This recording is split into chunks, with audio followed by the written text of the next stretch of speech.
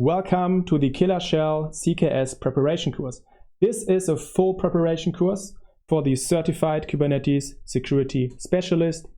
It includes all the theory with practical hands-on challenges. I'm Kim, I'm going to be your trainer, and I'm Kubernetes certified in all possible ways. I'm creator of the Killer Shell simulators, which are realistic simulators of the CKAD, the CKA, and also the CKS. I'm Kubernetes trainer, developer, and writer, and also software engineer by heart. And I work with various companies from medium-sized to large-sized, and as Kubernetes trainer and contractor. And what I learned during all this time is that I love teaching. I love diving into topics, complex topics for days or weeks, just to then break them down into their essentials and teaching these to people in an easy and visual way. For example, by doing presentations, workshops, or talks. And that's why I'm excited that I can teach you this now about the CKS. And you might have seen the topics about the CKS, what it's about. It's, for example, about cluster setup, system hardening, supply chain security.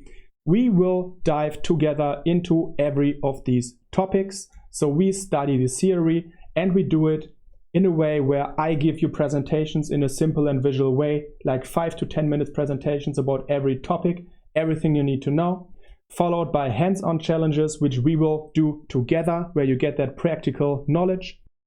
How do we do the hands-on challenges during this course? Well, we will do them by working with a Kubernetes cluster, and you will work with your own Kubernetes cluster. It should be set up with kubeadm. It's a very simple cluster, just 2 virtual machines, 1 master, 1 worker, and we will set it up together. It's very simple. We only have to run 2 scripts, 1 on the master, 1 on the worker, and the cluster is running. We will use this cluster and set it up on Google Cloud, and we walk through this on every step. If you have never worked with Google Cloud, it doesn't matter. It is very simple, easy, and free. We only use Google Cloud for the virtual machines. So if you would like to create that cluster anywhere else, you can create it anywhere where you can create 2 virtual machines. And then you simply run the install scripts, 1 on master, 1 on worker, and your cluster is running. So this course includes all the theory with practical hands-on challenges. And I hope you are as excited as I am. I definitely love all the Kubernetes certifications, especially the CKS. And I would love if you attend this course with me.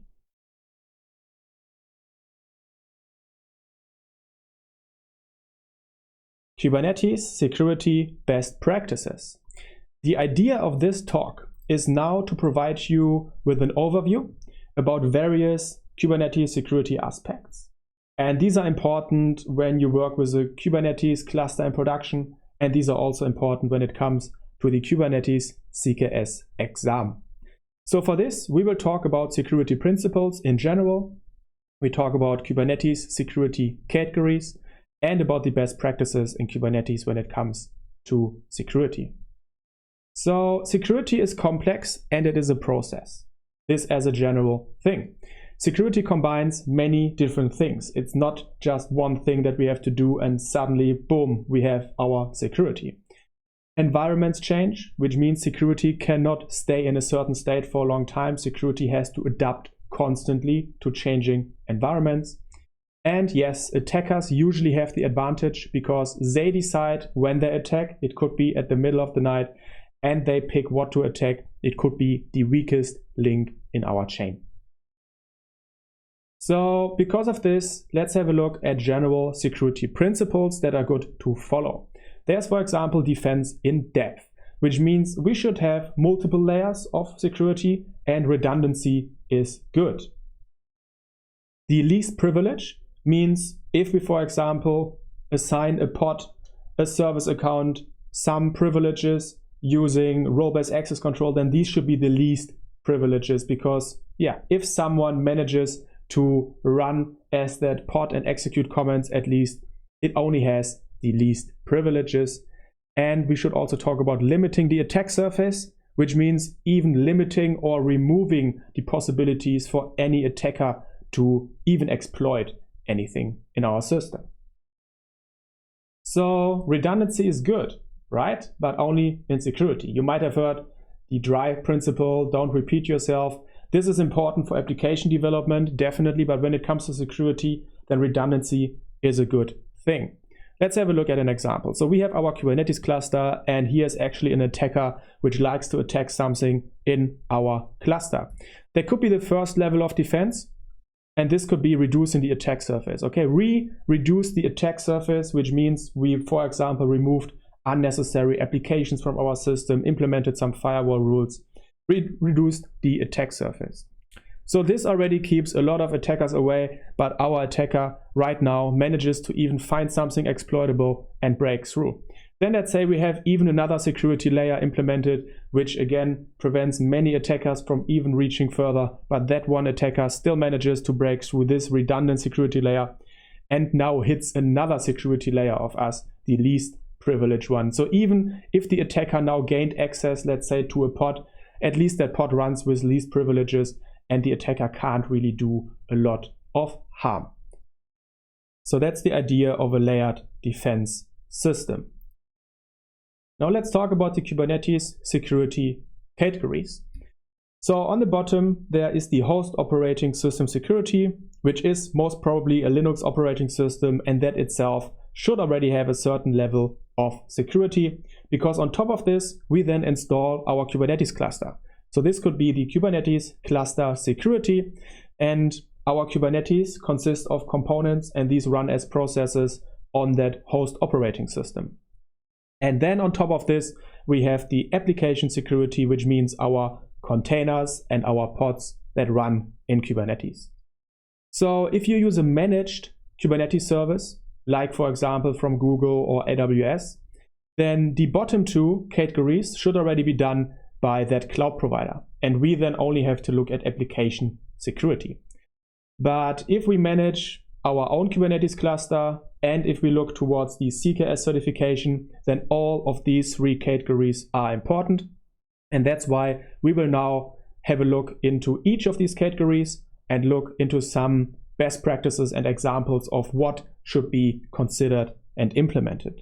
So let's have a look at the host operating system security at first.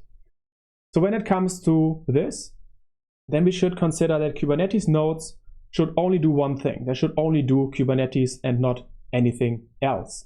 This means we should also reduce the attack surface by removing unnecessary applications and also keeping everything up to date. We should probably consider using runtime security tools to help us with this, and we should find and identify malicious processes, and as well restricting identity management, user and SSH access to these machines. Just as a few examples, what should be done on the bottom level on the host operating security. So now we install Kubernetes on top of our operating system. So we come to Kubernetes cluster security, and here we have different components, and these should all be running secure and also up to date. So as a few examples, we have the API server, the kubelet, or etcd as components, and we should restrict access to these or even external access. So external access to API server or even etcd should be restricted unless definitely necessary. And for example, if we have a look at the kubelet doesn't have to communicate directly with etcd, right? The API server has to communicate with etcd. So we can restrict and confine this already on the network level. We should use authentication, authorization, and as well admission controllers. And we will learn later that every request coming into the API server will actually run through authentication, authorization, and admission controllers. And for admission controllers, there is, for example, the node restriction admission controller, which actually manages what the kubelet can do in regards to the API server. And well, the possibilities are endless. We can even create custom policies and enforce these in our cluster, for example, using OPA, the Open Policy Agent. And we should also look into enabling audit logging, and we do this extensively in this course. And there are also security benchmarking tools like CIS, which provide us with recommendations of how to run our components secure. Let's have a look at an example of the Kubernetes cluster security. We have our Kubernetes cluster, we have etcd, our central key value store, and now we have a pod, and that pod doesn't really run secure, and an attacker actually manages to escape out of that pod into the host operating system of the worker node which runs our pod. Now let's say the attacker is able to communicate with etcd directly. This is already not good. And what can we do to secure this? Well, so etcd should be encrypted at rest. So that means the file system where it's persisted is encrypted. That's a good thing to do. We should probably restrict access to etcd anyway. So this means the worker node where that pod is running shouldn't be able to communicate with etcd anyway, because it doesn't have to. And we should look into encrypting traffic between components like the API server and etcd so that no one can listen. So etcd security is very important because etcd has everything regarding our cluster, the complete state, and all of our secrets and credentials as well. Now let's talk about the third layer of Kubernetes security, the application security. And here we should talk about secrets. We should use secrets. We should never use any hard-coded credentials inside our Docker containers or in our pod declarations. We should use role-based access control to restrict access. We should probably look into container sandboxing, which means we can put our containers into a sandbox and then create like another security layer between these and the host operating system. We should talk about container hardening, which means reducing the attack surface of containers, running them as a user and not as root. And for example, having a read-only file system, which would ensure that a container is actually immutable and cannot be changed during runtime. Vulnerability scanning is big, which should be done constantly to find known vulnerabilities in all the images that we use in our cluster. And mTLS, or the use of service meshes, which makes the use of mTLS very easy, should be considered so that the traffic inside our cluster between our applications should be encrypted. So there's a great talk, Kubernetes Security Best Practices, and the link of this is also in the resources section of this video. Definitely a great talk, which we used a lot for the inspiration for this talk. And with this, we come to the end of this introduction. We talked about a few security principles. We talked about security categories in Kubernetes, and we talked about some of the Kubernetes best practices that should be considered. Well, this should have only been like an introduction for you into the whole Kubernetes security, so that you know what might be coming at you and what will be coming at you throughout this course and for the CKS preparation. One of the first things that we should do now is to get your Kubernetes cluster up and running. One cluster which you can use for the whole CKS preparation course and in which you can study all the topics and solve all the hands-on challenges that will be provided to you. So this will be about the course cluster setup. And for this, we talk about the necessary specifications of that cluster, and then we run through everything that's necessary, the G-Cloud registration and the G-Cloud cluster creation. So we use Google Cloud, G-Cloud in this course, and we highly suggest that you do it as well. It is free, it's very easy, and we run through all the steps. So even if you have never worked with Cloud or Google Cloud before, don't worry, it's very easy and convenient. And this is not Google Cloud specific, right? We only use Google Cloud for the virtual machines and nothing more. So you can set this cluster up also everywhere else you like. But we use Google Cloud, and we can also only answer questions then to Google Cloud. So let's first talk about that cluster and the specifications that we will need for this course.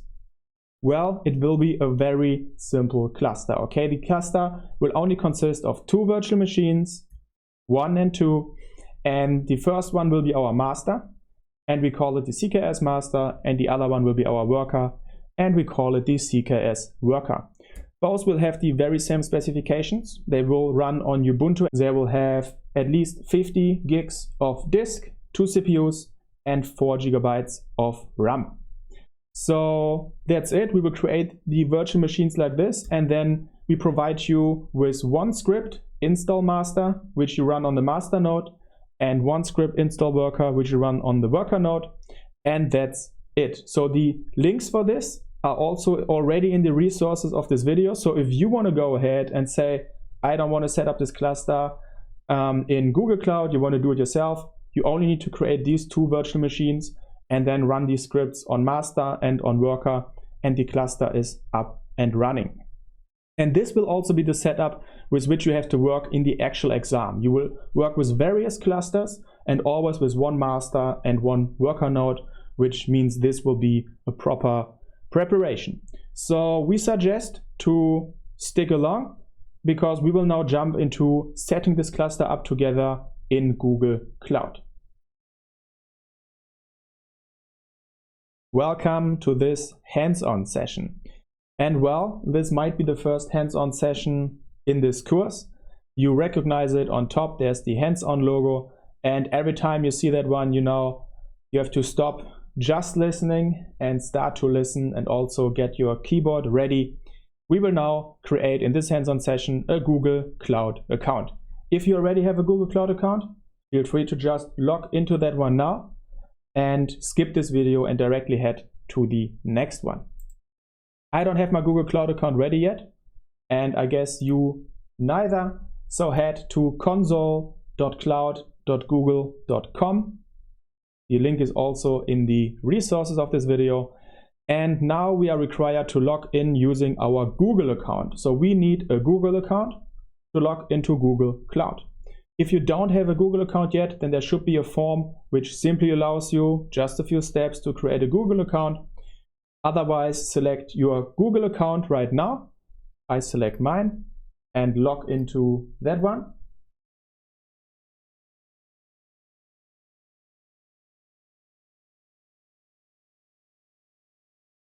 There we go. And our Google Cloud account was created for us. If you log in the very first time, there's probably a few checkboxes that you have to agree with, but then you should be logged into your Google Cloud console, and on top you see your free trial is waiting. Activate now to get $300 credit to explore Google Cloud products. And this is what we will use. So on the top right, I click activate. There we go. You select your country and agree to the terms. And now you have to fill in some information on the step 2, like your address, and you also have to add a payment method. So for the payment method, it's important. You won't be charged. Nothing will be charged. Even if you go over the $300 credit, it won't be automatically charged. You have to actively go in and convert your account to an active account so that payments will be booked up. Okay, so even when you add your credit card information here now, nothing will be charged unless you say, yes, please charge me, Google, I want to keep using it. But the $300 credit will be more enough for this course to test. So go ahead, fill in all these information. I will do the same now. And then we should start the free trial down here. And here we go. My registration was completed. Thanks for signing up. And I got the $300 free credit over the next 90 days. But it says as well, if you run out of credit, don't worry. You won't be billed unless you turn on automatic billing. So everything is free and you won't get charged. Got it. So if you have never worked with Google Cloud before, it is very simple. This is your console, and on the left you see all the various services that Google offers. We won't work with almost any of these because we don't use Google Cloud for Google Cloud. We only use it for the virtual machines, and you find them here on the compute engine. So you can click on compute engine, and this will almost always be the only page that we will be working with. And in this hands-on session, it's time now to install and configure the gcloud console command on your local terminal. If you have this already done and it's set up with your Google Cloud account that you want to use for this course, then you can skip this video and head to the next one. Otherwise, follow me along. And yeah, you should be logged into your Google Cloud account, and it should look something like this. And we now would like to connect our terminal. Here I have my local terminal. You should have a terminal open. We want to connect that terminal to our Google Cloud account. And for this, we head to the link provided in the resources section of this video, or you can simply Google for it, installing Google Cloud SDK. So do this. Instructions are here. Whatever operating system you use, I'm using macOS. So what I will do is I will download the proper package. So I copy the link and download it.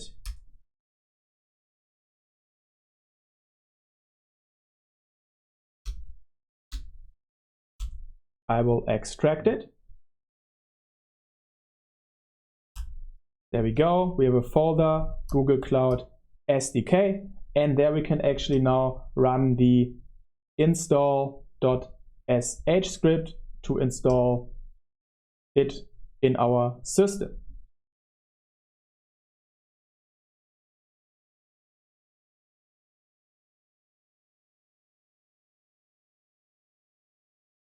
There we go. I installed the Google Cloud SDK on my local system. The next thing what we can do is we can simply run gcloud. There we go. And this is the gcloud command. And we can see there are various things that we can do with it. But what we would like to do now is to run gcloud auth login. Okay. So we now have to allow our local gcloud command to talk to our gcloud console account. For this, simply type gcloud auth login.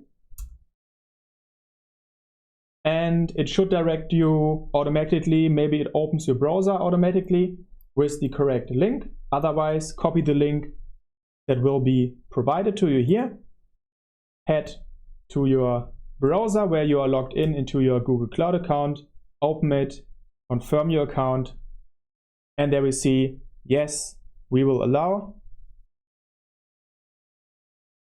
And you are now authenticated with the Google Cloud SDK. We can test this. Okay, we can test this by heading back to our local terminal, and let's have a look for gcloud projects list. There we go. That's my project. It was named my first project. It has some ID that we see here, and it should look similar for you. And if you head to your browser and into your browser Google Cloud Console, then you see also on top my first project. We have it here. That's my first project, and that's the ID, which means our gcloud command is now connected to our gcloud account. But one thing that we still have to do is to set the project in our console. So what we can do is we type actually gcloud config set project, and then simply copy your project ID, gcloud config set project. There we go, update the property, and now we can, for example, run something like gcloud compute instances list. There we go, 0 items yet. In the next video, we'll actually create the instances which hold our cluster. For now, everything is set up so far. And don't worry too much about these gcloud comments. The only thing that we will do throughout the majority of the course is to SSH into the instances, and from then on, it'll be Kubernetes pure. In this hands-on session, we will now create the CKS course Kubernetes cluster in Google Cloud. We only use Google Cloud for their virtual machines, their instances, not for much more. And for this, we have to create 2 times the same virtual machine. One time we call it CKS master, and the other one we call it CKS worker. A region, you can select any near you. The machine type should be E2 medium, and the boot disk should be Ubuntu with minimum of 50 gigabytes of space. So we now go ahead and do this through the web interface together. In the resources section of this video, there are also simply 2 gcloud commands which you can run, which will create the virtual machines, which is also nice.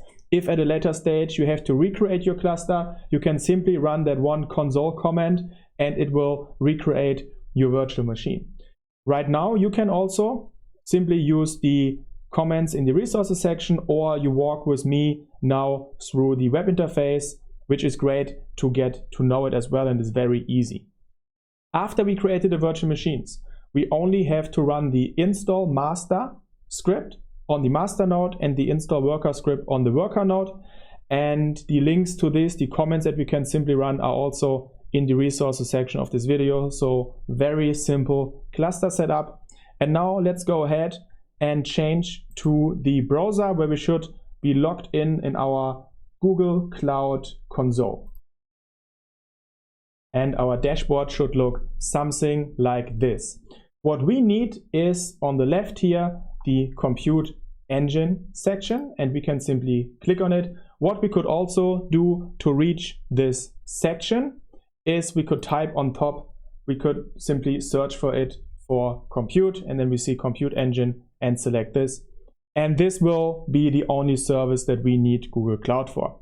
If you reach this page the first time, then Google Compute, the API service, might need to be enabled for you, which might take 1 or 2 minutes. Otherwise, here we are. Let's create our first virtual machine.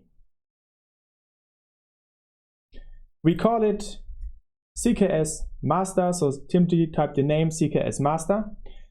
For region, you can just leave it like this or select anyone near you. There we go. And then the series should be E2. It is default selected here right now, and then E2 medium right here. So for me, I can just leave it like this right now. And then if we scroll down, then we can select the boot disk. Right now it is Debian, so we click on change. And we select Ubuntu. Just a little update, please select Ubuntu 20.04 and not the version you see in the video, because we have since updated the course. And for the Ubuntu version we select, and for the disk 50 gigabytes. Select, there we go, scroll to the very bottom and click create. That was it. The instance will be created for us. We now repeat the same thing again and create the CKS worker.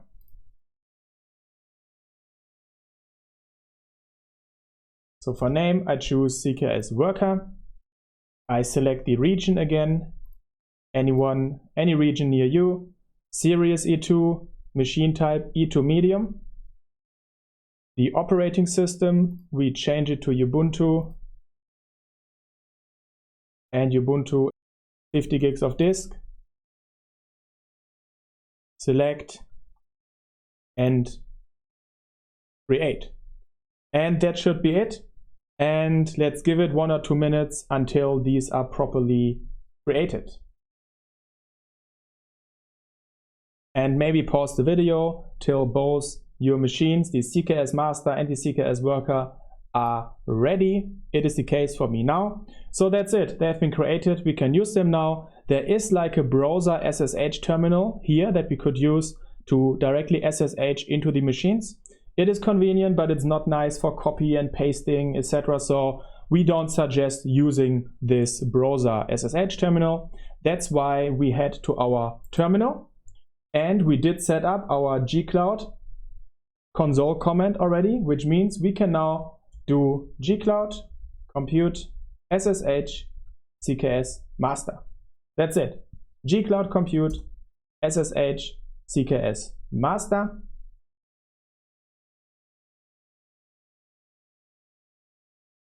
Which will provide us with SSH access into the master node. If this doesn't work for you right now, it might be too early. Maybe wait 1 minute till your instance is ready. So you're logged in. with your username. And what we now have to do is sudo -i to get root. We will always work with root in this course. And then head to the resources section of this video. And there you can copy a simple command which installs the install master sh script from our GitHub repository. That should be it. That should be run through. It maybe takes a few minutes. That should be it. And we have to do the very same for the worker node. So I have another terminal tab up here. On left will always be my master. On the right will always be my worker. And I do the very same now for the worker. gcloud compute SSH CKS worker. That's it. gcloud compute SSH CKS worker.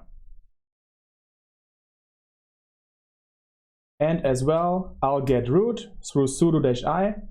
And then I copy, very important, the different command because we want to install the install worker.sh on the worker node. There we go. And let's just wait until both scripts finished. And here we go. My worker script runs through. Same for my master.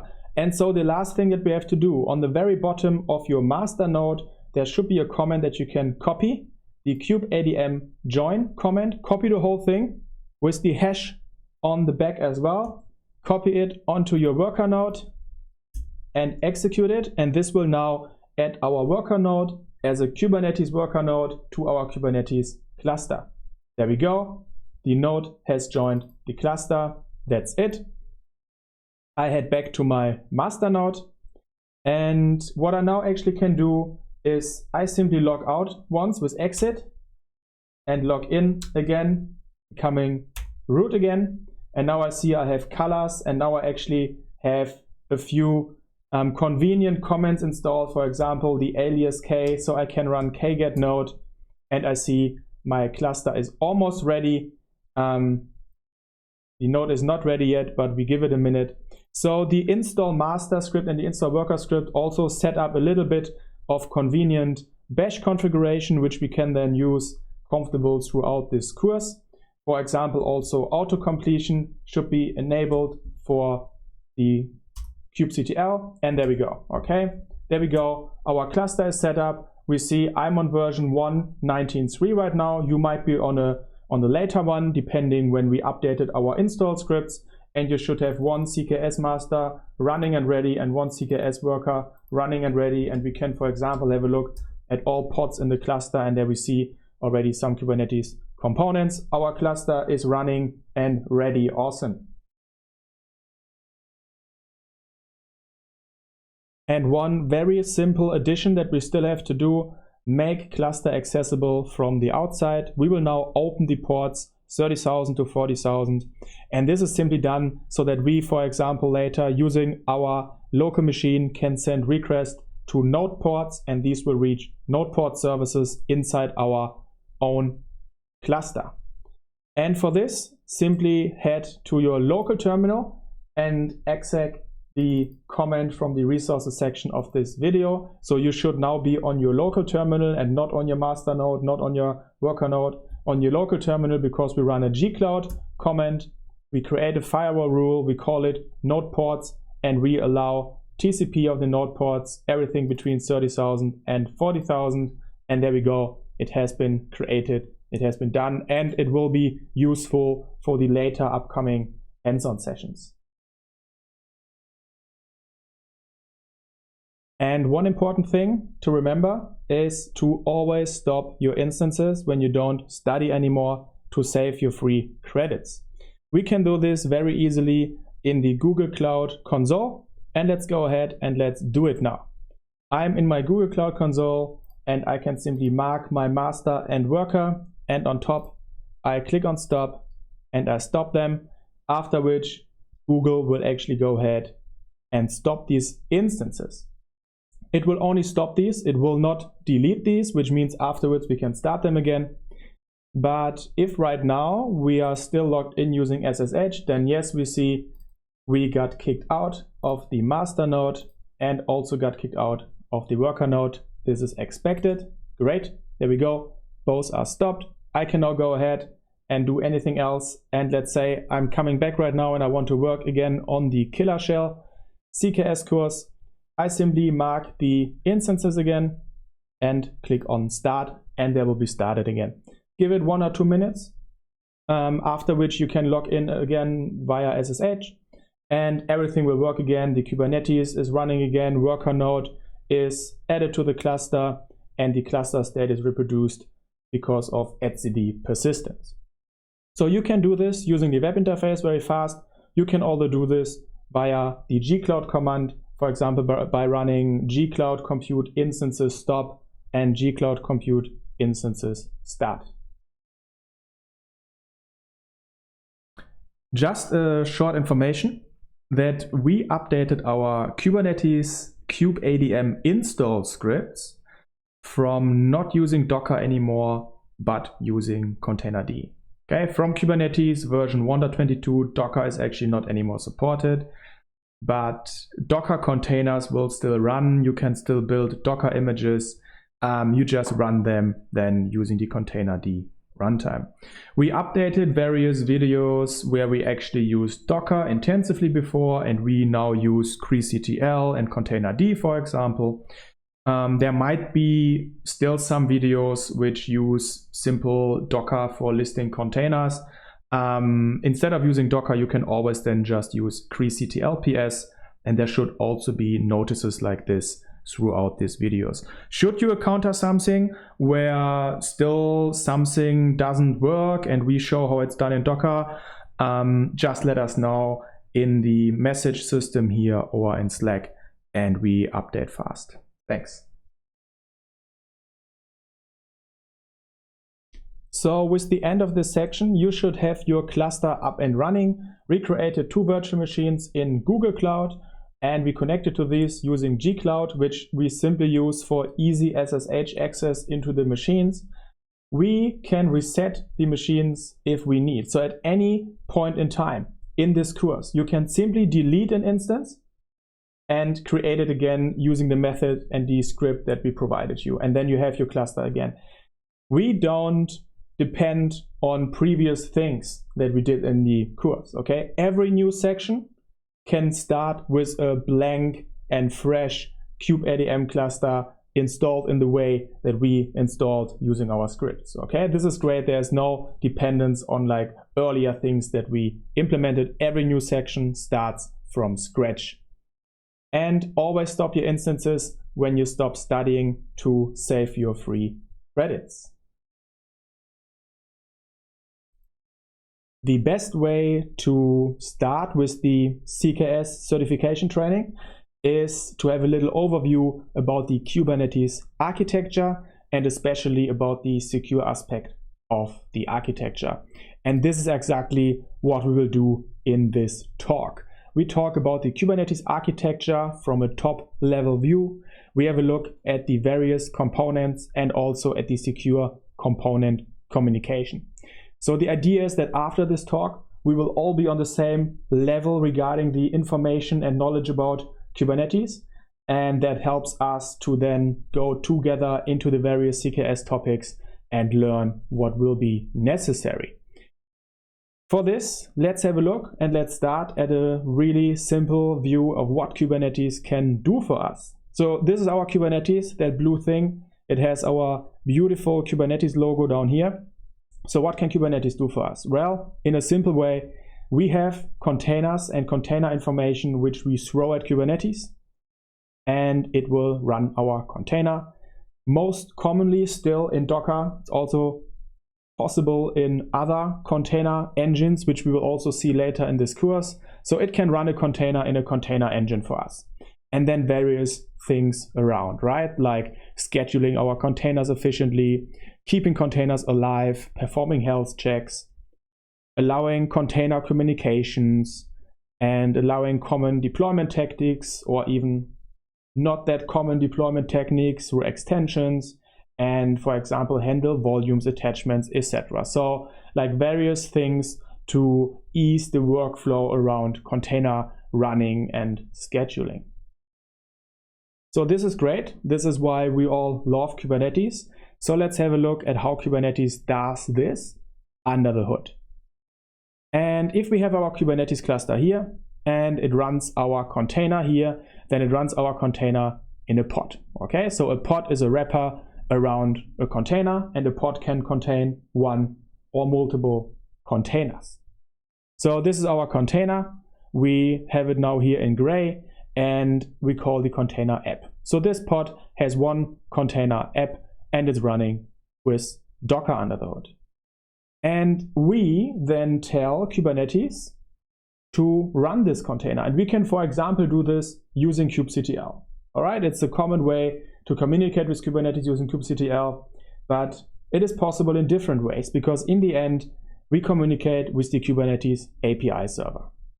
So Kubernetes central part is the API server, which makes it greatly extensible and reusable, which also, is one reason why Kubernetes gained so much popularity. So simply, we contact the API server. We can do it using kubectl, and our API server then decides, hey, where should I even run this pod? So right now we see that pod is running on node 1. So Kubernetes can have multiple nodes, worker nodes, which are ready to run our pods, and then our pods contain the actual containers with our applications that will be run. How does Kubernetes work with nodes? Or how does the API server work with nodes and communicate with nodes? It does so with the kubelet. So the kubelet is the component which kind of converts an instance, a virtual machine, into a Kubernetes node, which can actually run pods. So a kubelet can only do one thing. In a nutshell, it can run pods, and it gets the information of what pods to run from the API server. It can also communicate with the API server. So it's a two-way communication. For example, if the pod is starting and then it becomes ready, then it changes its status, and the kubelet can then communicate that status change towards the API server. So here we have the communication between the API server and the kubelet. There's also the scheduler, which communicates with the API server and which is actually responsible for deciding, okay, I have a pod which should be running, but it doesn't have a node assigned. So in this case, for example, our pod got node 1 assigned by the Kubernetes scheduler. That's what the scheduler for decides on which node will which pod run. We have etcd, which kind of can be seen as the database of Kubernetes. It is a key value storage, and it holds the complete state. The whole state of the cluster is persisted in etcd, and we can, for example, back up etcd, and this will then back up our whole state, and it can also be restored from a backup. And the only component communicating with etcd is the API server.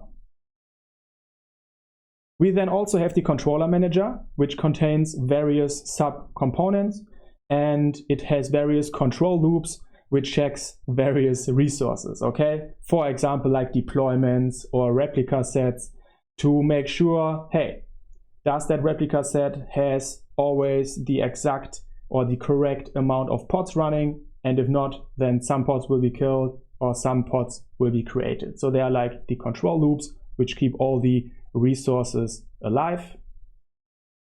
There's also the cloud controller manager, which contains like cloud specific controller loops and applications. For example, if you run a cluster in OpenStack or on Google Managed Cloud, then you might have the control loops running in the cloud controller manager. So we also have the kubeproxy, which we see blinking here.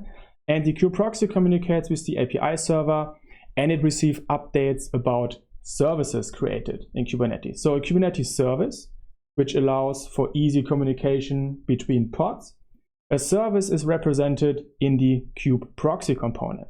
So a Kubernetes service is nothing else than IP table rules most commonly IP table rules. There are also other possibilities, but most commonly IP table rules which are implemented on every node. So whenever we create a new service or update a service in Kubernetes, all kube proxies on every node will implement this change by creating or updating IP table rules on each node. And if we have a look, we can then call the control plane. These are the control plane components over here, and the data plane is then the control or the components over here running on our worker nodes. And well, in that setup, we can now also simply add a second node, right? And that second node also has a kubelet running. It also has a kube proxy running. And in this case, there's one pod running on that node. And in this case, it has two containers, one called app and one called sidecar. So just to show, yes, pods can run multiple containers. So this should simply give you a little overview about all the Kubernetes components, what their tasks are, how they communicate with each other. And this should definitely get us started to then dive into the more and various CKS topics. And we can have a look at the pod-to-pod communication in Kubernetes. And this is managed by the CNI, the Container Network Interface. And then there are various CNI plugins which implement that interface and which actually create and manage the network infrastructure, which manages the pod-to-pod communication. And one condition there is that every pod can communicate with every pod. And another condition is that this can happen without NAT, without network address translation. So every pod can communicate with every other pod, at least by default. And this is also the case if these pods are running on different nodes. And this is made because that's like one of the big things of Kubernetes. We don't want to think anymore about the worker nodes. We don't want to think about our pod has to run on a server like this node, or our pod has to run on this node. We only have our workloads, our containers. We want to throw them at Kubernetes, and Kubernetes then decides where to run them. And it doesn't really matter, at least by default, where they run. They can all communicate with each other. And yes, we will have a look later on how we can actually restrict this if necessary. Now let's talk about the certificate authority that we see here and the PKI, the public key infrastructure in Kubernetes.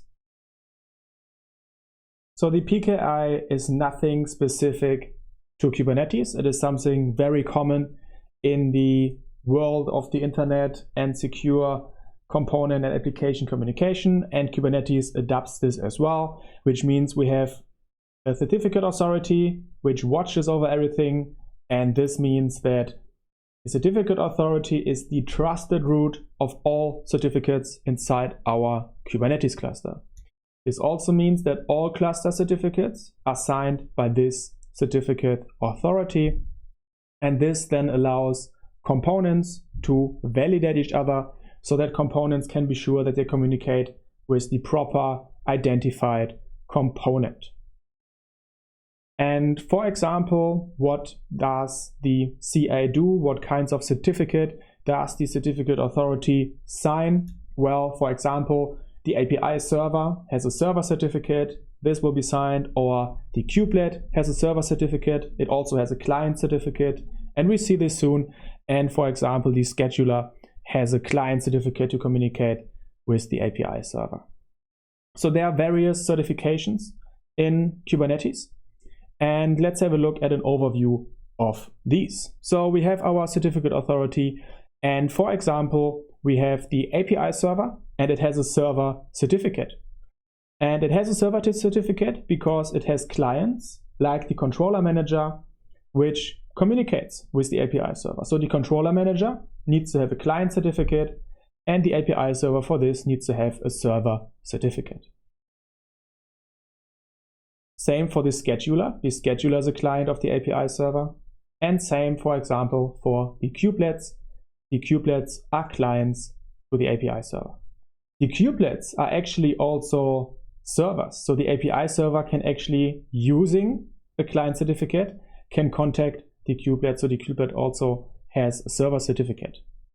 And we also have our etcd, our key value store, which has a server certificate, and the API server can communicate with etcd. Though etcd might be a bit of a special case because it might actually have its own certificate authority, and we will see this soon as well.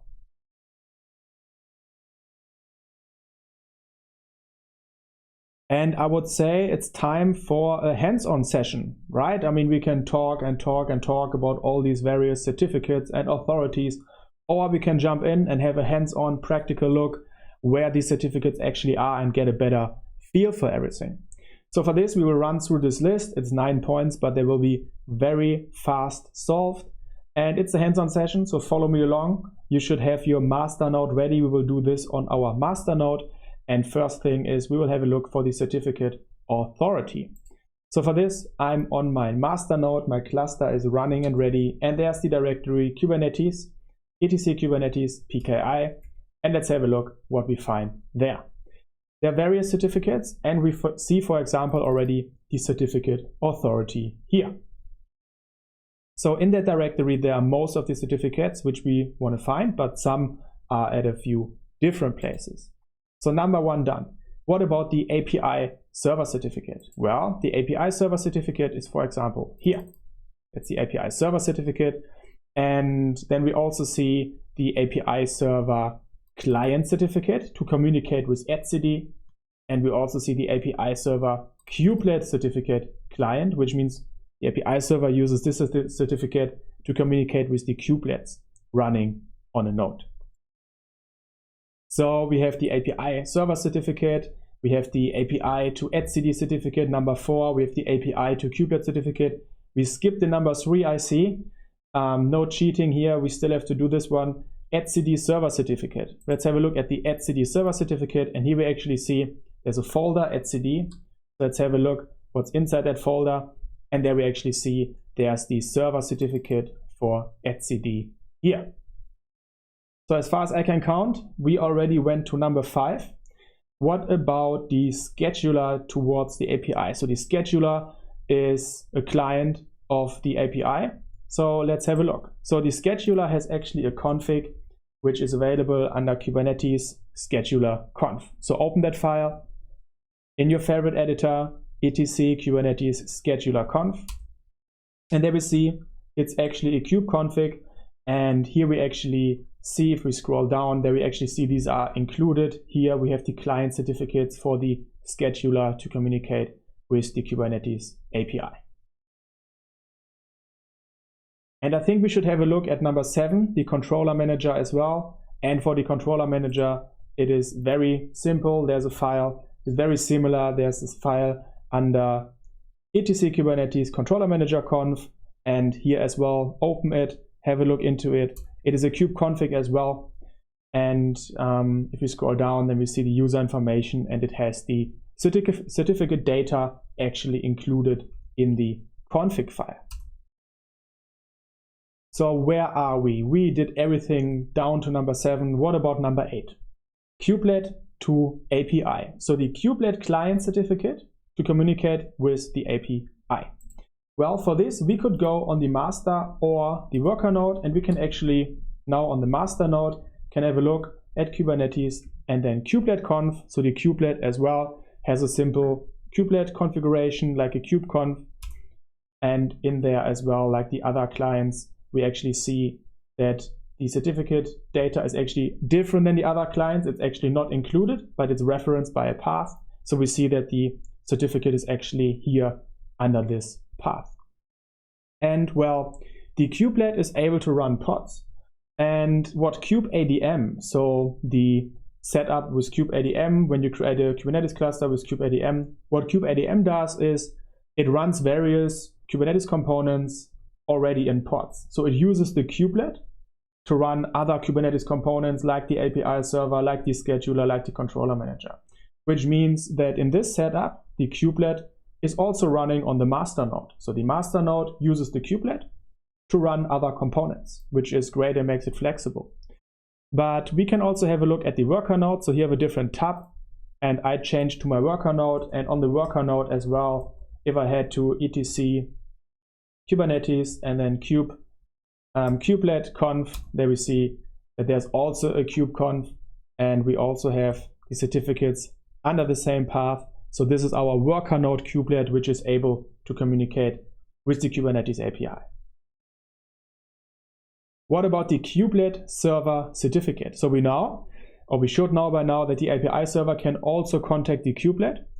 And for this, let's have a look at the kubelet server certificate. And I'm on the worker node. We can do the same on the master node. And there's actually a folder in varlib kubelet. And there's also a folder PKI, public key infrastructure. And in there we actually see these are the referenced client certificates that we just saw, like here, that we just saw in the kubelet conf up here, right, with the client certificate. And then we also have the server certificate here. So I think this should help you just as a little introduction into all these various certificates and PKI and certificate authority. So now you have some like hands-on session challenge where you were able to see this like in action. And with this, we reach the end of this section. And at the end of many sections, we provide you with a few suggestions about links or conference talks if you like to dive a bit deeper into a topic. But these are definitely not mandatory, just if you are interested or if you want to further harden your knowledge. So there's a great talk I can really suggest. All you need to know about certificates in Kubernetes. Link is in the resources section of this video. There's also the Kubernetes documentation page called Kubernetes Components, which gives a great overview. And there's as well the Kubernetes documentation page, PKI, certificates, and requirements. And with this, we will end this section. We talked about the Kubernetes architecture. We talked about the various components and got hopefully a great overview about how they communicate with each other. And in the component communication, we also talked about the PKI and the secure component communication and all the various certificates in our Kubernetes cluster. Containers under the hood. With this section, you will get to know containers much better and in much more detail, because from a Kubernetes security perspective, it is important to understand what containers are, how they work, and how they interact with our operating systems. And for this, we will start with containers and images. We then have a look into namespaces and C groups, the kind of building blocks for containers. And we also have a look into some hands-on scenarios which should make these things more clear to us. So container and image. What is a container? What is an image? Let's start with a Docker file to explain this, okay? So we now explain this on the example of Docker containers because they're the most prevalent out there. There are also other container systems, but let's start with a Docker file, okay? So a Docker file is a simple script or text which defines how to build an image, which means we can run docker build, and docker build will build our image. Then we have our image. And the image could be described as a multi-layer binary representation of state, which we described in our Docker file. From that image, we can then create a container. So using docker run, we actually create a container.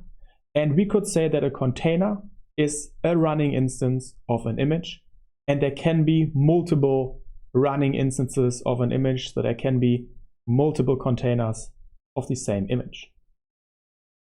Also very common, once we build our image, we actually push it into a container repository, and then whenever we would like to run it, we can actually docker pull that image and then docker run this image. So that's as the simple difference between Docker file, container image, and the actual container.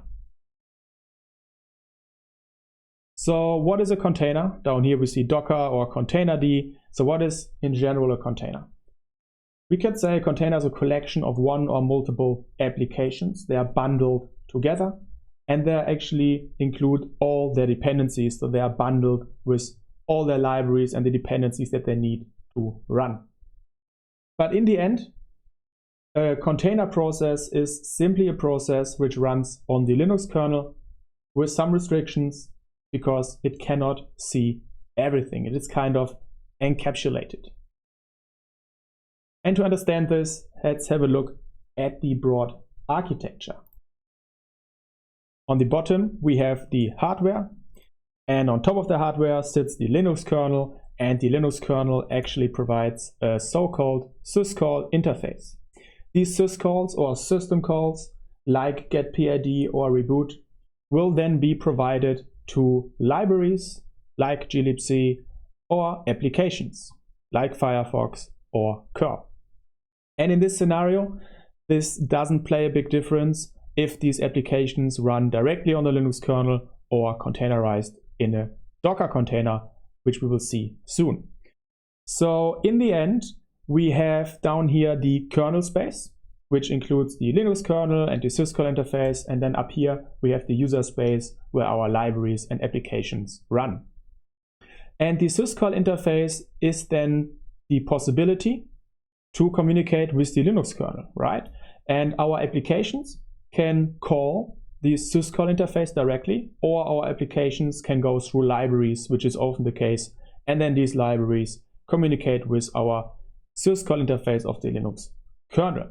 So the syscall interface can kind of be seen as an API from the Linux kernel to allow for communication with it. And then when we do some syscalls, then these will be reached down to the Linux kernel, and the Linux kernel communicates with the hardware.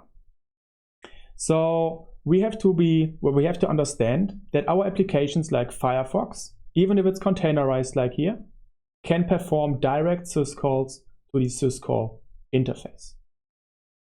Let's have a look at this in another view. We have the hardware on the bottom again.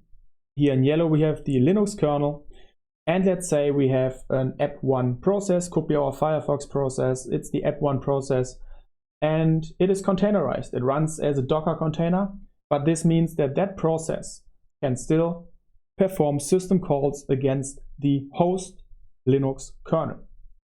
And the very same thing could do another process, let's call it app2 process, which is running in a completely different Docker container.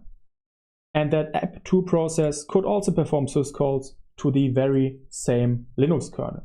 So this is something important to understand, that if we schedule many containers on one operating system, like we do in Kubernetes, we have a worker node, and depending on how many free resources there are, we can schedule 10, 20, 100 pods with various containers on that node, which means they all run on the same Linux kernel, and they can all perform system calls to the same Linux kernel. And down here again we have the kernel space, and here we have the user space for our applications. So this means, yes, we can have one container which is wrapped in a kernel group, and we'll have a look at these kernel groups. We now simply call them kernel groups. We'll have a look at these soon. So we have our app1 process, we have our app2 process, we have our app3 process. And the thing from the security perspective is that if these all run on the same Linux kernel, and if these all can perform syscalls to the Linux kernel, then these all could also exploit some Linux kernel bugs. And there have been some in the future, and there probably are some right now, which means that it could be that there's not a too strong isolation between, for example, the app1 process and the app2 process, if there is an exploit or some exploitable security issue in the kernel. But we will explore this as well further in the CKS training course. This is right now only as an overview of how containers work and how they run and how they interact with the operating system. So what's the difference then between a container and a virtual machine? So if we have a virtual machine, then it has an operating system and a kernel. And on top of this, we actually simulate another operating system with another kernel, which means our application process, app process, actually runs on a different kernel and not on the host operating system kernel down here.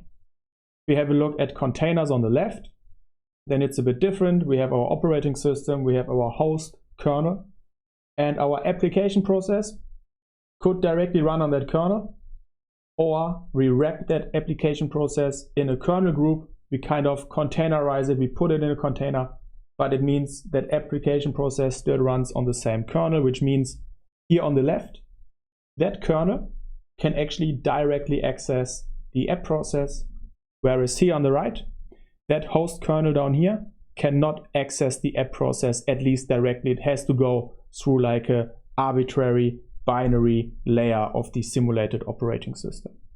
So that's as a simple difference between containers and virtual machines.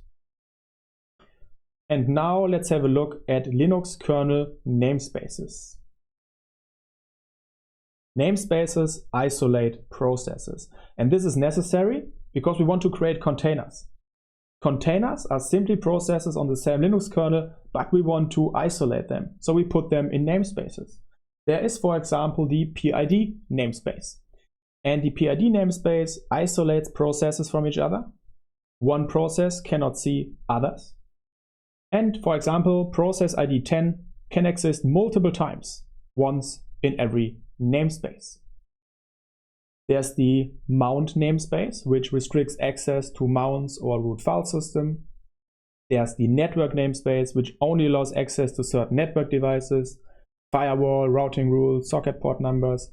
So not able to see all traffic or contact all endpoints, so network isolation. And there's the user namespace, which means a different set of user IDs is used. And for example, user 0 root inside one namespace can be different from user 0 inside another namespace. And this also means that the host root user 0 is different than the user 0 inside a container because of namespaces. So if we talk about container isolation and how containers and Docker containers are built, then we have the namespaces to restrict what processes can see.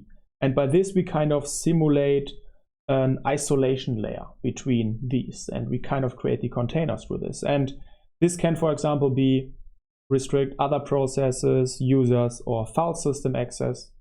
And then there are also C groups, and these C groups restrict the resource usage of processes. And this can, for example, be restricting the RAM, memory usage, disk usage, or CPU usage. And using these namespaces and these C groups, we can create isolation, container isolation, and we can actually create containers. In this session, we will have a look at container tools. And the tools are Docker, Containerd, Crictl, Podman. And we will actually build a very simple container using these tools. So to have a short overlook, what is Docker? Docker is a container runtime and a tool for managing containers and images. Containerd is a container runtime, and it's slowly replacing Docker as a container runtime, especially for Kubernetes, starting from version 1.22, where Docker is not anymore supported. Crictl is a command line interface for CRI compatible container runtimes. We talk about CRI compatible later in this course. In the end, it's just a universal tool to work with different container runtimes. Crictl can work with Docker, Crictl can work with Containerd and other compatible ones. And then Podman is a tool for managing containers and images, right? So we see Docker is a container runtime plus a management tool. Podman is only a management tool. So we could, for example, use Docker for everything, or we use Containerd as our container runtime and Podman as our managing tools for like building images, etc. So let's go ahead and create an image, right? So let's create a new Docker file. And what we do is we start from bash. So this means there is already an existing image, in this case a Docker image, bash, and we inherit everything from bash. And what we do with this is we simply run one command ping with the argument killer.sh. 2 lines. This is our Docker file. Really simple, really small, really straightforward. We save this. So here we have our Docker file. So a Docker file is a text file. That's it. From this Docker file, we can build an image. A container image is a binary representation. And then from an image, we can create containers. And a container is an instantiation of an image. Okay, so next, let's go ahead and build an image from it using Docker. So we can say Docker build, we give it a tag, we call it simple, in the current directory. There we go. And let's have a look. Do we have an image? So I list all images, I grab for simple, and there's our image freshly created. Now we want to create an instantiation of that image. We want to run that image as a container. So we can simply do docker run simple. And here we see our simple ping command is executed in the bash image. And we can simply abort with Ctrl+C. That's Docker in a nutshell. That's all Docker can do. Now we do the very same thing with Podman, because as we saw here, Docker is a tool for managing containers and images, same as Podman.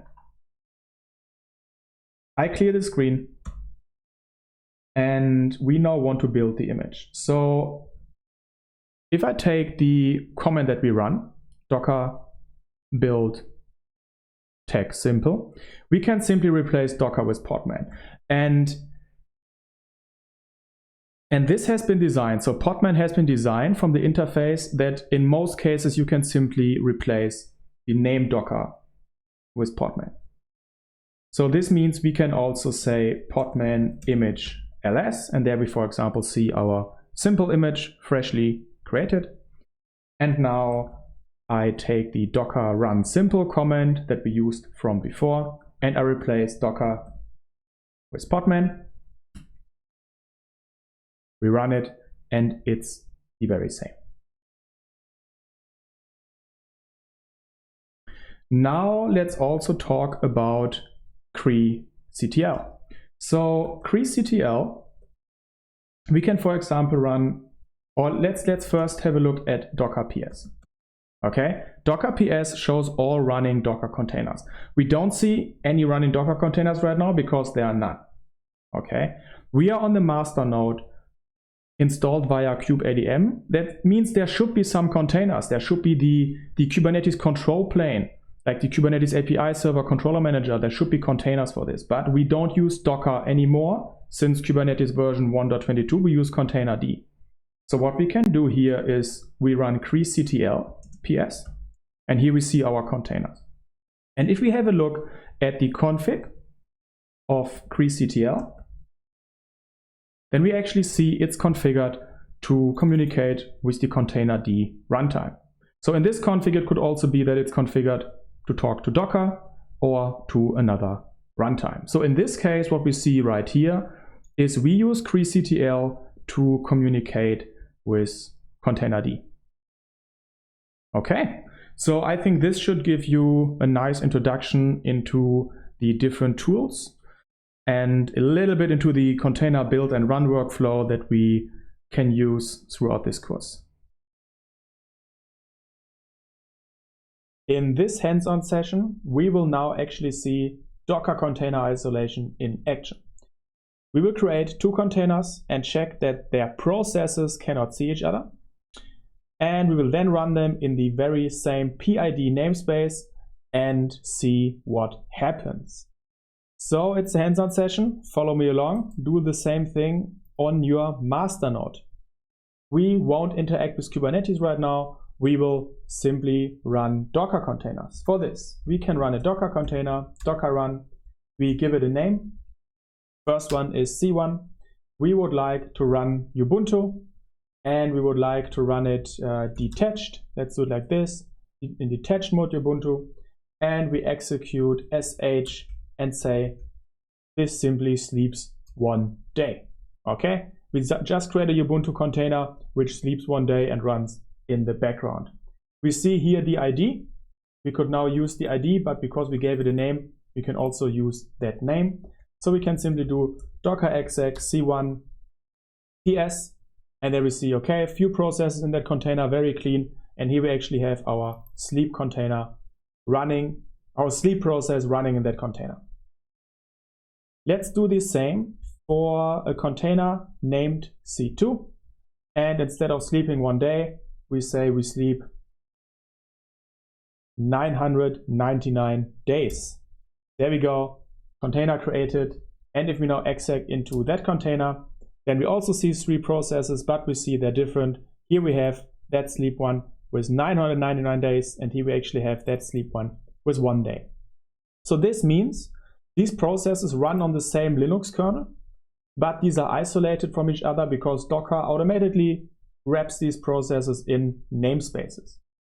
And if we now actually have a look, if we now grab for processes called sleep on our host Linux system, then we actually see both processes, right? We see the sleep 1 day and we see the sleep 999 days. Why? Because the container processes simply run on the same Linux kernel. Now let's actually delete the second container. So we can simply do docker rm c2 and force. Our C2 container is gone.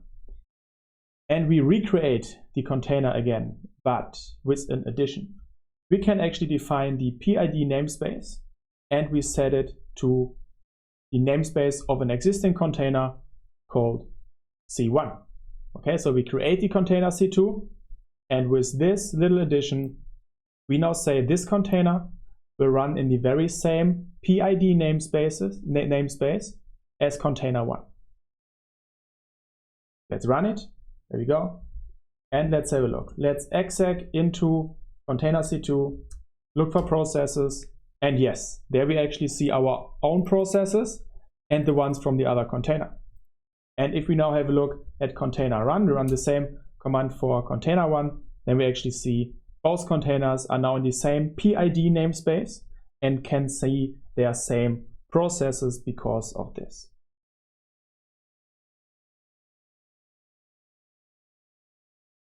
And this section gave us a nice little overview about what containers are. And there's a very great talk by Liz Rice, What Have Namespaces Done For You lately, where she actually shows in a bit more detail and also practical how containers are created and what containers actually are.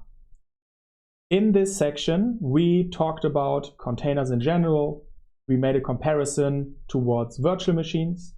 We talked about Linux kernel namespaces and C groups in the Linux kernel, and we actually saw these in action by creating Docker containers.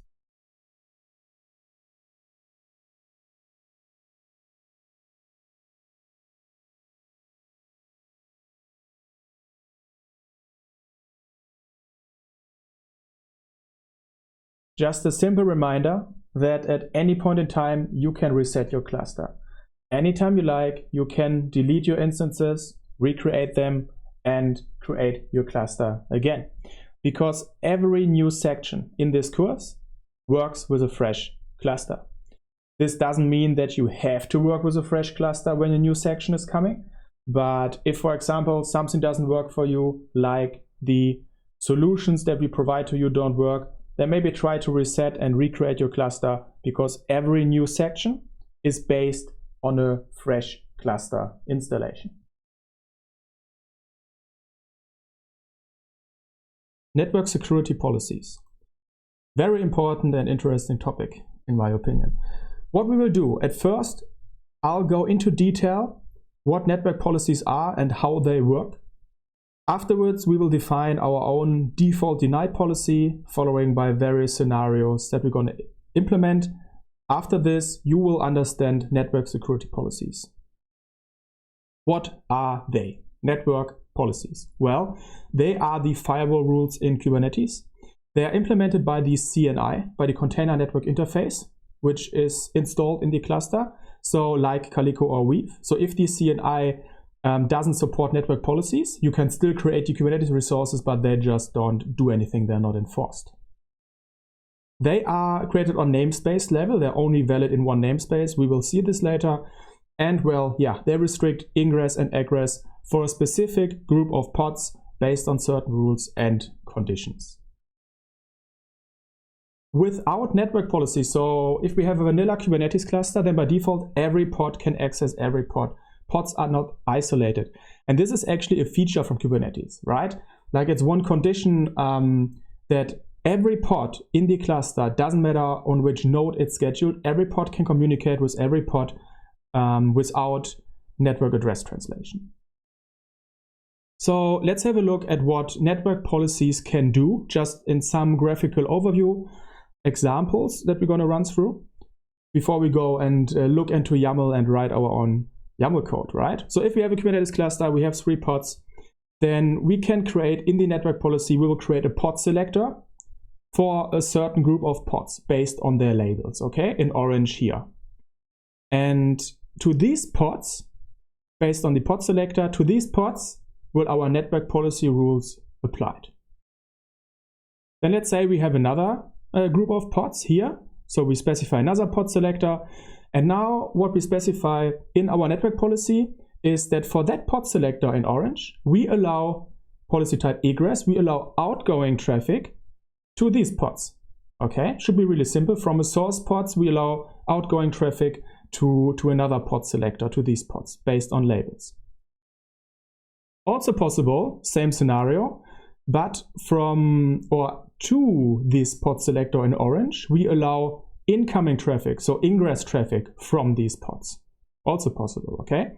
And if we have a look at this example right now, then this pod 1 can only receive incoming traffic from pods of this pod selector. Because as soon as you specify one network policy, yet now in this case, for example, network policy of type ingress, then you restrict all other ingress and you only allow that ingress that you kind of whitelisted in your network policies. If there are no network policies, then everything is allowed. Another example, instead of using a pod selector, is also that we use a namespace selector. So in this scenario, for these bunch of pods, based on the pod selector, we allow incoming traffic from all pods in a certain namespace. And what's also possible is to use an IP block definition, where we say, in this example now, we allow these pods to have outgoing traffic to this IP address range. And we could also specify that this IP address range, or that these pods can receive ingress traffic from this IP address range, okay? And this we could do in 2 separate network policies, then they would be merged. We're going to look at this in more detail, but we could also create this in one network policy where we have actually rules for the egress and the ingress.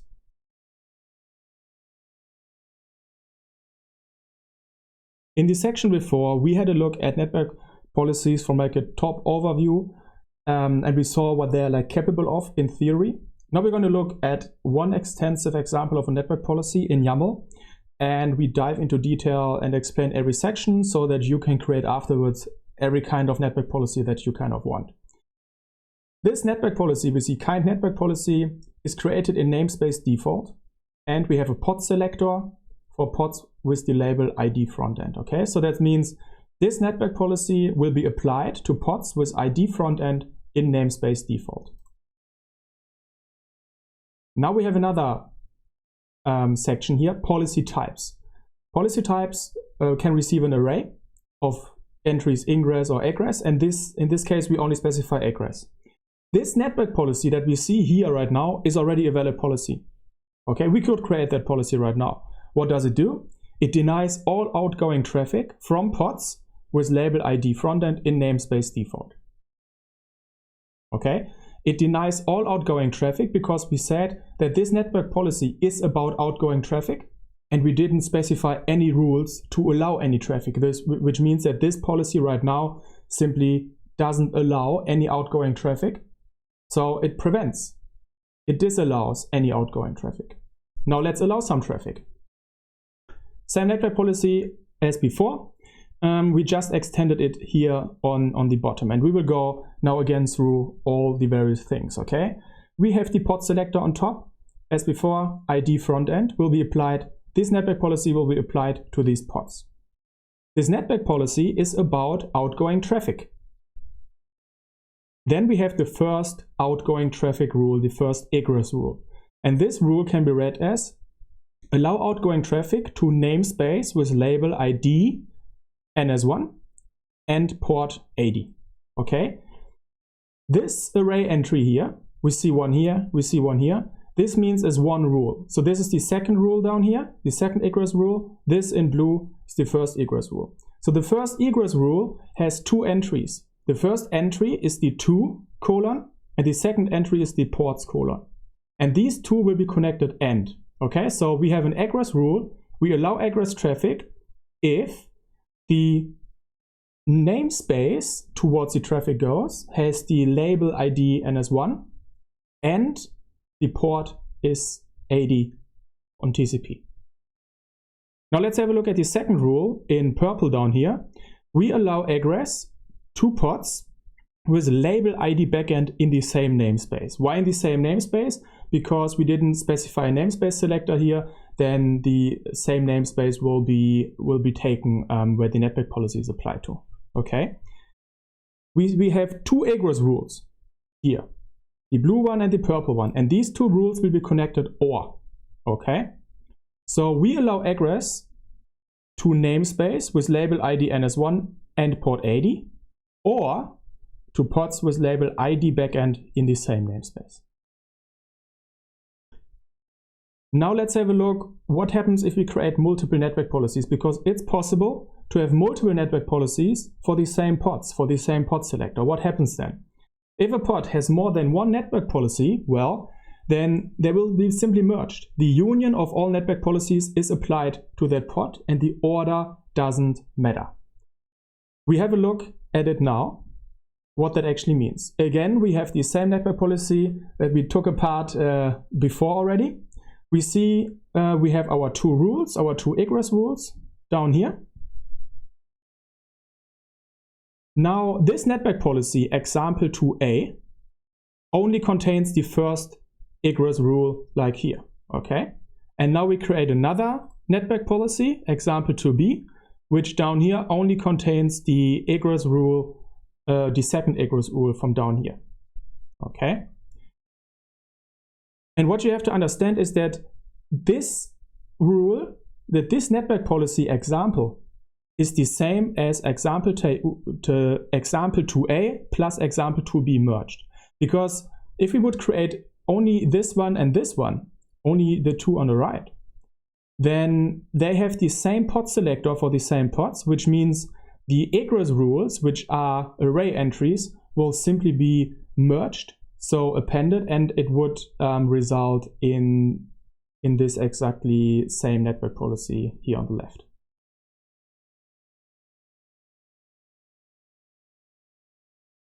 We will now actually create our first network policy. It will be a default deny policy, and that's good common practice to create default deny policies and then more policies to allow certain traffic.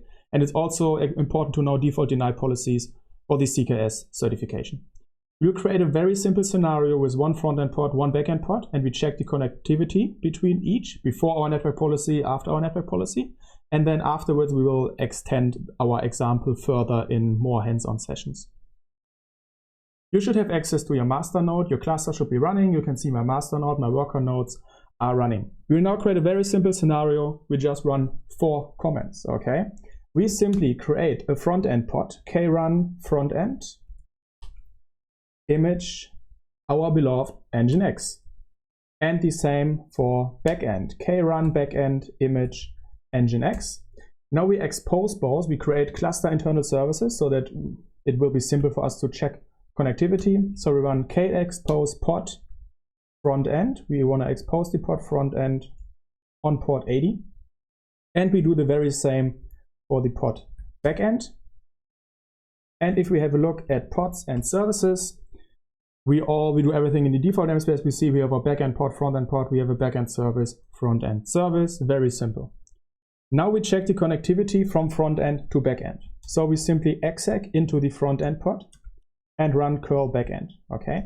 This works because backend is the backend service, which points to the backend pod, and we have Kubernetes DNS resolution. And we see connectivity from front end to backend works.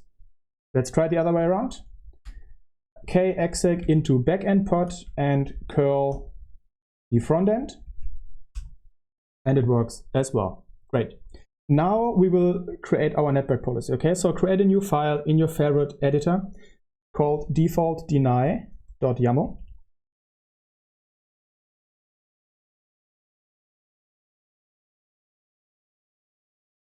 Default-deny.yaml. All right. And we head to the Kubernetes documentation and steal examples. Simply search for network policy. And we can simply look for the first example. There's another section for default deny actually also here, but we will simply work with an example and create it into a default deny policy. So simply copy the example code. We will have a pod selector. We will have the policy types. We don't need the whole example. We copy it. Okay, we will actually, first thing, we will rename the network policy to default deny. And the pod selector, we now say, look, it should be for all pods. So we simply can leave it empty like this. And here we have a default deny network policy for ingress and egress traffic. Save it and create it.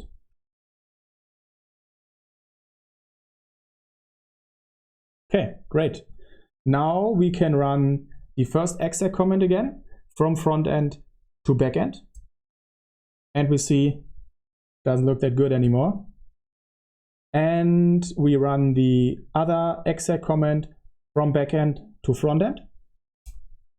And we see it doesn't work anymore. Okay, network policies work. Our default deny policy works great. And we set up this example, and in the next hands-on sessions, we will then specifically allow certain traffic. We will continue with our example, and we will now allow front-end pods to connect to back-end pods. This means we will create one network policy to allow outgoing traffic from front-end and one network policy to allow incoming traffic from front-end to back-end. And we do it based on pod selectors. If you like, feel free to go ahead, pause the video, try it yourself. Otherwise, follow me along and see how I will try to implement it. Okay. On my master node, we still have the default deny network policy.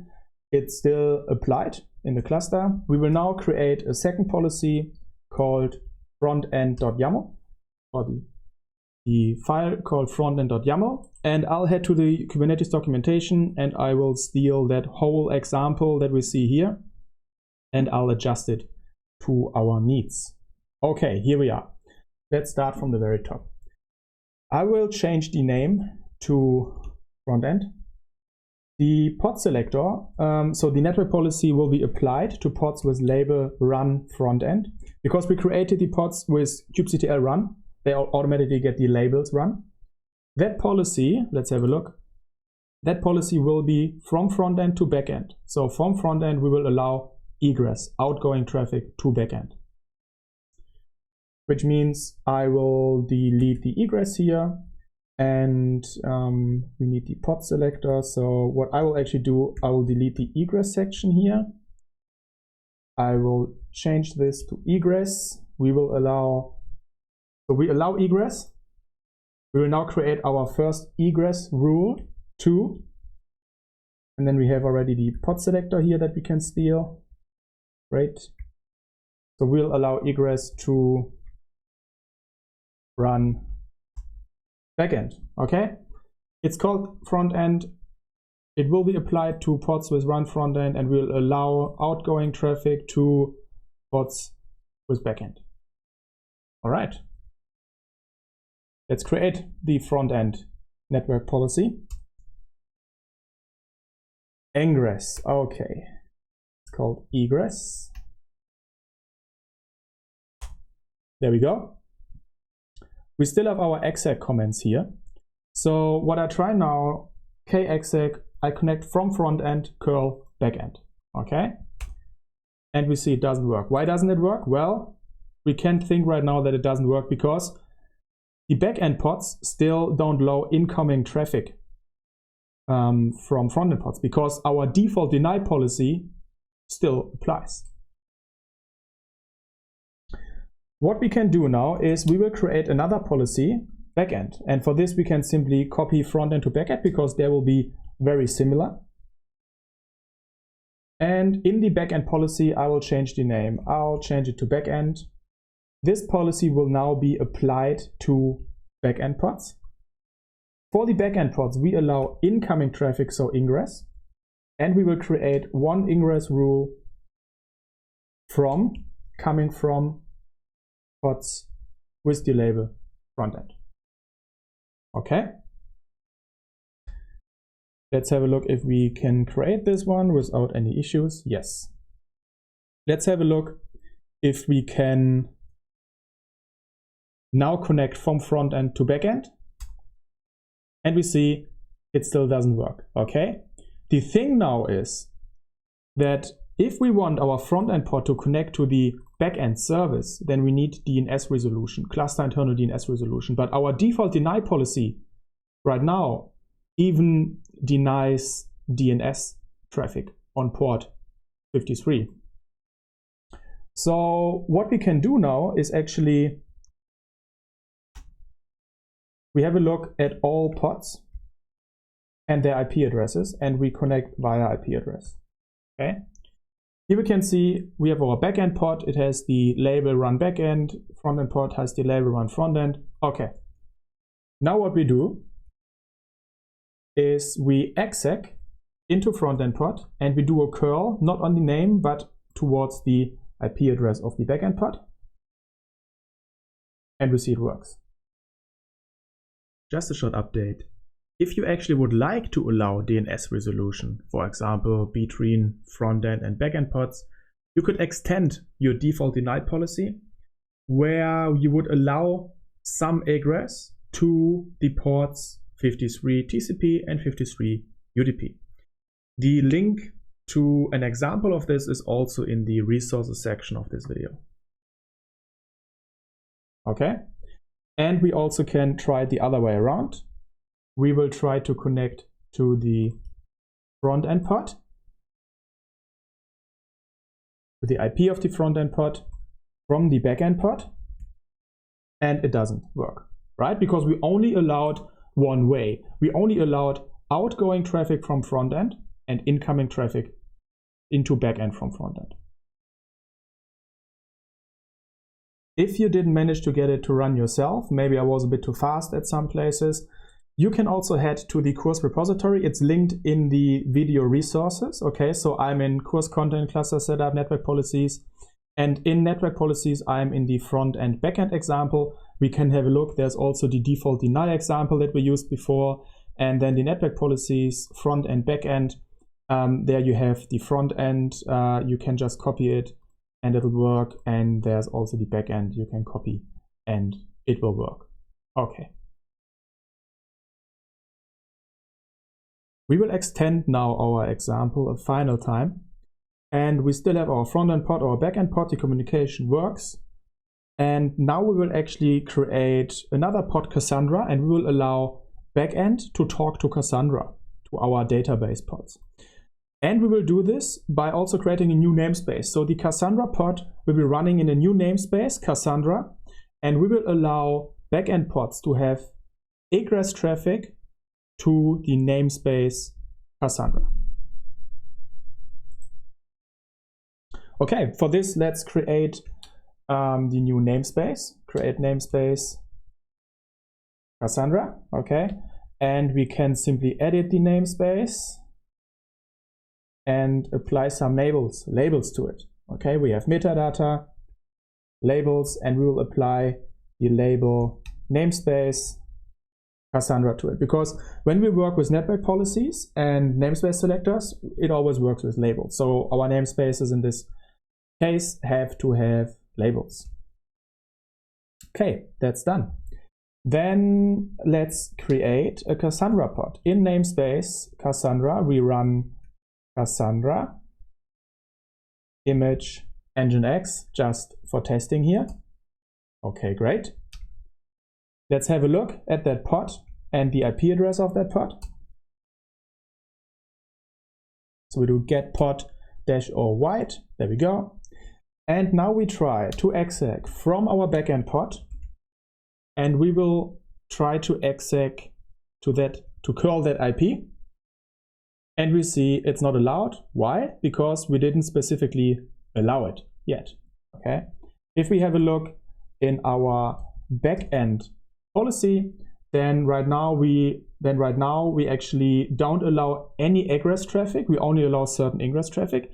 But the default deny policy is still in place, and the default deny policy still allows any outgoing traffic from any pod. So what we have to do here now is to specifically allow outgoing traffic to the namespace Cassandra. And we can do this by saying that this policy will now also contain outgoing traffic rules.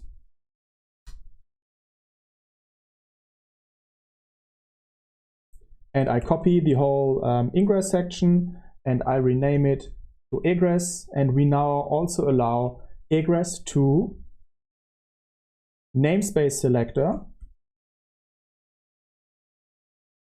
Cassandra. So we allow two namespaces which have the namespace label NS Cassandra. Okay, let's try this. Let's apply our changes. Seems to be configured. And let's try to run our curl command again. And there we go. It works. Okay, so now we actually allowed the backend to connect to Cassandra. We can go now even further and also implement a default deny policy in the namespace Cassandra, because we know that's good practice, right? So what we do is we copy our default deny to default deny Cassandra, or not default deny, default is the namespace, so we call it Cassandra deny. And what I change is the name. I call it here Cassandra deny. And in the namespace, Cassandra. Okay, we create the one.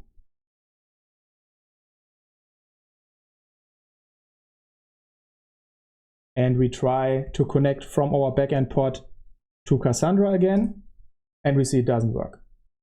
We now have to explicitly allow ingress coming from backend pods into Cassandra. Okay. For this, what I do now is I simply copy the backend.yaml and I call it cassandra.yaml.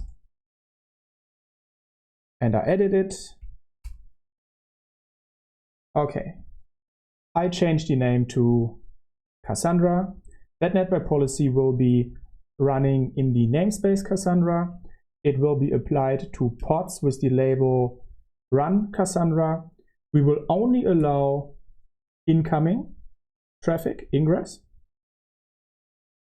And we will allow incoming traffic. Let's also do it by a namespace selector. So we allow incoming traffic from namespace default. Okay, so Cassandra namespace, pods Cassandra, we allow incoming traffic ingress from the namespace with the label namespace NS default. Let's create it. Let's run our exec command again, and yeah, it didn't work yet. Why? Well, our default namespace doesn't have the label yet. So I'll edit the default namespace and I add the label NS default. And now it works. Okay, so what we did in the whole scenario is we allowed one way of connection from front end to back end based on labels, and then from back end to Cassandra based on namespace labels. So the first one on pod labels, the second one on namespace labels. I think that's a good base right now for network policies. But if you like to extend the scenario a little bit more, you could restrict it a bit more. Right now, the backend can connect to Cassandra just based on the namespace label. You could also restrict it on pods, right? You could add an additional pod restriction that the connections from backend to Cassandra will only be allowed on port 80, where the Nginx is running by default in our scenario. And also for this example that we just did, you can also find the solution in our GitHub repository, network policies, example front-end, back-end database. There you have all files and you can just use them, apply them, and play around with them. And the link to it is also available in the resources section of this video. And to close this section, network policies, I really recommend reading, in this case, through the documentation. So the link is in the resources, but also simply go to the documentation, network policies, and read through it. Things should make more sense. Let's have a look at the examples listed there as well. And yeah, well, we talked about network policies. I hope you understand it now way better than before. We talked about egress and ingress rules. You can have them in one network policy or in different ones, then they will be merged. You can have default deny policies. There's also a section in the Kubernetes documentation about it, should you need it in the CKS certification exam. We whitelist allow, then based on the default denies, we create other policies which whitelist allow some egress, some ingress rules. And yeah, we did it on various selectors like pod selectors and namespace selectors.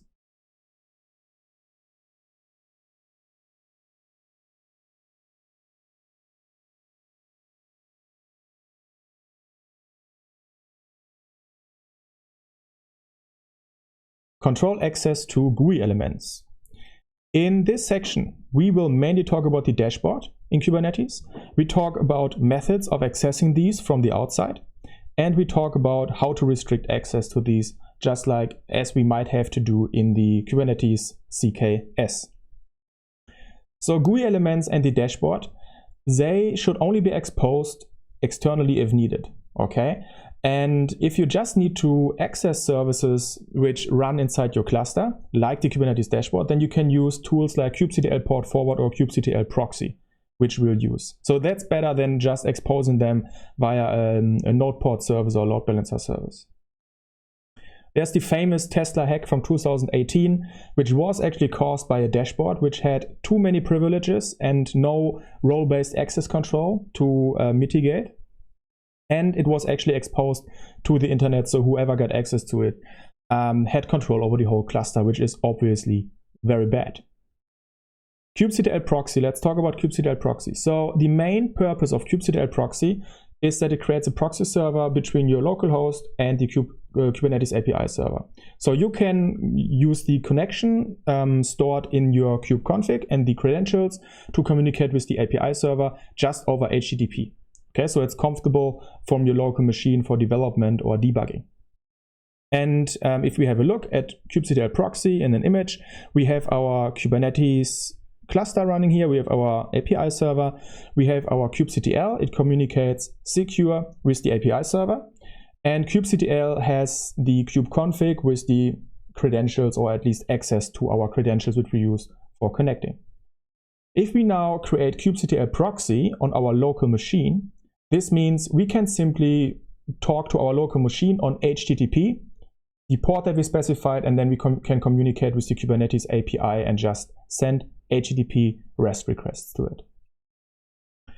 kubectl port forward is similar, but like the main purpose is to forward communication between your local host and a pod running inside the cluster. So it is more generic than kubectl proxy, and it can be used for all TCP traffic and not just HTTP traffic. So if we have a look at a simple overview here for kubectl port forward, then we see our Kubernetes cluster, we have our API server as before, and now we have the Kubernetes dashboard running in a pod with a certain IP, an internal cluster IP, not reachable from the outside. We have our kubectl connection again, which is secure to our API server. And now on our local machine, we can create kubectl port forward, which will open a local port. And on that TCP port, we can connect to our local host on that port, and it will redirect the connection directly to the pod. Okay, so this is the main purpose for kubectl port forward, to communicate with a pod running in Kubernetes. If your API server is running inside a pod in Kubernetes, then you can also use port forward to communicate with that pod, right? So it can be a bit crossing, there can be a bit crossing over between proxy and port forward, but these are the main purposes to use these. It's for sure, if you want to have the dashboard and you want to expose it externally without using kubectl, then you should have some precautions. Like you could, for example, do it with an Ingress. We will talk about Nginx Ingress and securing Nginx Ingress as well in this course. And then you could have a simple URL to your cluster, like your custom domain /dashboard, and then redirect to the pod. But if you do something like this, then you have to implement some authentication here using LDAP, HTTP auth, or etc.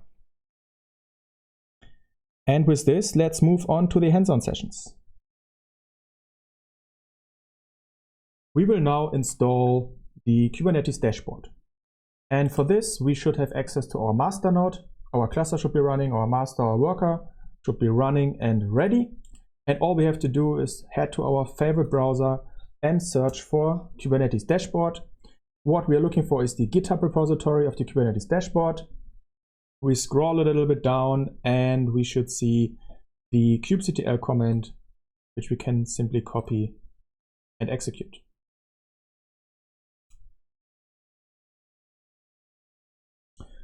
We see various resources will be created. There's a new namespace, Kubernetes dashboard. And if we have a look into Kubernetes dashboard, and we have a look at the pods and services, then we can see we have a pod running with the Kubernetes dashboard, and we have a service, Kubernetes dashboard, which is by default a cluster IP service. Okay, the dashboard is installed, and let's move on to use it. We will now do something which you should not do at home. We will learn by bad example, and we will make the dashboard available externally and over HTTP. Well, we have the Kubernetes dashboard freshly installed in our cluster, and we now want to edit the deployment. Okay, so we do kubectl edit in the Kubernetes dashboard. We want to edit the deployment, and the deployment is called Kubernetes dashboard. In there should be a section in the specs where we define arguments. Okay, and now to find the argument, so we want to enable HTTP insecure access. For this, we can head back to the GitHub Kubernetes dashboard repository. If we scroll all the way up, there's a docs section. And in the docs section is a comment section. And there we have dashboard arguments. Okay, so it's docs, common, dashboard arguments. And if we scroll down, then we see already, okay, there's an argument insecure port 9090. We move to our kubectl edit, and we add a new argument, the insecure port. We say 9090. What we also have to do is the auto-generate certificates. This is for HTTPS access, and you can't have both HTTP and HTTPS access at the same time. So we want to remove the auto-generate certificates argument. We also need to adjust the liveness probe down here. Otherwise, with our changes, the container will actually be killed. So what we can do, simplest, is we simply remove the liveness probe completely. For this example, that's enough. Or we could actually adjust it as well. So we can adjust the port to 9090 and the scheme to HTTP. Save, and let's have a look if we configured everything correctly. What does the pod say? The old one is terminating, the new one is running. Great. This worked great. But if we have a look at the service running in the Kubernetes dashboard, the Kubernetes dashboard service is still a cluster IP service. We will now simply change this, don't do it at home, to a node port service. Okay, so what do? We simply edit the service, and down here we have cluster IP, we change it to node port.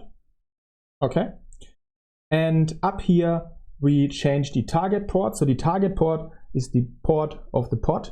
Okay, we enabled 9090, and here it's just the service, the internal service port. We can or let's just change it to 9090 as well. Okay, so maybe pause the video, we change the type to node port of the service, and the port section we change the port and the target port to 9090. Save it, and let's have a look. List the service again, and we see it's now a node port service, and we actually have a node port back here which we can use to connect to it. So now we want to connect from the outside. So from my local browser, I go to my Google Cloud platform and I see my master node, my worker node. What I want is the external IP address of my worker node, which you see here. You can click, we simply copy the IP address and we type it in the browser. There we go. And we have to go back to our terminal, to the node port, because we need the node port, right, to connect to it. So for me it's 30695. I copy it, and there we go. We have access to the Kubernetes dashboard.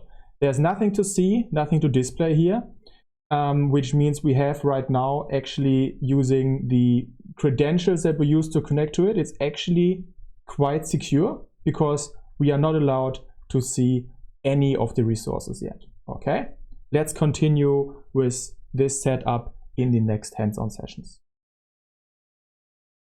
We will now give more permissions to the default service account for the Kubernetes dashboard, and afterwards we will check some other dashboard arguments which might be interesting.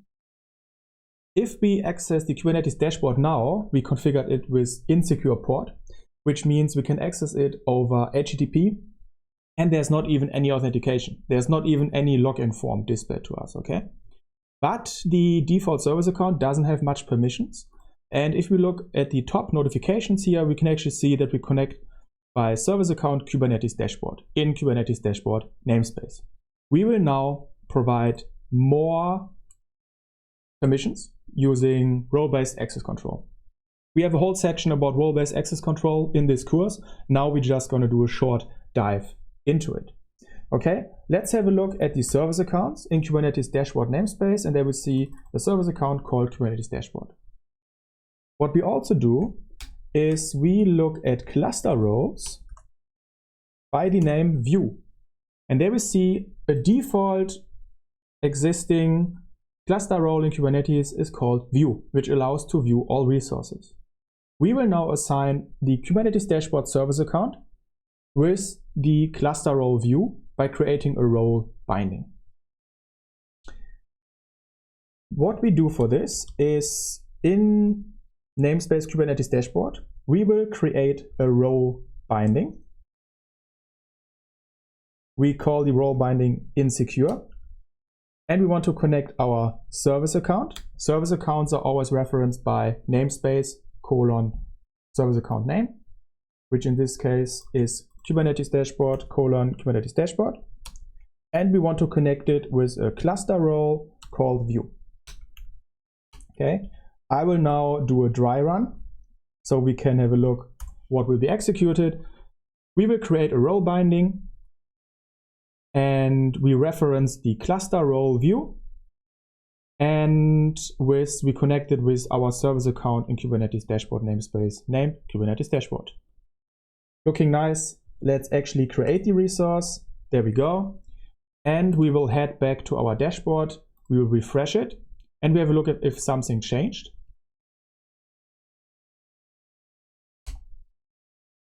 If we now head to the Kubernetes dashboard namespace on top here, then we can actually see there are some resources, because we now provided the Kubernetes dashboard service account only permissions inside the same namespace.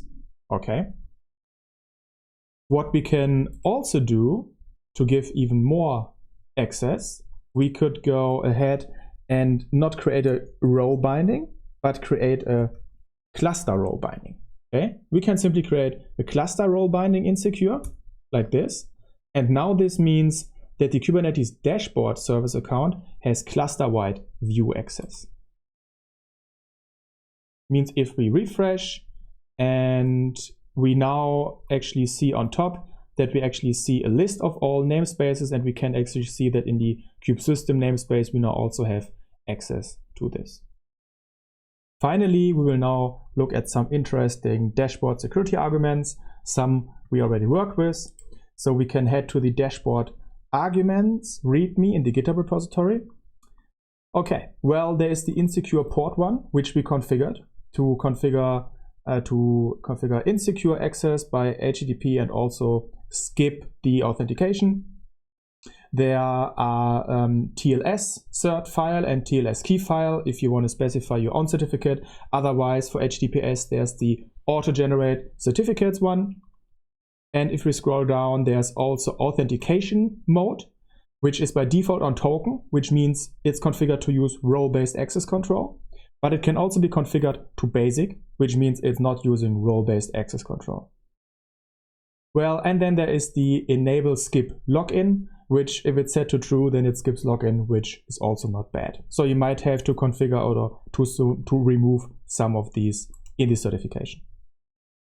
If you like to dive in a bit more, there is the a nice README under Docs user access control, the access control README, which goes into the best suggestions of how to make your Kubernetes dashboard secure. I also linked to this README in the resources section of this video.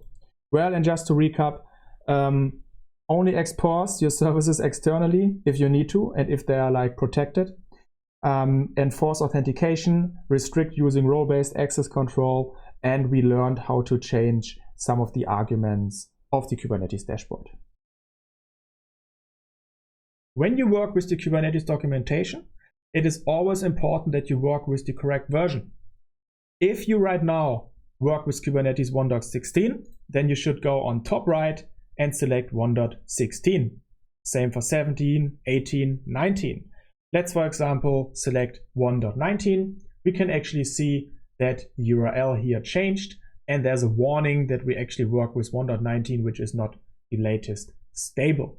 So just always make sure with which version you are working in your cluster, and that you then also read the proper documentation specific for that version.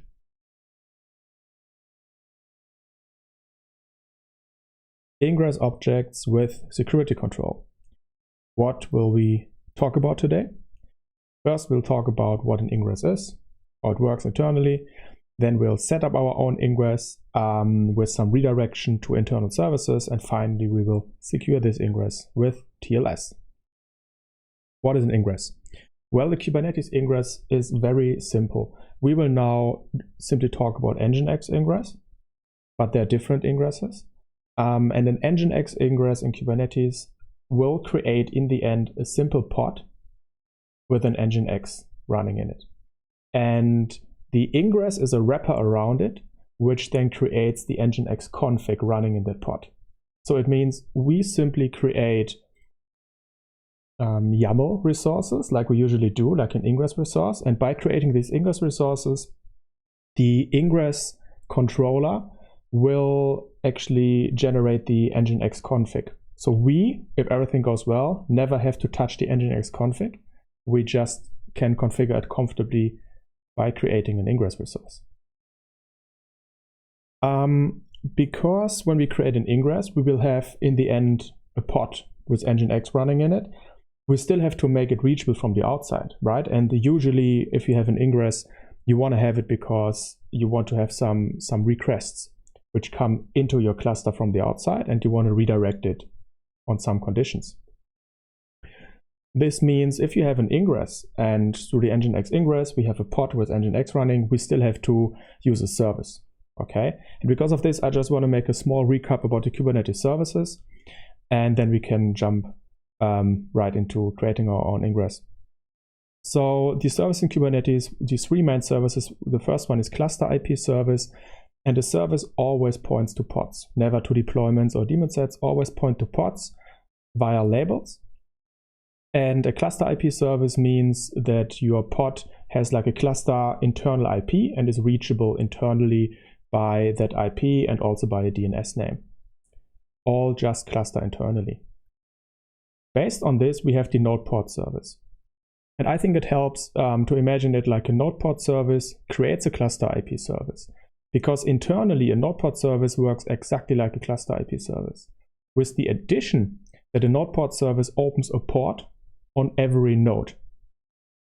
And requests coming into that port will be redirected to the cluster IP internal service. Okay, so a node port service makes a cluster IP service reachable from the outside.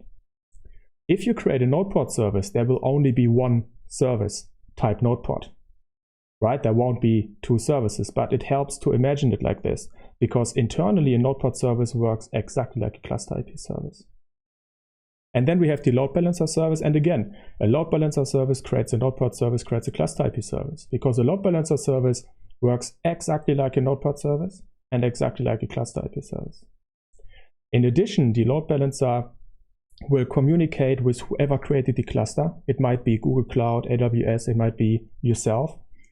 And whoever created the cluster, Kubernetes can then communicate to the manager that it wants to create a load balancer for all the nodes which have an open node port. So that's the only addition, to create an external load balancer to all the nodes which have an open port.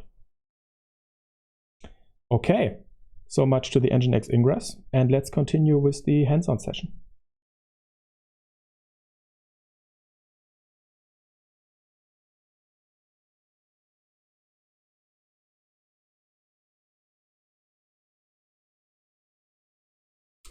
We will now set up the Nginx Ingress, which we will later secure. Okay, so what we will do, we have our Kubernetes cluster, we will have our Nginx Ingress, and we will expose it via a node port service so that requests from the outside can actually reach our Ingress. And then we will implement a path redirection on /service1, redirect to one cluster IP service and a pod, and /service2 redirect to another cluster IP service and another pod. Okay, so get your cluster ready and follow me along. You can see I'm on my master node. My cluster has a running master node, a running worker node, all perfect. So the first thing we have to do is we have to install Nginx Ingress. For this, head to the resources section. There you find a simple command you can run, and it installs the Nginx Ingress controller YAML from our GitHub repository, and you can also check the GitHub repository. There's also an example for the Ingress resources which we can use in this section. And that should be it. Various resources have been created. Among these is a new namespace, Nginx Ingress. And let's have a look what happened in that namespace. If we look for pods and services in that namespace, and we can see we have one pod, which is the Ingress Nginx controller. And this is the pod where Nginx is actually running in, with some Nginx configuration which is created for us and which we will create indirectly by creating an Ingress resource very soon. We also see a service, Ingress Nginx controller, type node port, perfect. If we look at our scenario, that's what we want to have. And the node port has two ports, so one for port 80, one for port 443 for HTTPS. And so by default, everything seems already to be running. We have a pod with Nginx, we have a node port, so let's try it out. What we do is we now want to have the external IP address of our worker node. Okay, so I'm in my Google Cloud console. I see my CKS worker, I see the external IP address, I can click here, I copy the IP address. And now what I actually want to do, I want to connect to the cluster from the outside, right? And when we first set up the cluster, we configured some firewall rules that it's possible to access from the outside on the node ports that can be opened on the nodes. So what I will do in this terminal here, this terminal now is on my local laptop, okay? And what I can do now is I simply do curl to the external IP of my worker node, and I need the port. So I switch back to my master terminal and I copy the HTTP node port. Run it, perfect, it's working. Okay, we get a 404 not found, but it's at least not a connection error, which means we actually connect to the Nginx Ingress, which is running and set up. Next, what we would like to do is we want to extend the default configuration, right? We want to include /service1 and /service2. For this, we will simply steal some Nginx from the Kubernetes documentation.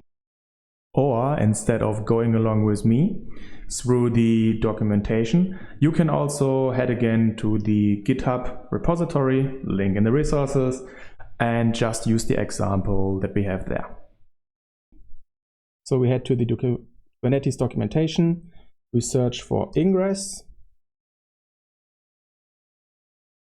and scroll down a little bit. There should be a nice example, perfect. We simply copy this example. I'm in my master node, I create a new file, ingress.yaml. There we are, okay. The first path, we change it to service1. And we say, so this is a path, right? A request comes in on path service1 and will be redirected to a backend service named, we name it as well, service1 on port 80. Okay. And then we would like to duplicate this one for service2.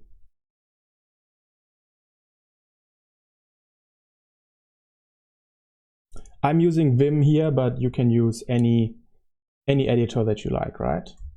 And on top here, we will call the ingress secure ingress. Okay, that's just the name that we give our ingress. All right.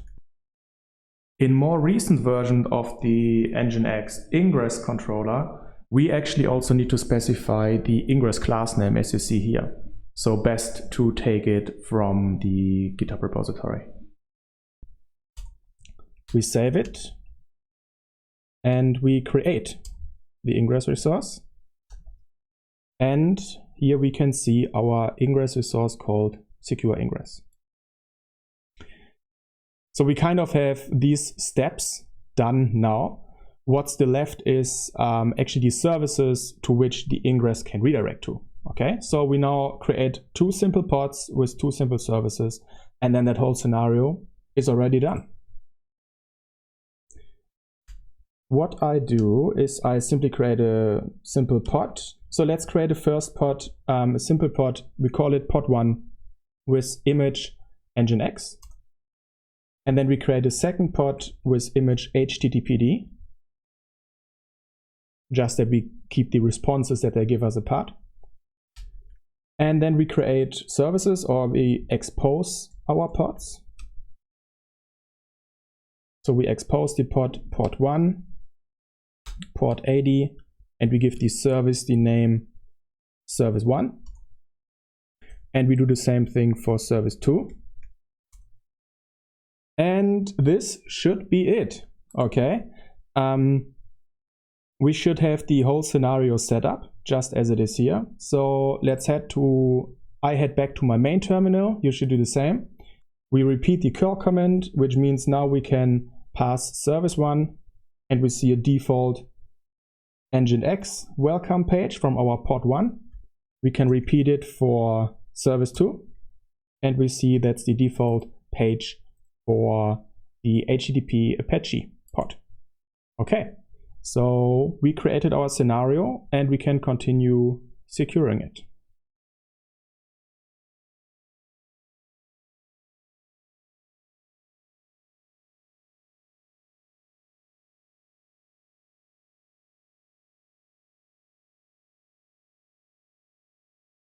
We will now continue to secure our Ingress via HTTPS. Okay, so all the requests which reach our node port service and our Nginx Ingress should be secured over HTTPS. Okay, if we head back to our master, and we can see here's our Ingress, but if we have a look in the Nginx Ingress namespace and look at the service resources, we see the node port service, and we see the node port service has already 2 ports configured. So there is already an HTTPS port available. Let's try it out, right? Copy the, your node port might be different. Copy the node port for the 443 map port. Go back to your local terminal and call your external IP address of your worker node with the node port service for HTTPS. Run it, and okay, it says that it can't verify the certificate, and when we use curl-k, we can actually accept self-signed certificates. And well, it seems to work. HTTPS seems to be set up already. What's happening there? We run the command again with v for like verbose action, so we get more data, and we have a look what happened. Okay, what we see here now is some information about the request and the response. And the response from the server has a section about the server certificate. Okay, and if we look at the server certificate CN, the common name, then we see it says Kubernetes Ingress Controller Fake Certificate. Okay, if we don't configure any TLS certificate from ourselves, then from some version it started that the Nginx Ingress already creates a self-signed fake certificate. Okay, what we would like to do is now to change this to use our own certificate. Okay, so for this we head back to the Ingress documentation, and we can scroll down on the right menu and we see TLS, and well, you can read through it if you like. But in the end, we have to create a secret which contains our certificate and our key. And then we have to extend our Ingress configuration. And yeah, reference that secret. Okay, so first step, let's create a secret which we'll use. For testing now, we will also use a self-signed certificate. And I actually run the command already. So you can just stop the video, type the comment off, or we also add it to the resource section. So it's a simple OpenSSL command which creates a certificate and a key, and you won't have to memorize or use these OpenSSL commands in the real certification. You will work with given certificates or given comments that you just have to run. When we execute the command, then the key will be generated, and then for the certificate we have to enter some information, but we can leave everything free. Only what we have to enter is the CN or the common name. And the common name is now the domain name. And we call our domain name, we simply call it secureingress.com. That's all that we have to do. And then if we have a look, we now have a certificate and we have a key. And using that certificate and key, we can create a secret in Kubernetes. Okay, create secret. The help side -h is always helpful. We see there's a type TLS. And we see an example comment on top here. Perfect. We simply use this. We call the secret also same as we call the Ingress, secure Ingress. We specify the cert and the key.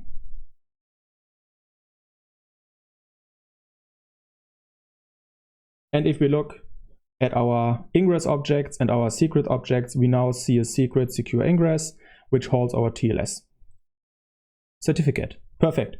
Now what we would like to do is we would like to edit our Ingress.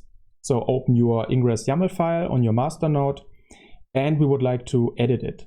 For this, we head back to the documentation and have a look how they do it. We can see that there's a TLS section. We simply copy it and steal it again.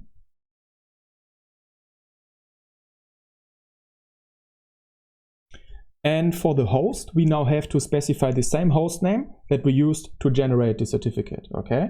Which is secureingress.com, and the secret name, which is now this Kubernetes secret, is secure Ingress. Okay, so SSL certificates are always bound to one or more common names which are represented in the certificate. We also, under the rules section, have to specify a host now.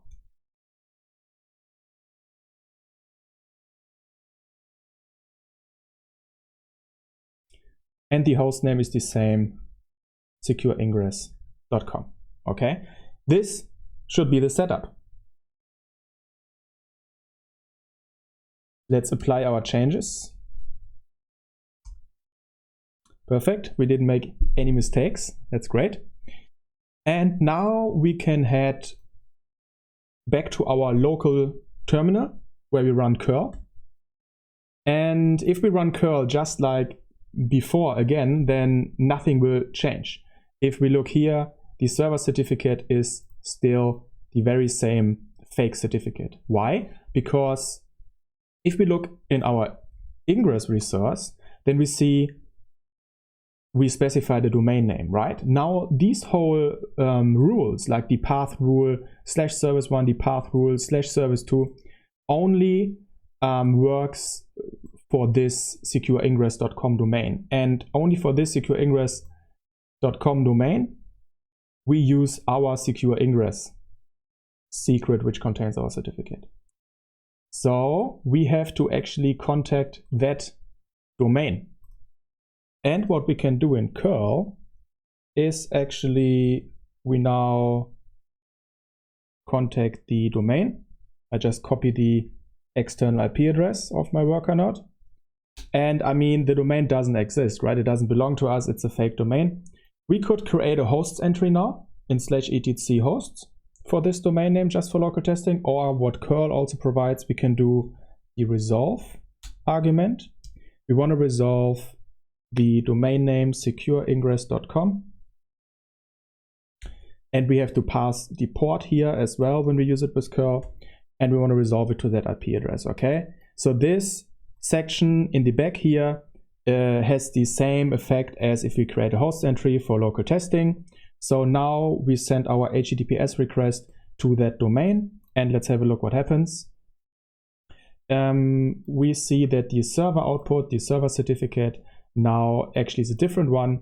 We see the CN is exactly the CN secureingress.com which we created. So the Ingress is now using our certificate. In the end, we did set up the scenario just like we wanted. Our Ingress is now secured by TLS, HTTPS, and not just by the fake Ingress certificate, but by our fake certificate. Okay.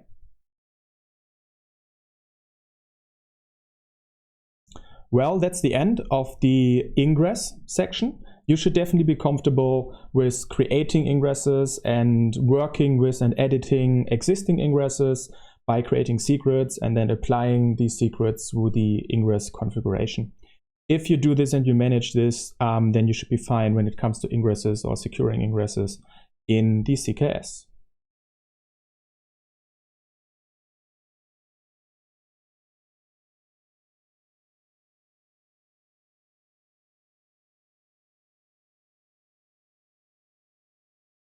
Protect node metadata and endpoints.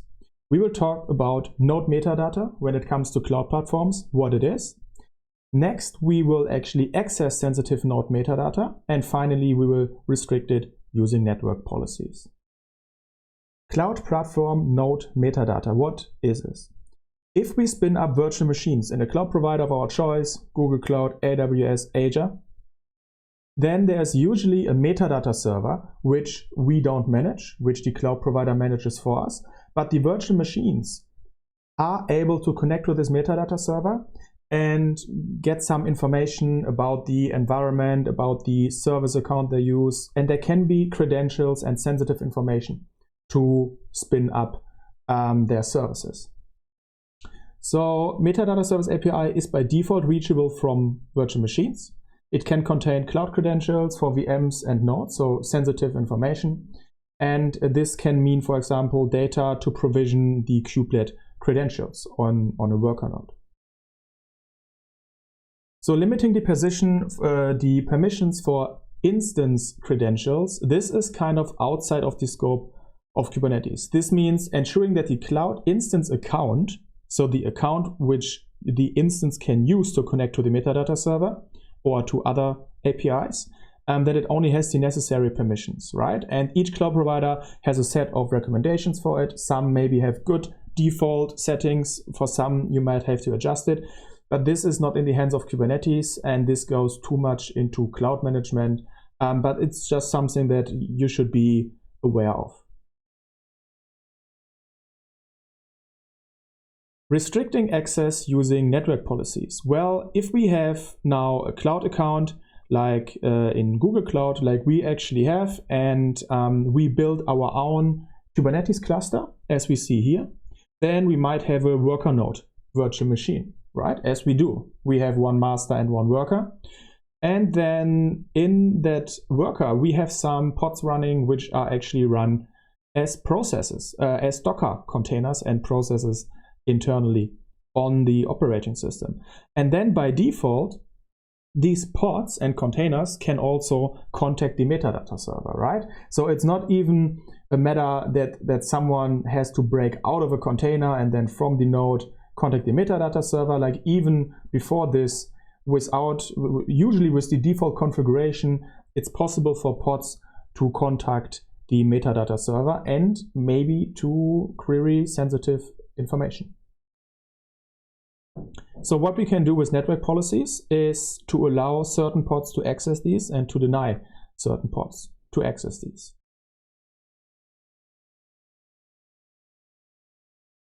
We will now access GCP Google Cloud metadata from an instance and from a pod.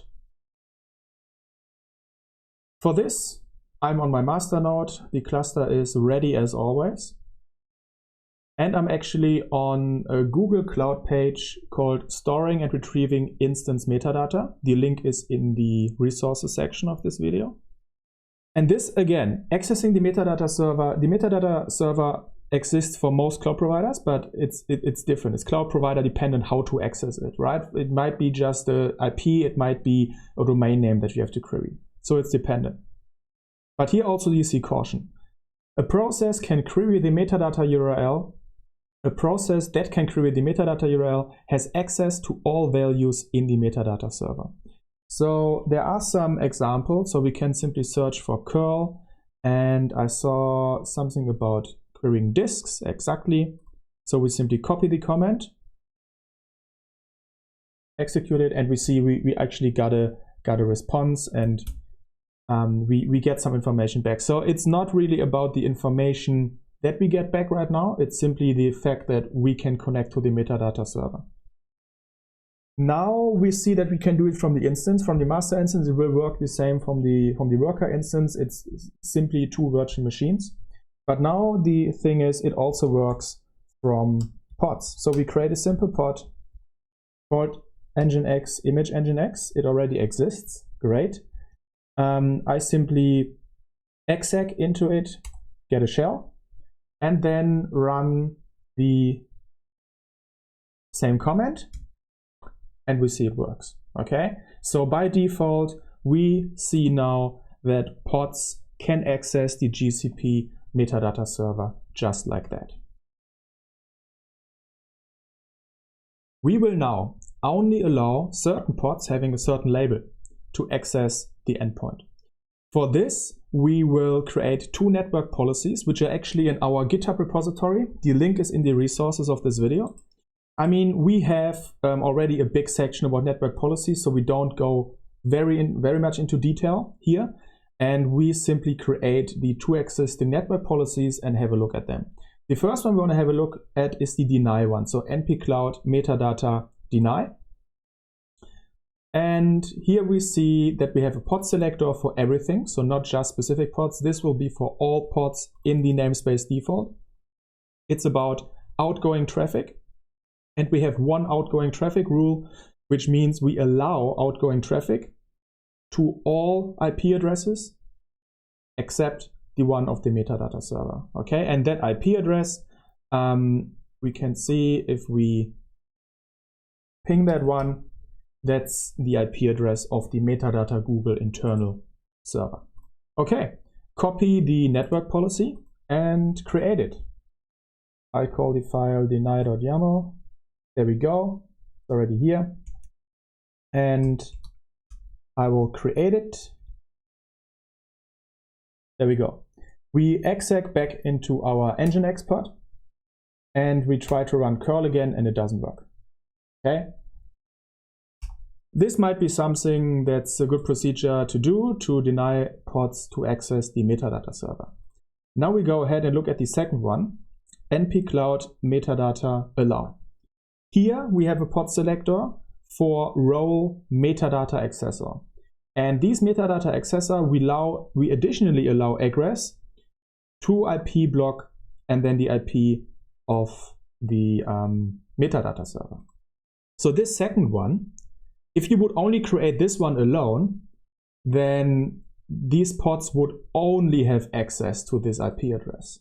Okay, but if you create it in conjunction together with the deny one, then pods will get this rule, so they can connect to everything except this one, plus the other rule that they can connect to this one. Okay, might be a bit confusing. Maybe pause the video and look at both and just imagine that if the deny network policy and the allow network policy would be merged, then the first rule would be invalidated by the second rule, kind of.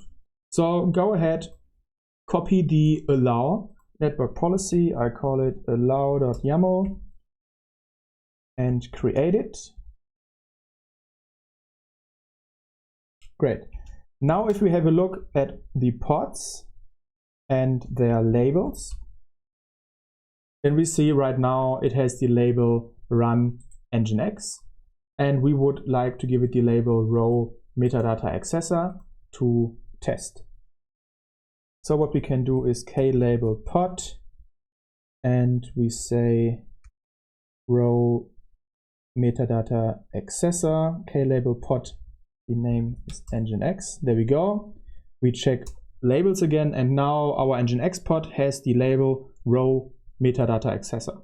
Okay.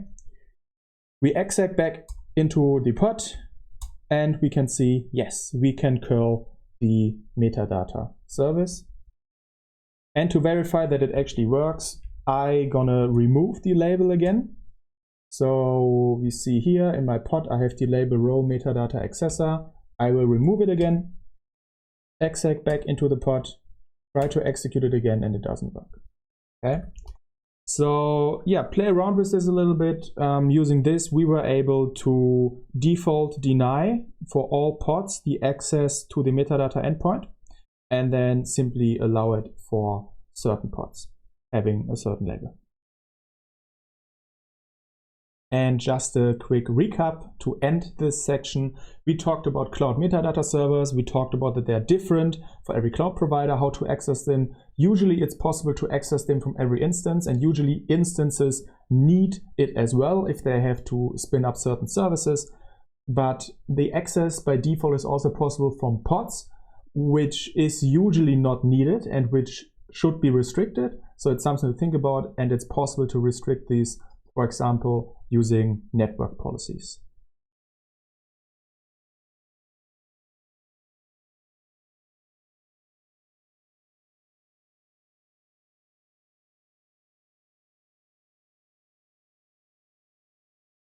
CKS benchmarks. Use CKS benchmarks to review security configuration. I will first give you a little introduction, a little overview about what CKS benchmarks are. Then we will jump right into a hands-on session, CKS benchmarks in action, and later on we will use Kubebench to investigate our cluster and to apply security recommendations. CKS benchmarks. So CKS is the Center for Internet Security, and they provide best practices for security configuration of target systems, and they cover, as of now, more than 14 different technology groups, which means not just Kubernetes, okay? They have recommendations for different software products. And to cite, CKS benchmarks is developed through a unique consensus-based process comprised of cybersecurity professionals and subject matter experts around the world. Well, if that doesn't make you feel more secure, then I don't know what will. Okay, CKS benchmarks. So CKS benchmarks, now just Kubernetes, because that's interesting for us. They provide default Kubernetes security rules. We, as administrators, let's say we administrate our own cluster, we can then just use these rules and apply them. Like if we have a cluster, we set it up with Rancher or we set it up with kubeadm, we can use these rules and apply them. And then we have already a good security base, right? And if you want to adjust this, then you can do it as well. Like if you're a big company and like for example, Google Cloud and AWS, they do this for their managed Kubernetes solutions. They use the CKS benchmarks as a base, they customize them, and then they use and apply them. Google does it a bit longer already, and they provide online a list, so it's like transparent which rules they take, which rules they maybe define more strict to be, and which rules they define less strict to be, right? And then it's really transparent from security, because security is best when it's transparent, so I like this. Yeah, and then you can see what rules are applied. So if you are a company which is pretty large enough and you want to customize the CKS benchmarks, then you can do this as well before you apply them. So that's the general idea of CKS benchmarks.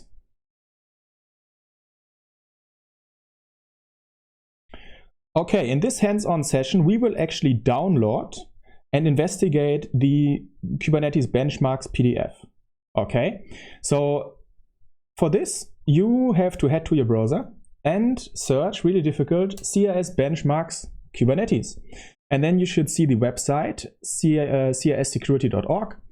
You click on Kubernetes benchmarks and download latest CKS benchmarks. You can see for me right now, it's version 1.6.0. Just download the latest version for you. And yes, it is free, but just pause the video now, fill in the information. Click the button, wait for the email, and then you can download the PDF. Pause the video, do it now. There you go. You should have your PDF open. You see I have the PDF open. I'm using version 1.6.0. And what should we do in this hands-on session? Check Kubernetes version of your document. What does this mean? Okay, because it was a bit confusing, because the numbers doesn't have anything to do with the number of the Kubernetes cluster, a Kubernetes version that this is applied to, okay? So we scroll down a little bit. Okay, at first we see the content of the document, and the content is structured. We see one are the control plane components, master node, for example, and if we scroll down to section 2, we see section 2 is about etcd, and then section 4 is about worker nodes, right? So that's how it's structured, and then there are like various rules for the various components of Kubernetes. And if we scroll further down, there should be an overview section. And in the overview section, you see this document is made for Kubernetes versions 1.16 and 1.18. We right now work with Kubernetes 1.19, but yeah, I mean, it doesn't matter. Just use, if you work with a Kubernetes version which is above, or like 1 or 2 versions above, not that much should have changed, okay? And what's also important is that these rules are applied by the default configuration of kubeadm. So wherever kubeadm puts its configuration files, this document uses this already. And this is great, because the CKS, the clusters that you use in the CKS certification are all configured using kubeadm. Okay, and we also use kubeadm in this course. So that's all perfect. Okay. Now we just look at 2 example rules, okay? So in my document, it's page 16, rule 111. It might be on a different page for you, but the rule number should be the same. So I go to page 16, it's actually 17 for me. Okay, let's just have a look at one example rule, okay? Just that you are a bit that you get a bit used to how the documents are structured. So we are at master node configuration and 1.1.1. Ensure that the API server pod specification file permissions are set to 644 or more restrictive. Okay, and then you simply have a description, what it is. Okay, so we have to check some file permissions. And then you have an audit, so you can actually run this command to check what the file permissions are, and then you check if it's less or more restrictive. Okay, and if it's not like that, then you see the command that you can execute to fix it. Okay, so you have a command to execute to check it, and you have a command to execute to fix it. It's really simple, okay? Let's have a look at another example as well. For me, it's on page 208 for the worker node, rule 4.2.10. So page 208, rule 4.2.10. Ensure that the TLS cert file and TLS private file arguments are set as appropriate. Okay. And then for auditing, we do a PS. So we look at the process and we look with which parameters the process is run. Then we have a recommendation. And then in the recommendation, it says where we can change it. We see in this config file we can change it, what we should do. And then we have to restart the service and do it like this. Okay. Feel free to check a few rules out. Not at all do you have to remember any of the rules. You don't have to apply these rules. You don't even have to look at the PDF document in the real CKS certification, right? But you should just be comfortable with the structure, and you should know how to apply a rule. You know, how to maybe fix it. Like you might be faced with a unsecure cluster. You will be provided with some rules, and then you have to change and fix the cluster. In the whole PDF, you saw it was always structured, right? There was always a comment how to check it, and then an instruction how to fix it. This could also be automated, right? This sounds like we don't have to even use a PDF document. It sounds like this could be something that a program could do as well for us. And yes, that's right. We will do this in the next section.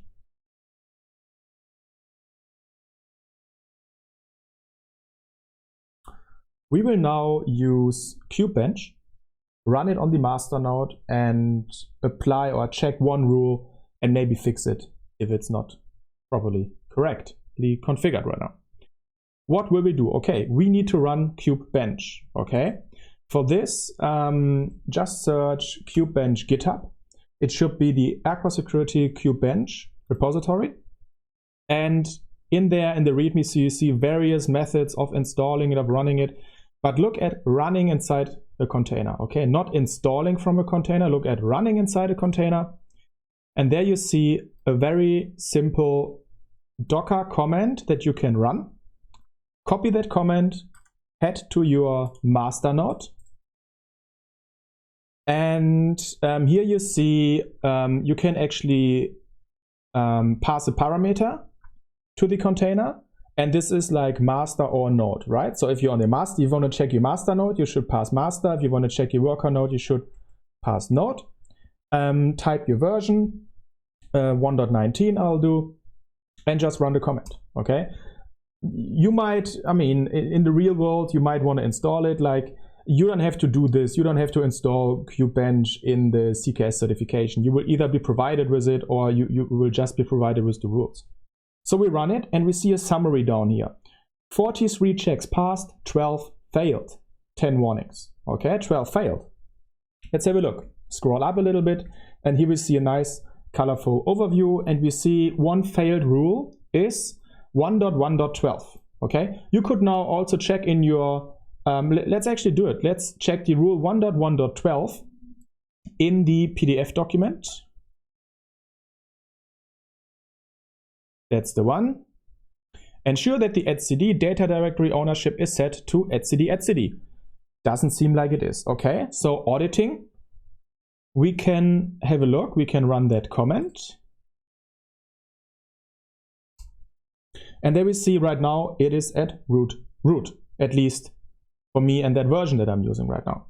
What can we do to fix it? Let's have a look. Recommendation. Okay, I'm gonna run this comment. Invalid user, right? Let's simply add for testing add cd user. Okay, this seems to work. I'm gonna run the check command again, and it is add cd. And now we can run the docker command again. So we run kubebench again. And we see that 44 checks passed. This looks better. We scroll up and we can see that 1.1.12, the rule that we just checked, passed now. Okay. Yeah, maybe you should be comfortable with kubeadm like this. Maybe just pick another rule. Maybe also log into your worker node and run the command then not with master here, but with node. And maybe fix the rule there as well on the kubelet, for example. Okay. Well, yeah, this shows you what kubebench does. It can check the rules automatically for you. And based on this, I don't know, you could, for example, implement this in your continuous integration system or just send it to someone who should work and fix on the security issues. And to finish this session, just some remarks. I would like to shortly show you the GCP CKS benchmark. So we can simply go to a browser and type in gcloud CKS benchmarks. And we see a page from Google, actually, cloud.google.com CKS benchmarks. And on that page, they explain a little bit. And if we scroll down, then we actually see the CKS benchmarks and the level, and if they passed or if they failed, you know. And yeah, and there you see what they actually apply in their GKE as well, like the default values for their GKE cluster. Okay, so this is like really interesting, really transparent. AWS followed as well. Probably, I don't know about Asia or others, but they will probably follow as well. If you are more interested, there's a nice talk by Martin White, Consistent Security Controls with CKS Benchmarks, which explains it a lot better. The link is posted in the resources section. There's also a tool Docker Bench if you're interested in it, which checks your Docker configuration. I mean, we will later touch on this as well, because your Kubernetes cluster is only secure if your container runtime is secure itself. We will work on container level a bit more later. So Docker Bench might also be interesting. Maybe not too interesting for the CKS certification. Then it's more interesting to use kubebench. Well, and that's the end. We learned what CKS benchmarks are. We learned how to use them with kubebench, like to check. And we learned then, based on the CKS benchmark recommendation, to manually check and also to apply and fix. And that's important for the certification to know.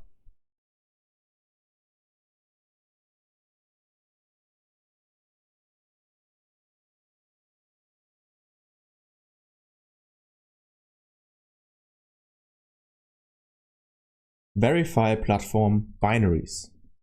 We will shortly talk about hashes. Then we will download and verify some Kubernetes binaries. And finally, we do the same from a Kubernetes binary running inside a container.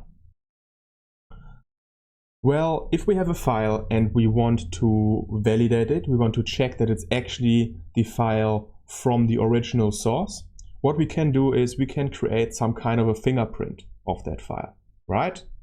And a fingerprint of a file would then be called a hash. There are different algorithms like SHA or MD5. You probably have heard about these. These are one-way algorithms. So it means from a file, you can calculate the hash, but from a hash, you can't calculate the file back. Okay, so it's kind of a compression algorithm and a lossful compression algorithm.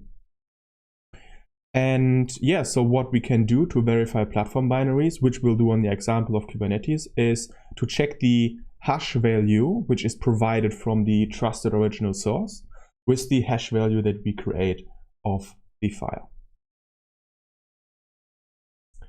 We will now download a Kubernetes release from GitHub and then verify the downloaded files.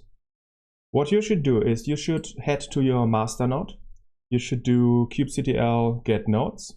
and then you should check the Kubernetes version that you are running. I'm using 1.19.1. You might use a later version depending on which version we have in the course install scripts right now. So remember that version and then head to github.com Kubernetes. Okay, so on there you should see releases, or you can see here the tags. And if you click on tags, what you can do is simply open any tag release, and then on top you can simply replace it. You see what I do here. I replace it with 1.19.1, and there I go. This is my release version. And then down here we see additional binary downloads are linked in the changelog. So click on there. Okay, here we see I have the client binaries, which are, for example, the kubelet, and then we have the server binaries, and we would like to download the server binaries. Okay, so here we see the server binary file, AMD64 server Linux, and here we actually see already a SHA-512 hash, which we would compare after downloading the file. So copy the link, add to your master node, download it. There we go. Okay, downloaded the file, we have it here. Now what can we do to compare the hash value, right? We saw it's hash SHA-512, and there should be by default SHA-512 sum command on every Linux machine, so we can just call it, pass the file name, and there we go, we see the generated hash.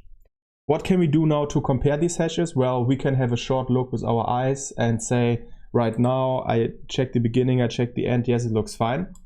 But we can also do it a bit more thoroughly. So what I usually do is I pass the output in a new file, compare, head into the new file, and let me remove me for a second. And here on top right, I'll just edit.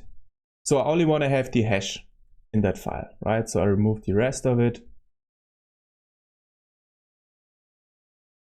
And then I head to github.com, to the trusted source, and copy that hash, paste it in, and yes, it looks very similar, it looks fine.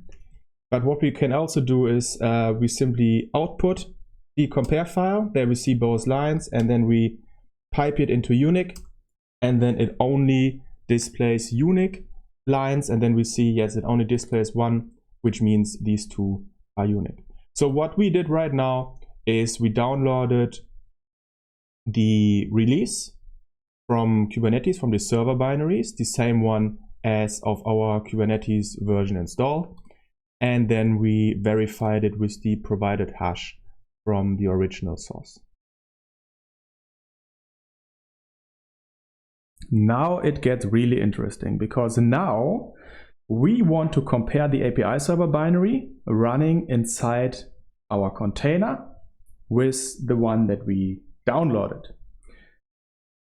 For this, we are on our master node control plane, and we downloaded the Kubernetes server binaries. And we should extract these, which can take a little bit, because in some they're actually quite large.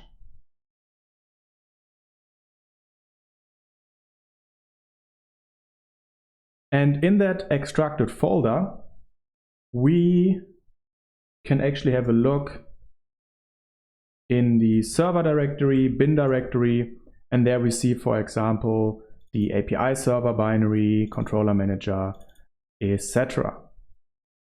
So we need to make sure to be able to compare this now that we have the proper version, right? So what we can actually do is we can simply run the kube API server binary, attach version, and we see I'm using version 1.22.2, and I'm using that version because in my cluster on my master node right now, that version is also running. How can we find this out?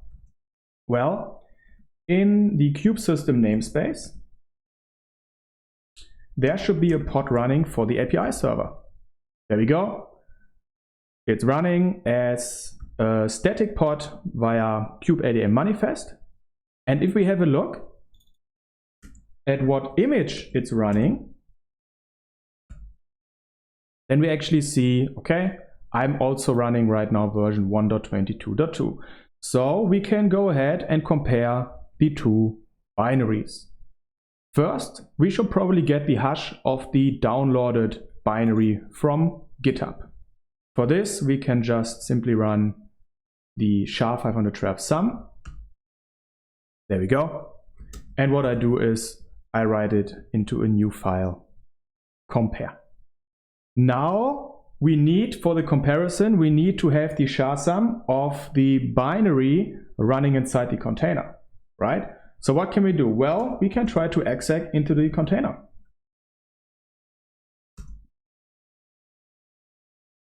And we try to get a shell. Doesn't seem to work. We try to get a bash, doesn't seem to work, okay? So these containers of the Kubernetes components can be considered hardened already because they don't even include a shell. They're probably kind of started from scratch and only the actual binaries pre-compiled from Golang are actually in that container and run. So it's like really minimalistic. So what can we do? Well, we know that the API server is running as a pod on our node on which we are right now.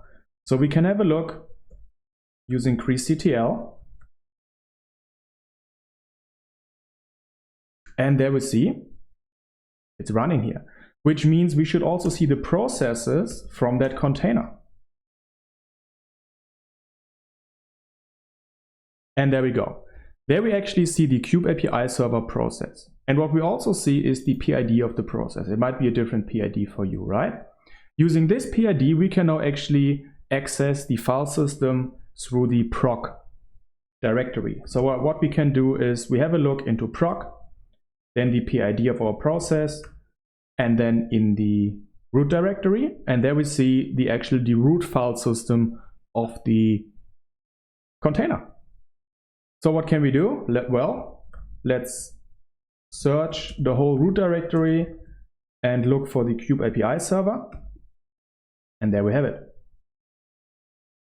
So we can simply generate the SHA-sum for this one and append it to our compare file. Now let's have a look in the compare file. Just from me looking at it, it looks like it's the same value. It's the same hash, which is pretty good. But I can also go ahead and clean this up a little bit.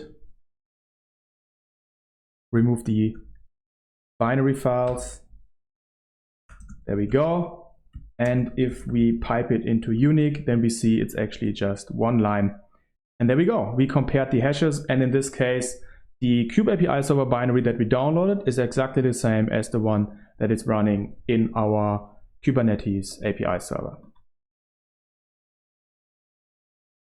Well, this was a pretty short, but for me, interesting section. We learned what hashes of files are. We learned how to verify hashes using the SHA-512 sum command. And then we even went a bit further and extracted a binary out of a running container and compared that binary as well to a trusted source. This might be a bit outside of the scope of the CKS, but well, you never know what will be happen, right?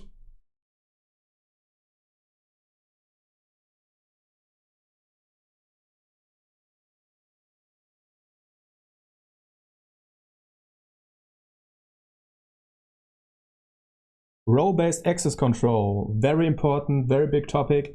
I hope you're ready. I'm definitely ready. We will first talk about role-based access control, and I will explain it to you simply and visually. Afterwards, we will create a few scenarios, and we also work with certificates and users.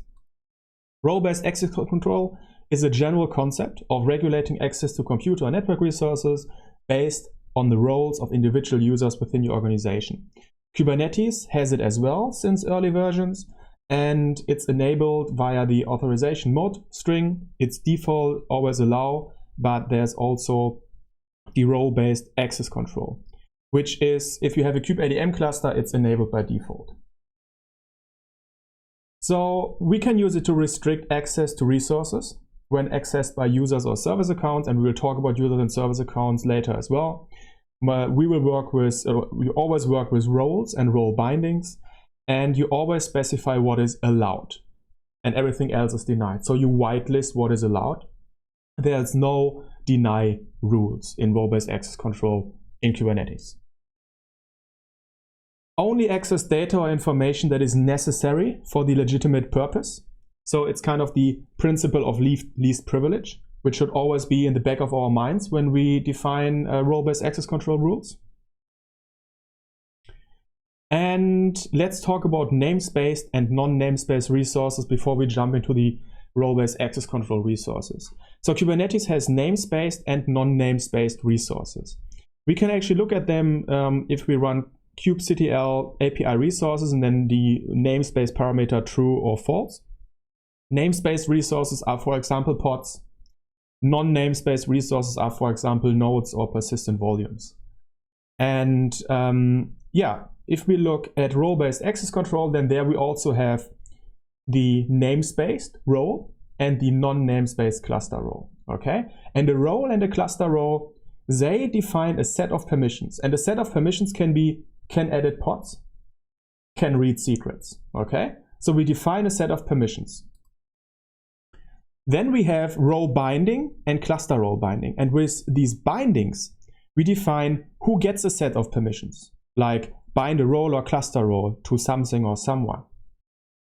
So when we look at roles, to describe them, we could ask the questions, where are the permissions available? Okay, so we define a set of permissions and we say where it is available.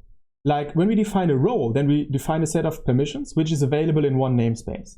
If we define a cluster role, then we define a set of permissions which is available in all namespaces and also globally in the cluster.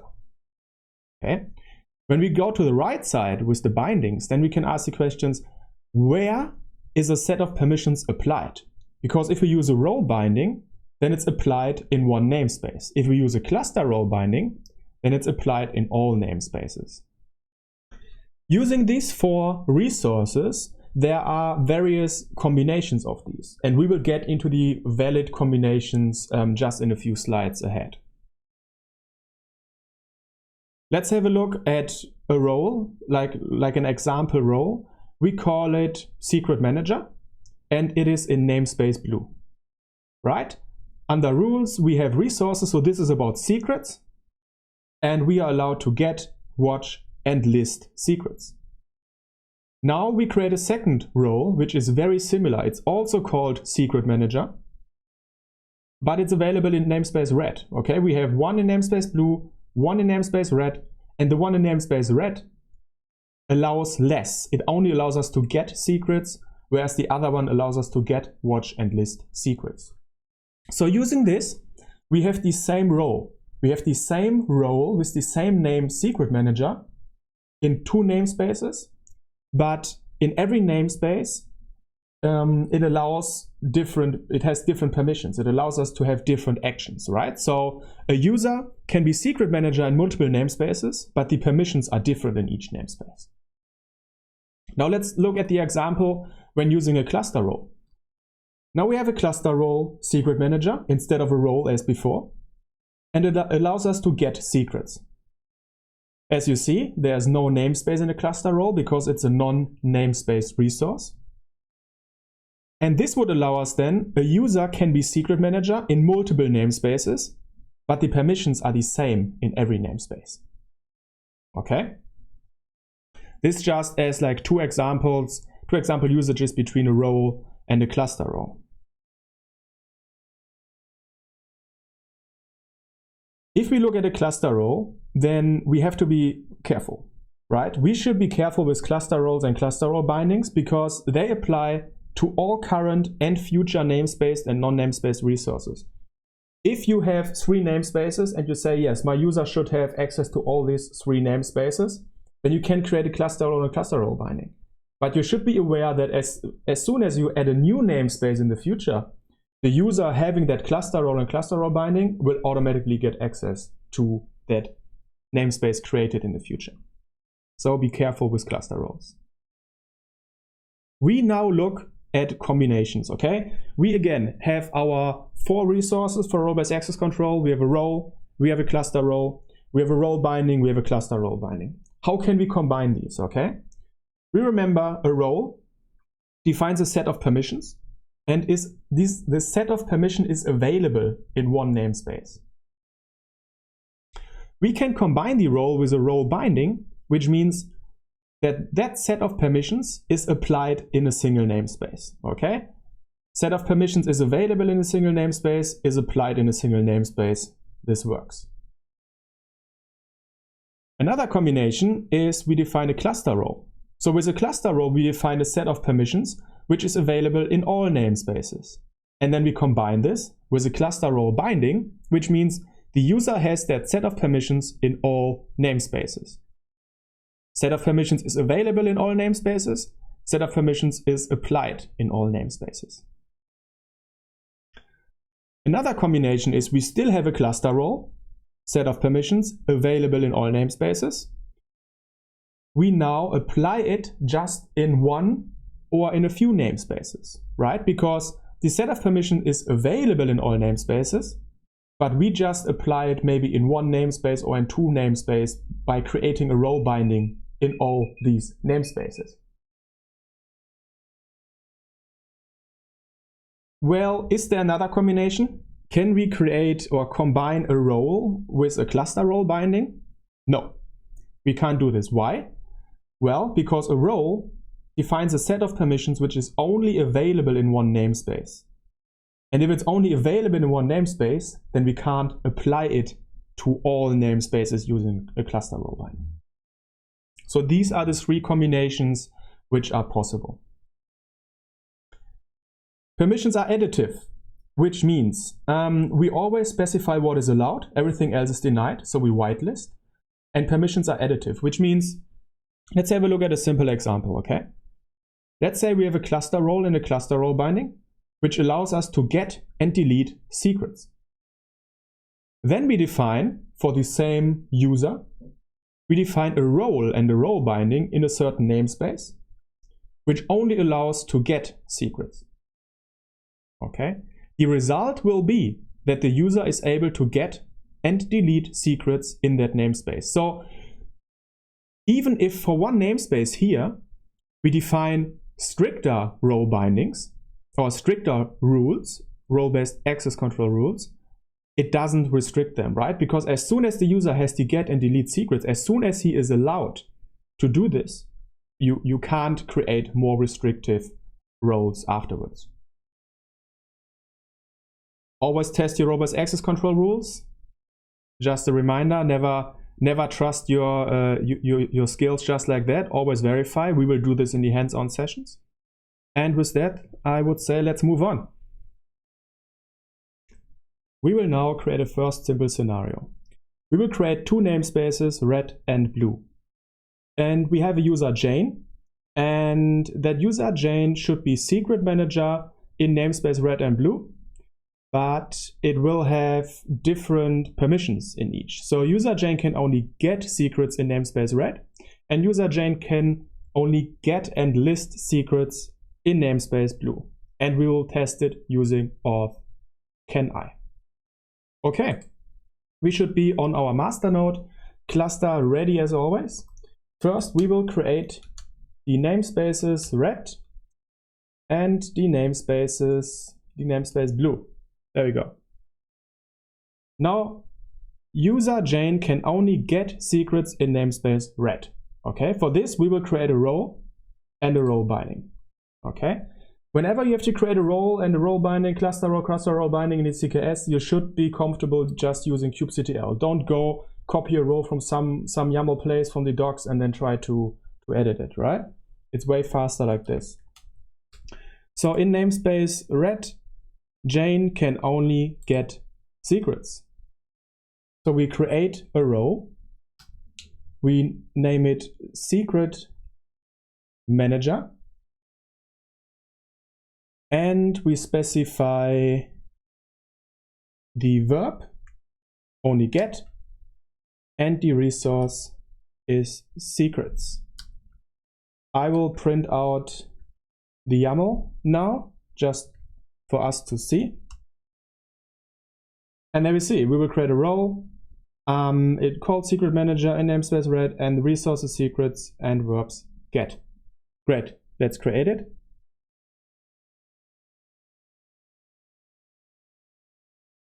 And now we will create a role binding to the user Jane. So role binding is namespaced in the same namespace red. We create a role binding. We call it as well secret manager. We specify the role. The role is secret manager, and then we specify the user. The user is Jane. Again, for now, I will do a dry run for us to inspect this. We create a role binding. It will bind the role secret manager to the user Jane. That's what we want, exactly this. Okay. What else do we want to do before we start to test and to verify our skills? User Jane can only get and list secrets in namespace blue.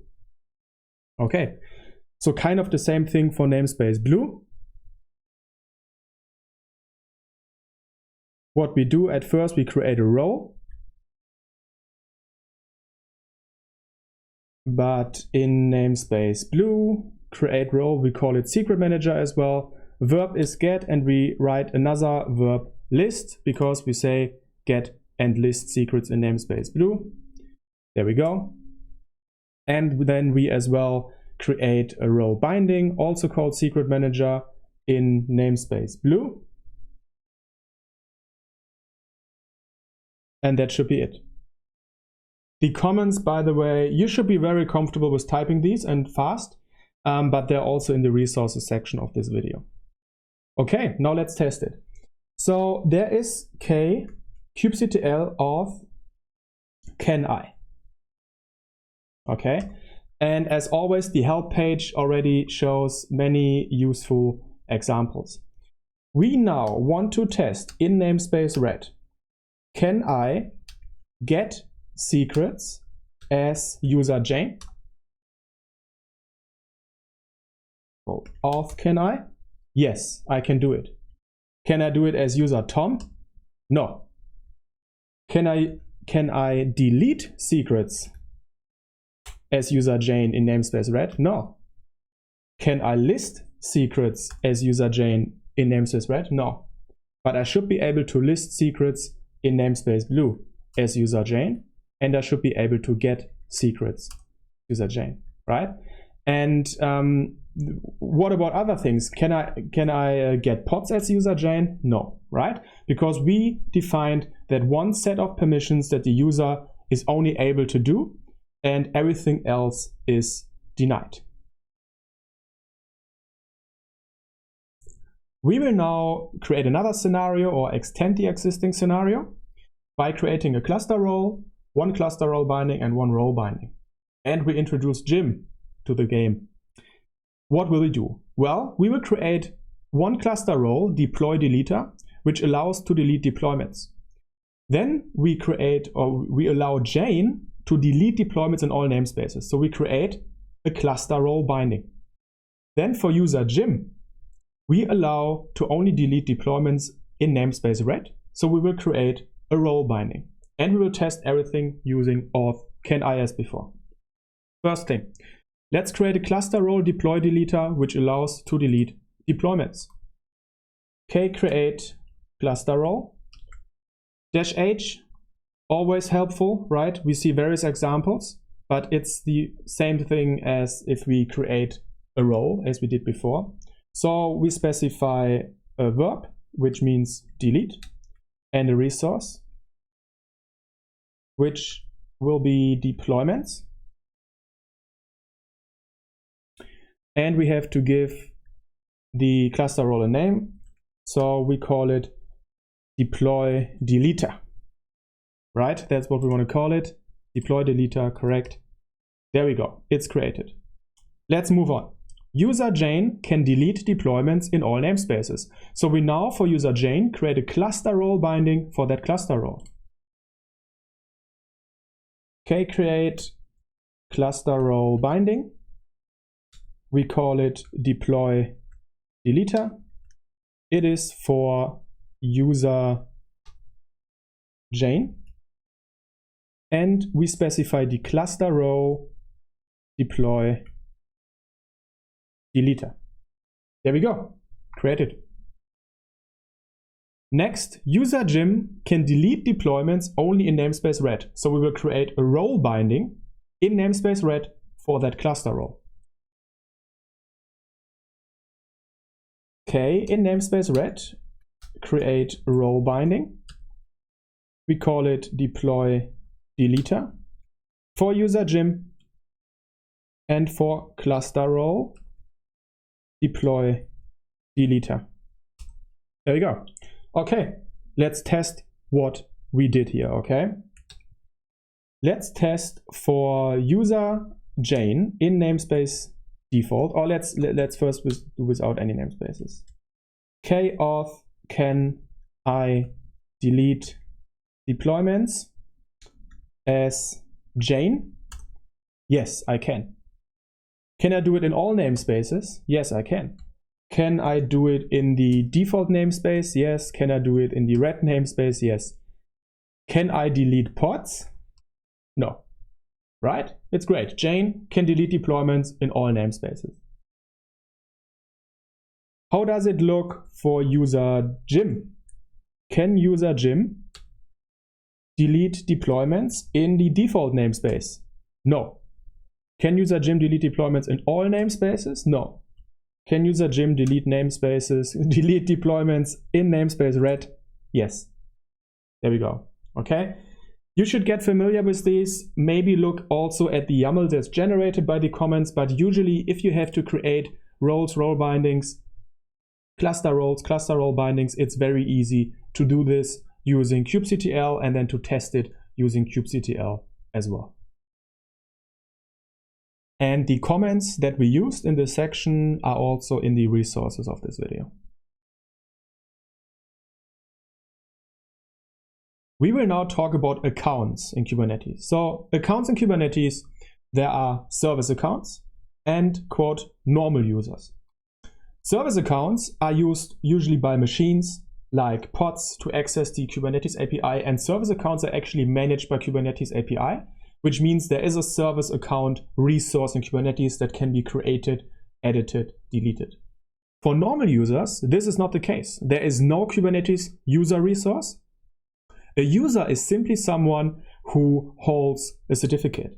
And this is done so that outside services can easily integrate with the Kubernetes identity management. So the identity management of cloud providers like AWS or Google Cloud simply have to issue certificates and to store and manage certificates and keys, and can then use these to communicate with the Kubernetes API. So what is a normal user in Kubernetes? There is no Kubernetes user resource. A user is someone with a certificate and key. So if we have a user certificate, a client certificate, then it has to be signed by the certificate authority of the Kubernetes cluster. And we will see how it's done in the next slide. And in that client certificate, there will be the CN, the common name entry. And if it's set to Jane, then the username is Jane. And if you then send a request to the Kubernetes API containing that certificate, then you will register, you will be able to execute commands under the user Jane and under the permissions that the user Jane has. How can we get a certificate signed from Kubernetes? Okay, so the procedure would be, first we will have to have a certificate signing request. We simply create it with OpenSSL, and we will do it soon in a hands-on session. So we create a certificate signing request. Then we can include the certificate signing request in a Kubernetes resource, which is called certificate signing request. We send it to Kubernetes. Kubernetes then uses the certificate authority, which it already has access to, like the Kubernetes API server has access to the certificate authority. The API Kubernetes uses this then to sign this certificate, updates the certificate signing request resource, which then includes the certificate. And then we as a user can download it, or we as an administrator can download it and distribute it to our users. Why like this? It's not even necessary to have the API in the middle, right? If you have a certificate signing request, all you have to have is the certificate authority file, and then you can create the certificate. But it can be difficult to manage and to distribute the certificate authority. Like when you want to sign a certificate, you may have to download the certificate authority from a server and then use it and delete it afterwards. So this is why Kubernetes introduced the certificate signing request resource and process to make this more secure and more easy. Okay, just a minute, something about leaks and invalidation. So there is no way to invalidate a certificate. Once a certificate is issued, it is valid as long as the expiry date. Okay, so what happens if a certificate has been leaked? Like a user reports, my certificate has been stolen by someone. What can you do? Well, what you can do is you could remove all access via robust access control so that the user doesn't have any more permissions in the cluster. The username cannot be used anymore until the certificate is expired. Or you have to create a new certificate authority for your cluster and reissue all certificates. Okay, so it's not the best procedure and it's not an easy procedure what has to happen if there has been a leak. We will now authenticate as a normal user, Jane, with the cluster. For this, we will create a certificate and key and authenticate as user Jane. We will create a certificate signing request. We will sign it using the Kubernetes API, and then we will use it using the kubeconfig to connect to the Kubernetes API. So the steps will be the following. First, we will create a key using OpenSSL. Same, we will create a certificate signing request. Then we will send this one to the API. The API server will sign it for us. Afterwards, we download the signed certificate from the API, and then we use it to communicate with the Kubernetes API. So try to follow along. It's important to understand this. The comments that we used here are also in the resources section. Okay, what do we have to do? Well, first, we have to generate a key. So OpenSSL generate, you don't have to know these OpenSSL comments by heart, and or you can also copy the OpenSSL comments from the resources section, but just be comfortable with these.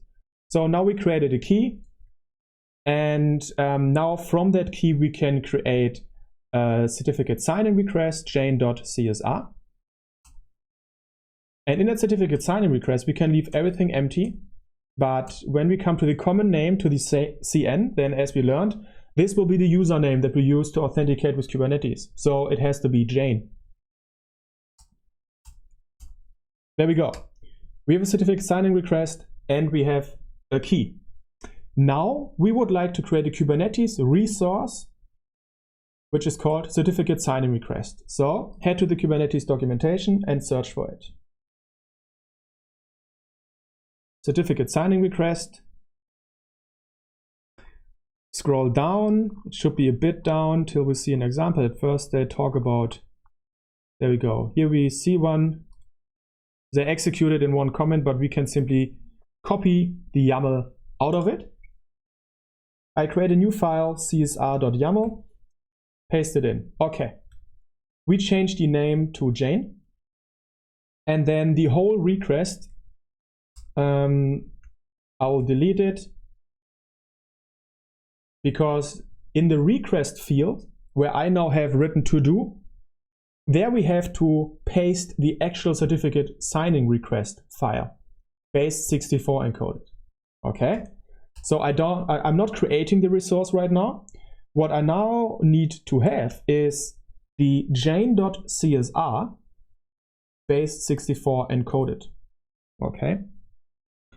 And what I can actually do to get this, and the comment is also in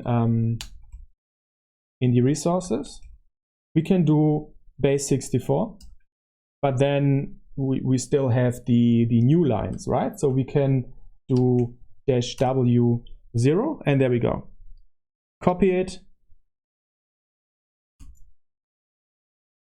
edit the resource again, paste it in the request section, and that's it. Now we will create the resource, the certificate sign and request resource. It worked. And we can get CSRs, and there we see there's our Jane CSR, and the condition is pending. So now the idea is that the administrator can approve that certificate signing request. Okay, it's not automated just like this. It's still secure in that sense.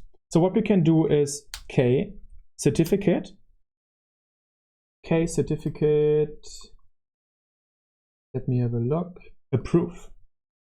You can also have the help sections. There's approve and deny, but we want to approve it, and we want to approve certificate Jane.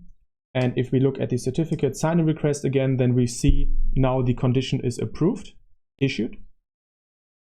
And if we get the certificate signing request from Jane as YAML, then we see now in the status section, we have actually the certificate. That's our certificate that we can use. So copy it. It's in base 64, so we base 64 decode it. There we go. Looks great. We paste it into a file called jane.cscrt for certificate. And that was much of the procedure already. So where are we? We created a key. We created a certificate sign request. We sent it to the API. The API approved it for us. We downloaded the certificate from the API. What we now have to do is to actually use the certificate and the key to connect to the Kubernetes API. How can we do this? Well, if we have a look in our kubeconfig, we can actually do kconfig view. This is our kubeconfig file. Right now we have one cluster. We have one context, which connects a cluster with a user, with the admin user, and we only have one user down here, the admin user. So what we can do is we can create another user for Jane and another context for Jane, which connects the user Jane with the cluster. What we can do to do this is kconfig set credentials, and we call the credentials Jane. And then you specify the client key, and it's jane.key, and you specify the client certificate, which is jane.crt. Okay.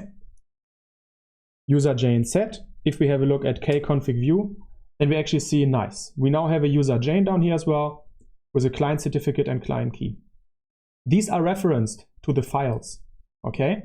Down here you see that we actually have client certificate data entries, which are redacted right now for security reasons. If we want to actually include the values into our kubeconfig, we can simply run the same command again, set credentials, with embed certificates. There we go. Let's have a look at kconfig view. The user was overwritten, and we see now it's actually included in our kubeconfig file. If we want to see the raw values, then we can do kconfig view --raw. Right? But this is enough for us right now. Now we need to have a context because we want to connect the user to the existing Kubernetes cluster. So same thing or similar thing, we can do kconfig, set context, we call it Jane, and we want to connect user Jane with cluster Kubernetes. Done.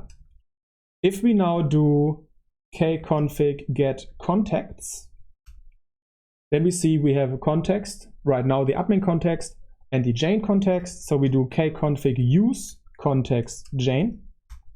And now we are user Jane. Get namespaces, I'm not allowed to get namespaces. Why? Because by role-based access control, we didn't give Jane any permissions to get namespaces. Do you remember what permissions Jane had? Well, Jane should have permissions in namespace blue to list secrets. So let's have a look if we can get secrets. There we go. We can get secrets. We can also, can we delete secrets? Let's try to delete that secret. No, we have no permissions to do this. So And here in the response, we actually see user Jane cannot delete resources. We can now also do K8s can I delete deployments. There was like the deployment deleter. Can I delete deployments in all namespaces? Yes, because we gave through a cluster role and cluster role binding, we gave user Jane that permission. And then can user Jane delete pods in all namespaces? No. Okay. So we are now authenticated as user Jane with the Kubernetes cluster, and we did that whole scenario, which should make it clear. I suggest, if you want to get a bit more familiar with it, simply do the same thing with user Jim. Okay, just the same thing that we now did with Jane, go through all these steps, do it again with user Jim, and then you should have another entry for Jane and for Jim and for the Kubernetes admin in your kubeconfig, and you can switch between the contacts and test out the permissions.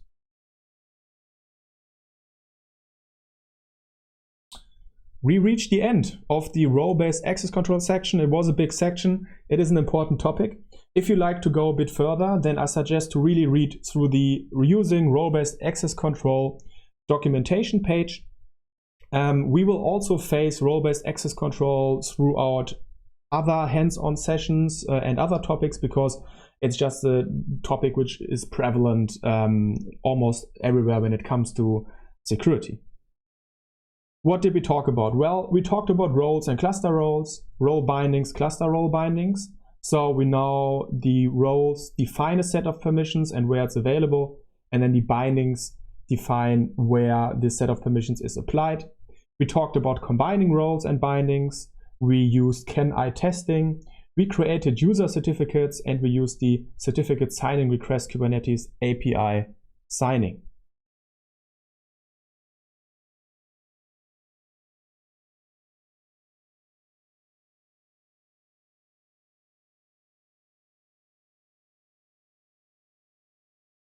We will now talk about service accounts and how to use service accounts secure with their default configurations, for example. First, we'll dive into a little overview, afterwards into some scenarios with service accounts and pods, and then we will actually limit service account permissions using role-based access control. So in the role-based access control section, we already talked about it, but accounts in Kubernetes, there are service accounts, usually for machines. They are managed by the Kubernetes API. There's a service account resource. For normal users, this is not the case. A normal user is simply someone who holds a certificate, and this way it's easily integrated with external identity management systems. We will now talk about service accounts. Well, service accounts are namespaced. There is usually always a default service account in every namespace, which can be used by pods. And the service account resource, when it's created, will also there will also be a secret which we will access soon, and that secret contains a token, and that token can be used to talk to the Kubernetes API. And this we will do in the hands-on sessions soon.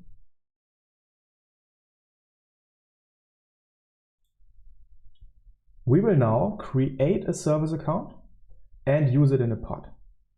And then to see what something like this could be used for is we use that service account or a token of that service account to connect to the Kubernetes API from inside that pod.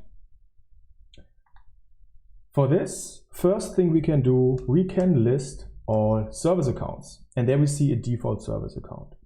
So service accounts are namespaced, and by default in every namespace there is the default service account. We now go ahead and create a new service account called Accessor. And sure enough, there we see our freshly created service account Accessor. Now, with a service account, tools or programs can communicate with the Kubernetes API and do whatever permissions that service account has. How would anyone use now that service account to authenticate against the API? Well, you need a token of that service account. What we can do for this is we can say create token and then the name of the service account. And there we go. A token was generated for us, okay? This is not a persisted token now. It's just a temporary token that we can use. And if we run that command again, then we will see that another token was generated, but for the same service account. So what we can do now is we simply copy that token, which is a JVT token, and we paste it into any JVT inspector. I'm, for example, on jvt.io, and I paste it here. And on the right, we see that this is for system service accounts default accessor, exactly the one that we just created. Now, a really common thing in Kubernetes is that pods have access to their service account inside the pod, right? Like tools running inside the pod, programs, processes running inside the pod will have access to such a token. Let's have a look at this. For this, first, we should create a pod. And let's call it accessor. Let's use our favorite image. And we only want the YAML output so that we can adjust it. I now should have everything usable in here, and there we go. Simple Nginx pod. Now under spec, what we can do is we can write service account name, and just for the fun of it, we now simply say test, some name of a service account that doesn't exist, okay? So go ahead, write service account name and then something that doesn't exist. And let's try to create the pod. And we see error, service account default test does not exist. And yeah, it just didn't work. The pod creation didn't work. So let's get ahead and change this, because whenever a service account is specified in a pod, it has to exist. If no service account is specified, then the default service account, which by default exists in every namespace, will be used. So now we type here the name accessor of our service account. And let's recreate the pod. There we go. No error this time. Our pod is running. We now exec into that pod.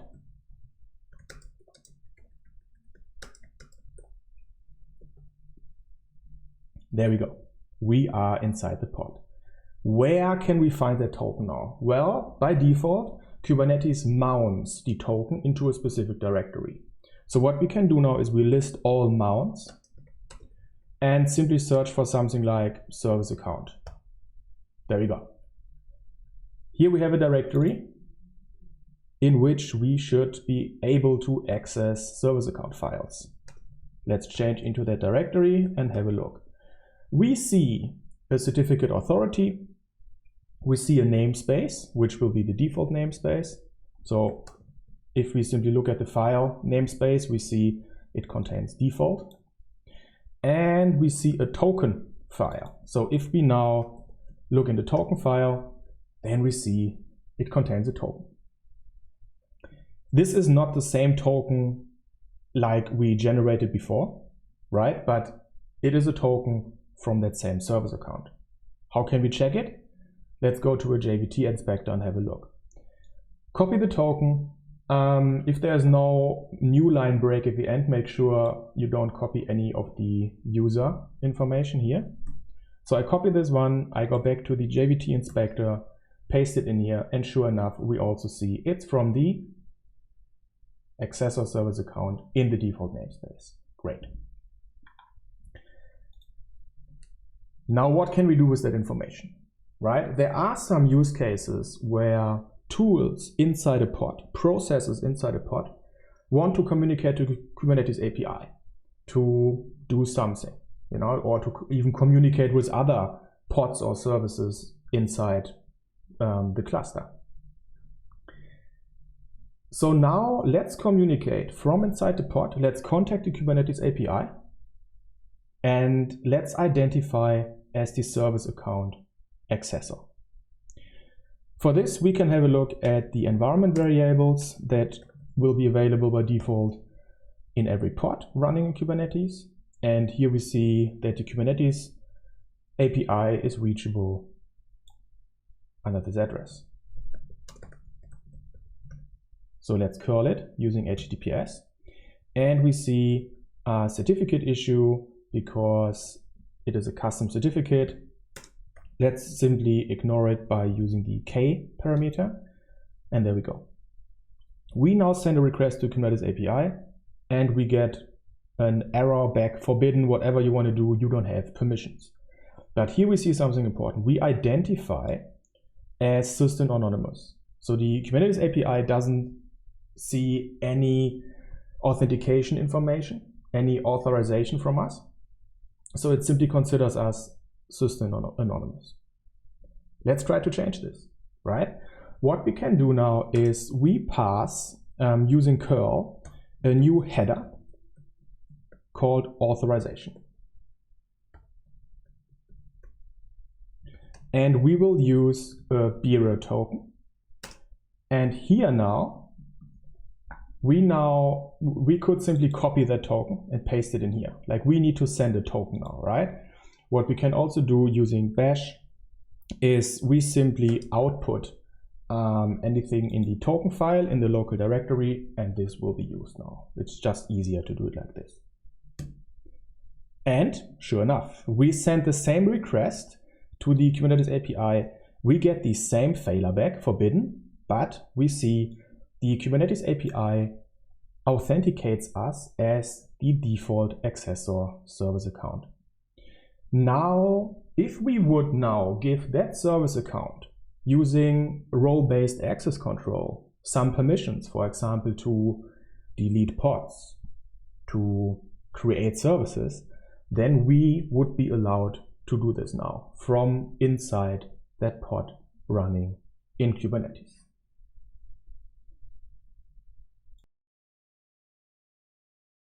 We will now disable the mount of the service account token in a pod. And you should always ask yourself the question, does my pod really need to talk to the Kubernetes API? And the answer is most often no. Unless your pod really needs to communicate with the Kubernetes API, listen to some resources and play like the part of like a Kubernetes operator. If that's the case, then yes, but usually if you're just running an application containerized in Kubernetes, then it's not necessary. So there are actually things to disable the auto mount of the service account token. And if we head to Kubernetes documentation, link in the resources section, there's the page configure service accounts for pods. And if we scroll down a little bit, then we actually see if we create a service account, we created a service account before called accessor, we can actually set auto mount service account token to false. This means every pod which uses this service account will not mount that token. And what's also possible is to do it on a pod per pod basis. Okay, so here in the pod, we see that under spec, we have auto mount service account token. And this is what we will do. We will now specify for our accessor pod that it should not mount the service account. Okay. So we set auto mount service account token to false. We recreate the pod.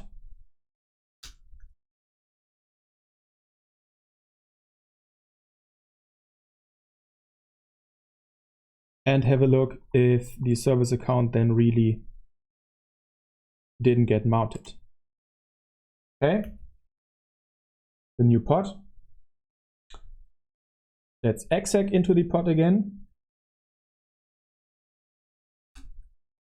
Mount grab service account. Doesn't look like it. Okay, various other ones, but not the service account one. And we can also see this if we edit the pod accessor And if we scroll down to the volume section, then we actually see that there's like no volume specified for the service account. Okay. We change this again. We say auto mount service account token true. We replace again.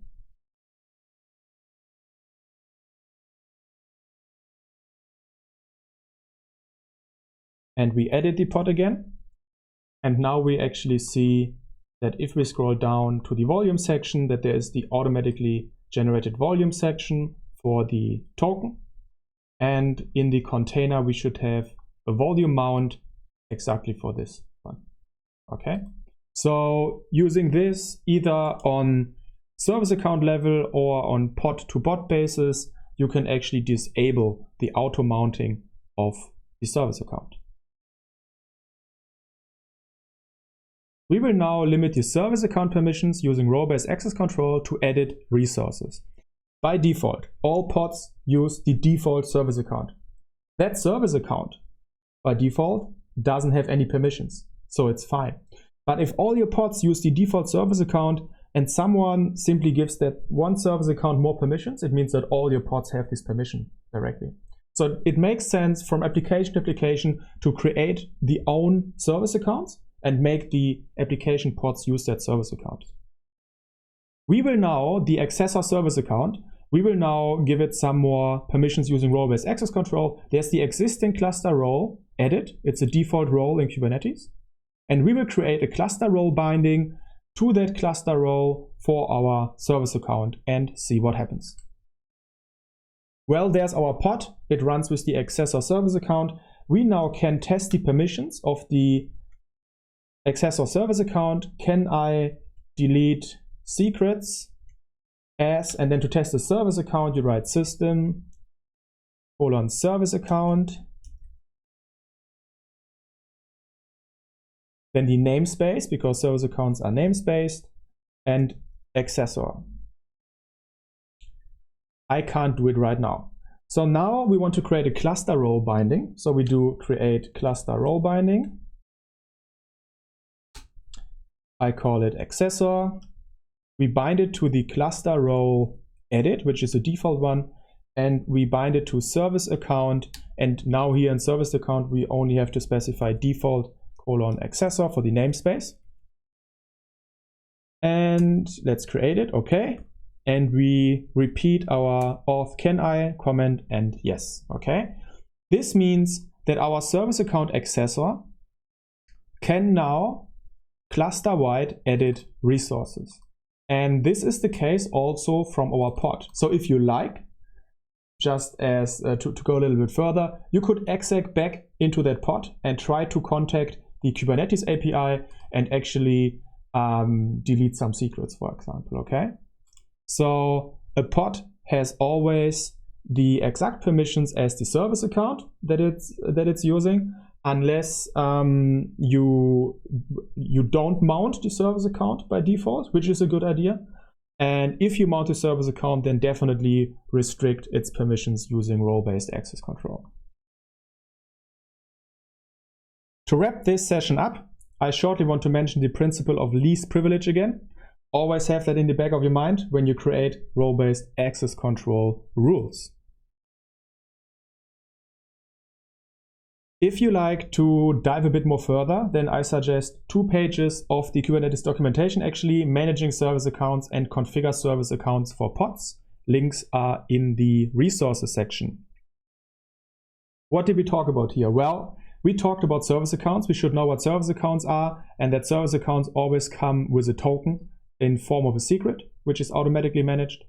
We looked into service accounts and pods, how the service account tokens are actually mounted into pods, how pods can use the service account token, how we can prevent the mounting into pods if we don't need it, and how we can configure pods to run under different service accounts, and even how we can create our own service account. And finally, how we can use role-based access control with service accounts.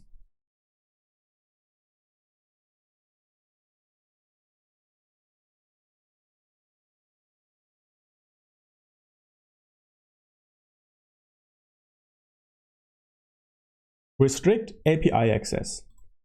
We will talk about the Kubernetes API and how to restrict access to it. We talk about the request workflow and especially about authentication, authorization, and admission. Afterwards, we talk about different ways of how to connect to the Kubernetes API, and then about different ways how to restrict access to the Kubernetes API. The Kubernetes API is the central point of Kubernetes and makes it reusable and extensible, and is actually one of the main reasons why Kubernetes gained such popularity. When we send a request to the Kubernetes API, which we do here right now, we send a request to create a new pod.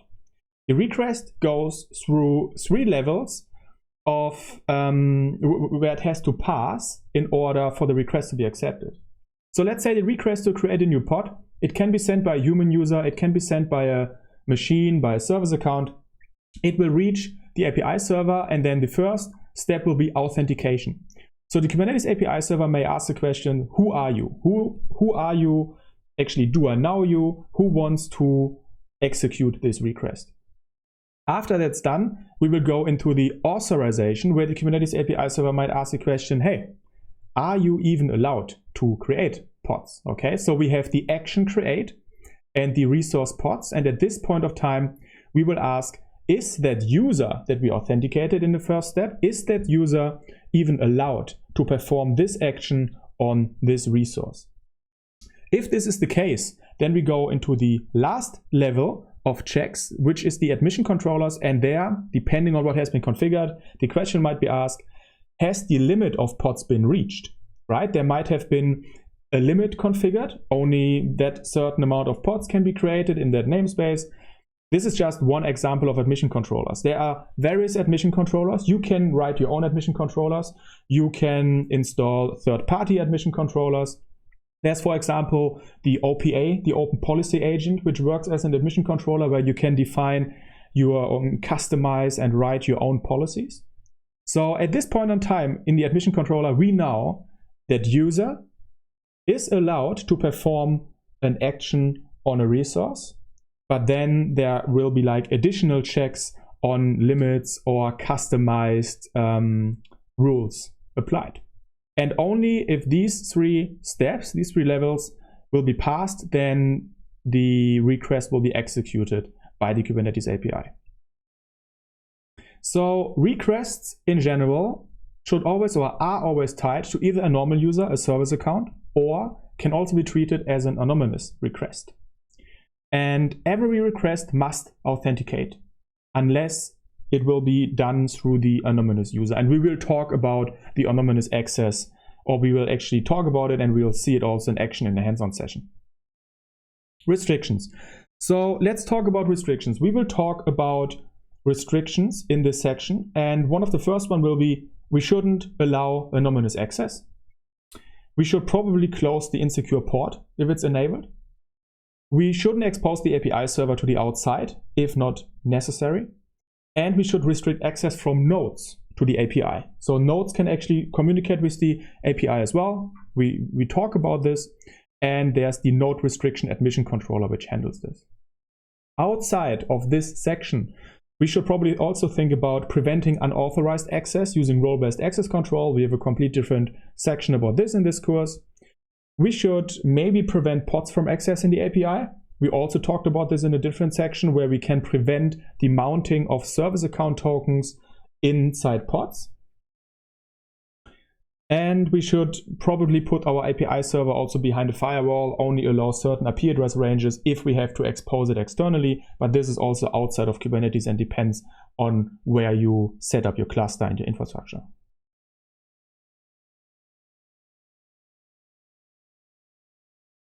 Anonymous access.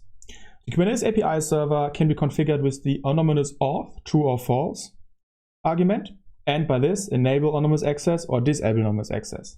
So since 1.6, Kubernetes 1.6, anonymous access is enabled by default if authorization mode other than always allow has been configured. So, but then, for example, if we use attribute-based access control or role-based access control, then this still requires explicit authorization for the anonymous user. Okay, so it is not completely open and insecure. We will now enable and disable the anonymous access and test it. So follow me along. Head to your master node with your fresh and running ready Kubernetes cluster.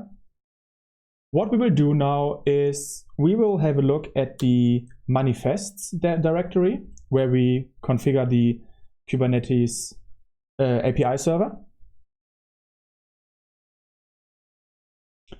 And we have a look if there is already a parameter configured which will specify the anonymous access. And it is not the case. So what we see here by default, we see that we have the authorization mode, role-based access control enabled. This is great. So let's have a look. The parameter anonymous auth is not defined yet. So let's simply contact the Kubernetes API. What we can do, we are on the same server, so we can simply contact localhost on the port 6443. And we accept the self-signed certificate and we see, hey, this is a request was accepted. It was just said that it's forbidden for the system anonymous user. Okay, so this means our API server right now accepts request from anonymous user. So we will now disable this. So head back into your Kube API server manifest and add the parameter anonymous auth and set it to false.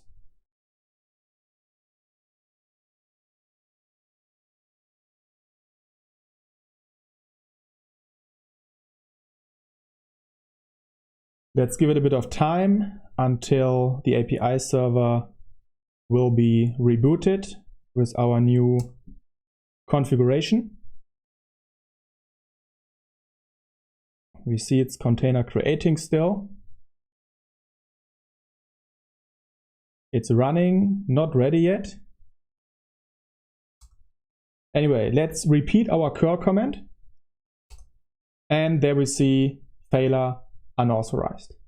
Okay, and what we can do again is we head back into the manifest and we set this to true. So we allow it back, we enable it back, which means the API server will be rebooted again.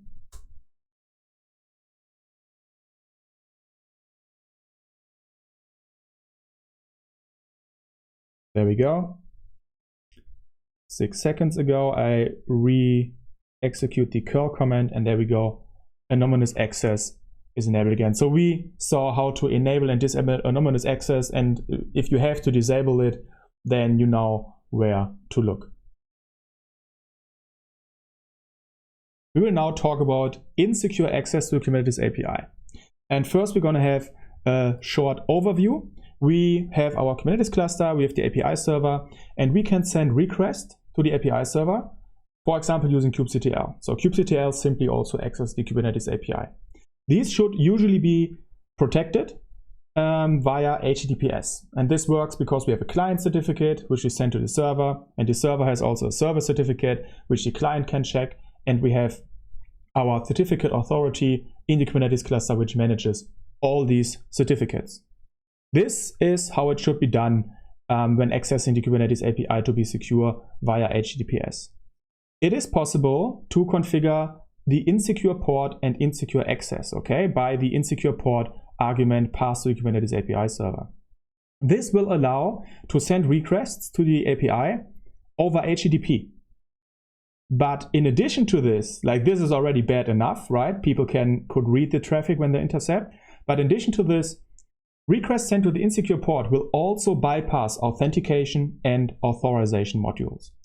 The admission controllers will still be enforced, but skipping authentication and authorization is definitely dangerous and should only be used for debugging purposes. We will now, in this hands-on session, enable insecure access and port and use it. Okay, follow me along, head to your master node. Before we test anything, we can actually send a request to localhost port 6443. We accept self-signed certificates, and there we go. we are forbidden, but we authenticate as system anonymous. So in our API server, anonymous access is configured, but we have to access it over HTTP. What we can do is we head to our Kube API server manifest, and we actually see that there's already insecure port configured, but the port is set to 0, which means it is disabled. We will now set this to 8080, save. We will have to wait for the Kubernetes API server to boot up again, to be restarted, and there we go, it's restarted. We can repeat the curl command from before. Everything still works on the HTTPS channel, but now we can also send an HTTP request to the insecure port 80, and we actually see we have access to the whole API endpoints. We skipped authentication and authorization. Very dangerous.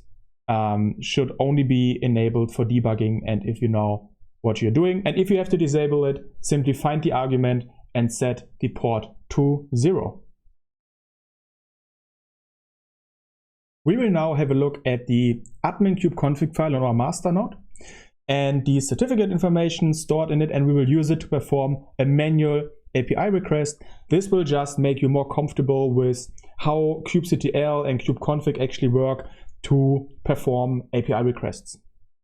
So follow along, head to your master node, and if you type kconfig view, then we see our config file. The credentials are not included, but we can type kconfig view --raw, and this is simply shows the same content as of the by default of the directory kubeconfig .kube config file. Okay. So what we want now is we want to extract the information. Okay. So the first information we want to extract is from clusters, the certificate authority data. Okay. Here we see the base 64 encoded data. So we want to write it base 64 or decode it. We want to write it in plain text into a file CA. So what I do is I simply copy it, I echo it, I type base 64 decode, right? There it is, and I pipe the output in a file called CA. Easy. Now we will do the same for the client certificate data. So this will be the file CRT. So I convert it, I decode it, and write it in a file CRT for the certificate. And finally, we also do it for the client key data. So the client key data will contain the key. So I write it base 64 decoded into a file called key. Okay. We should have 3 files, one with the certificate authority, one with the certificate, and one with the key. Now let's have a look again at kconfig view. And here we have the server address. Okay. So we can now, the server address, I mean, this is the local IP, right? This is the IP address of our master server, but we now have to connect using the IP address and not localhost so that the server certificate from the API server is actually valid. So if we send a request here without anything, then we see, well, we got a connection, but there's a certificate which we don't trust yet. Okay. So what we can do is we actually say, okay, we don't trust the certificate, but we will trust this certificate authority. And then we see, yes, using this certificate authority, the server certificate is accepted and trusted. Okay. We are now authorized as system anonymous. Now what we can also do is we can pass the certificate. So the file is CRT. So we now want to pass our client certificate. We want to authenticate as the administrator user. And we see that we also need the key file belonging to it. And there we go. Okay. So using this command, using the certificate authority, using the certificate and key, out of the kubeconfig, we are now able to simply perform API requests towards the Kubernetes API.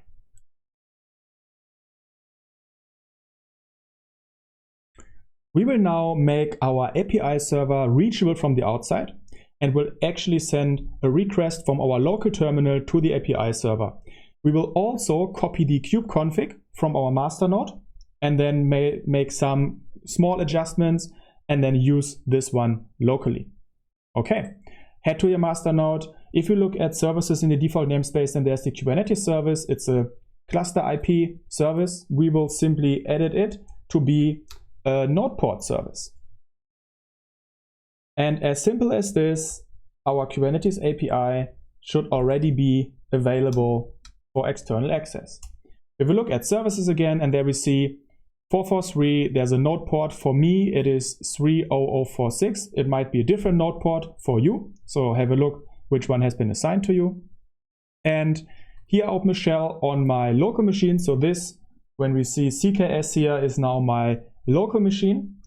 And what we can do is we contact the API server, but we need the external IP address of one of our machines, right? So I'm here in my Google Cloud, I see CKS worker, I copy the external IP.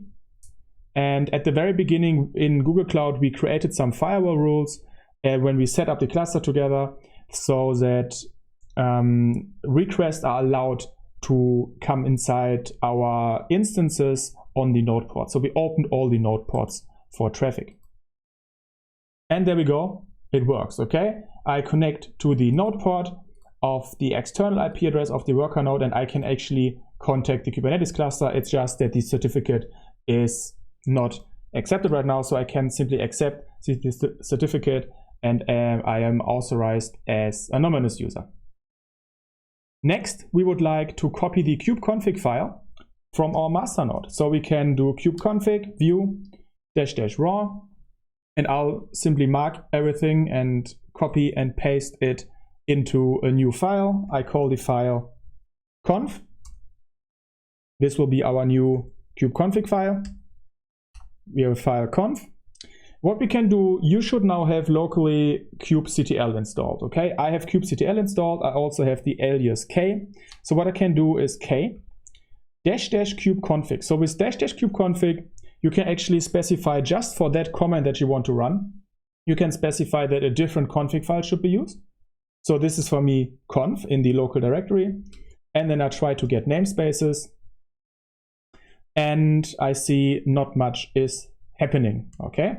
So what we will do is we will actually copy that URL that we used, because under this URL, we can now access the API server on our local machine, okay? So we copy it, we head into the local kubeconfig, and there we see that there's a different IP address specified and a different port, because this kubeconfig works locally on the master node.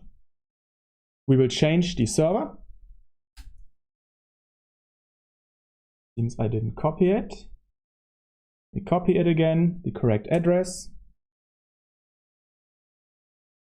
There we go. Repeat the k-get namespace again. Okay, what happened?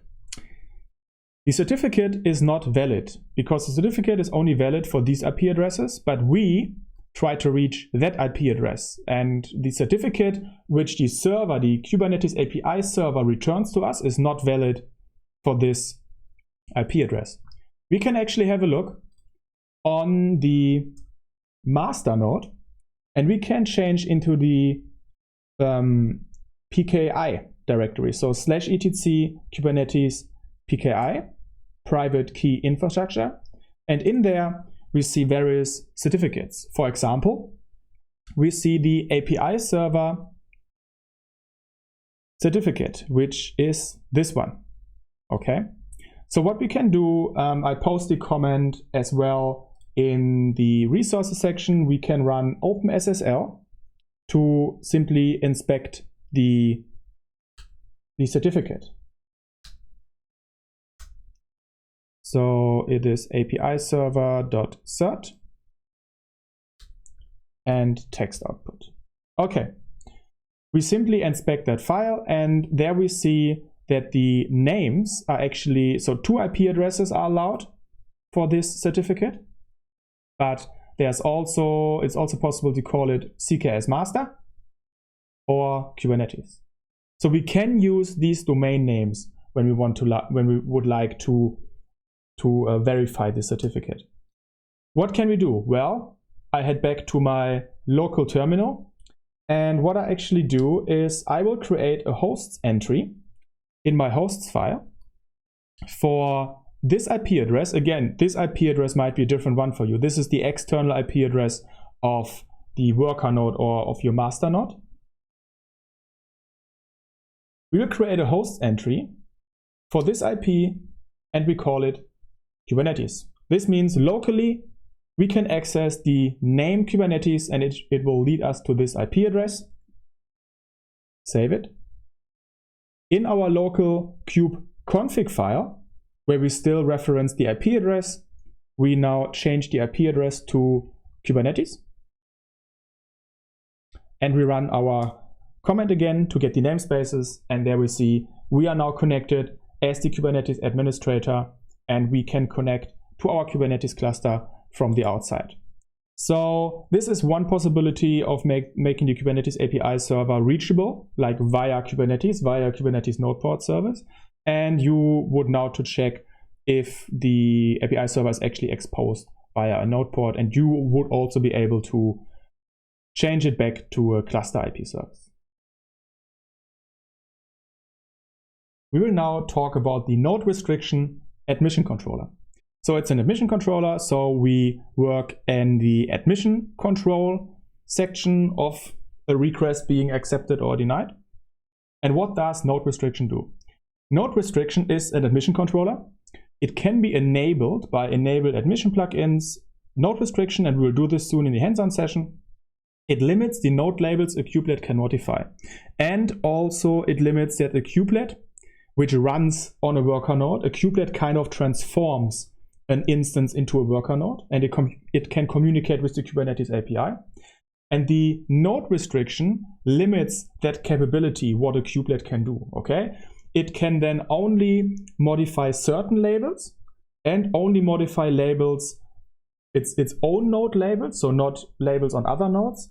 And it can also only modify labels of pods running on itself, on the same node, not on other nodes.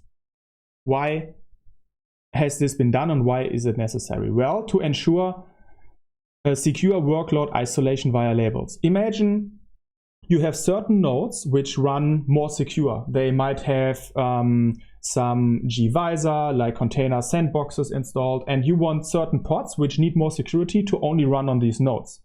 And you do it via node selectors and labels. So now an intruder could come into the cluster and say, hey, I am a secure node, right? I'm a kubelet, I'm a secure kubelet, and it would be possible to simply tell the API, yes, I have that label run secure workload, and then suddenly secure workload would be run on that node, okay? So this is to ensure secure workload isolation via labels. No one can pretend to be a secure node and schedule secure pods. We will now verify that the node restriction works. And we do this on the worker node by using the kubelets kubeconfig file to set some labels and to communicate with the Kubernetes API. First, we will actually check the node restriction status on the master node. So we'll be on the master node, and we actually have a look in the manifest of the Kubernetes API server, so /etc Kubernetes manifest kube API server YAML. And in there, we should already see enable admission plugins. Node restriction is enabled by default when we configure a kube ADM cluster. All right, let's head to our worker node to see in action what the node restriction admission controller actually enforces. I'm on the worker node. If on the worker node I run kconfig view, then I see I have no kubectl possibility, I have no kubeconfig to communicate with the API server. But if we have a look, there's actually in directory /etc kubernetes kubelet.conf.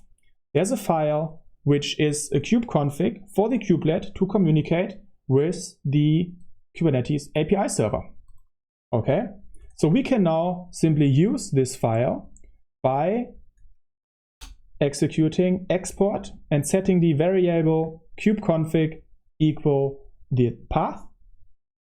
And by setting the kubeconfig variable, now our local kubectl will use this configuration. So we can try something like kget namespaces. We now communicate with the API. We got a response back, but we have no permissions. We to list the namespaces. And we see we authenticate as user system node CKS worker. Okay, so we can now communicate with the Kubernetes API as the worker node. We are not allowed to get namespaces, but we are allowed to get nodes, for example. Now, let's try to set a label on the master node. Okay, so we type klabel node. We want to label a node, CKS master. We want to create a new label. We call it CKS test equal yes, forbidden. We are not allowed to modify the node CKS master. Great, node restriction restricts this. Let's have a look if we can modify ourselves. So we modify, we add a label to CKS worker, and it worked. Okay, great. Now there are also restricted labels which we are not able to set even for ourselves. Okay, and these start with node restriction.kubernetes.io. I try now to set a label on myself which starts with node restriction.kubernetes.io and then following something, and I see that I'm not allowed to modify these labels. Okay, so the node restriction admission controller forbids a node to set labels starting with this by themselves, and this gives administrators the possibility to set really secure labels starting with this prefix, and which gives the administrator the assurance that nodes can't remove or adjust these labels to maybe force some secure pods to run on themselves.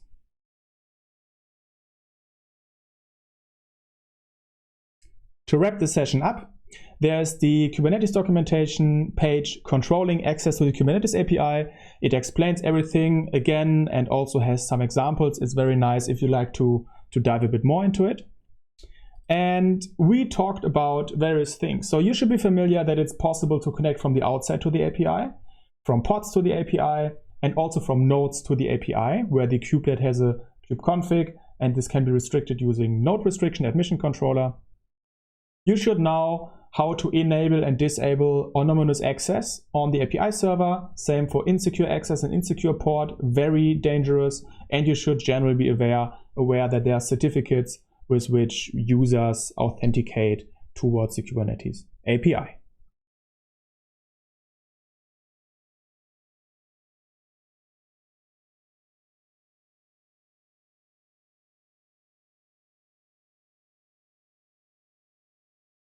Update Kubernetes frequently. We all knew the time would come. Here it is. Let's jump right into it and update our Kubernetes cluster. We will talk about Kubernetes release cycles, about possible version differences of Kubernetes components, and then in the hands-on sessions, we will actually upgrade our Kubernetes cluster. Why? Why should we do this frequently? Well, to get latest support, security fixes, bug fixes, and to stay up to date for dependencies.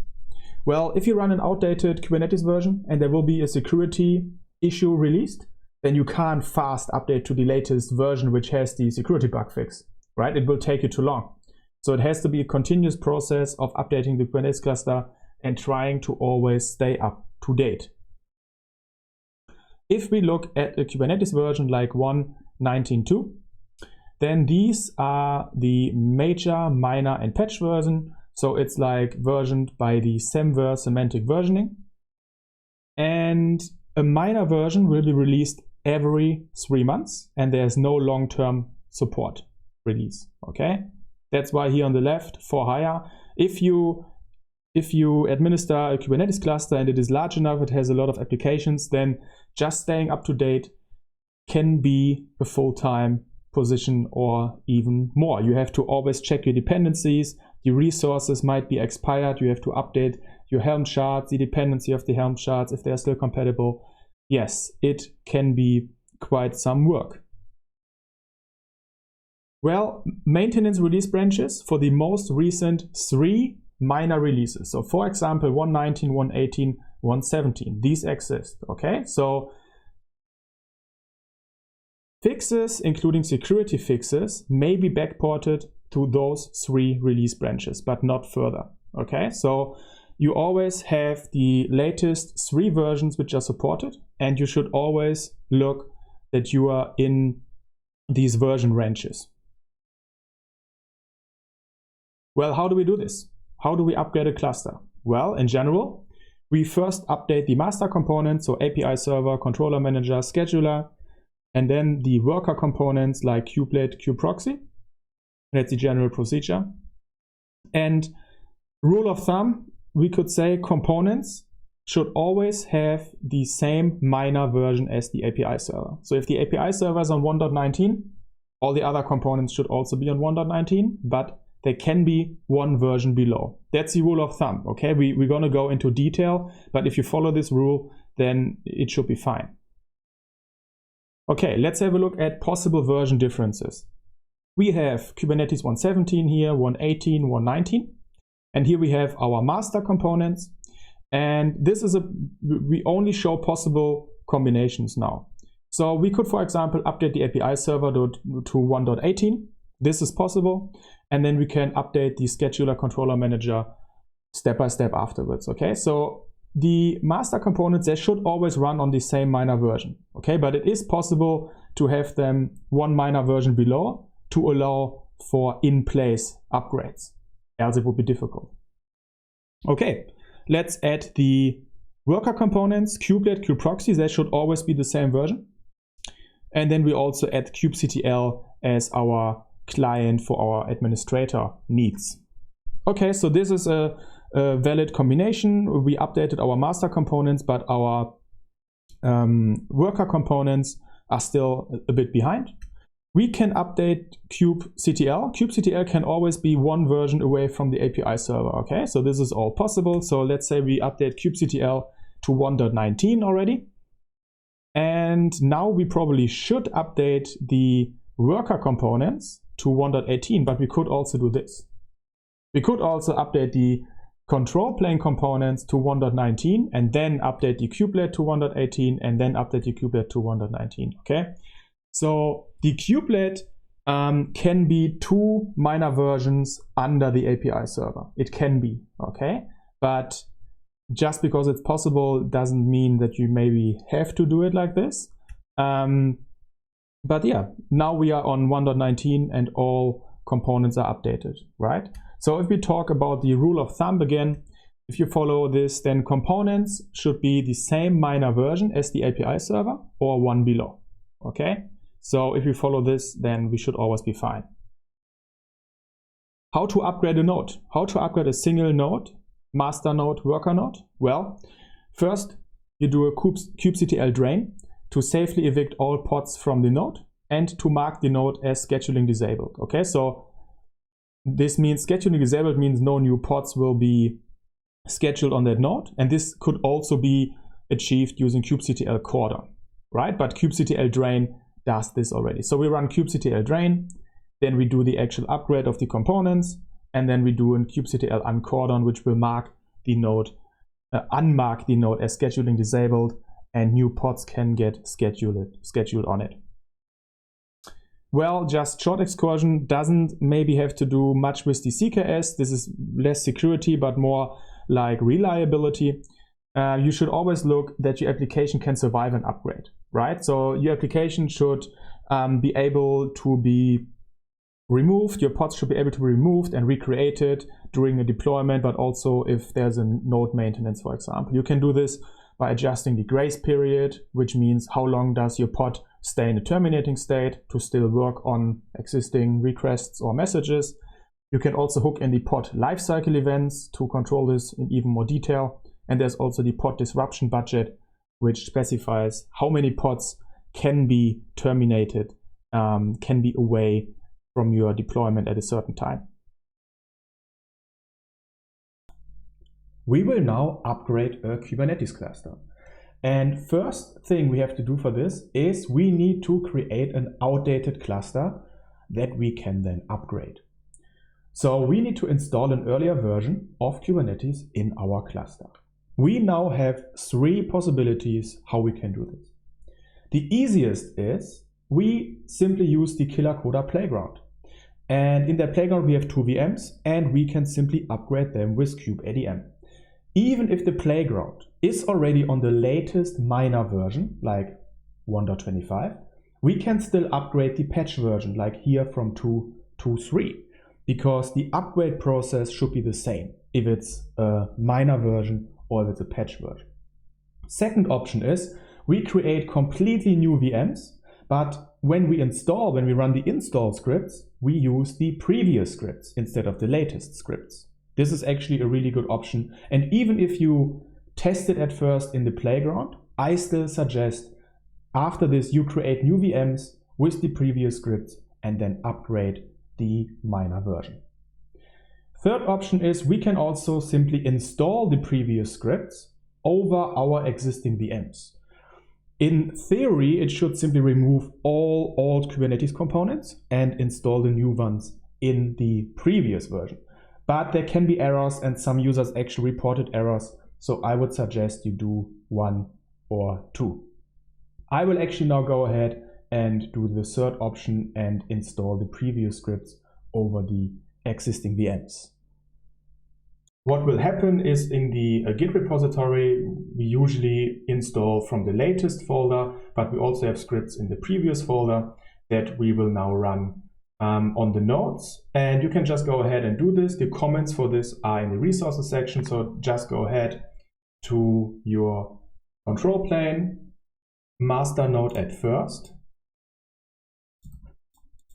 copy and paste and run the comment. And then we let it run. It will take a few minutes and we do the same on the node.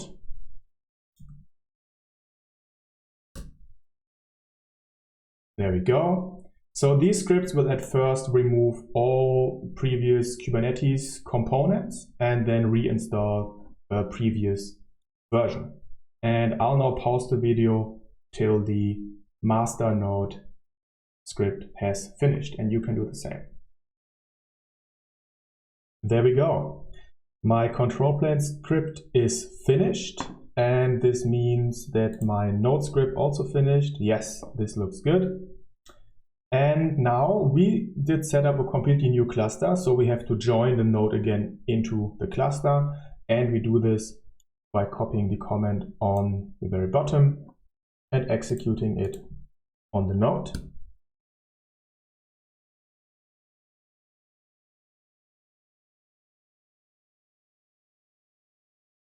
This looks good.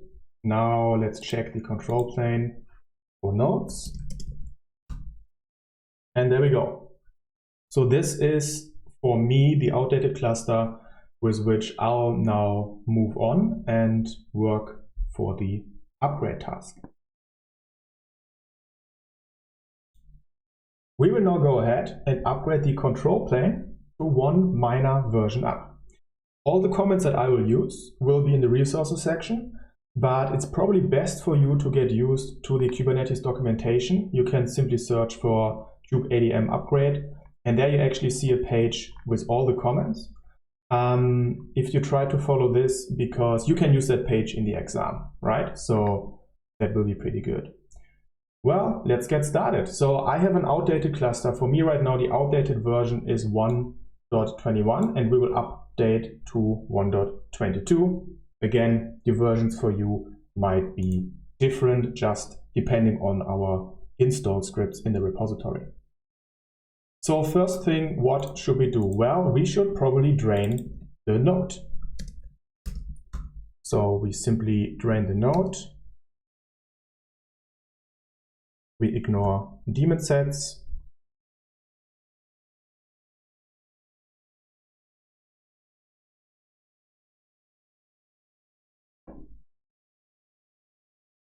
There we go. And we can see that the control plane node is scheduling disabled. Now what we would like to do is, first we would like to install kubeadm. So let's apt-get update it first to get the latest versions.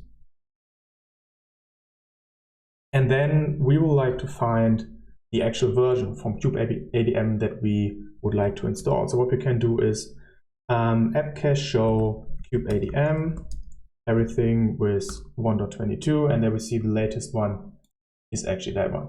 So we can copy this and then install that version. But before we install, we might have to actually mark the other packages so that these won't get updated, right? Because we want to update these later. So what we can do is apt mark hold kubectl and the kubelet. There we go. And I mean, we can make sure also that the package that we want to install, kubeadm, is not marked at the moment, or is not hold. Okay, great. So now we can go ahead and actually install kubeadm in this specific version.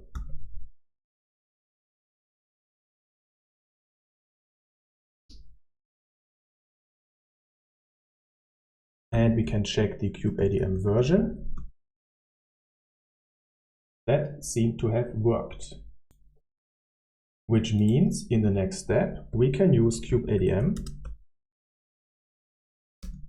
upgrade plan to check our possible upgrades.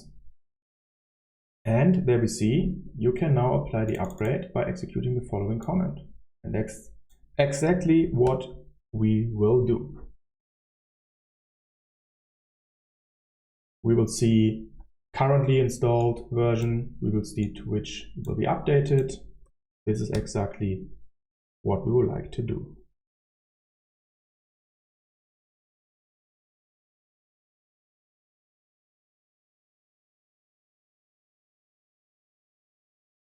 Best go ahead and pause the video till the command has finished. And mine has finished. Success! Your cluster was upgraded to 1.22.5. Enjoy! And down here is a note, now that your control plane is upgraded, please proceed with upgrading your kubelets. And this is what we will do now. So we will now upgrade also the kubelet and kubectl. Because if we check the kubelet version and the kubectl version, then we can see that these are still on 1.21. So what do we do? Well, we go ahead and unhold these at first.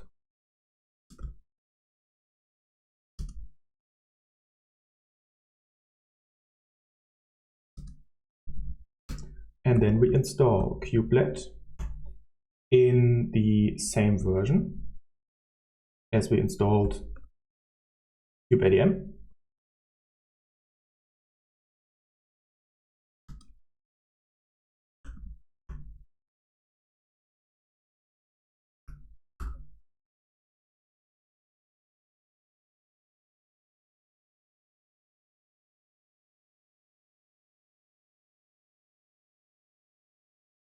And there we go. Now we have to restart the kubelet.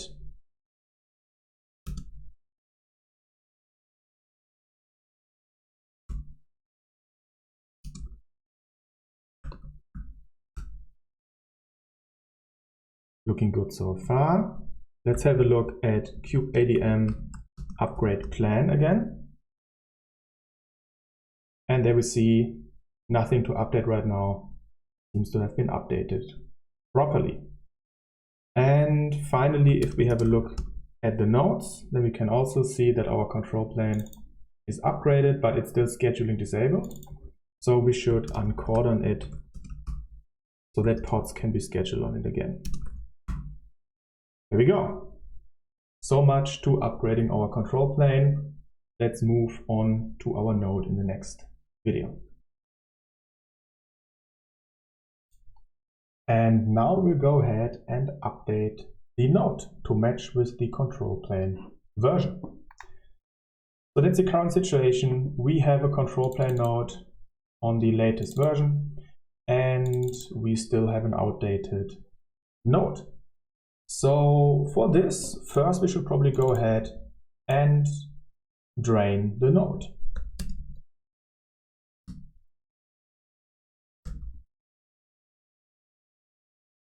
We ignore daemon sets.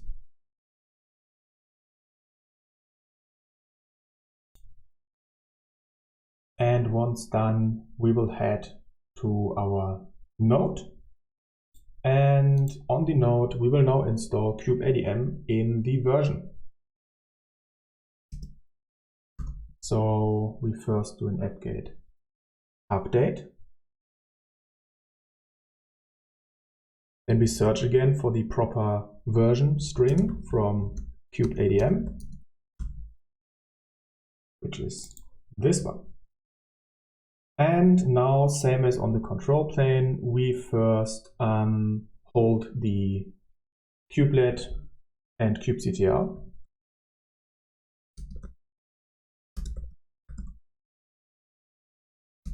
And we unhold kubeadm in case it was hold. And now we can go ahead and install kubeadm in that specific version.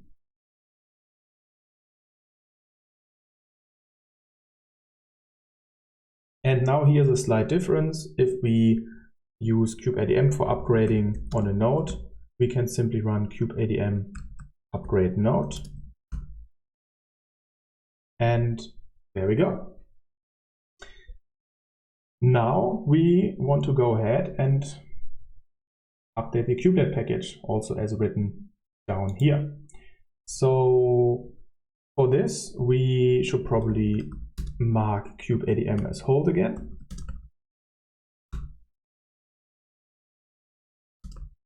We unhold kubelet and kubectl. And now we can go ahead and install the kubelet in that specific version that we would like. Same for kubectl.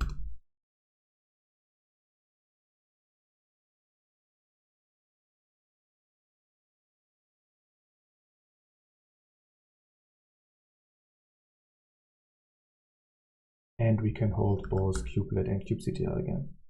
Now let's go ahead and restart the kubelet.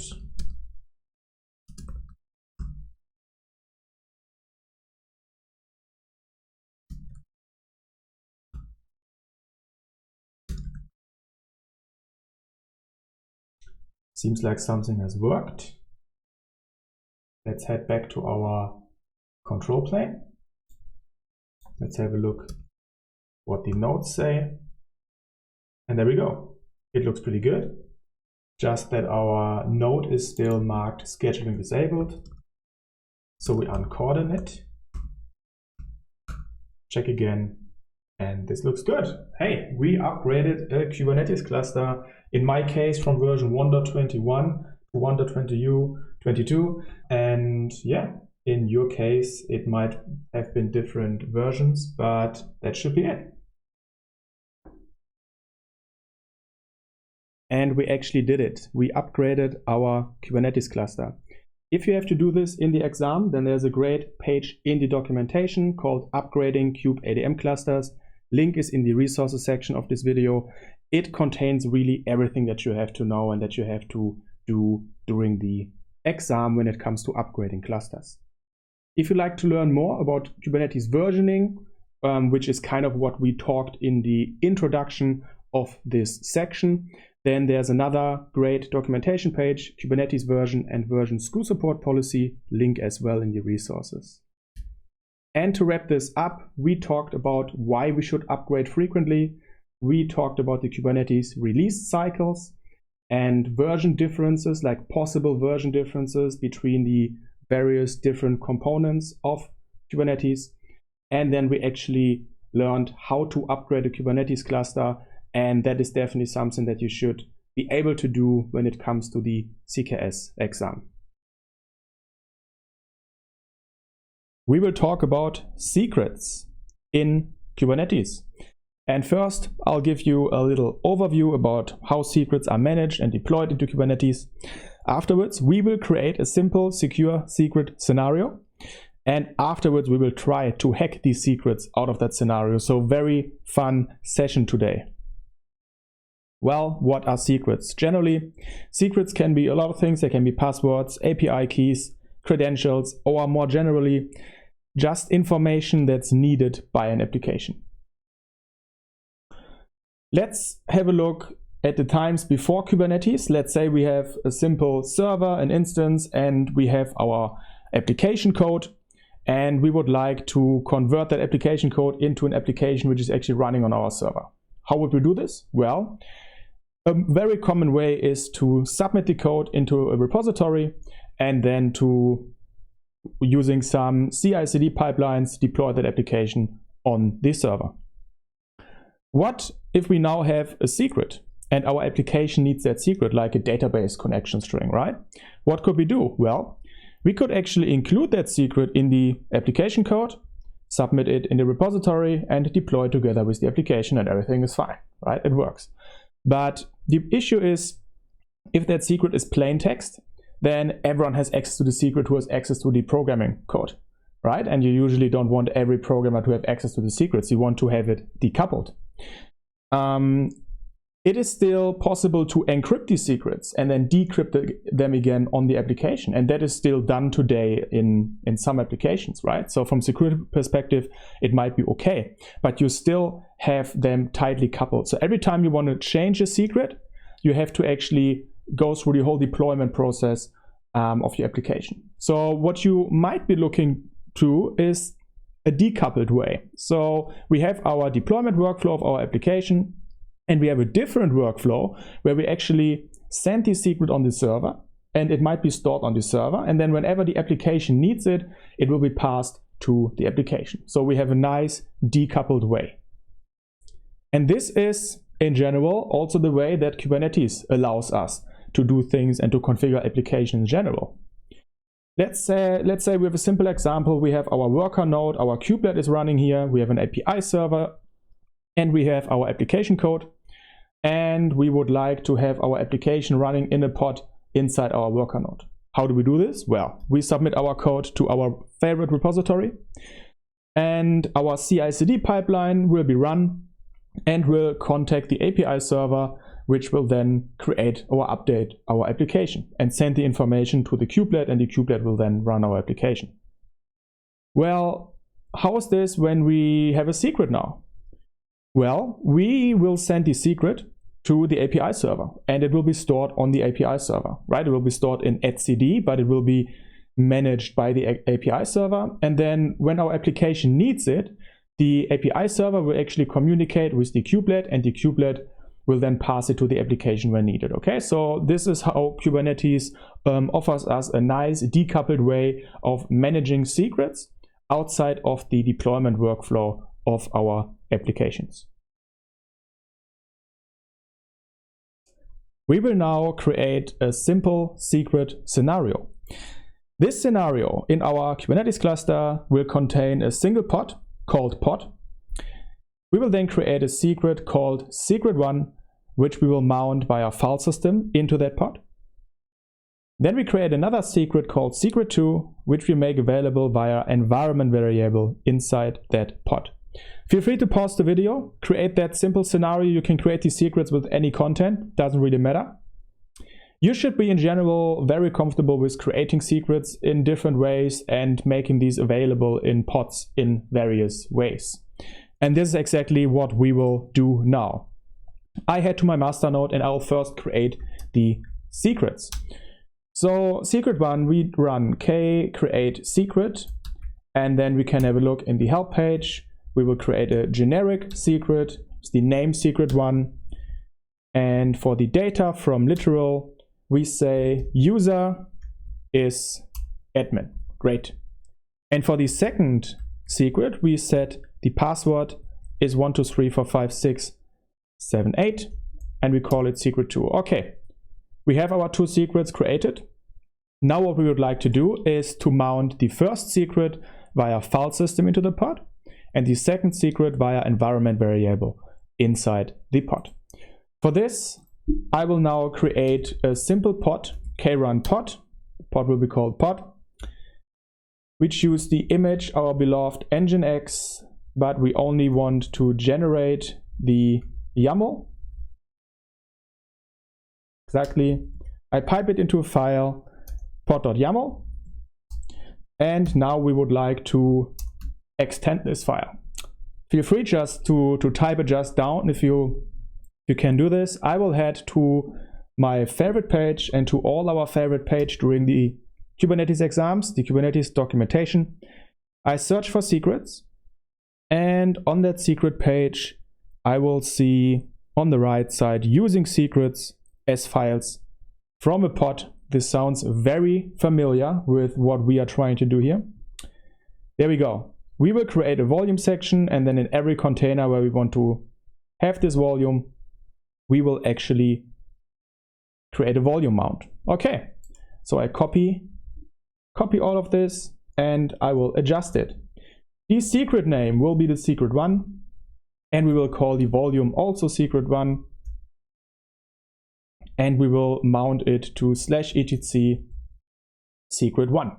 Why not read only? Yes, we can leave it as read only.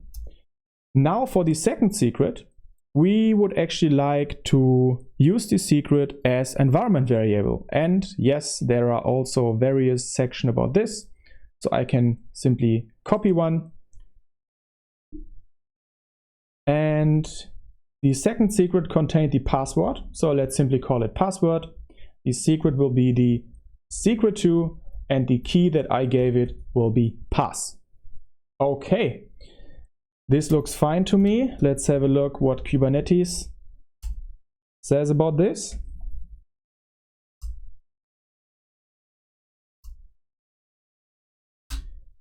Something not right. Let's have a look.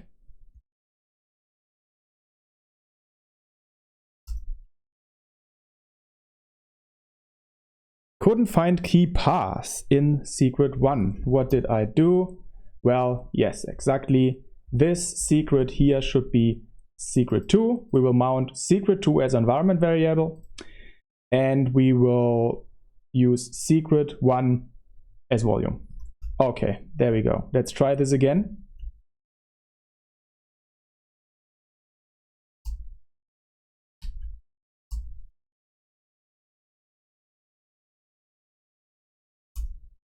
Container creating.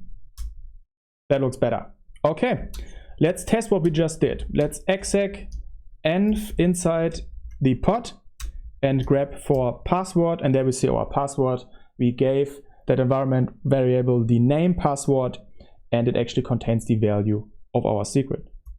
How about the other one? We mounted, or we tried to mount at least, our secret1. How about this? Yes, we actually see there's a /etc secret1 mounted. Let's have a look what's happening in that directory. There is actually a file called user, which is the key of our secret.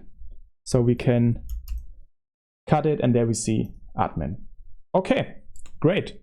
We created this simple scenario. It should be running for you. Best is if your secrets also are called secret1 and secret2, because for the next hands-on session, this will make things easier when we try to hack these secrets. In this hands-on session, we will investigate Kubernetes secrets and how they are stored or accessible via our container runtime. If we have our master node control plane, then we have etcd, we have an API server, and the secrets that we created before, secret1 and secret2, are actually stored in etcd. Now, when would we need these secrets? Well, if there's, for example, a worker node And on that worker node, there's the pod, like the pod that we created before, which consumes secret 1 and secret 2. Then what happens? Well, these secrets will actually wander through the API server to the kubelet on the worker node and to the container runtime, in this case containerd. And we will now have a look how we can access these secrets if we have access to the container runtime on our worker node. Let's go ahead. On the master node control plane, if I have a look for pods, then we see there's the pod that we created before. And if we have a look where that pod is running, well, no wonder it's running on our only worker node. So we move to that node. And on that node, we can now actually check for running containers. So we use Crictl ps, and there we actually see our pod is running. Now we also see the container ID. So what we can actually do is Crictl inspect container ID.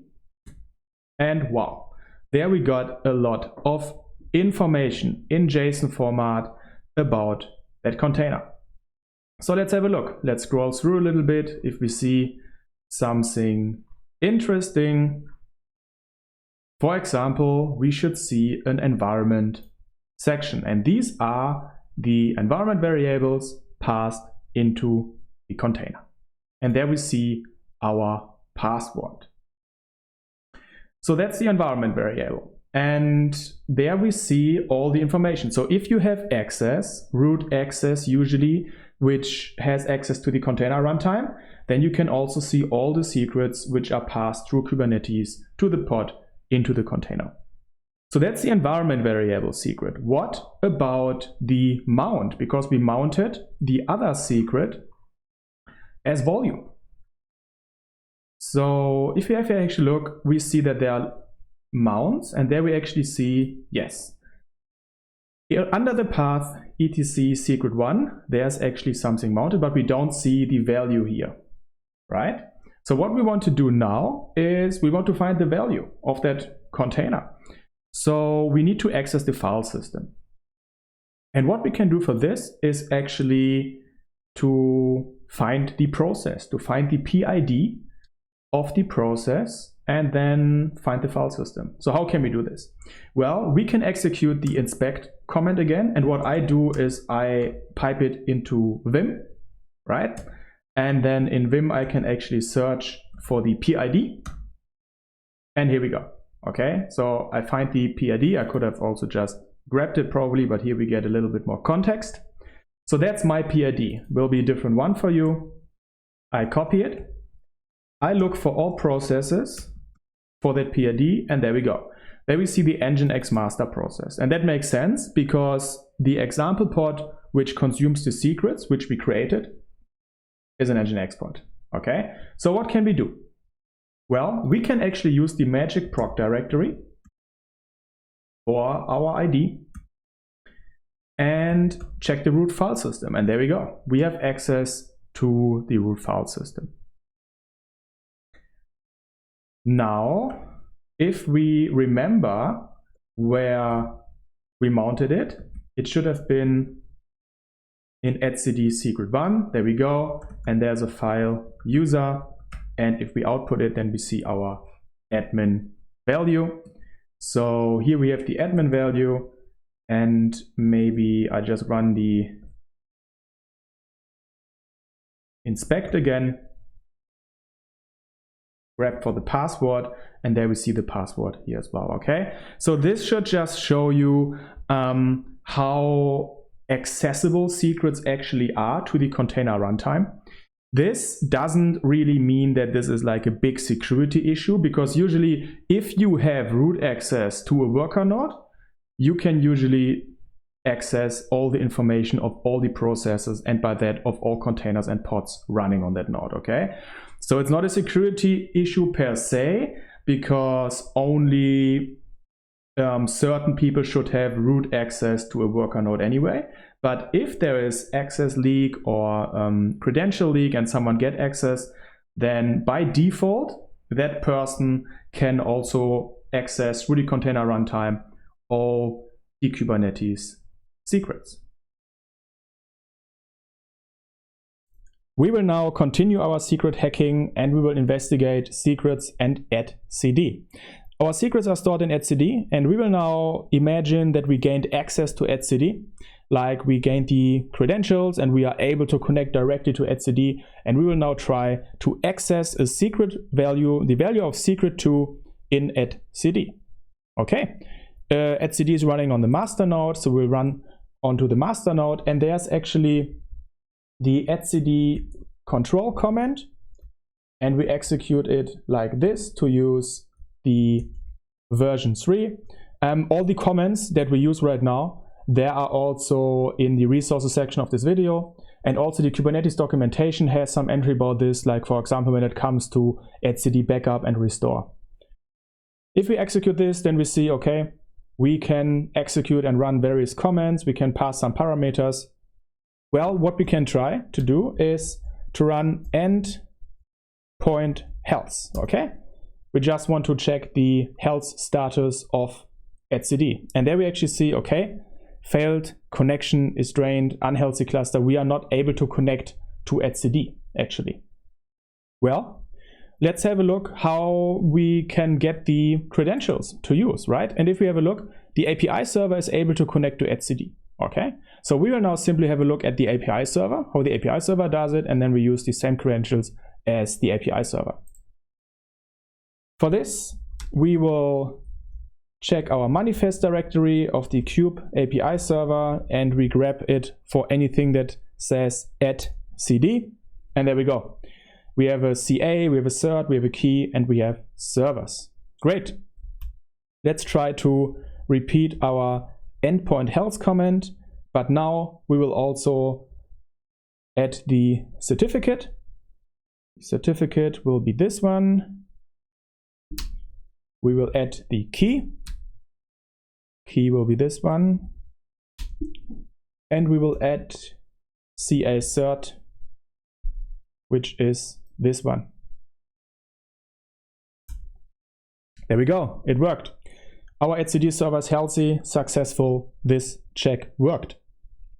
We didn't specify any etcd servers like the API server does here. It's not necessary because we could specify for etcd control, we could specify the endpoints, but you see here that the default value is already localhost 2379, okay? So we don't have to specify it right now because we are on the same server and we can use the default value. So what we can do, instead of running endpoint health, we can actually run get, and then we get a specific value out of the registry. There's registry, secrets, and then it depends on the Kubernetes namespace, default, and then secret 2. And there we go. We see that's our secret. We see there's actually the key pass, and then here we actually see our password which we can access. We can try the same for secret 1, and there we actually see our admin and our user key.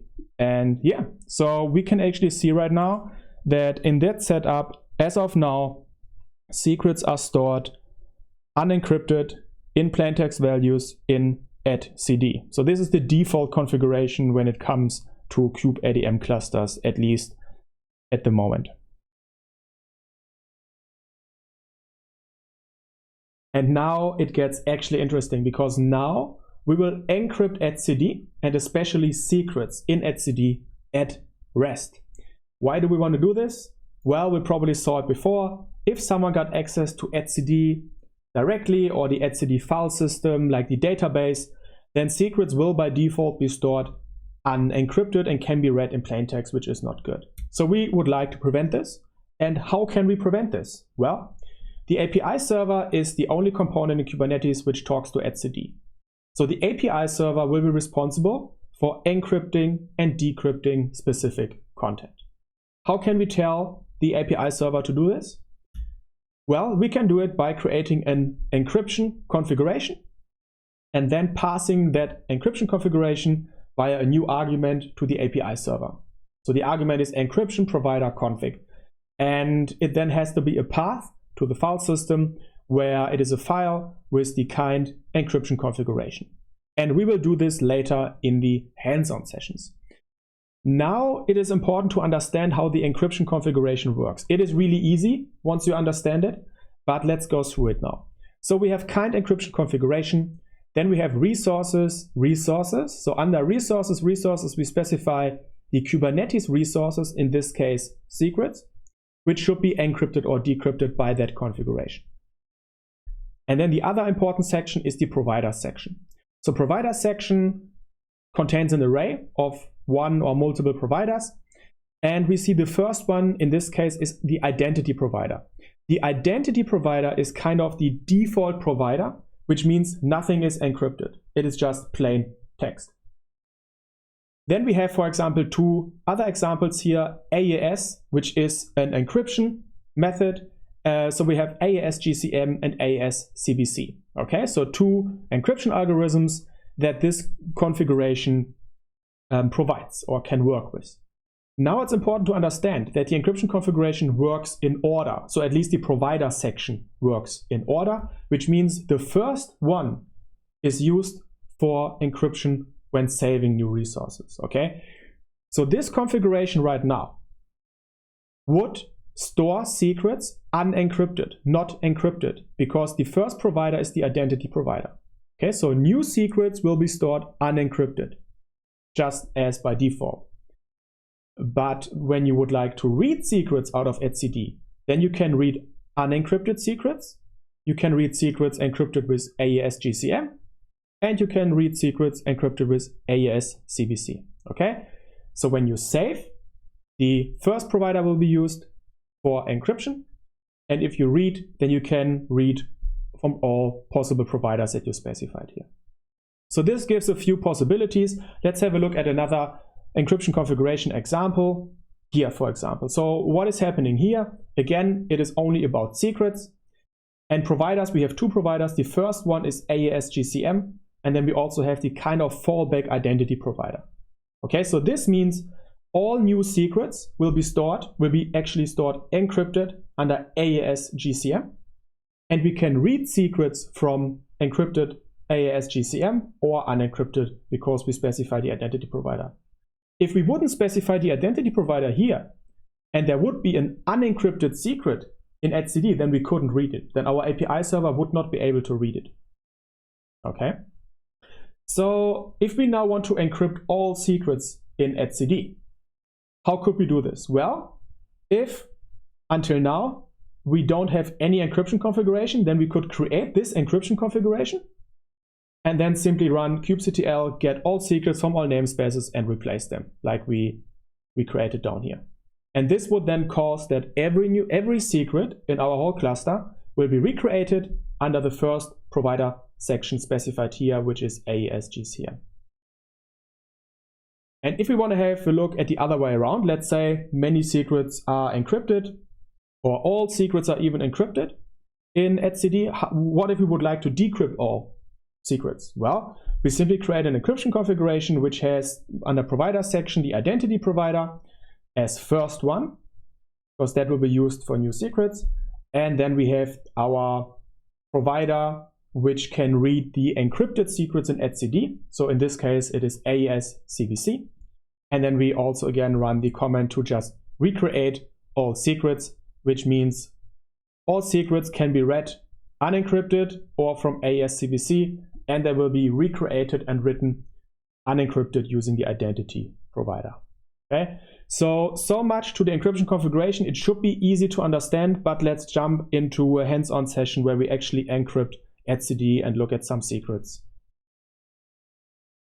In this hands-on challenge, we will now encrypt secrets in etcd at rest and test and verify it. So the general task will be encrypt all existing secrets using AES CBC provider and a password of our choice. If you like, you can try it out yourself. Just go ahead, because you should already know, at least now theoretically, how the encryption configuration works. Otherwise, follow me along, because that's exactly what I will attempt to do now. So on the master node, we now have to create an encryption configuration. and pass it to the API server. So a common procedure is to create a new directory in etcd Kubernetes and pass it or mount it into the API server manifest. So I create a new directory etcd, and in that directory I create a new file ec.yaml, which will stand for encryption configuration. Now we head to the Kubernetes documentation. You can simply search for etcd encryption. The link is also in the resources section of this video. And if we scroll down, then we see some examples that we already talked in some earlier sessions. And here we see actually a small and simple example, encrypting your data. So let's copy that one. And there we go. So we create an encryption configuration, and the first provider is AES CBC, which is the same as in our task, which means because it's the first provider, all new secrets will be encrypted using that provider. And because we have two providers, this means we can read secrets encrypted as AES CBC or unencrypted using the identity provider. And here we see that we now have to insert a base64 encoded secret, which is a simple key for encrypting and decrypting the data. So let's create a key. For this, what we can do is we just need a base64 encoded string. So let's just choose our password. Our password could be password.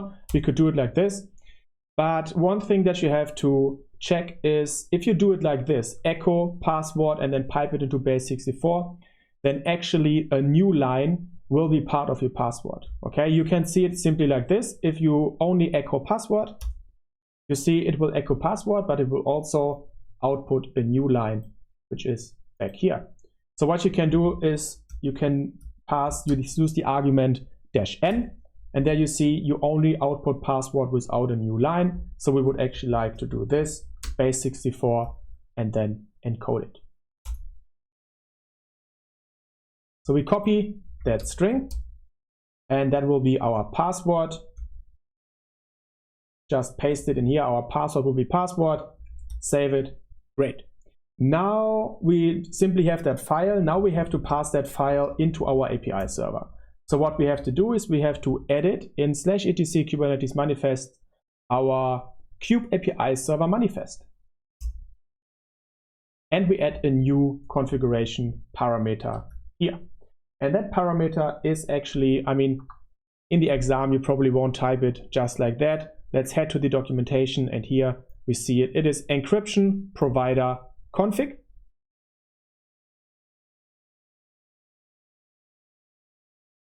And then it should be the path to that encryption file. So for me, or for you as well, it will be etc Kubernetes etcd and then ec.yaml. But we still have to mount that directory into our API server. For this, let's head to the volumes on the very bottom, and we see that this has been already done for example, the PKI directory. So we can simply copy it, the volume section, we mount, or we create a new volume for etcd, and we call it etcd. So simply add a new host path volume. You can simply copy one of the existing ones. And then we have to do it as well for the volume mount. So here as well, I see the volume mount for the PKI, for the Kubernetes certifications. I copy it, and I simply change it to etcd, and the name is etcd. So just like that, create a volume mount for etcd, etc Kubernetes etcd. And that should be it. So let's save it, and let's hope the API server will be coming back up. And it is actually likely that our API server will not be starting again because there is still a misconfiguration in the encryption configuration. And in my case, I actually did another misconfiguration. Let me fix this. There is a space missing here. Let's do it like this. So if you haven't done the same mistake as I did, then your API server should still not be coming back up, but at least there should be logs. Okay, so you should be comfortable with misconfiguring an API server. It's not coming back up, and then you go ahead and check the logs. So you can go in var log pods, and there we go. There we have the API server. So we simply tail in the kube API server directory whatever log file is there, and there we see a great message: invalid value, secret is not of the expected length, got 8, expected 16, 24, or 32. So let's go ahead and fix this. In our encryption configuration, right now, this is our password, and it's actually just the string password, which is 8 characters. Let's change this. So let's change our password to password, which should be 16 characters, which is kind of twice as secure, let's say, and copy that base64 string. Change our configuration with the updated password, which now has the one of the accepted lengths. We should restart our API server, for which I simply move the manifest out of the directory. I check if there's no API server process running. There we go. And I move it back in. I wait for the API server to be coming back up. And after giving it a minute or two, the API server should be back up. And we can have a look, for example, at secrets. Let's test it, okay?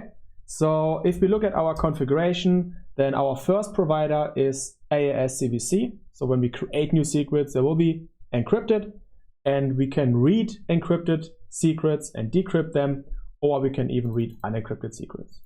Let's test this. So we have the default secret here. So we should still be able to read that secret, although it is not encrypted.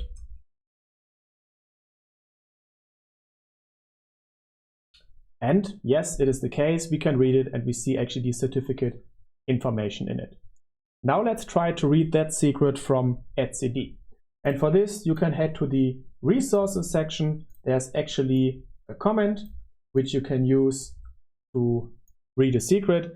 And we used that one before, and you should be comfortable with reading a secret out of etcd. And actually in the Kubernetes documentation on that page for encrypting data, there you can actually scroll down, and there's also a section here where it shows you how to read a secret out of etcd. So you can save that page as a bookmark and access it fast during the exam. So let's try to read that default secret from the default service account out of etcd.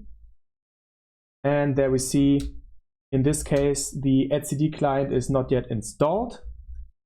Let's install the etcd client real fast. And there we go. We can read the secret out of etcd, and we see the certificate content. It is not encrypted. Now let's create a new secret. Okay, let's simply create a new secret, a generic secret. We call it very secure. We simply say from literal credit card 1, 2, 3, 4. Okay, we create a new secret, very secure. It has been created. Now let's try to read that secret from etcd directly. Very secure. And there we actually see we don't see the content. Okay, and the content starts actually with K8s and some information, and there we actually see the algorithm that has been used to encrypt this secret. So this secret is now stored encrypted in etcd. But can we read it through the API server? Can the API server decrypt the secret? For this, we can have a look. We can access the secret through the API server, just kget secret very secure and the YAML, and there we actually see the data as base64. And if we output that data and decode it, then we actually see there's 1, 2, 3, 4 So we have that secure information right now. So it seems to be working that new secrets that are created will be encrypted, but existing secrets that are still unencrypted will remain unencrypted. We can test this now by, again, using the secret for the default service account, and we simply delete it. Okay, we say delete secret for the default token and then hash value. And then there should be some amazing controller manager which recreates it. And there we go. Okay, we have a new secret that has been recreated for us. And let's have a look. Can we get that the value, the data of that secret through the API server? So kget secret default token hash YAML. Yes, we can still get it just as before. But now the question is, can we actually get it out of etcd? Can we read it directly out of etcd? Let's have a look. We run the etcd get command again. And for that command, actually, by the way, so if you get, then everything in etcd, when it's configured with Kubernetes, will be stored under /registry, then /type, in this case secret, then the namespace default, and then the name of the resource, in this case default token, and then the hash. And here we see, okay, it doesn't work as before. We see there's a lot of content, and we see that it's encrypted using AES-CBC. So this works, okay? So this works. And if we now would like to go ahead and encrypt all secrets in our cluster, what could we do? Well, we can simply go ahead and delete all secrets and recreate all secrets again. But before we do this, I would actually like to test something. So I would like to change our encryption configuration, and I would actually now like to comment the identity provider out. Okay, so we will now only pass one provider, only the AES-CBC one, and then we see what will happen. So go ahead in your encryption configuration, comment out the identity provider entry, save your file, and restart your API server. I will do it by moving the file out of the manifest directory and moving it back in.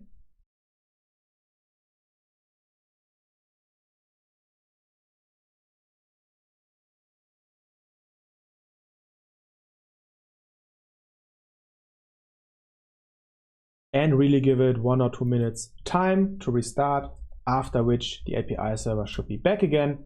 There we go.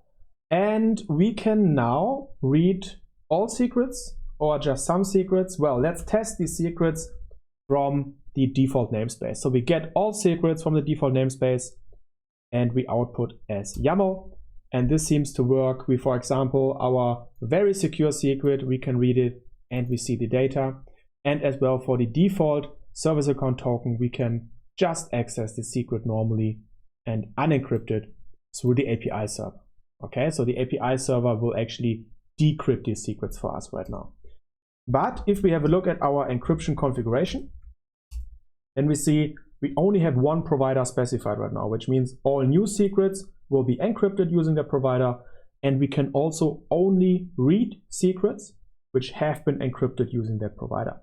Let's test this. Let's find a secret which already existed before our change, for example, in the kube system namespace.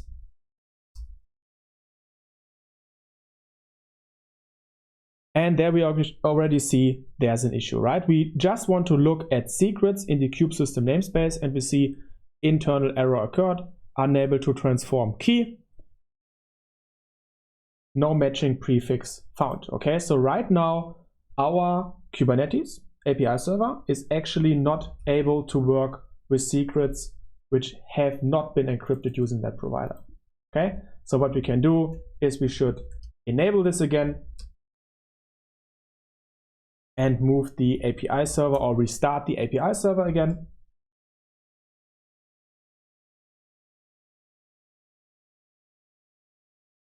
Give it 1 or 2 minutes.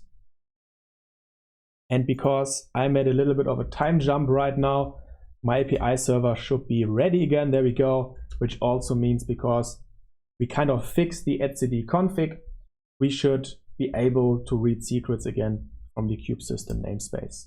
There we go. But if you remember from the original task, we should encrypt all existing secrets using AES CBC and a password of our choice. Okay, we already chose the password, maybe not the best choice for production, but we still have to encrypt all existing secrets using it.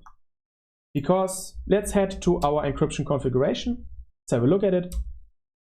As of now, our encryption configuration still has to look like this. We still have to have the identity provider in it because there are still some unencrypted secrets in etcd, and we saw it before.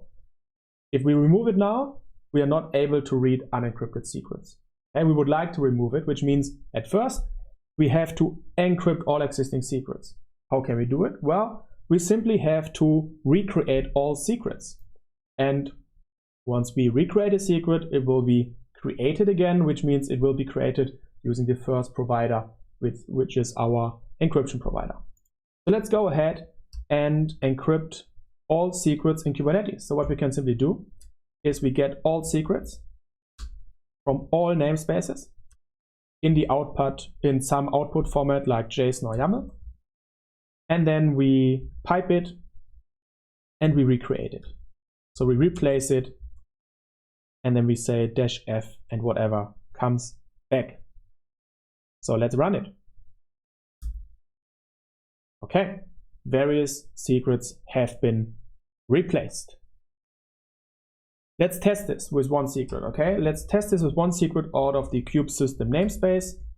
Let's choose one secret, for example, that one, the weavenet token. You can choose any secret out of the kube system namespace because we didn't work with these secrets so far. So if I just get the secret like this, then I'm able to read the secret content through the Kubernetes API server, which is already great.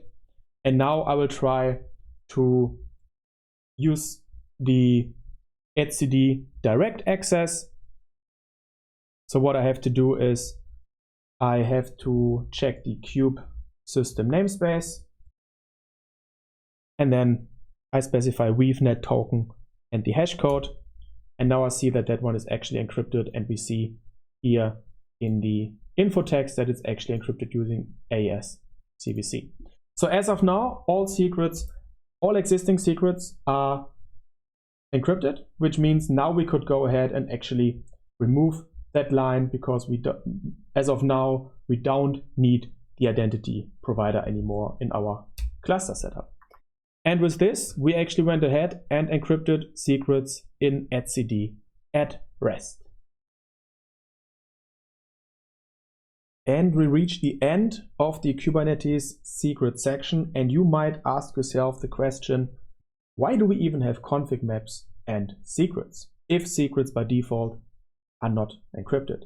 So the idea in general is to have a separation of concern. Okay, so config maps should stay as they are. They probably never have to be encrypted because they don't contain credential information. But then we have secrets, and for secrets, we can decide to implement a more secure way. That way we don't have to encrypt all resources in our cluster because encrypting and decrypting resources can also cause problems. So it might be easier to only do it for certain resources like secrets, which actually contain credential information, which should be protected in a better way. And for this, there's the encryption configuration, right? And we actually encrypted etcd using an encryption configuration. But in production, you kind of want to go even one step further. Like we used encryption configuration with a static key just on the local file system mounted into the API server. That's not the best way to manage a key. It only means if someone got access into etcd, that attacker cannot read the secrets. But if the attacker got access to the control plane, to the master component, and is able to read the file system, well, that attacker is able to read the key and then use the key to encrypt data. Okay, so in production, Kubernetes security and secret encryption often depends on third-party tools. For example, there's the KMS provider. So it means you use like an external key store to manage your key and then to use that managed protected key to encrypt your etcd data. But this won't be part, or probably won't be part of the exam, because it depends too much on third-party tools. As well, there is HashiCorp Vault, which does a different approach of secret management and which can also work with KMS or other key store providers. And this in combination, or just HashiCorp Vault, is actually something that is very common for production Kubernetes clusters. But yeah, as of now, it depends highly on third-party tools, and this will be out of what will be required in the Kubernetes exam, because in the CKS exam, it will be more from the plain Kubernetes perspective and less depending on third-party tools. There's a Kubernetes secret risk section in the Kubernetes documentation. Link is in the resources section. It's a very small section, but maybe you should read through it again. It just combines various things that we talked about here as well in one small section. If you like to go a bit further, there's a great talk. Base 64 is not encryption, a better story for Kubernetes secrets, or even build secure apps faster without secrets, which goes a little bit into third-party tools and how they manage secrets. So this is definitely important for production, but probably not important for the actual CKS exam. So in this section, we talked about what secrets are and how we can deploy and use these in Kubernetes. We then also hacked some secrets using etcd and Docker, and this should just show us that by default where secrets are stored, how they are passed to the application, are they by default secure or insecure. And we then actually also secured secrets a bit more by storing them encrypted in etcd.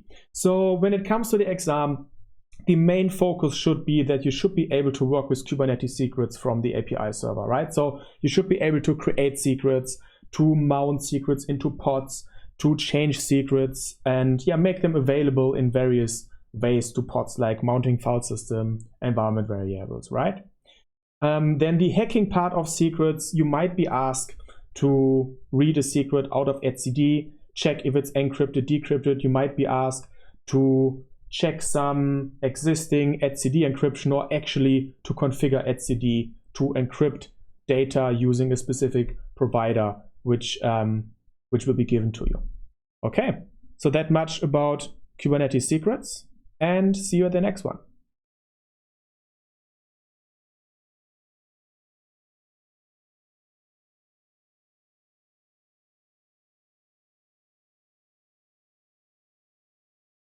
We will now talk about container runtime sandboxes. When it comes to Kubernetes security, then we have to talk about the container runtime security, because your applications and Kubernetes are only as secure as the container runtime is secure. Okay, and because of this, we will now get into a little technical overview of what containers actually are, how they communicate with the Linux kernel. Then we look at possible ways of breaking out of a container. And finally, we will look at container runtime sandboxes like gvisor and Kata containers. Containers are not contained. Something that should always be in the back of our minds, right? We might imagine a container is this steel container on a container ship, and it's hard to get in, it's hard to get out, but it's not like this, right? So we just have to remember that just because it runs in a container doesn't mean it is more protected. Let's have a look at what containers actually are. Okay, we see here we have our operating system, and our operating system has a kernel in yellow. And what happens to processes? Well, processes run on the kernel, let's say on the Linux kernel. And if we now have a container, and in that Docker container we have a process running, app1 process, then that process is actually running on the Linux kernel just as any other process on the operating system as well. Okay, a process in a Docker container is simply running on the same Linux kernel, and it can communicate directly with the Linux kernel just as any other process. The difference is that this process is wrapped in some kind of a kernel group. We will now just call it kernel group, In later sections, we will actually go deeper into how containers are actually created. And if we now add a second Docker container and a third Docker container, then we see they are all separated by being in their own kernel group, which makes them a container. But the processes, app1 process, app2 process, app3 processes, they all run on the same Linux kernel and they can communicate with the same kernel. And this means if the app1 process manages to break out of its container, of its kernel group, and manages to access the kernel directly, then it could, through the kernel, access all other processes running on that same kernel, on that same machine as well. So we don't have a strong isolation layer in a sense if we think about virtual machines, right? If we think about virtual machines, then we have a stronger isolation layer than when it comes to containers. What is a sandbox? Let's talk about the term sandbox from the technical sense, right? From the software development background or IT background. Well, what do you think of when you hear the word sandbox? You could think of a playground when implementing an API, or like a payment gateway. You get like a sandbox environment to test your application. You could think about a simulated testing environment, for example, in your CI/CD pipeline. You could think about a development server, which is called a sandbox. But here, when we talk about sandbox, we mean an additional security layer to reduce the attack surface. Let's have a look at containers and system calls. Down here, we have the hardware. On top of the hardware, we have our kernel, let's say our Linux kernel.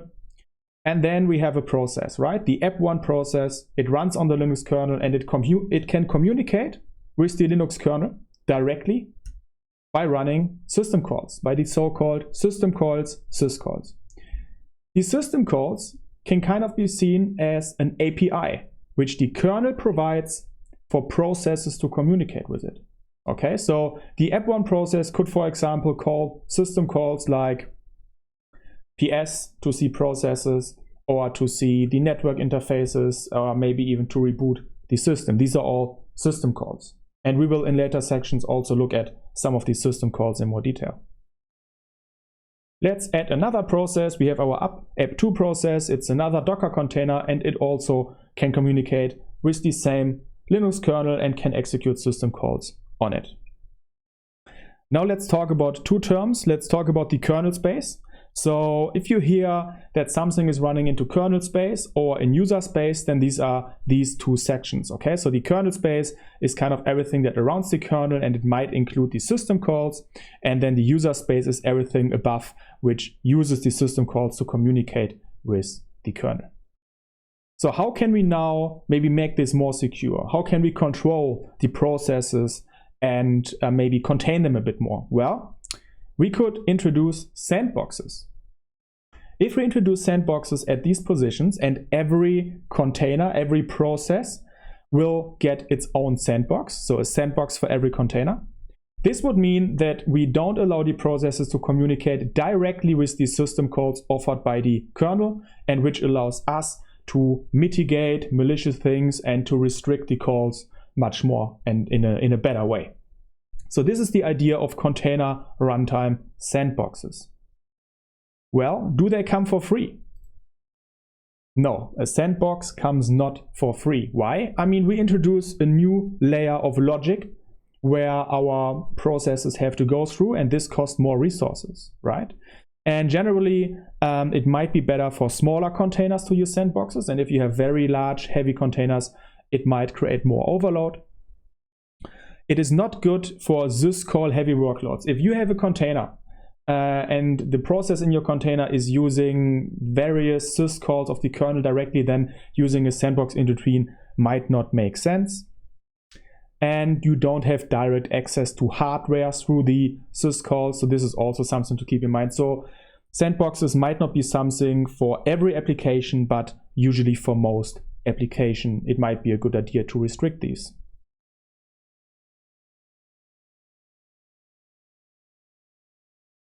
Time for a hands-on session. We will contact the Linux kernel from inside a container. It might sound spectacular, but you will see it is not. So just follow me along, head to your master node. We create a simple pod with image engine X, and we exec into this pod. We'll get a bash. There we go. We are now inside the container. Let's contact the not the Kubernetes API. Let's contact the Linux kernel, and we simply do it by calling uname-r. And what do we see here? We actually get a kernel version back. This actually executed the uname syscall, okay?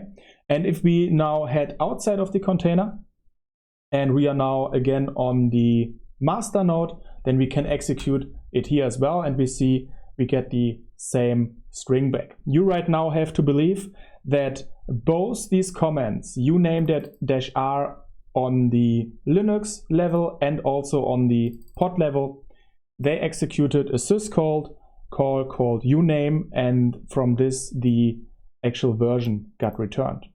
And we can actually use the strace command. So we write strace uname-r, which will actually show which syscalls a process makes.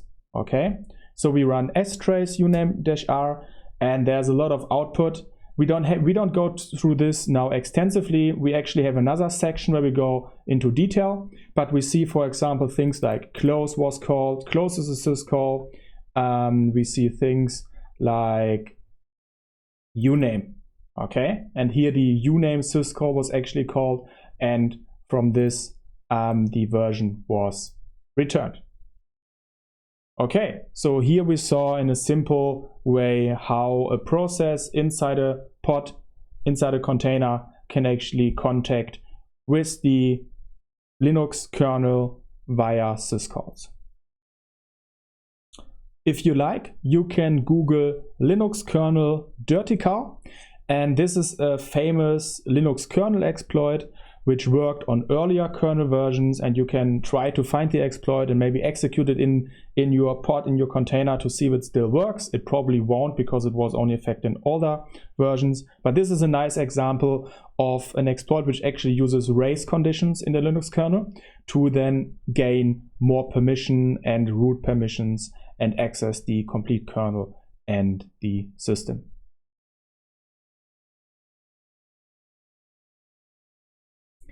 We will now step a bit outside of Docker, of our Docker world, and talk about different and other container engines. And then when we do this, we have to talk about the OCI, the Open Container Initiative. What is the OCI? Well, the OCI is a Linux Foundation project to design open standards for virtualization. And what they do is they create and maintain a specification. And that specification for runtimes, for example, defines what is a runtime, what is an image, what is a distribution. And because there is now a specification for runtimes, we can have interchangeable runtime engines, right? So, for example, applications like the kubelet can communicate with different container runtimes because they all use the same interface, they all use the same specification.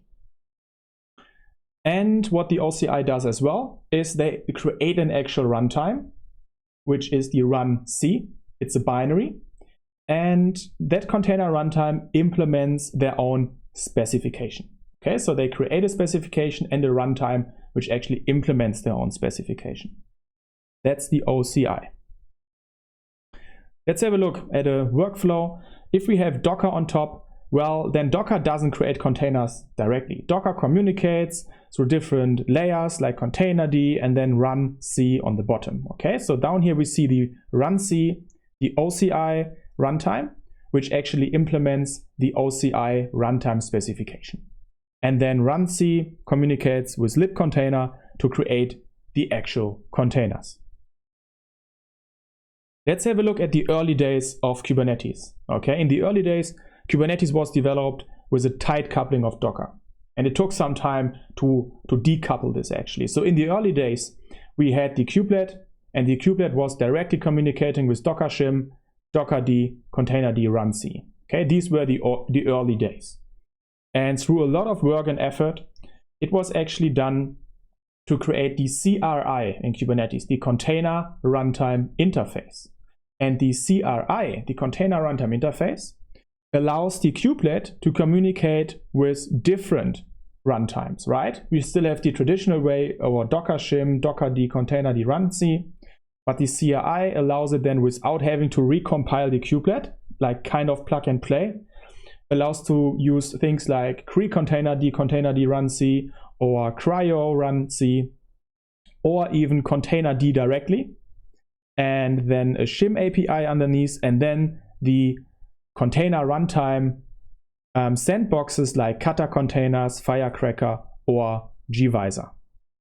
How can we configure a kubelet to use a different container runtime through the CRI? Well, with the container runtime parameter and container runtime endpoint parameters. And a kubelet always can only run at one point in time with one container runtime. It can't run with Docker and directly with containerd, for example. You have to choose one, at least at this point in time.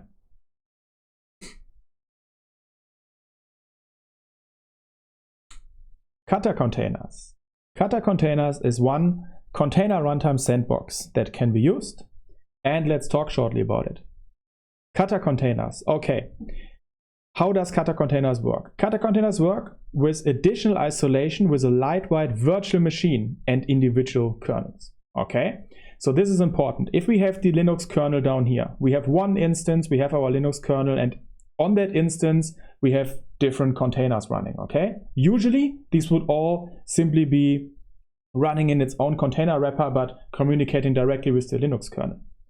Here we now see that for every container, we have a different virtualization, and in that small virtual machine we have a different Linux kernel, and in that kernel our process is running. Okay, so we are now very far away from the traditional containers because every container now actually runs in its own virtual machine with its own Linux kernel, completely abstracted from the original Linux kernel.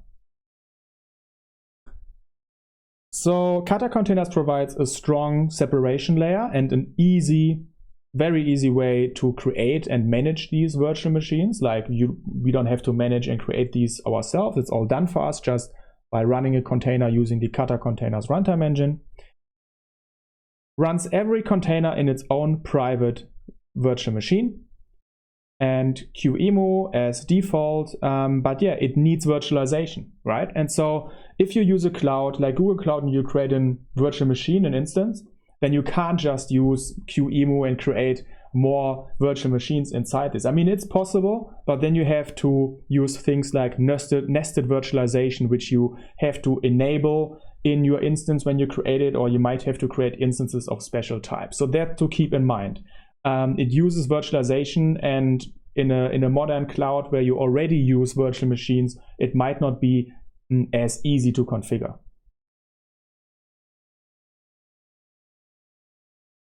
gvisor from Google. Let's talk about gvisor.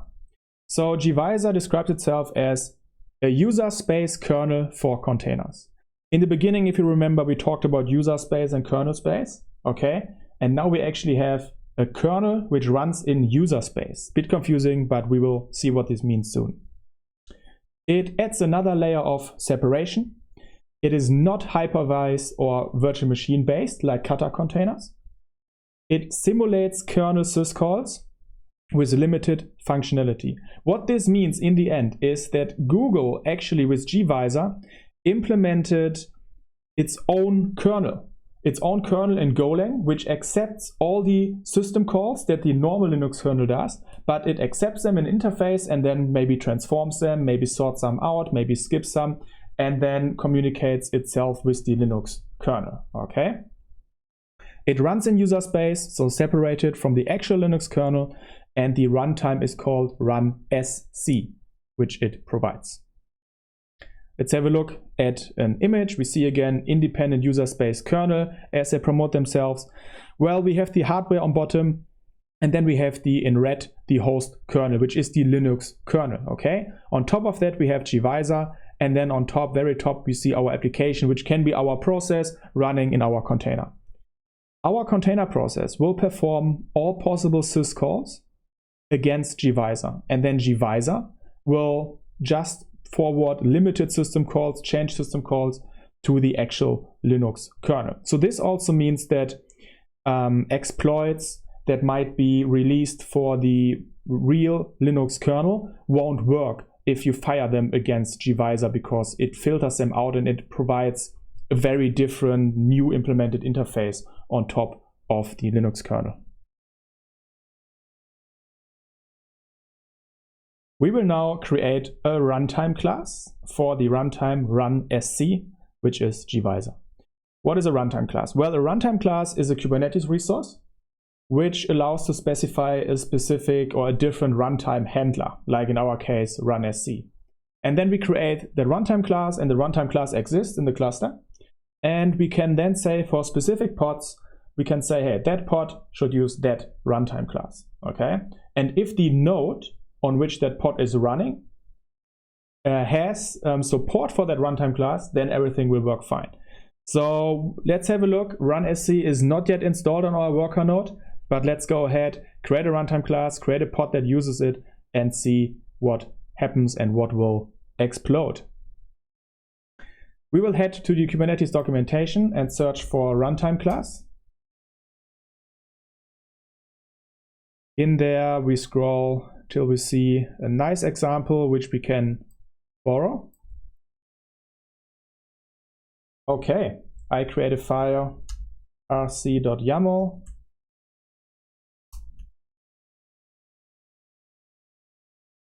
Let's remove the comments. Okay, you see it's a very simple file. We give it a name, we call it gvisor, and the actual handler would in this case be run SC, okay? So this would be how you have to create a runtime class for gvisor if you would have to in the certification. Let's create it. Great. Let's have a look. There we see we have our runtime class gvisor. It uses the handler run SC. Let's create a pod. We call the pod gvisor. We use image nginx, and we only want to have the YAML file. Call it pod. So we want to edit the pod. Okay, we now want to say that this pod should actually use a different runtime. It shouldn't use the default one, it should use a different one. For this, we head back to the documentation, scroll a bit down, there's the usage section. There we see, okay, under spec, on pod level, we can simply specify a runtime class name. Let's call the runtime class name test, and let's see what happens. We will try to create the pod, and it will actually say, hey, rejected, the runtime class test doesn't exist. So when you create a pod with a runtime class, then the runtime class has to exist. We just created a runtime class called gvisor, which exists, which is running, so this should work now.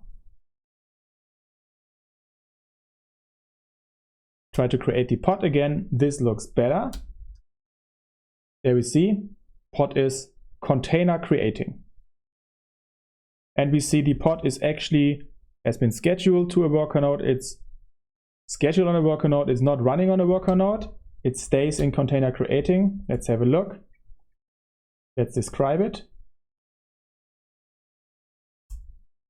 And there we actually see unknown runtime handler run SC is not supported. If we would have installed gvisor and run SC on the worker node, then this would work. But in this case, as it's not installed yet, it doesn't work. But you know how to create a runtime class, and for gvisor you would create it using the handler run SC. In this hands-on session, we will now actually install gvisor run SC on our worker node. I would say this hands-on session can be considered optional because we might destroy our worker node, we might misconfigure it, the install might fail, and you have to completely recreate your worker node. If you're up for it, awesome, let's move along. If not, for the exam, you should be fine with just the session that we did before, where we create a pod and a runtime class. Yeah, that should be fine. Now, in this hands-on session, what we will have in the end is our worker node with kubelet, which is already configured to use containerd. But we will now configure containerd to use runc as well as runsc gvisor by choice, like if we create a pod with a certain runtime class.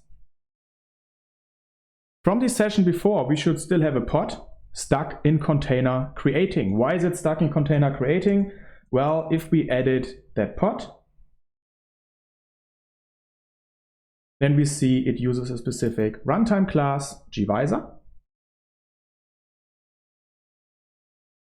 And if we look, that runtime class actually exists. It uses the handler runsc. But if we describe the pod,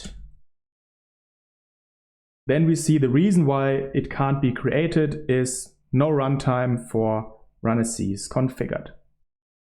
What we want to do now is to actually move to our worker node. And on that worker node, we now want to install gvisor. For this, there's a link in the resources section to the install script, and we now have a short look at the install script. In the GitHub repository, we also have a small example of the runtime class that we created and the pod. And the install script, just have a short look what it will do.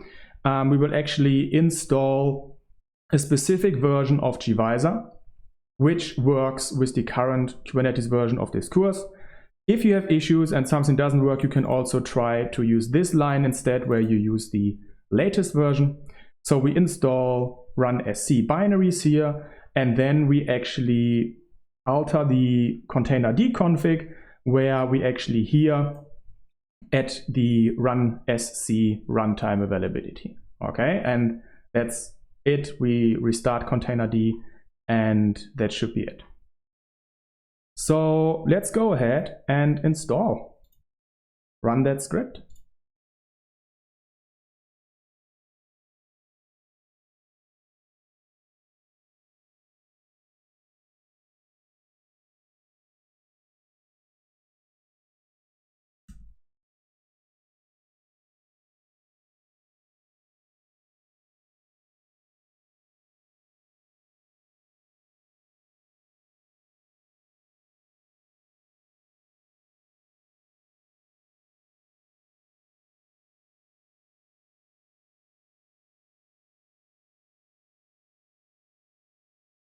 I didn't see any crazy errors. That sounds good. Let's check the status of containerd. Looking okay. We can check the status of the kubelet. Looking also okay. I will head back to the master node, to the control plane, and check how our pod is doing. And suddenly the pod is running on the worker node. And if we have a look and exec into the pod, then we can actually run uname-r. And here we see that the version, so we are now in our pod, in the container, and we run a process which communicates with the Linux kernel. And in this case, really simple, just asks for the version of the Linux kernel. And here we see it's 4.4.0. If we though have a look at the nodes, then we see the kernel version running on that node is actually this. And if you remember from the session before, if you run this command, uname-r, in a pod which is not running in gvisor, then you actually get exactly that version back, because you directly communicate with the Linux kernel. Now, in our gvisor pod, we are actually in the gvisor sandbox, which means all sys calls our processes in that container do won't go directly to the host Linux kernel, but they go through the gvisor kind of emulated, simulated kernel, which we can see on the version here. What we can also do is we exec into that pod and we run dmsg.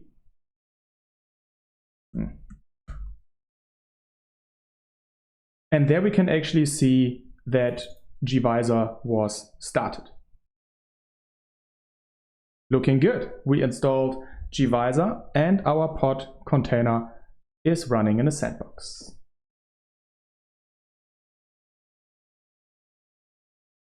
Well, this was a long section, but you might still be a little bit confused about the OCI, CRI, and all the container runtime talk. There's a great talk called Making Sense of the Container Runtime Landscape. I can really recommend it. Link is in the resources section. If you like to dive a bit deeper into gvisor, there's the talk Sandboxing Your Containers with gvisor. It talks a bit generally about sandboxing, and then on the example of gvisor, it's a talk by Google. And then there's a talk Kata Containers, Introduction and Overview, which goes into Kata Containers, which uses more the virtual machine approach.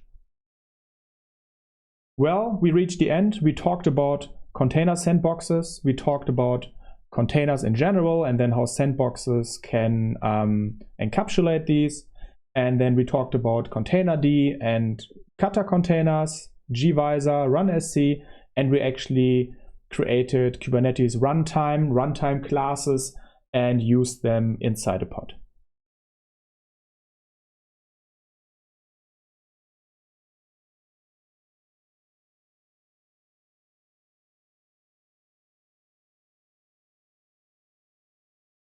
OS level security domains.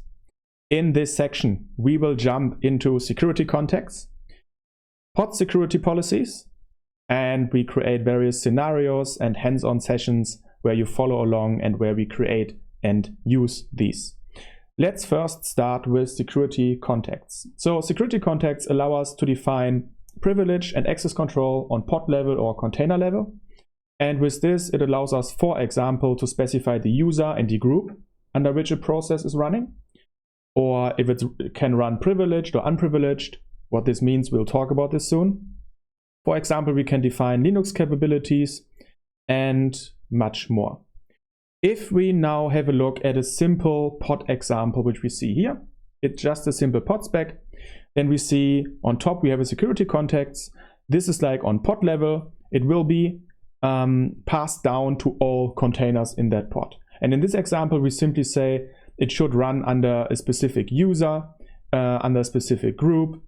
And we also talk about the fs group parameter that we can set here. And then we see down here, we have another security section where we actually, for that single container, we override the security context of the pod. Or if on pod level there wasn't even a security context, then we just set it for that single container. So in this example, let's look at these three examples.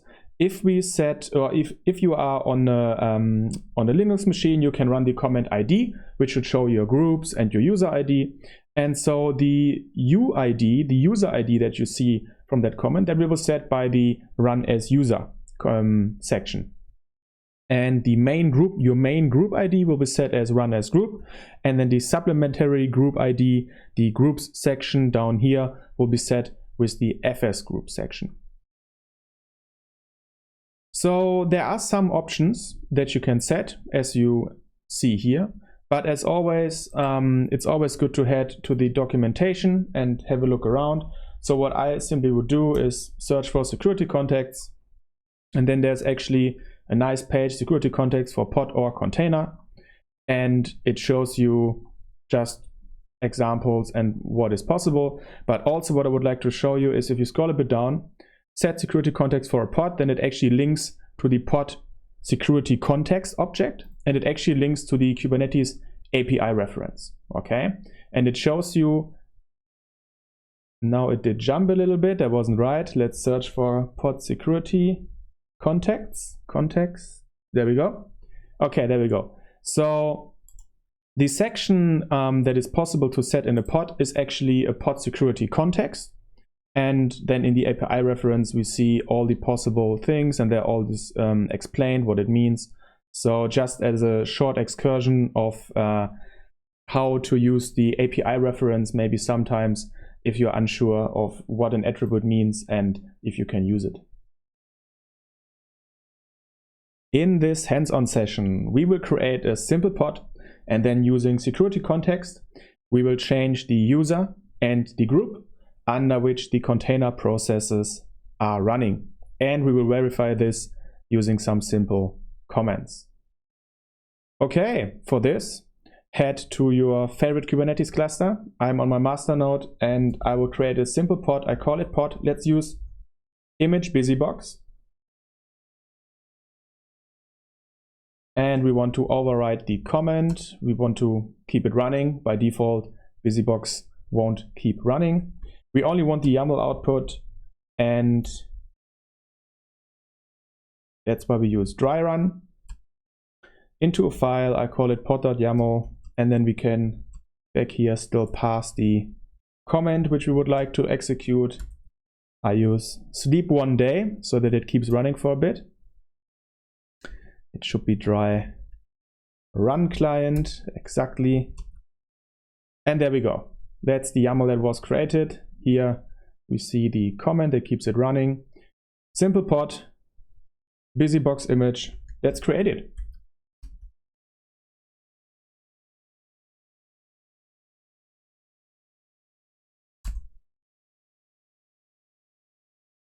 It's running, so we can exec into it and get a shell. There we go. If we type ID, then right now we see we are root and group root as well. And we can also just create a simple file, touch test, and have a look. And that file is also created for user root and group root. Okay, let's change this. In our pod declaration, we would now like to set a security context. And for this, because we don't type anything ourselves in the real certification, we will head to the Kubernetes documentation, search for security context, and steal as much as we can. There we go. Let's copy this. There we go. We simply specify the user IDs under which it should run. And this is now on pod level, which means it will be applied to all containers. We could also move this into that single container of us. There we go. Let's update our pod.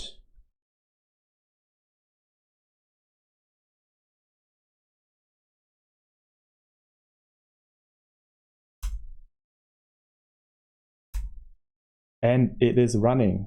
Great. We exec back into it, we run ID, and we see we are now user 1000 and group 3000. And we do the very same thing for touch test. Oh, and there we see in that directory where we are right now, we don't even have write permissions, which is great. So if you have a service running in that container and someone breaks out of that process, at least there are no root permissions, and at least that person can't write anywhere on the file system, or not at all places, right? But by default, there's a temp folder. So we cd into /temp, and everyone should be allowed to create files in /temp, at least in the busybox container in that version. And there we see we created a new file, and now it's user 1000 and group 3000.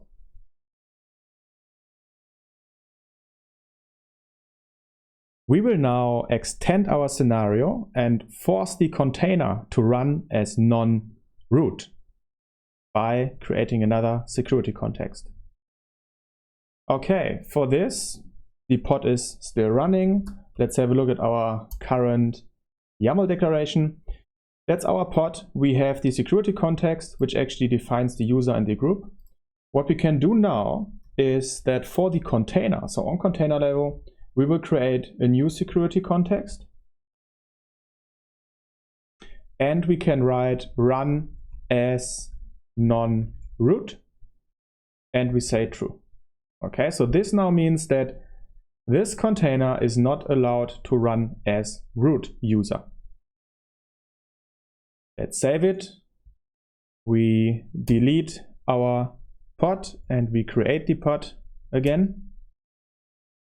There we go. Let's have a look if the pod is running. The pod is running. Everything is good. Why? Well, because we define that it runs as user 1000, which is not root. User root has the ID 0. So what if we disable the security context on top? Let's disable it now. So that means the only security context active is the one on container level, which defines, hey, that container has to run as non-root. We save, we delete the existing one, we create the new one. And there we see, create container config error. The pod won't be created. And if we describe the pod, then we also see why. Container has run as non-root and image will run as root. So if the busybox container itself, the Docker container itself, would run as non-root, then this would go through as well. Okay, so this section doesn't mean that you also have to specify a run as user here. You can specify it if the container that you are using doesn't run as user already itself.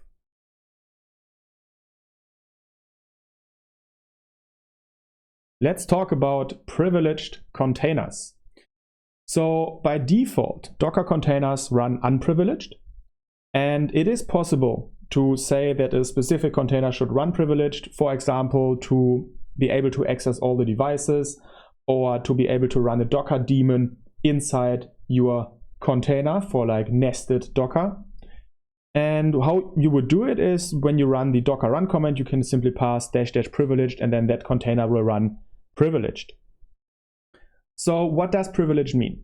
Privilege means that container user root with the ID 0 is directly mapped to the host user root with the ID 0. So usually when you have containers, one of container abstraction also means that you can have the same user IDs inside a container and outside on the host system. You can have the same user IDs, but it doesn't mean that they have the same permissions and are directly linked, right? So this is like a separation layer, which is also why a container process can think it is root, but it's only root inside the container. But when we run it as privileged, then this actually changed and there's a directly mapping between the users. So by default in Kubernetes, as by default in Docker, containers are not running privileged, but as we see down here, we can use a security context to change this, and let's do this in the next hands-on session. In this hands-on session, very exciting, we will now enable privileged mode inside the container and test this using sysctl. With sysctl, we can actually set kernel parameters at runtime if we have the proper permission to do this. Let's test this. Let's head to our cluster. The pod should be running. Your pod might not be running if you're still on the state from the last hands-on session. So simply head back into your YAML declaration and enable the security context on top again. So we say it runs as a user, as a group, and down here we say it has to run as non-root.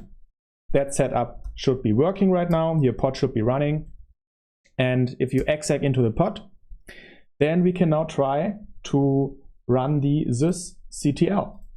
So we say sysctl kernel.hostname, set it to something read-only file system. Okay, let's head back to our pod and let's try to change this. So the read-only file system is probably because we actually run the container as non-root. Okay, so what we can do here is let's actually remove the whole section on top. We don't need it anymore. And let's comment out the security context on bottom. So we simply want to run the pod straight as the container, the busybox container wants us to. Okay, so delete the pod, create the pod again, and exec into it. Let's try this again. The sysctl kernel.hostname attacker comment. There we still see read-only file system. So it was not just because of this. We are not allowed right now, even if we are root inside the container, as we are right now, like we can exec back into it, ID, we are root right now, we are still not allowed to perform this. Let's enable privilege mode and see what happens then. So in the security context for the container, we will set privileged to true. That should be it. Recreate the pod. Exec back into it.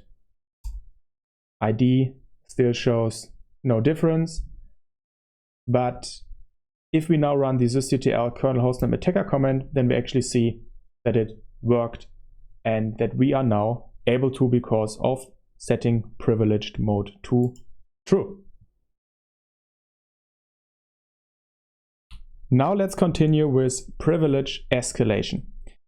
Allow privilege escalation controls whether a process can gain more privileges than its parent process. And we will see this soon in action as well. First, let's have a look at a YAML declaration, and we see an example security context down here where we set allow privilege escalation to false, because by default Kubernetes allows privilege escalation. So before we talked about privileged, now we talk about privilege escalation. What does this mean? Well, privilege, as we said before, privilege means that container user 0 is directly mapped to host user 0. So the container then actually runs as root and has the same permissions as root. Privilege escalation means that a process can gain more privileges than its parent process. We will now disable privilege escalation or the allow privilege escalation in our pod and verify this. So if we are in our pod declaration, then it looks like this right now. We set privilege / true. Let's set this to allow privilege escalation to true. Okay, this is the default setting. We now simply define the default setting is default to true, but let's do it like this and recreate the pod. And when we exec into the pod, we can have a look at the magic proc directory. We will talk about that proc directory also in another section of this course. And if we have a look there in one and status, then we can actually see no new privileges is set to 0. Okay. Let's change this to false.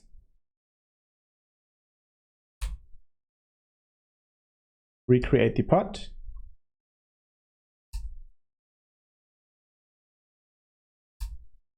And have a look again under proc1 status.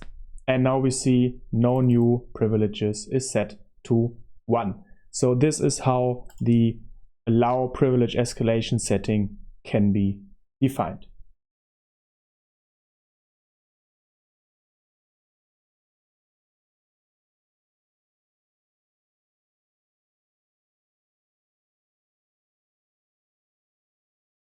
We should talk about mutual TLS, mTLS. And for this, we explain what this means. And we also have a look into the pod-to-pod communication. We then talk about service meshes and how they implement this. And we also check out some scenarios about this. So what is mTLS? mTLS stands for mutual authentication. It is a two-way bilateral authentication, which means that two parties can authenticate each other at the same time and by this create a secure two-way communication channel. So let's have a look at Kubernetes and the default situation there. By default in Kubernetes, every pod can communicate with every pod, and this is done unencrypted. It is guaranteed by the CNI, the Container Network Interface, and the various CNI plugins out there. And well, a common situation is that we have an Ingress, which can accept traffic from the outside. Request will hit the Ingress, and then these will be forwarded into our cluster. And if that ingress is public facing, then it's probably protected by HTTPS TLS. And a common practice is also to perform TLS termination on the ingress, which means the traffic will be decrypted, and then the decrypted traffic will be passed into our cluster. Very common scenario. Now, what if we have an attacker inside our cluster which managed to take over a component like a pod, gain privileges, and is now able to intercept traffic, perform a man-in-the-middle attack, and listen to traffic? So, for example, like the traffic between pod 1 and pod 2 right now is unencrypted, and the attacker could read everything. Now, what mTLS would do now in a Kubernetes cluster is to encrypt all traffic, which means that every pod has to have the ability to encrypt and decrypt traffic, and then the encrypted traffic will be sent to other pods. So this is a good goal, and this is the main goal of mTLS in Kubernetes. So let's have a look how we could implement this between two pods. How can we implement mTLS between two pods? Okay, let's say we have pod 1 with one single container called app, and the same for pod 2, also with one single container. Now these can communicate with each other right now, just unencrypted. Now we would like to encrypt the traffic. So this app container would need to be able to encrypt traffic and then send the encrypted traffic to here, and then this container would need to decrypt the traffic and then use the decrypted traffic. For this, pod 1 would need a client certificate, pod 2 would need a server certificate. So this is right now one way, right? The traffic goes from pod 1 to pod 2. And we also would need a certificate authority, which manages the certificates and watches over everything. So now we have the one way for this. And if pod 2 would also like to communicate secure with pod 1, then we also need the way back, which means our pod 2 needs a client certificate and our pod 1 needs a server certificate. This way, pod 1 can identify pod 2 and pod 2 can identify and verify pod 1. And we would also probably like to rotate these certificates, right? We don't want to create a certificate and make it long-lived, like 10 years, and then don't worry about it. Like, what if a certificate gets into the wrong hands? So for this, we probably also want to rotate these certificates, which makes everything a bit of an overhead, right? If we only want our certificates to be short-lived, like 10 minutes, and rotate them very frequently, which is good for security, then this sounds like a lot of work. So we now see here 4 certificates, but we could also do this actually by simply creating one certificate for every container, right? And this one certificate could then play the client certificate as well as the server certificate, but like having these displayed as single certificates makes it more clear in the beginning, I feel. But still, we need to have these certificates in every container. How could we do this without creating too much overhead? Let's have a look at this. So how many service meshes do this is by using a proxy sidecar container. Here we now see that our app container would like to communicate with the app container of pod 2. And it's not longer doing this directly. It's going through its sidecar container, its proxy container. And this proxy container manages everything regarding mTLS. Sends the encrypted traffic to another sidecar proxy container in pod 2, which then decrypts the traffic and sends the decrypted traffic to the app container. So that will be the communication workflow now. And the great thing is that that proxy container could be managed externally. And this means that we don't have to even touch and change our application container. Our application containers can simply run using HTTP. They don't need to know about certificates. They don't need to know about TLS. They can concentrate on what they do, the application logic. This means we extract all the mTLS and the security into a sidecar container, which we can then simply inject into every pod, and they do it for us. And this sidecar container here could be managed by an external manager. And this external manager manages everything, the certificate authority, creating these certificates, rotating these certificates. And this makes it really easy for us. And this external manager could, for example, be a service mesh like STO or Linkerd. So that's the way that STO does it, for example, using a sidecar proxy. So now you might think, how can that actually work? If we have at the proxy, how in a pod can it work that all the traffic suddenly goes through that proxy? Let's have a closer look at this. So here we now see that the application container, the app container, can't communicate directly with other pods. Everything will go through the proxy. You could kind of say that the proxy is performing a man-in-the-middle attack to that application container, right? Because the application container can still communicate with everyone else, but all the traffic will be redirected through the proxy container and then actually at this place encrypted and decrypted. So this is, for example, possible by creating IP table rules to route the traffic via the proxy. And when the pod is created, we could create an init container, and an init container will run to completion at the initialization. And only when all init containers are done with their work, then the application containers will run. So we could create an init container which needs the net admin capability and could then implement, for example, IP table rules to intercept all traffic. And then the proxy container would need to do all the magic to encrypt and decrypt and use the certificates. So that is one possibility, and that's, for example, how STO manages to do this.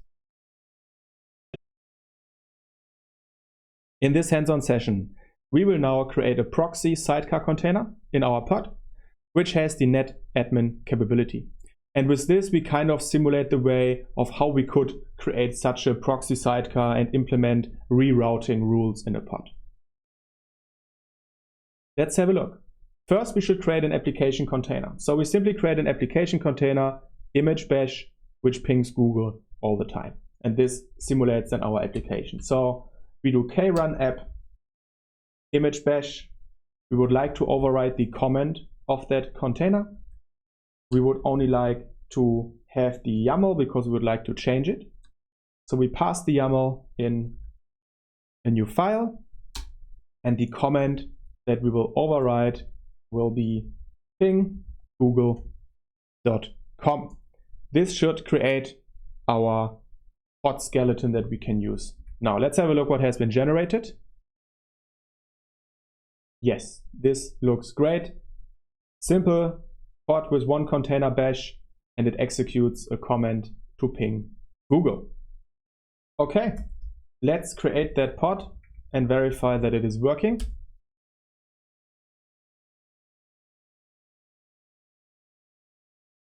It is running. Let's check the logs of that container, and there we see, yes, it is simply pinging Google. Our application is running. Now we would like to create a proxy sidecar for our application. So we added our YAML file and we add a new container section. So what we can do now here is we simply call that container proxy.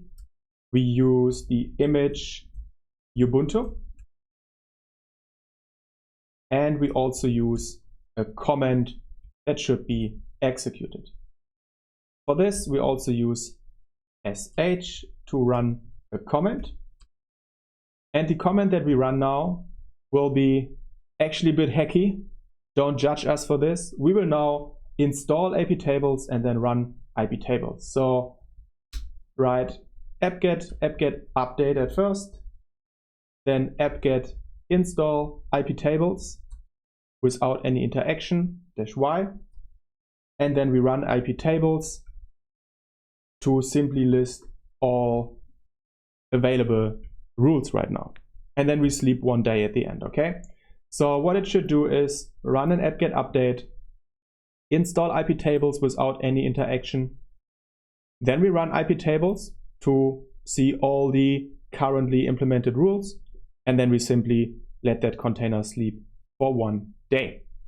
Okay, let's execute this one and let's have a look what will happen. So what I will do at first now is I will delete my running container very fast with a grace period of 0. There we go. and I will create that pod again. Okay.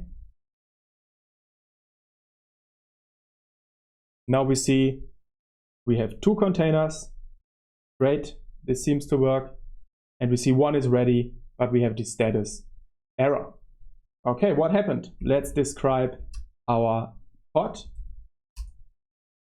Nothing seems to be wrong here. The container itself started, so let's check the logs of our app pod and the container proxy, just like this. And there we see, okay, great. It actually did the update and the install, but down here when it tried to run iptables, we actually see permission denied, you must be root, perhaps iptables or your kernel needs to be upgraded. So what we now have to do is to provide this container with some additional capabilities. Okay, our proxy container needs capabilities to actually run and use iptables like here. For this, we should head to the Kubernetes documentation and search for pod capabilities.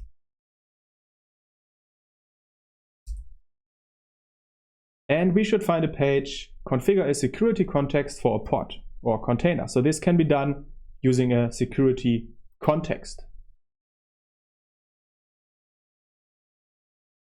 And if we search for netadmin, then we also see there's already a great example which we can use. Down here, there's a container with a security context, which adds the capabilities netadmin and systime. So I simply copy that one and use it, and we only want to have the netadmin, so I remove the systime, and it should look like this. Okay, so our container proxy now has a security context where it adds the capability netadmin. Let's go ahead and replace the pod. I delete my pod and I create it. And now let's have a look if something changed. Both are running, and it seems like both are running. And if we check the logs again of our proxy, then we see nice, it ran through, and now it actually did list the iptable rules, the currently implemented ones, not that many, but it could now also use iptables to implement new rules. And this would work because in a pod, both containers or all containers share the same Linux kernel network namespace.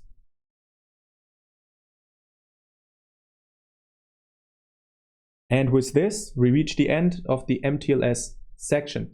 If you like, there's a great article by STO, Demystifying STO's sidecar injection model, which explains how STO does it. What did we talk about? So we talked about mTLS, we talked about pod-to-pod communication in general. We actually created a sidecar proxy container which has the netadmin capability and could then, for example, use iptables. So at the point of this recording, we don't have any information that actual service meshes like STO, like Linkerd will be part of the CKS certification. And we also have no information about what could be asked to actually implement mTLS, because doing it on our own by ourselves could be a lot of work. But as soon as we get more information of what will be asked in the CKS, we update this section. And if you like, you can help us with this as well and let us know if you have any ideas about this. Just a simple reminder that at any point in time, you can reset your cluster. Anytime you like, you can delete your instances, recreate them, and create your cluster again. Because every new section in this course works with a fresh cluster. This doesn't mean that you have to work with a fresh cluster when a new section is coming. But if, for example, something doesn't work for you, like the solutions that we provide to you don't work, then maybe try to reset and recreate your cluster, because every new section is based on a fresh cluster installation.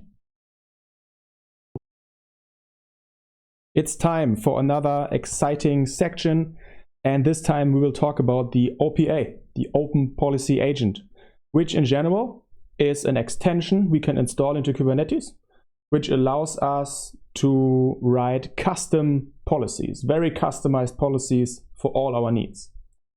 Let's have a look. First, we will talk about what the actual OPA is and what the OPA gatekeeper is, which we will use. Afterwards, we will use the OPA gatekeeper to enforce certain labels on certain resources. So we will write our own policy, and we will also write a policy to regulate or to enforce the pod replica count. Just some examples for us to get familiar with the almighty OPA. All right, let's jump right into it. First, a little recap.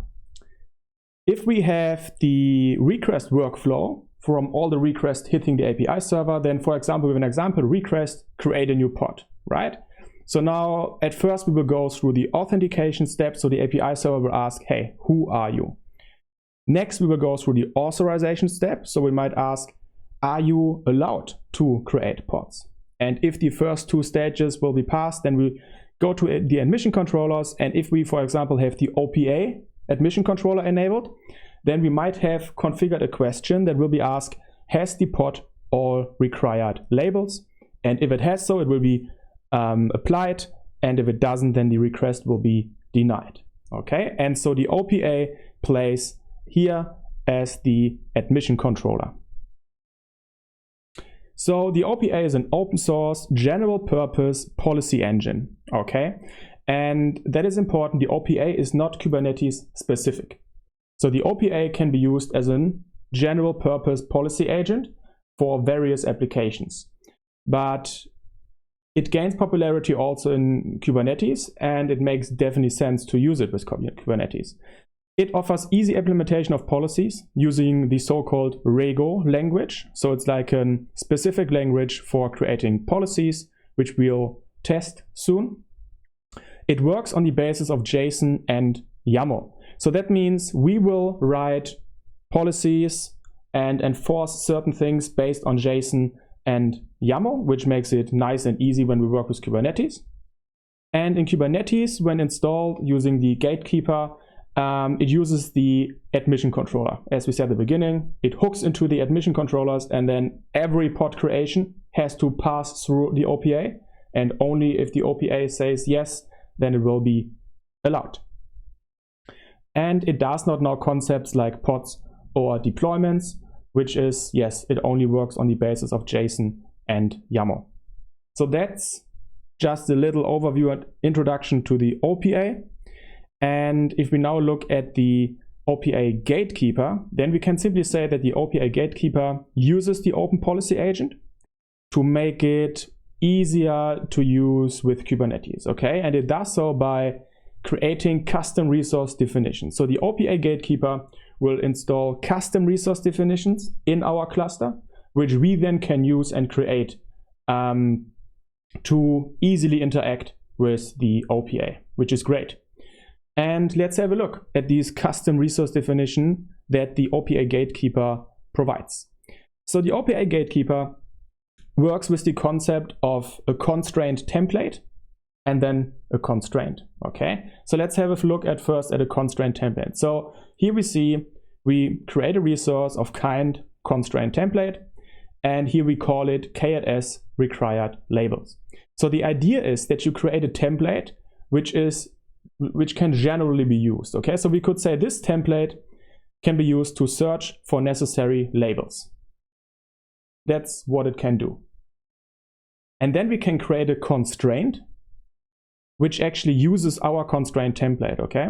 So if we look at the constraint template up here, we see the name is K8s required labels, which means we can now create a new Kubernetes resource of kind K8s required labels. So by creating a constraint template, we actually, or OPA gatekeeper in the background actually creates for us a new custom resource definition, which we then can use with the kind K8s required labels. So the constraint is kind of an implementation of a constraint template. And this constraint is called pod must have gatekeeper. This could now, for example, enforce that the pod must have a certain label X. Okay, so with the template, we gave the general ground base, search for necessary labels in some resource. And then our actual constraint says, okay, pods must have label X. And we could, from that constraint template, we could create another implementation. For example, here we see it's the same kind, K8s required labels, namespaces must have gatekeeper, just our name that we gave it. And that constraint might, for example, enforce that namespaces must have label Y. Okay, so that's the general idea. You will create constraint templates, and then you will create constraints which use your constraint template.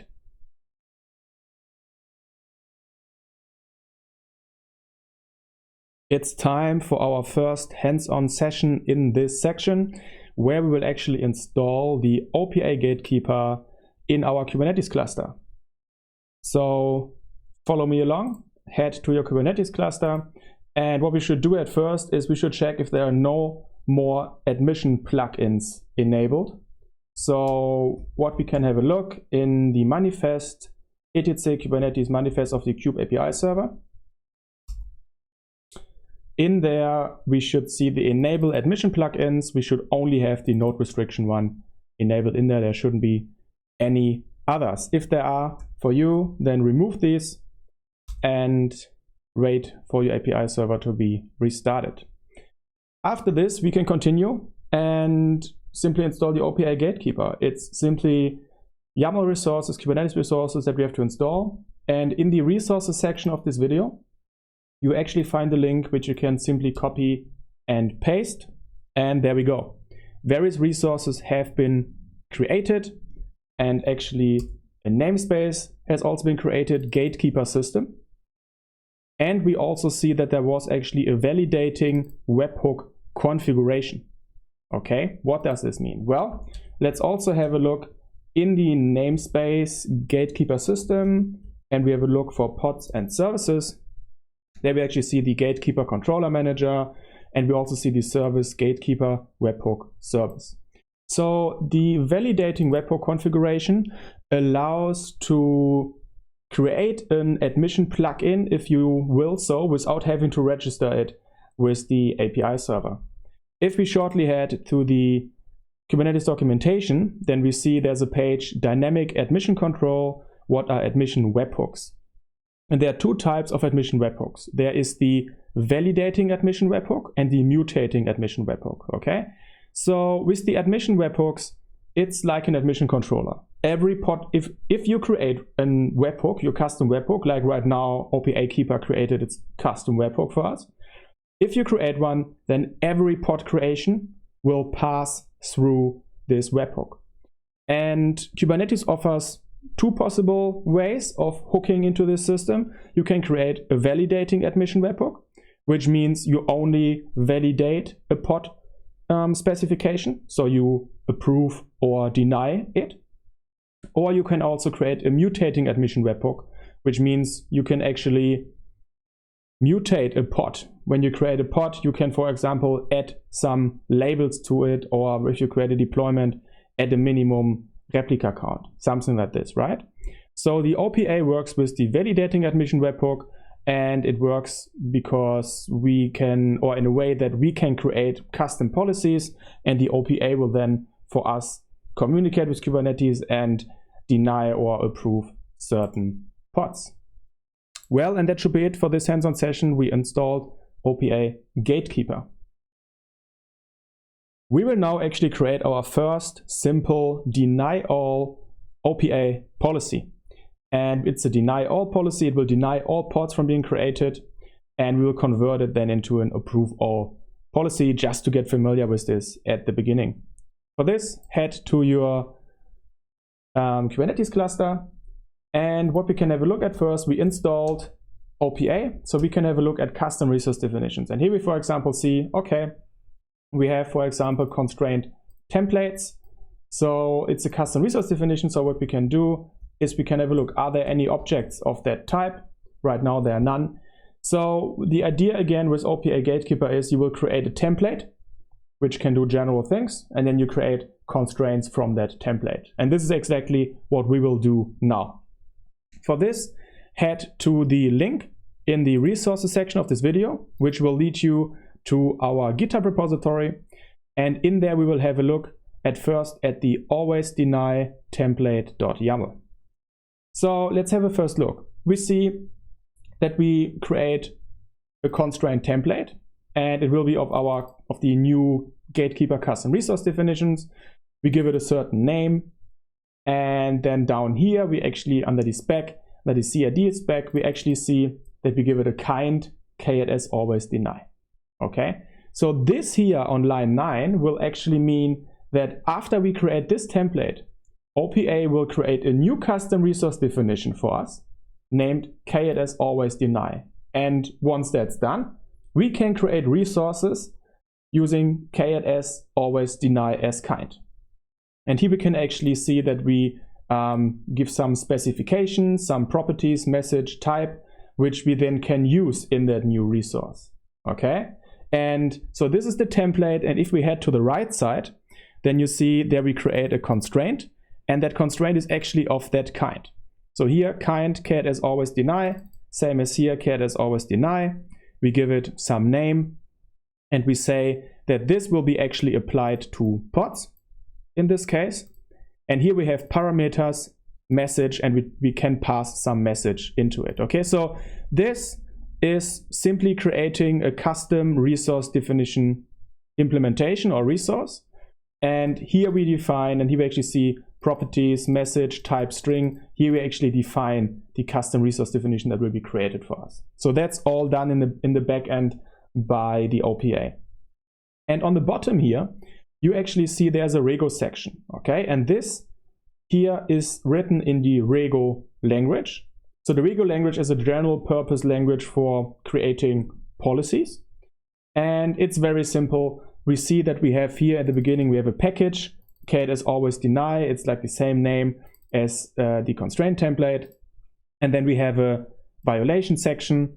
That violation section actually receives some parameters like a message, and it will then later on actually output that message. So important is that line. The violation will be thrown, so there will be a violation if all conditions are true. So right now we have just one simple condition in there. 1 is larger than 0, which means that condition is true. There are no more conditions, which means the violation will be thrown and all pods will be denied. When a pod will be denied, it will be denied by throwing that message. And that's exactly the message that you see here. Input parameters message. That's exactly the message that we define here. Okay. If this is all confusing for you, it will be more clear for you in a second. We will now at first create the template. So simply copy the constraint template code and create a new file, template.yaml, paste it, and create it.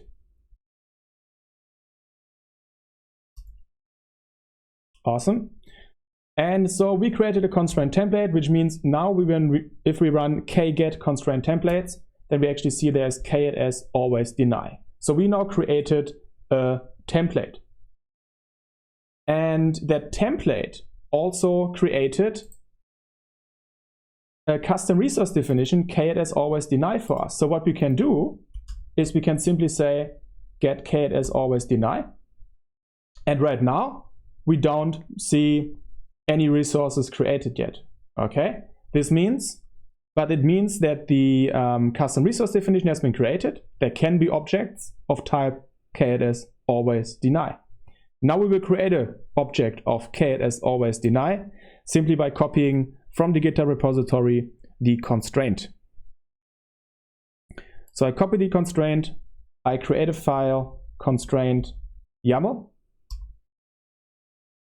and I create that constraint.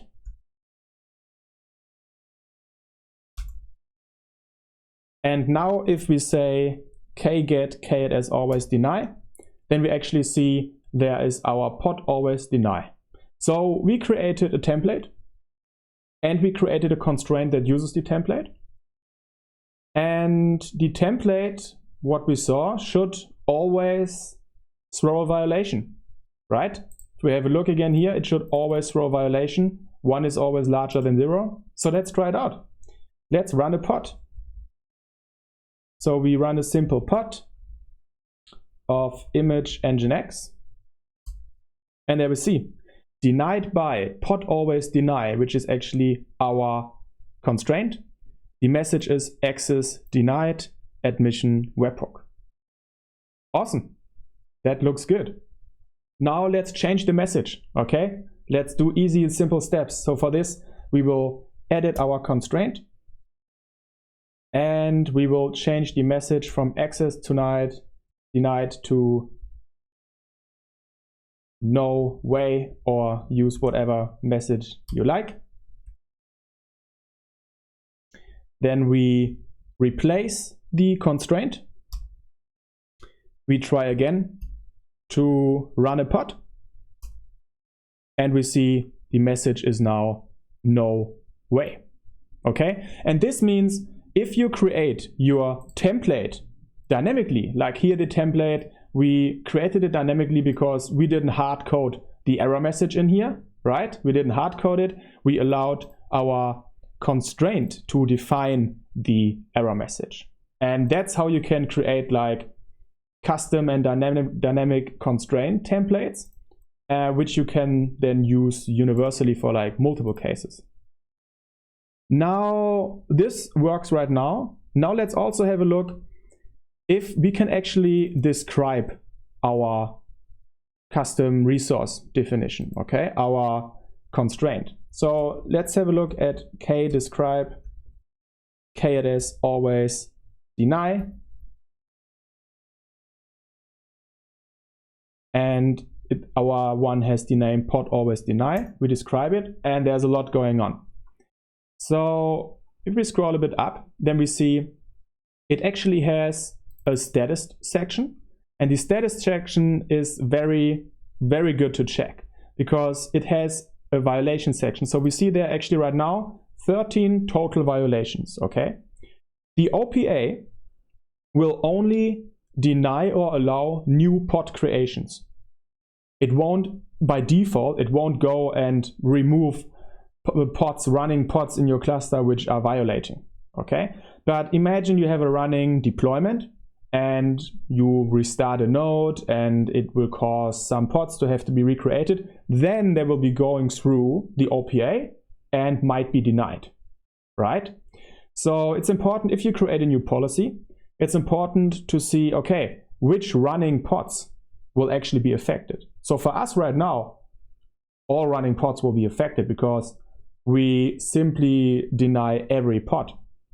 And we see this here in the violation sections. In the violation section, we actually see that there are like various resources which are running, actually some gatekeeper ones themselves. And if we scroll down, and we actually see that even the API server would be violating against our policy.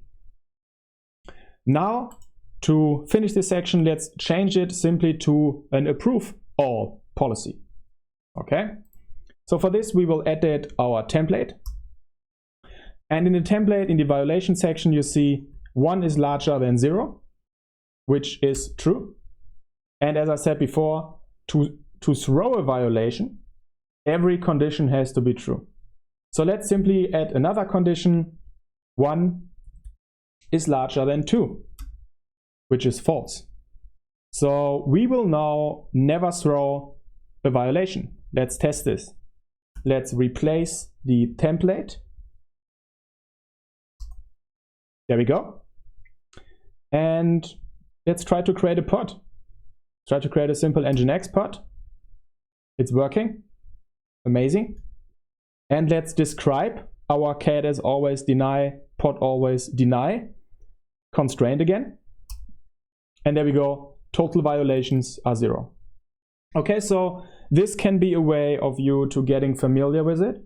Just do simple steps, just test with this, always deny, always allow policy, and then describe your constraint and check the violations and see how you go. We continue our OPA journey, and in this hands-on session, we will create a policy which enforces that all namespaces created have to have the label CKS. Okay, for this, we should probably clean up our server at first. So if we still have from the previous sessions some constraints and some templates, we should probably clean them up. That's always good. So I will delete the constraint and I will delete my template. I remove these files and now we can start again. There's a link again in your resources section leading to our repository. And we will now create actually the example from the namespace label section. And let's have a short look through this, okay? We again create a constraint template on the left. We call it K8s required label. So the idea here is to create a general template which will require labels of objects. And then we can use that template for different things. And how it works is it allows us to pass some parameters. We see here actually labels is now a type array. So it allows us to pass various labels. Let's have a look. We actually have two implementations here. We have two constraints here. So one for all namespaces must have CKS label and one all pods must have CKS label. And if we open the pod one at first, then we see it looks very similar to the one that we created before. And we actually see here K8s pods. And then under parameters, we don't pass a string now right now. We actually pass an array. Right now an array with one entry with one string, and this is exactly the array that we define here.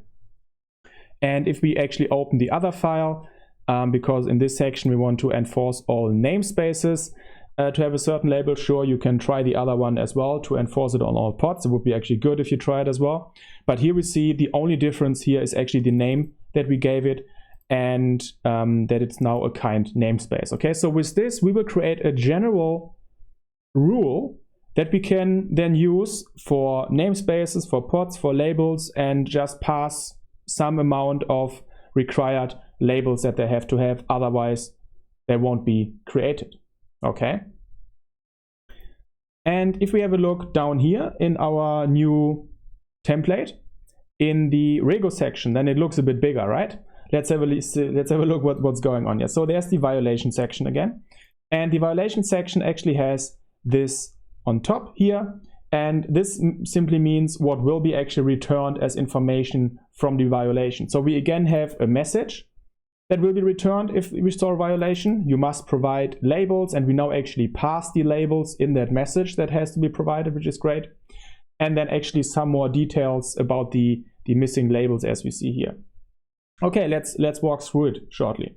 So what we do here in line 23, we actually now look at the JSON resource of whatever we create. If we create a namespace, then of a namespace, okay? And we can do this here under input review object. So object will now be our namespace.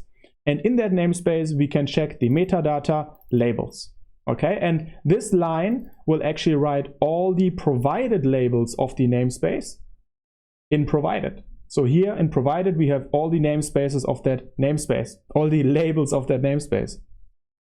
In required, we will actually get all the required labels. So we can actually get the input parameters via input parameters labels, and this will then be all the labels that we specify here. Okay, so we have the provided labels, we have the required labels. What we do next is we count. So we get all the missing ones, okay? So missing will be all required minus provided. And then if we count how many missing there are, then we can create actually our first condition. So here we see our first and only condition. If that condition is true, a violation will be thrown. It makes sense, right? If we count missing, if there are any missing, if we have more missing than 0, then a violation will be thrown, the resource creation will be prevented, and the message will be you must provide the certain labels. Let's go ahead, let's create the template at first, copy it, create a file, template.yaml, and create it.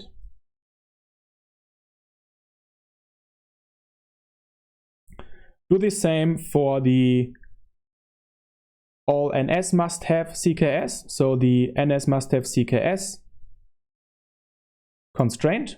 So create a file constraint.yaml, and there we go. Create the constraint as well. Okay, let's have a look at custom resource definitions, and here we actually see K8s required labels, our new custom resource definition. And if we try to get the objects of K8s required labels, then we see namespace must have CKS.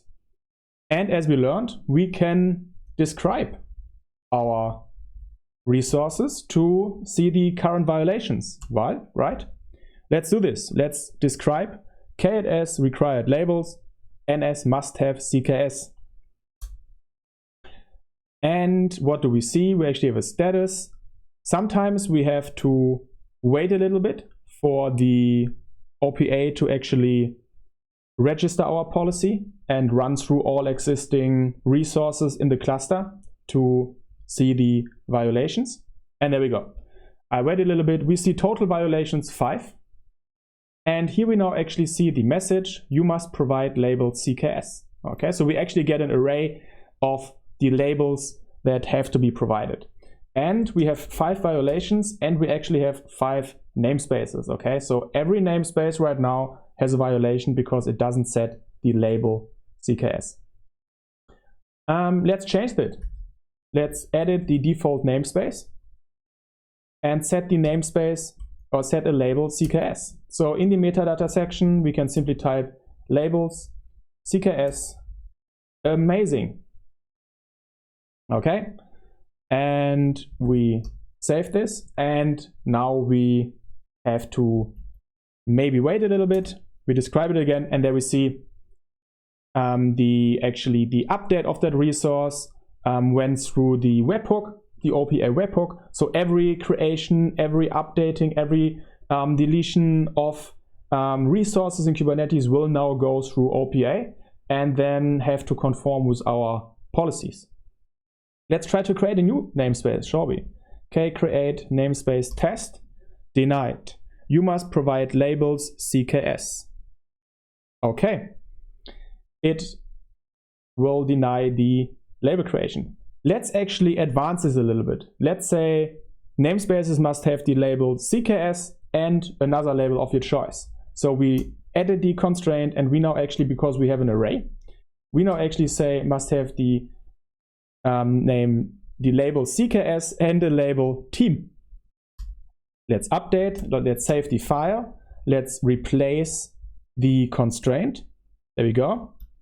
Let's try to create test again, and there we see you must provide labels, and then we actually get an array of labels. So it's very flexible and nice. Let's create a positive example, right?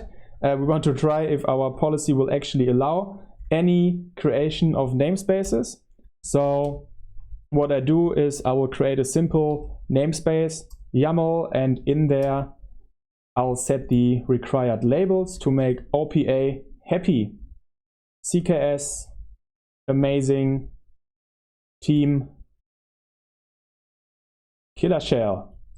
All right, let's try to create that namespace, and there we go, namespace created.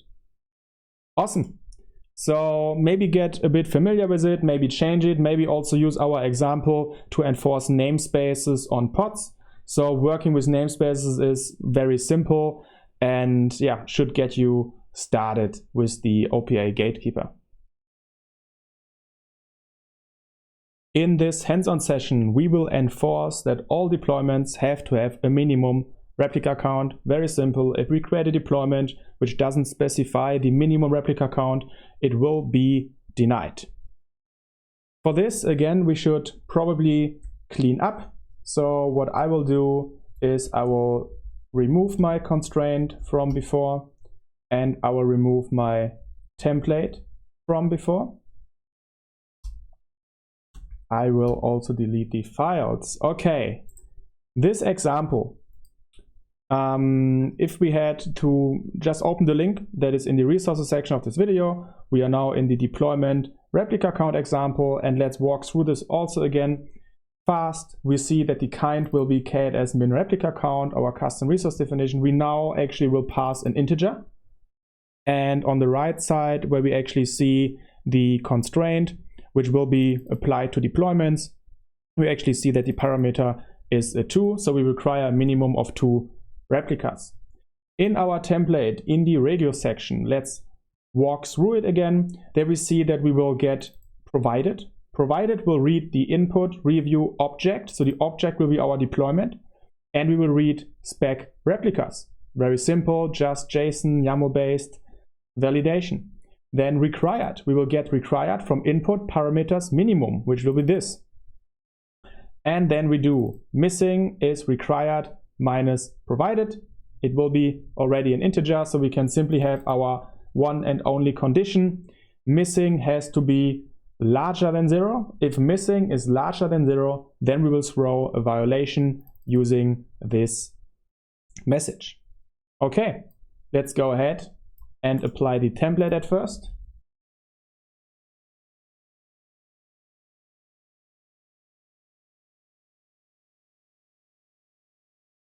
My template has been created and I have the custom resource definition K8s min replica count.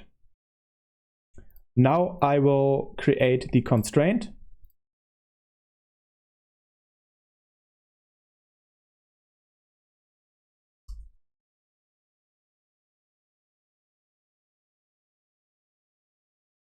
Constraint has been created. Now we can actually have a look at the objects of our custom resource definition. There we go. The deployment one, and we can actually also describe it as before to see what has been happening. And it hasn't been evaluated yet because it's new, so it hasn't been evaluated for existing deployments. Let's give it a second. Okay. In the meantime, let's maybe create a deployment. Let's try to create a deployment.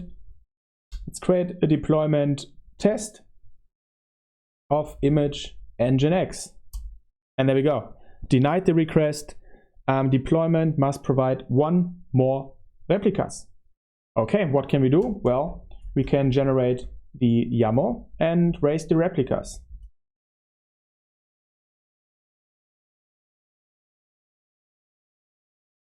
I create a file deploy.yaml with the generated deployment. I raise the replica to 2. And that should be it. Create the deployment.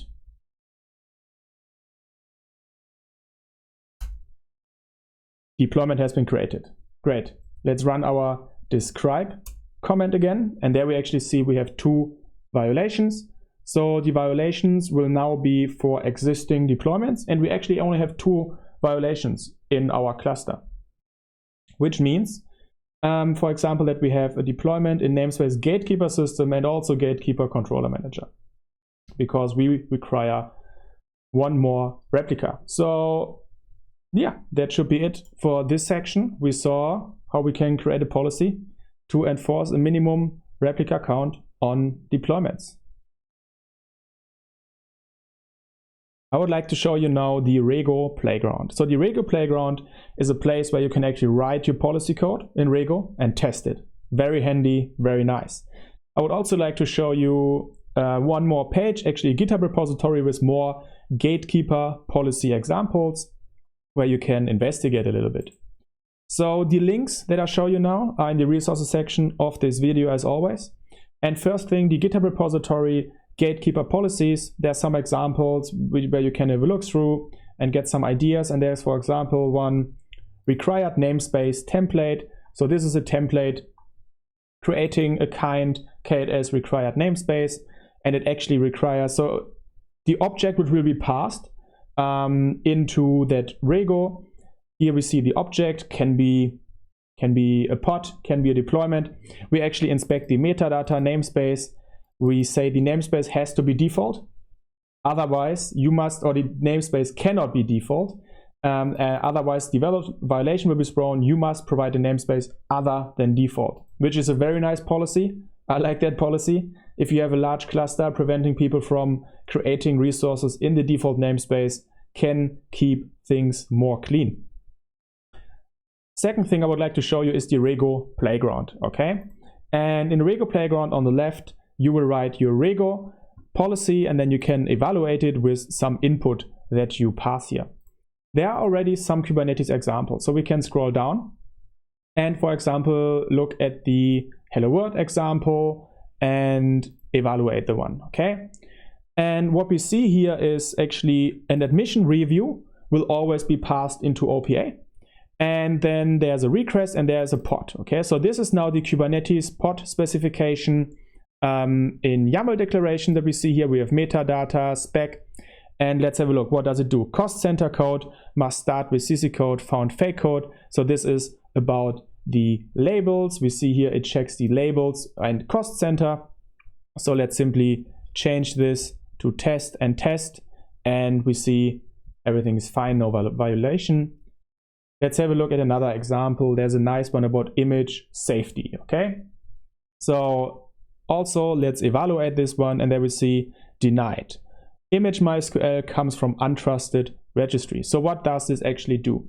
We see we will check the spec of all containers, we check the image.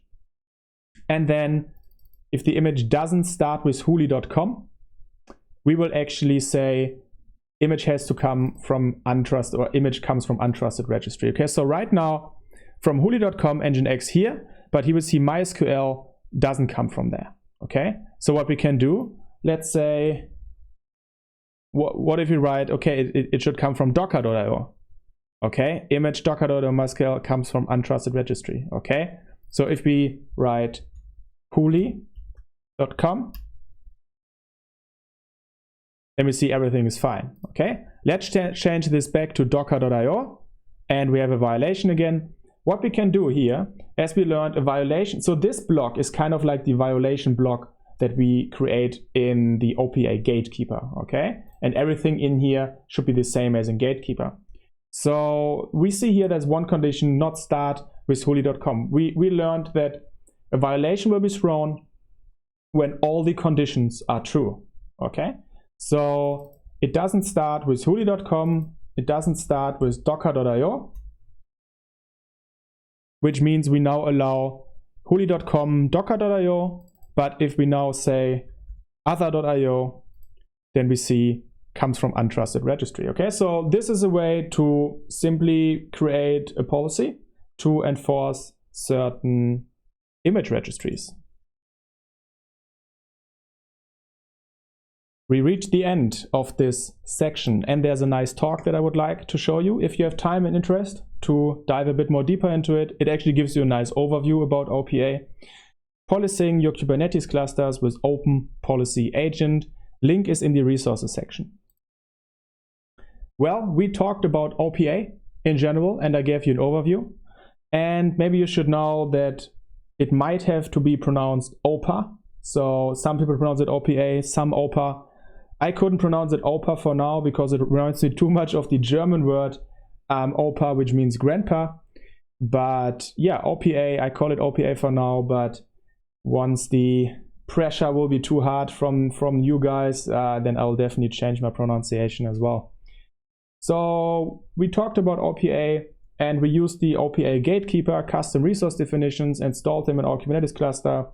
We created templates and constraints, went through some examples, and we got familiar with the Rego language, and we actually also checked out the Rego playground.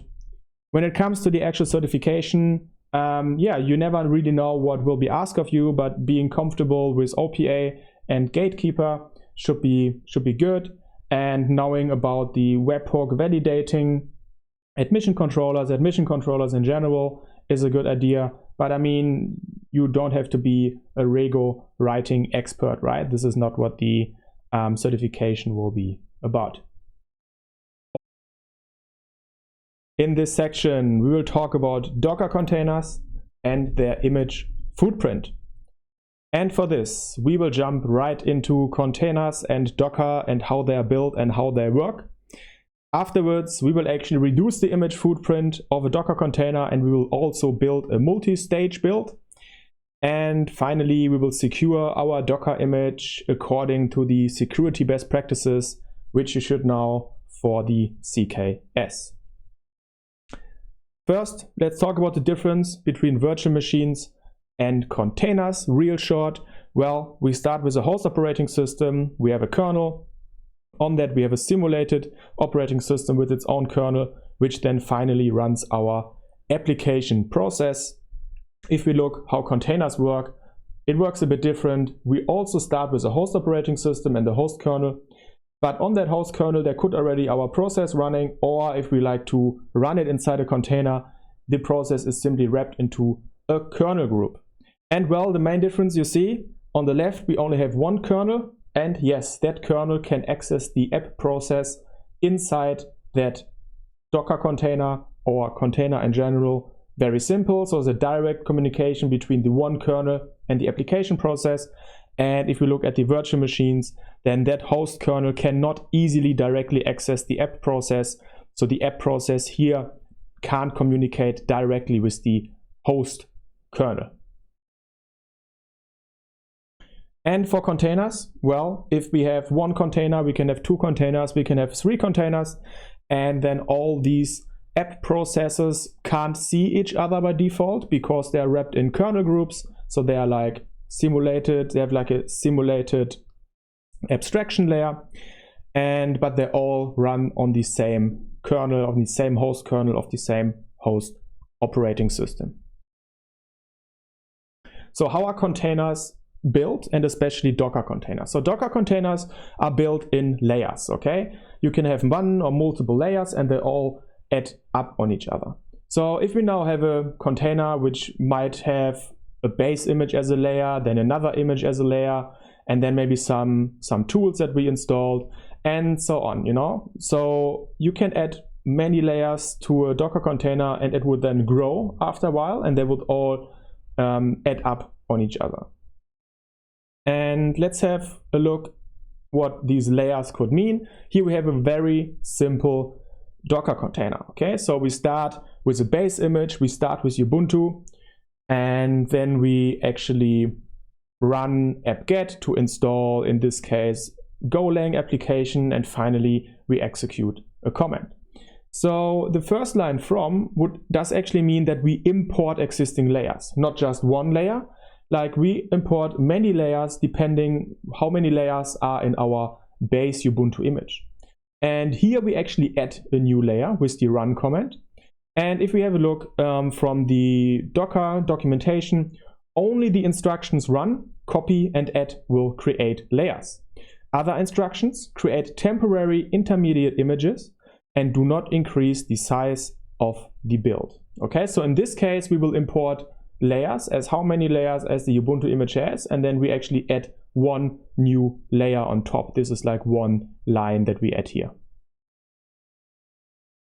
So how can we reduce the image footprint, and what does it mean? Well, let's say we have our image here and the only thing we do in our image is actually we will install curl. Okay, so our image is about installing curl, but we can't just use curl without anything. We have to have some kind of a base image. So we would use a base image. Let's say Nginx. We use Nginx as a base image. But Nginx itself might also have a base image. Like if you create a Docker container, you can start from scratch, but most of the time you will start not from scratch with a base. Like we start not from scratch. We start with Nginx as a base, and Nginx itself might use Debian as a base, and the end size of our image will add up. So the end size of our image will be the base image size plus the base image size plus whatever we installed on further layers. And yeah, in the hands-on sessions, we will actually see this in action. I hope you're ready, because in this hands-on section, we will build our first Docker container. Maybe not your first in general, but definitely the first one in this section. We will actually look at an example Golang Docker file, and then we will reduce the image footprint by using a multi-stage build. For this, we should have access to our favorite Kubernetes cluster, and please head to the link in the resources section. There you will see our GitHub repository with our image footprint sources, and there's a Docker file. So please copy the Docker file content to your master node and do the very same for the very complex app.go.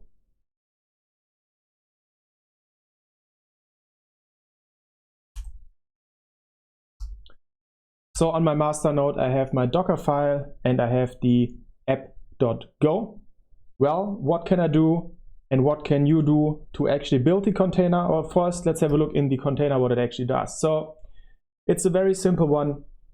What we do is we base it on Ubuntu and we install an additional package, Golang Go, and then we actually copy the source code into the container, which is only one file. So we just copy the app.go into the container, and then we actually run the go build, which will create a binary file, which we then run.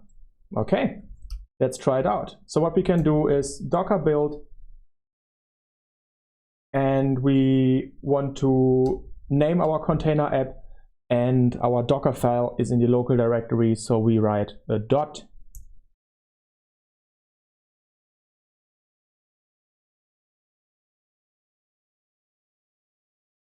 Okay, and here we can see what we saw in theory before, pulling from library Ubuntu. So it's actually pulling a lot of layers down, and then it's installing. Here we see our additional command. It runs an update and installs Golang Go, and then we go further down, and there we go. It's installing actually Golang 1.13.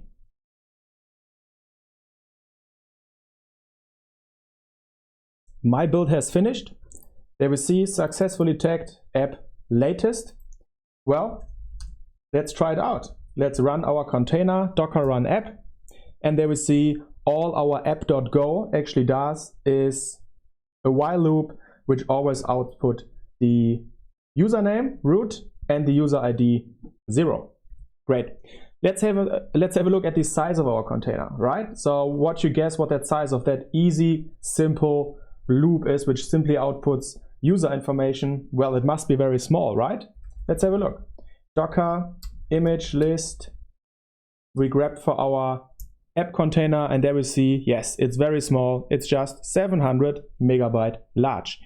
And if we would now like to distribute this container, then yes, everyone who likes it, it could be everyone who likes to run it, like for example, Kubernetes node has to download all these layers, unless they're already downloaded by some other container. But this is definitely not a lightweight and nice image size.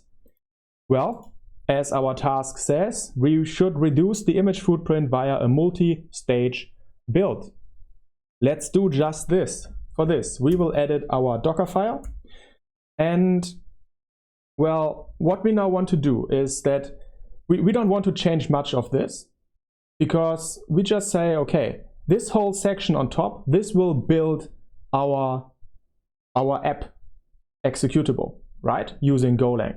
So it will be our compiling, our building container. So what we can say is, hey, we want to only build that app executable up here, and then we actually want to have another container which simply executes it, because it's an executable, and that's nice with Golang, So what we can actually do is we can add another from section, and we say, for example, from Alpine. So Alpine is very much lightweight.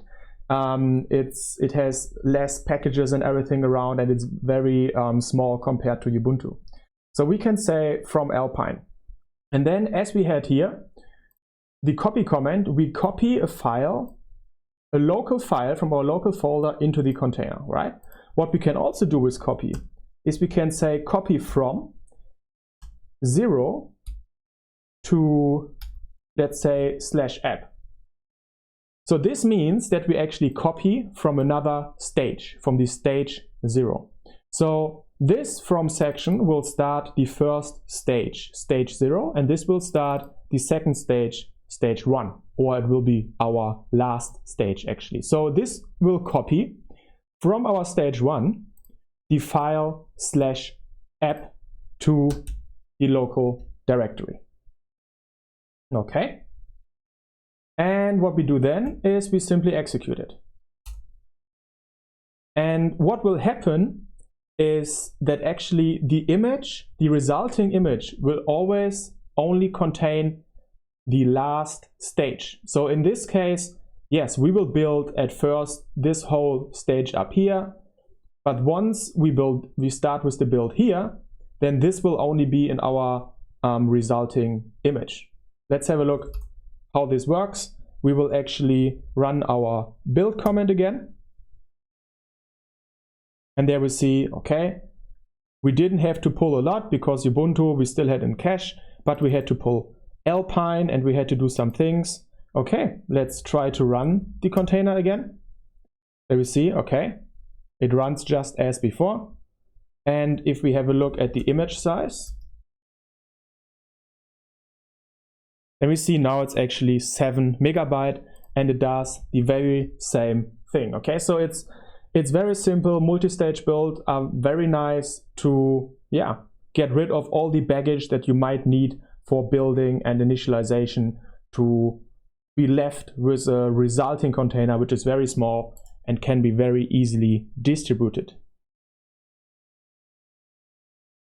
We already reduced the size of our image by a lot, which is great. Now we'll look into securing and hardening our image. And for this we will do 4 different things. We'll start with using specific package versions. If we head to our image, then we see right now for Alpine, so in our last build, we actually see that there's no tag specified, which means it will always use the latest tag, and that one can always be overwritten with any kind of version. It is not really secure to do it like this. For this, we can, for example, head to Docker Hub, search for Alpine, and search for the releases. And here, just take any release. I take 3.12.1, edit here, and now Alpine should have a specific package version. We could do it also for Ubuntu. It should also be good to do it for Ubuntu. And for example, here as well, if you use any package manager to install package version, you should always install proper versions. Why? It's very reliable, right? Like if at any point in 3 months you have to rebuild your container fast in some pipeline to push it out, and the container doesn't work because suddenly new image versions will be pulled, that's not good. Your container should always work and should always be able to rebuild. Then, if you have built your container and it's in your registry, you should have other third-party tools which search your containers for used image versions, for example, Alpine 3.12.1. And if in the future Alpine 3.12.1 will have a security issue, then we will be notified and then we go into the container and change it. That's the workflow, right? But we shouldn't have to change the versions and find working versions at any time when we just want to build our container. So let's build the thing and rerun it again, see if everything still works. Everything still works. Great, we use specific package versions. Don't run as root. Okay, it's a good idea to don't run as root, because if someone breaks out of our app process, at least that person is not directly root. So for this, the solutions are as well in the resources section, our GitHub repository. So what you can do is, like, from there you can actually copy also the comment that I will write here now. So what we do is a run command, and we simply do an add group. So this is now Alpine specific. It depends like on the distribution where you're based on. So we add a group and we will call it app group. We will also add a new user. We call it app user, assign it to the group app group with the home directory, home app user. And then instead of copying to the local directory or to the current directory, you can actually copy to the home app user directory. So the bin file, the executable will be in there.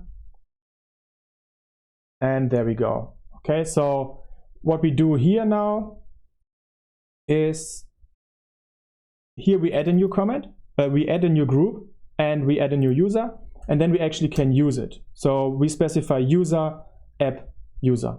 And from here on, from that line on, everything else will be executed as this user. So this process will then be running as the app user, okay?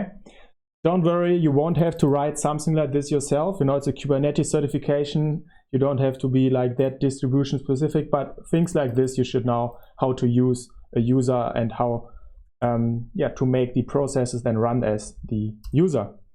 Let's build it. Let's run it. And there we see it now runs as app user with the ID 100 and not as root user with the ID 0 anymore. Don't run as root. We did it. Make file system read only. This is also great. You can also do this in Kubernetes, right? Make your file system read only. We learned about this, like using security context. But if you have already your Docker image hardened, it's way better than doing it just in Kubernetes.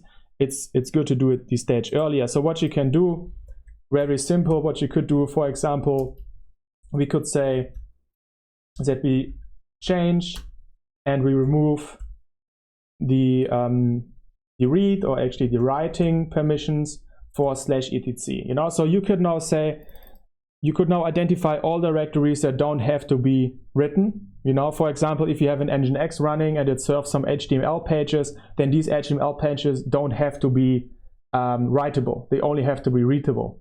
This means someone malicious who hacks into the container can't easily change the HTML code that's served to other users, for example. But we now will simply remove the writing conditions for all users from the /etc directory, and we build. Great. And we run. And what we now actually can do, we can do run -d. So what we do here with docker run -d is we will run our app process in the background. There we go. And we actually get an ID that it's running. And then we can actually say we would like to exec into that container and get a shell. There we go. And if we do an ls, then we actually see that /etc has the writing permissions removed. Okay, so this will be a way how you can make the file system read-only. Remove shell access. Well, this is also a thing. If someone breaks into your container, and there are already tools like shells and curl with which you can, like, I don't know, do further breakings and contact other services, etc., then this might be good for intruders, but it might not be good for the security of the container.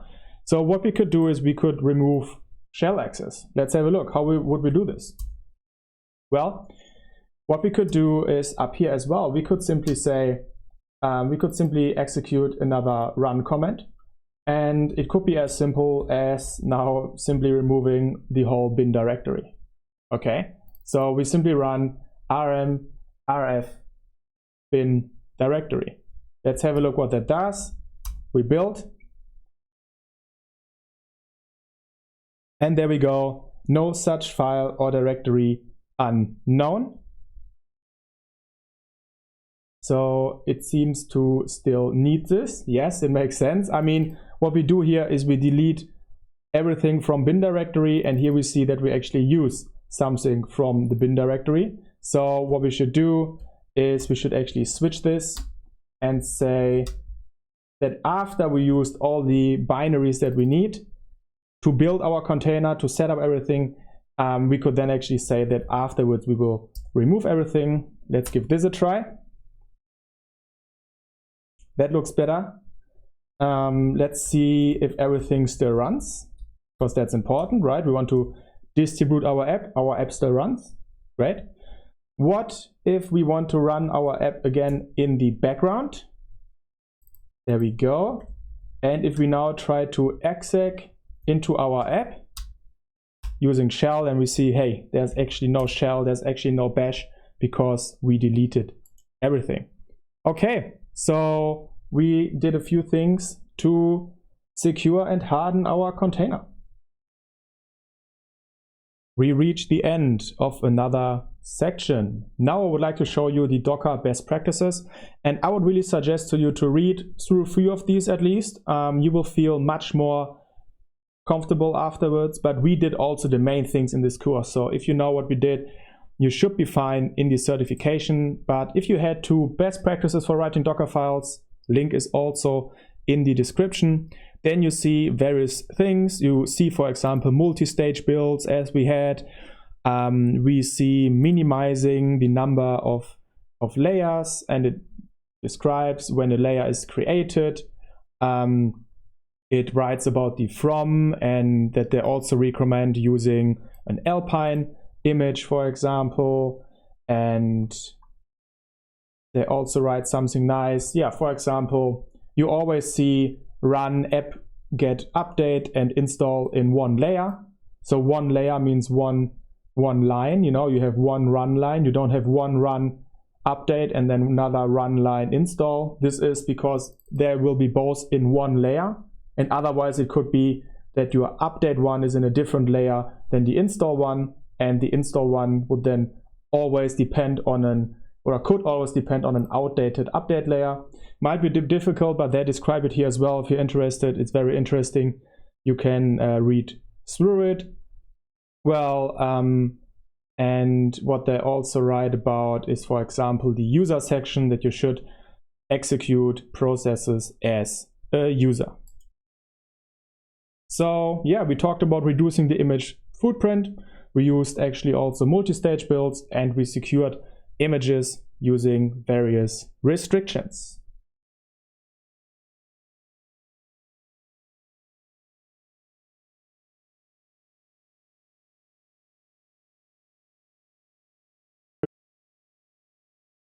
Static analysis of user workloads, a new section that we start today.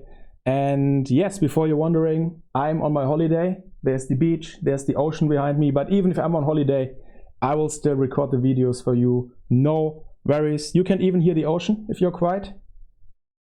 Okay, if it's not the case, then it might be because my microphone only picks up my voice, my good microphone. Okay, let's jump right into the topics. What we'll talk about. We will talk about static analysis, what it is, where is it used. Then we talk about a manual approach of performing static analysis, which you might have to do in the CKS.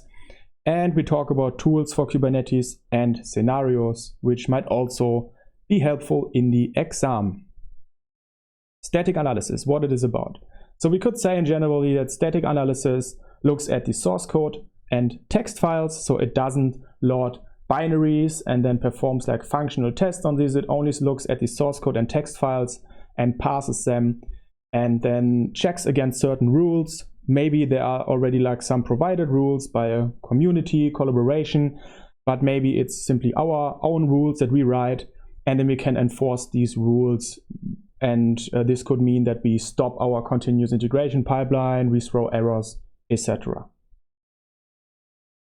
So what could be static analysis rules? Well, for example, it could be always define resource request and limits. And if our pod doesn't define some, then we won't deploy it. Or pods should never use the default service account. And if they do, then we will throw an error, or we even don't deploy it at all.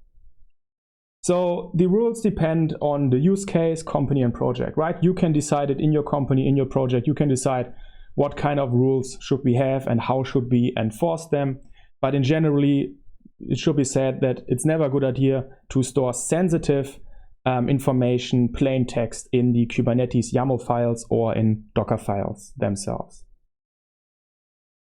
So let's have a look at a continuous integration pipeline and where static analysis would fit in there. So let's say we have some code, we develop code, probably on our local machine, we write code, then we commit the code and we probably push it into our Git repository. Afterwards, some build processes will start to run. We might execute some tests, and afterwards we deploy it. And where do we deploy? Exactly in our favorite containerization system called Kubernetes. So where could we do static analysis? Well, we could actually do it at various points.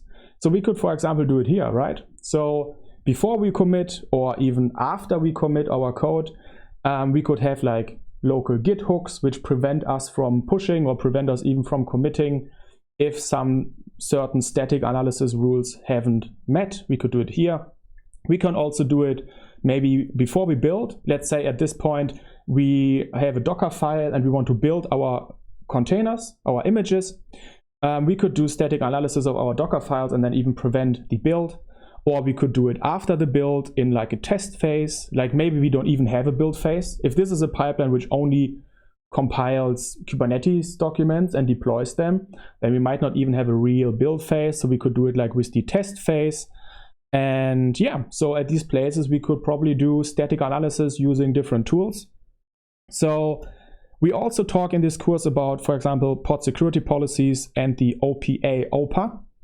And with the OPA, what we learned, we also can do some kind of static analysis because we define rules which are based on JSON and YAML, right? It only looks at JSON and YAML, so it only looks at the text files and then makes decisions of it.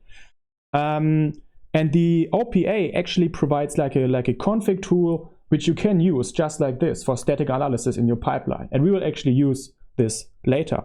But if your PSP or your OPA run as admission controllers in Kubernetes, then it's not really considered static analysis anymore. It's like it needs the binaries, it needs the ecosystem of Kubernetes to run. But yeah, in general, it's a good idea to enforce your rules using static analysis early in your pipeline and also enforce it live functional in Kubernetes using maybe OPA or PSPs to ensure that if something got deployed and which didn't go through the pipeline, then your rules will be still enforced.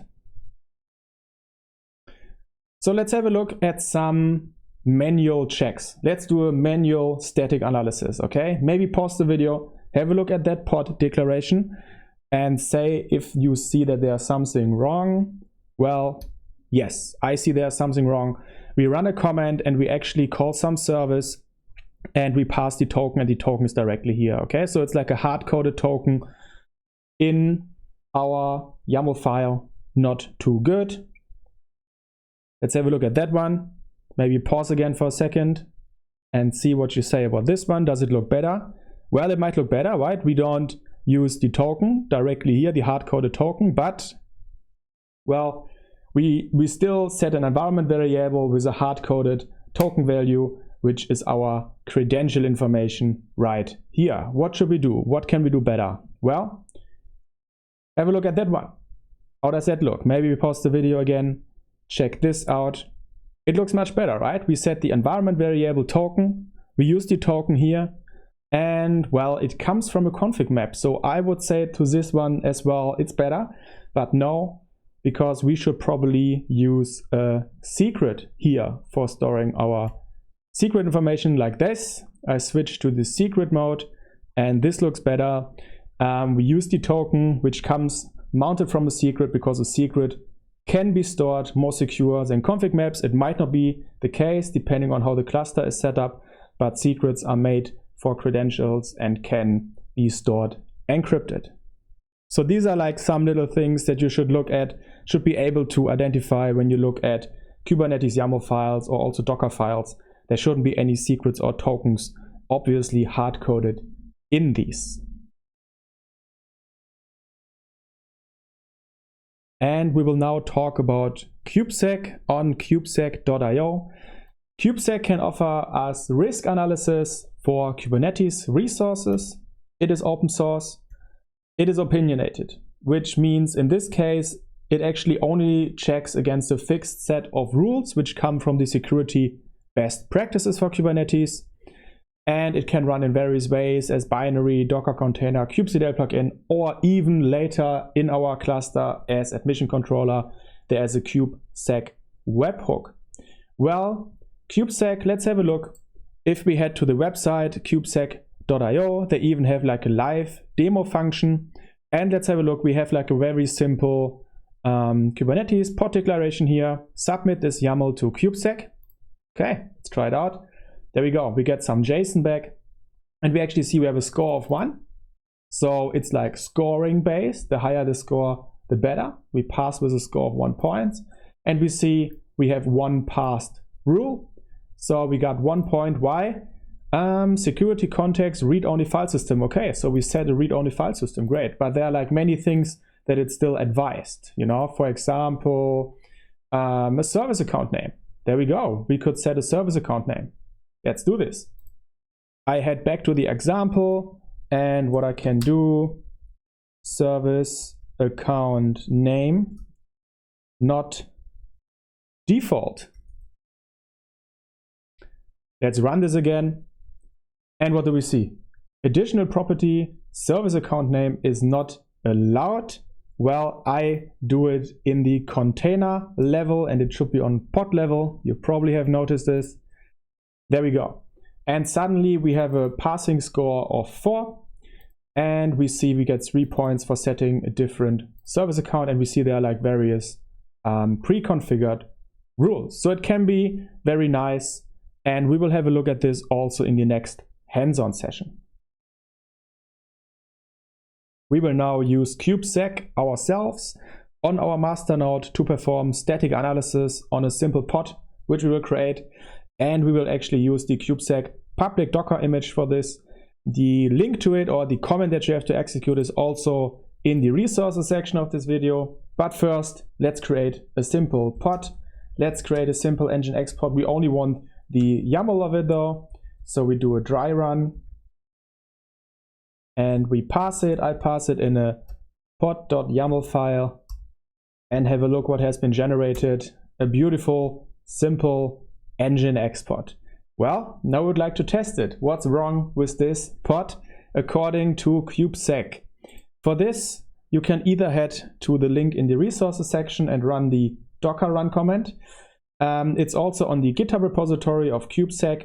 There's a comment where it says how you can run it just using Docker. Very simple, very easy. So do this,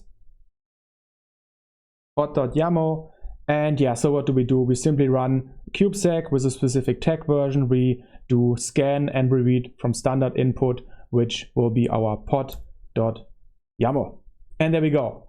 JSON returned, various advice rules, and we see a score of 0. We passed. Well, nice, we passed. That's good. Though with a score of 0. Let's see if we can change this, okay? What could we do? Well, let's have a look. What could we do? Security context, run as non-root. Okay, let's set this. We could do, we change our pod, and for the container, we set a security context, run as non-root, which is very good because it forces that the container that we're running, nginx, will actually be run as non-root, or that we define this as well using a security context setting to set the actual user. So we run the kubesec command again, and let's have a look. We still have a score of 0. Well, that's not nice. Let me have a look what might have been done wrong. Security context, run as non-root, right? And the thing is, it only performs, it was a great example, it was not planned. So it only performs static analysis, right? It doesn't load like Kubernetes binaries to pass the YAML if it's like proper YAML. If we would have tried to apply this YAML with not root, it would have been denied by Kubernetes, right? But because it only performs static analysis, it's kind of dumb in a sense and only checks for what it checks and not like for proper Kubernetes syntax. Let's try this again. And here we see we now passed with a score of 1, and it doesn't suggest anymore to use the non-root. Well, you know how to use kubesec if you have to, and you will be provided with the command how to run it, or it will be already installed on your terminal, and then it's up to you to fix some of the suggestions. We will now have a look at conftest from OPA, the Open Policy Agent. So we used OPA or OPA already in combination with Gatekeeper in our Kubernetes, where it hooked into the admission controller webhooks, and there we actually denied or allowed the creation of various Kubernetes resources based on our custom rules that we wrote. So the Open Policy Agent is definitely very powerful, but it also provides a tool, the conf test, which is a simple binary that we can run to unit test our Kubernetes configurations, like as part of our static analysis anywhere in our pipeline or even simply locally before we even push our code into our repository. It uses the same Rego language as it does in combination with Gatekeeper or in Kubernetes, and it could look something like this, right? Input kind, we have a deployment and we check the spec and the spec of the pod. Is there a security context run as non-root? And then we say containers must run as non-root. So we would enforce this. This is a very nice tool in combination. You can use it for static analysis before, and then you can use OPA actually with admission controllers in your cluster. And then you have guarantee of enforcing your policies. And let's have a look at conf test in the next hands-on session.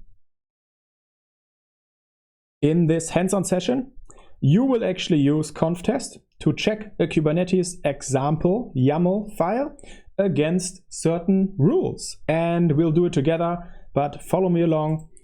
You should have access to your master node, and we now actually have to check out the Git repository of our course. The comment that you can run is in the resources section, or you can follow me along and just head to github.com, killer shell, CKS course environment, and then to check out the code, I copy the URL,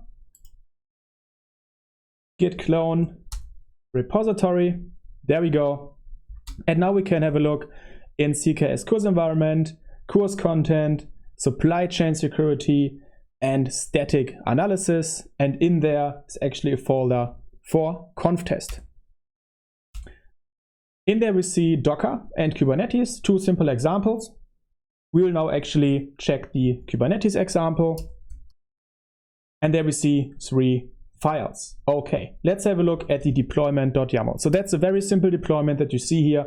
Nothing special about it, just generated, has all the necessary labels, and that's about it. Okay, and we would like to check this now for maybe any mistakes based on our custom rules. And our custom rules are actually in the policy folder. And in there we have deployment.rego. And here we see that's our favorite policy language, Rego. We have 2 rules. First rule checks at deployments. And then the input, we check at the deployment spec and the pod spec. And we check if the pod spec has a security context run as non-root set. Otherwise, we say containers must run as non-root, must not run as root. The second policy is input kind deployment. We check for the labels app, and we say, okay, the app label has to be set for pod selectors. Well, then there's a file run.sh, which contains the simple command you can run. So you can just execute the script, or you run that command, and what we simply do is a Docker run in our current directory, and we will actually run conf test with the command test, and then our deploy.yaml. So let's have a look. The image will be loaded, and there we see 2 tests, 1 passed, 1 failure.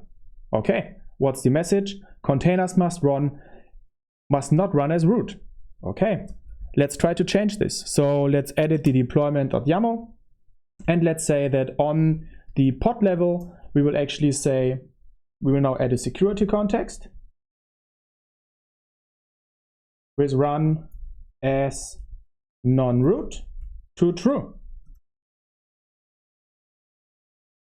And let's execute the command again. And there we go, 2 passed, right? And let's have a look at our policy file again. And there we see, okay, it actually requires us also to have the app label. Why didn't it say anything about pod must provide app label for pod selectors? Well, let's have a look at our deployment file. And there we see, okay, we already have the app labels for the selector. So what we could do, we could change this to test.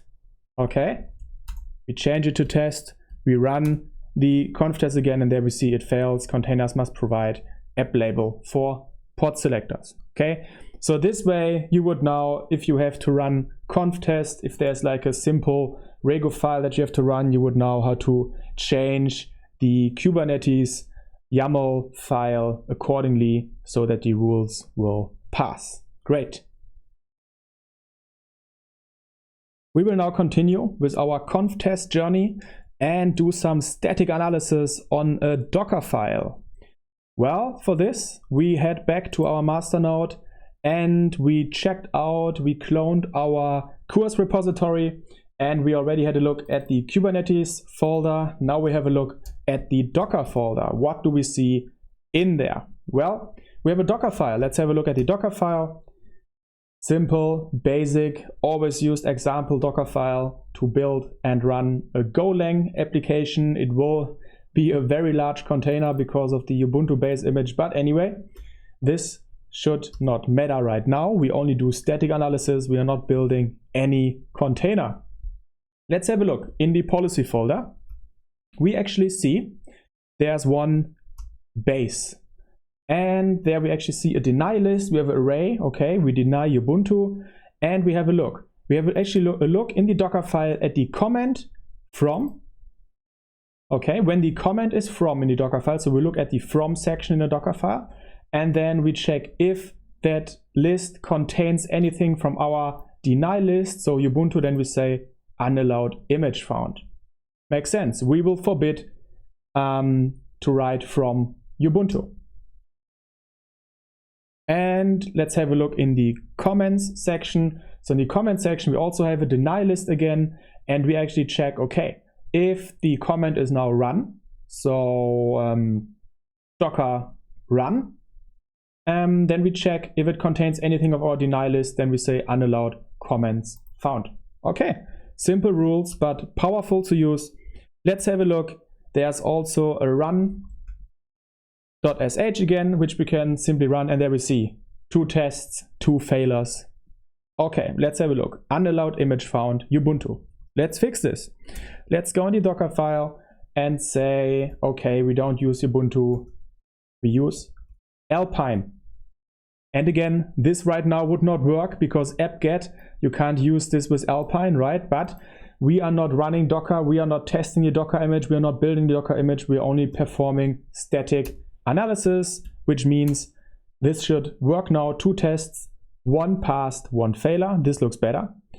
Unallowed comments found. Okay, apt-get install. There's an unallowed comment found. Let's have a look in the policy again for comments. We are not allowed to use any apt to install any packages. Okay. Well, actually, what we could do now, we could say, well, maybe we want to allow this, okay? We want to allow apt, so now we change the policy and see that the new policy will be applied. If we run this again, and there we see 2 tests, 2 passed. So if you would have to run conf test against a Kubernetes file, against a Docker file, then the comment will be provided for you, and you would have then to fix, based on the static analysis results, you have to fix whatever has been returned. And to end this section, maybe you want to play a bit again with Rego, the policy language.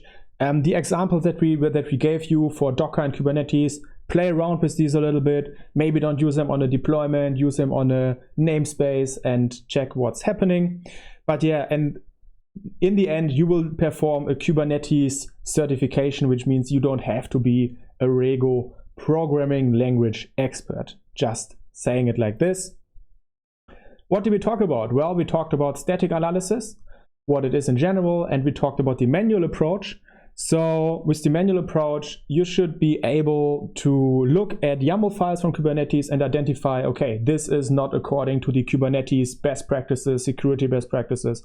Same for Docker files. You should look at a Docker file and see this is not according to the Docker file best practices, security best practices, okay? And then you might have to run certain tools like kubesec, like conftest, maybe even others. But in the end, you will be provided with a command to run, and then you have to interpret it, the result, and change the YAML files according so that they are more secure and more according to certain rules.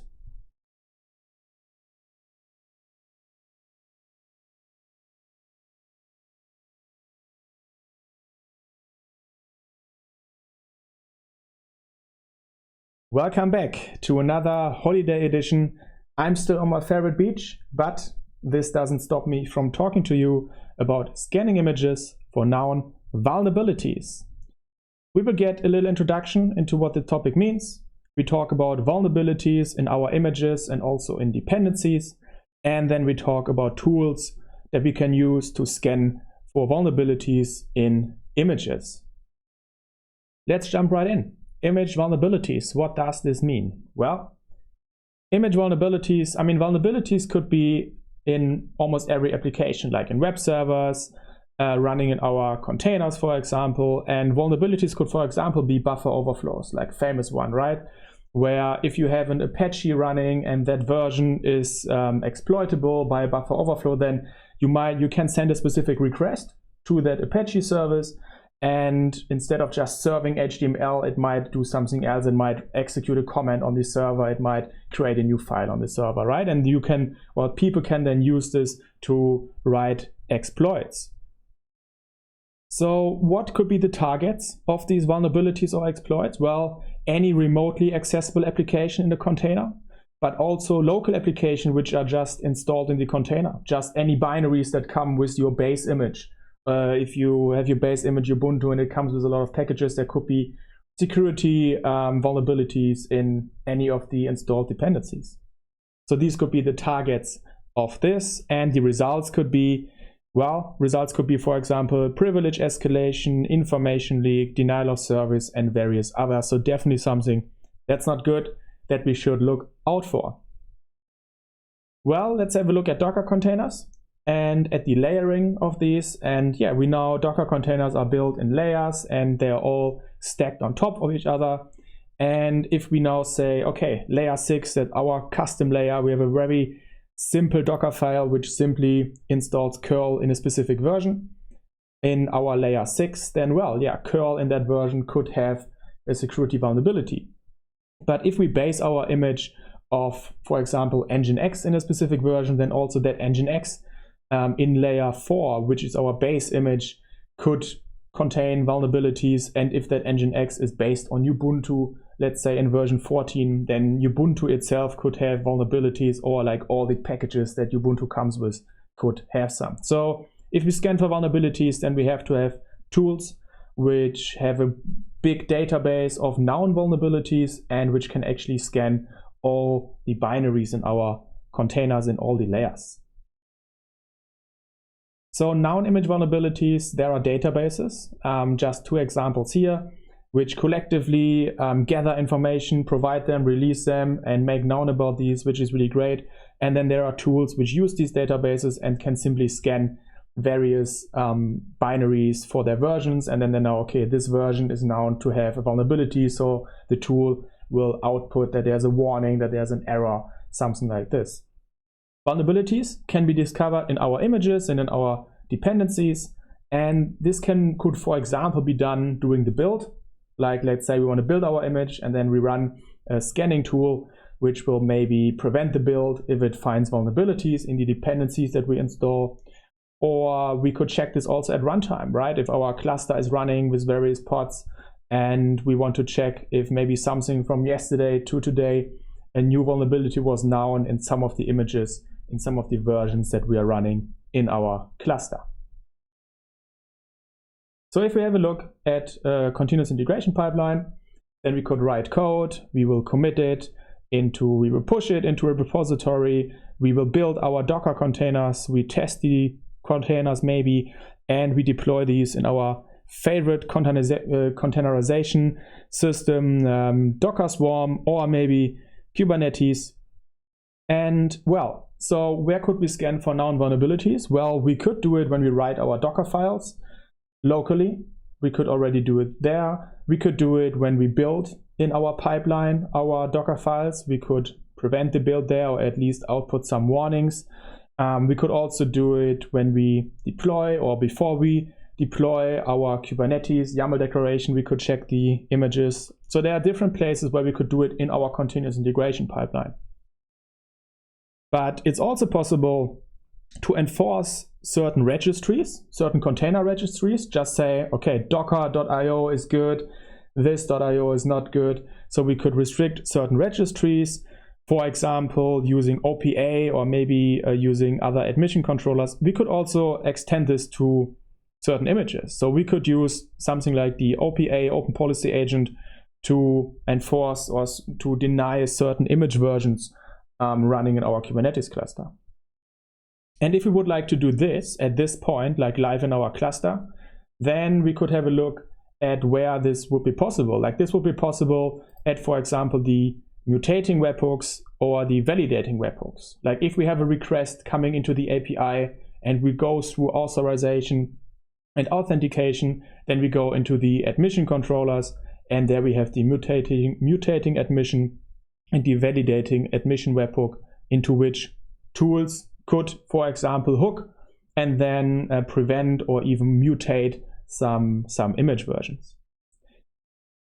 But if we go back to the pipeline, well, if we have a pipeline, it might make more sense to check the images for known vulnerabilities at a different place, right? So if we have a pipeline, then usually we build our Docker containers, and usually we push these into a Docker registry of our choice, a container registry.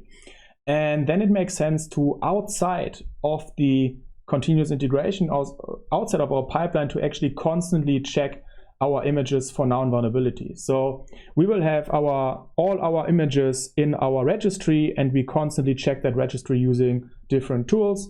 And that way we could then send some alerts to like a team and say, hey, there are like now some known vulnerabilities in that image, and then that team can go fix the image and then run through the pipeline again to deploy. So this might be another good way on how to handle the constant image scanning for vulnerabilities. We will talk now about two example tools that can be used for scanning. One is Claire. Some facts about Claire: it is an open source project. It can perform static analysis of vulnerabilities in application containers, just what we want. It can ingest vulnerability metadata from configured set of sources, like these databases that collect the vulnerabilities that we talked about. This is great. And it provides an API. So Claire is definitely flexible. It can be adjusted and greatly integrated in various systems, but it's also a bit complex to set up. It's not one command run, everything works. Another one is Trivi. And Trivi is also an open source project, and it describes itself as a simple and comprehensive vulnerability scanner for containers and others. And well, it is simple, easy, and fast, as it says about itself as well. And it is actually one command run all, which we will see in the next hands-on session. In this hands-on session, we will now use Trivi to check some public images and also to check our Kube API server image. We will execute and run this on our master node, and we simply use Docker. The command for this is in the resources section. And I will actually head to the GitHub repository of Trivi, and when we scroll down, there should be a Docker command from the quick start Docker. And there we go. They actually host it also on GitHub. So we can simply do Docker run Trivi.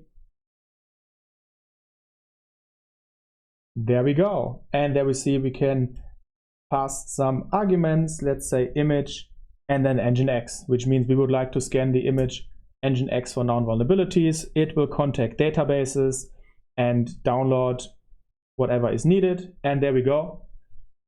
Looks pretty crazy right now. So sorry for this, but I have to reduce the font size.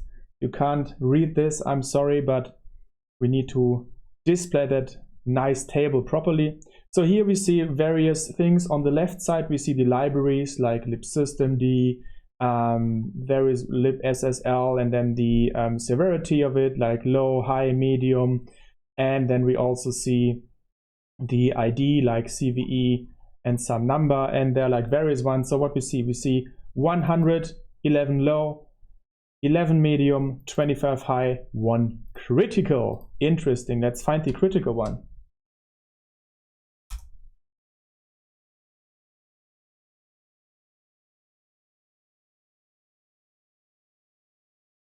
There we go, something in the library. So this number, the CVE, you could also simply search for it, and then you find the result in some of the databases, and then you actually see a proper description of it, of what it does. So that's the general idea of image scanning with Trivy. And we can now, for example, say, okay, that Nginx image seems to have a lot of known vulnerabilities, but what about a specific version, let's say 1.16, and then Alpine? Let's check for Alpine. So Nginx 1.16 Alpine. And there we see that looks less critical, right? We only have 3 medium ones, 5 high ones still.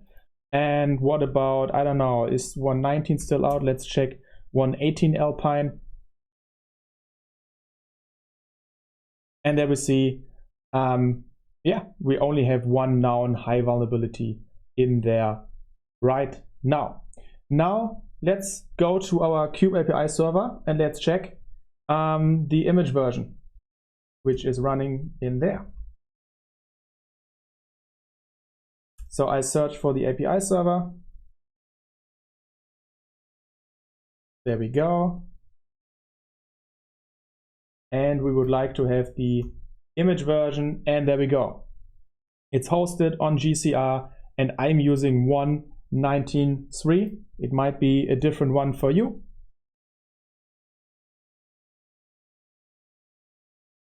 So let's have a look what it says about this one. And there we go. Nothing known here. What about an earlier one? We could, for example, try 1.17.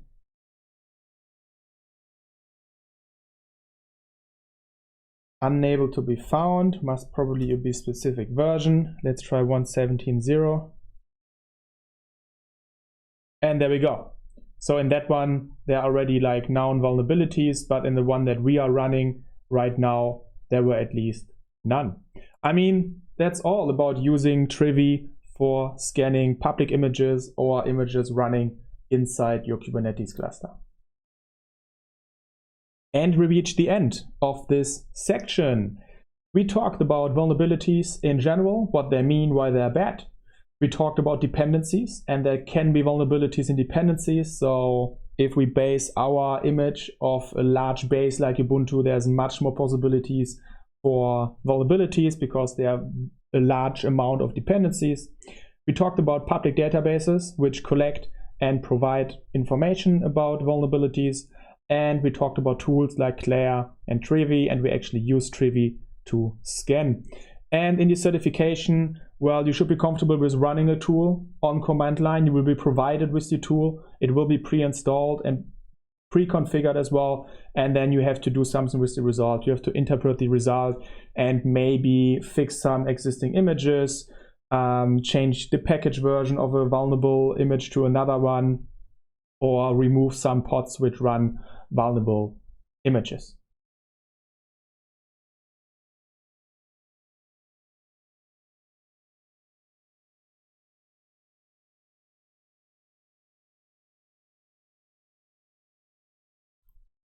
We should talk about our supply chain and how we can secure the supply chain.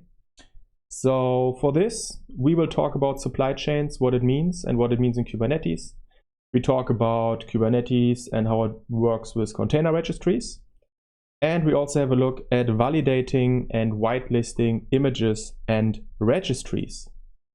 So for this, let's have a look at an example supply chain. In a traditional way, we might have some tools, and we put them together using manpower and maybe machines, and it results in a product. We distribute the product to the end customer. So how does it look when it comes to a software supply chain? Well, we might still have some tools that we use, and we perform software development, which will result in a product, probably containerized, and we will then distribute it. We will release it in a registry and deploy it probably in Kubernetes, and finally the end customer can see it. And well, securing supply chain means that we want to be sure that the product that we built here and that we released here is actually the one that the customer will use, right? We want to make sure of this. And so for this, we will mainly look at this. So how can you be sure that the container that you actually built with your product is also the one that is then released and used in Kubernetes, and how can you secure this and restrict this? So how does Kubernetes work with registries, with container registries? And let's have a look at first how Docker does this, right? So with Docker, you can contact public registries just like this and pull an image. But how about private registries, right? Your internal applications in your company, you probably don't want to have them in a public repository. So if you try to pull from like a private registry, which is protected, you see here Docker pull private registry, error, access denied. So you have to do a Docker login, and afterwards the login is succeeded. Then you can pull from the private registry, and then it works. So very simple. You have to log in using some credentials, and then you can pull and run and use the containers and images. So how does it work in Kubernetes? Well, in Kubernetes, you also have to provide the login credentials if you want to work with a private registry. And there you can actually create a secret of type Docker registry. And it contains your username, password, credentials. And afterwards, so at first you have to create the secret, and then you have to actually also make the service accounts that should run the pods with the images from the private registry. Then we have to add the image pull secret, right? That's how it works in Kubernetes. And afterwards, we are able to pull from private registries. So that's definitely something to keep in mind, and which will already secure your applications in your private registry at least.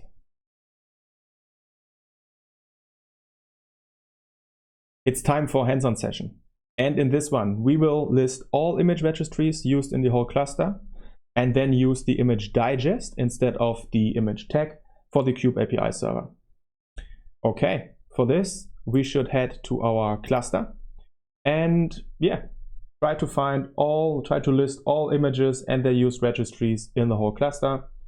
For this, I'll simply generate the YAML of all pods, of all namespaces, and grab by image, : There we go. Let me filter this output a little bit that it looks nicer for us. There we go. Bunch of pods, bunch of images. We see, for example, our etcd and our API server. What about registries? So how many different registries do we use? Well, we use, for example, K8s.gcr.io, Google Container Registry. We also use docker.io, and we don't specify anything here, which will default to docker.io as well. So 2 different registries we use right now, and in the later hands-on session, we also learn how to restrict these, how to forbid these, how to allow some. What we would also like to talk about is the tags. Okay, so right now for the Kube API server, I'm using the tag v1.19.3. And the thing with tags is that tags can be overwritten. It's not always sure that behind this tag will be the exact application version, because tags can be overwritten and changed. So if you would like to do this, for this, let's have a look at the Kubernetes API server which is running. So generate the YAML for the API server pod. There we go. And on the very bottom in the status section, so we are in the status section, we see there's a section container statuses, and there we see our image, yes, with the v1.19.3 version, but we also see that this is translated into this digest. Okay, so in the digest we see the registry, we see the name, and then we actually have here the digest, which references the exact version that we would probably like to run. Right now, as of now, this tag points to this digest, but it could change in the future. So this is just something that we have to keep in mind. What we do right now is copy the whole digest path, so with registry and name and then the digest, copy it, and we will now make the API server use that exact digest. So for this, we added the manifest of the kube API server in etc Kubernetes manifest kube API server YAML. We search for the image used. There we go. Right now we can see we use the version to replace it with whatever we copied. Great. And we save it. And this should work. Let's hopefully let's hope for this, and let's have a look if the kube API server pod is coming back up.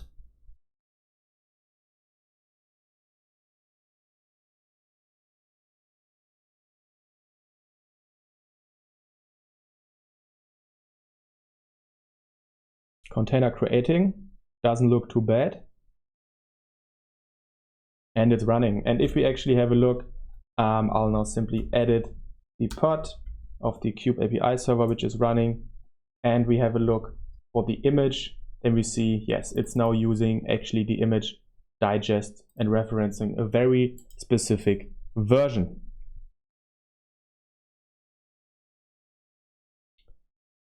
In this hands-on session, we will whitelist some registries using OPA. And in the end, we would like to only allow images from docker.io and K8s.gcr.io. For this, head to the resources section of this video and copy the comment that we list there to install OPA, unless your OPA is still installed in your cluster. Simple comment that we have to run. There we go. And then head to the second link in the resources, which should lead you to our repository, where we have our supply chain security and whitelisting registries by the example of OPA. Let's have a look at the template. So again, in OPA, the OPA, the Open Policy Agent, we always create a template which does a general thing. And then from that template, we create a constraint which kind of implements and uses this template. So here we have a very simple template. We call it K8s Trusted Images. It will create a custom resource definition, K8s Trusted Images, which we then can use to create a constraint. And let's have a look at the violation section, right? So what we do is we get the image from input, also from the object that will be a pod spec containers. We get the image, and then we say not start with docker.io, not start with K8s.gcr.io. So the violation will be thrown if all conditions are true. Okay, then a violation will be thrown and the pod creation will be denied. So if it doesn't start with docker.io and it doesn't start with K8s.gcr.io, then a violation will be thrown. If it doesn't start with docker.io, but it does start with K8s.gcr.io, then no violation will be thrown. So much for the template. And let's also have a look at the constraint. Constraint, very, very simple. We simply use our custom resource definition and we say that it will be applied to pods. So copy both. Copy both to your terminal. I'll copy the constraint first. Create a new file, constraint.yaml, and paste. I'll do the same for the template. Create a file, template.yaml, and I'll first create the template.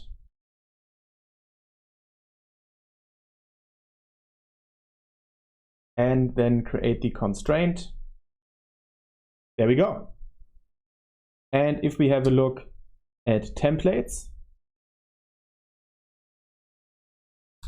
at constraint templates, there we see our K8s Trusted Images one. And if we get our custom resource definition, then we actually see that we have pod trusted images. Okay, great. And if you remember, we can also describe our constraints to see in the status section what's happening with violations, etc. And right now, status section doesn't have anything. It might take a bit for like the current objects to verify in the cluster. Until then, let's create a simple pod, shall we? Let's create an nginx pod with image nginx, and there we see violation, denied the request, not trusted image. Well, we now always have to specify our image registry like this, and then it works, right? And if we have a look again in the template, I'll just head back to the repository, to the template. Well, it's not something magic. It just does like a string comparison starts with, right? You could implement more magic, like if you want to also allow like the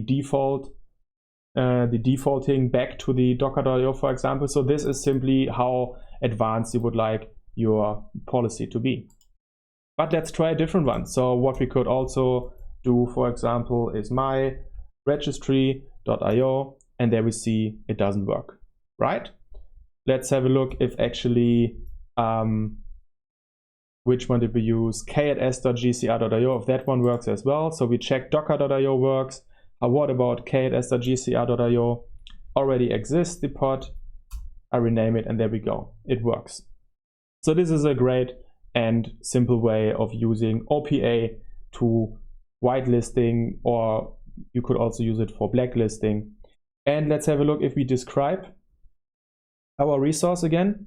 And there we saw we have two violations, which are actually, for example, also the gatekeeper system. There are two pods which actually don't comply with our policy.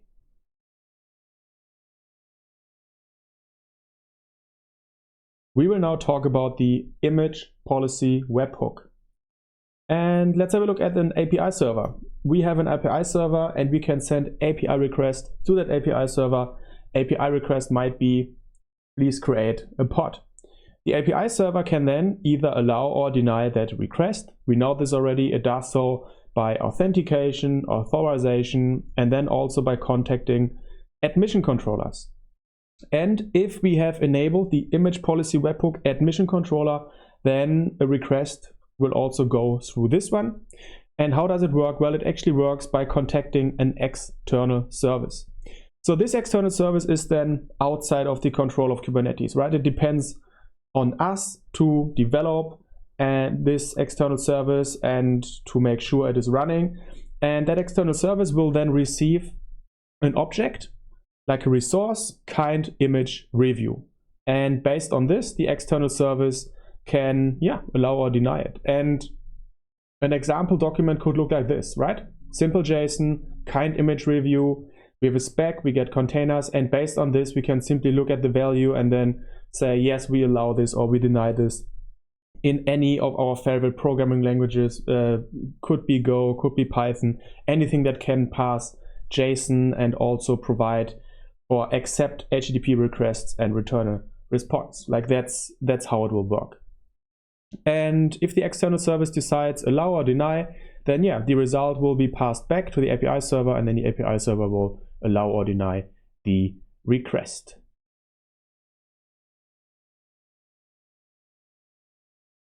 In this hands-on session, we will investigate the image policy webhook, and we will use it up to the point where it calls an external service. Well, the external service in our case won't exist, so we kind of simulate that it is down and we see what happens when it's down. But up to the point, we still have to configure the image policy webhook, register it with the API server, and we actually see it in action. We will actually see how it will deny pod creation.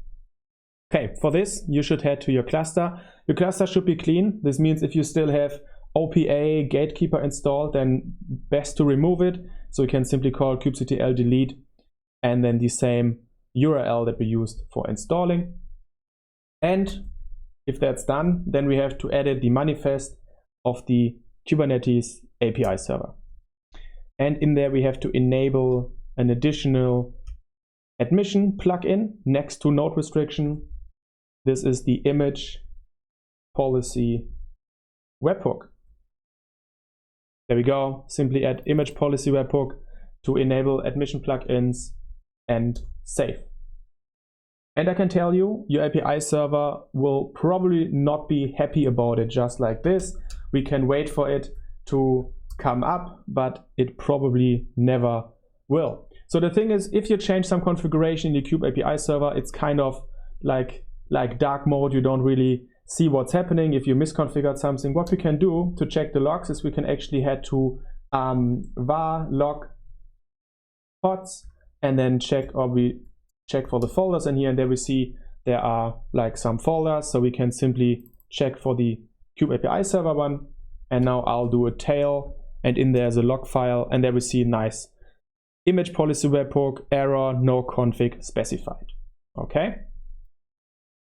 So for this, we should actually now head to our root directory, and we should check out our course repository, because in our course repository, we already have an example configuration which we can use. For this, simply copy the command from the resources section to clone the repository, and then there's a second convenient command we can execute to copy our example directory to etc Kubernetes admission. And we will also change into that directory and have a look what's happening in there. Well, we see a few files. We see an admission config, we see some certificates, and then we see a kube config. Let's have a look at the admission config.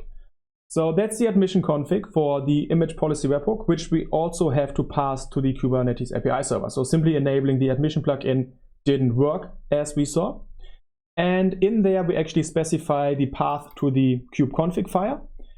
And the kubeconfig file actually then manages the connection to our external service. We will have a look at the kubeconfig file after this. We can perform some settings here as well. And one interesting one is, for example, this one. Default allow false. So this means that even if the connection is wrong or our external service is not available, this right now means that all pod creation will be denied. Okay, so if we set it to true, then and our external service is not reachable, then we still allow pods to be created. But right now we won't allow this. So that's the default allow setting. And if we have a look at the kubeconfig, there we go. So the kubeconfig, there's a cluster section, and clusters refers to the remote service. So we see here, we specify the remote service.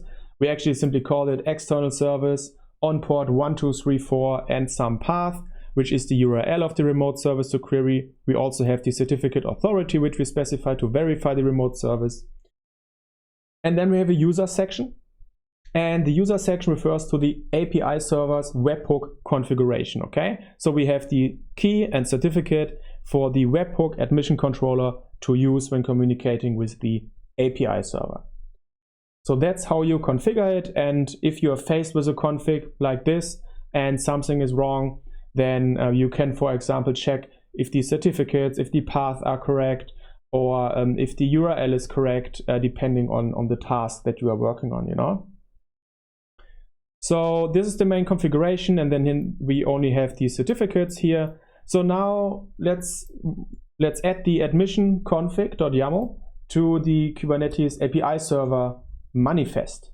So we added our Kube API server manifest again. And in there, we can now actually specify another argument, which is admission control config file. And this will be in etc Kubernetes admission and then the admission underscore config YAML, okay?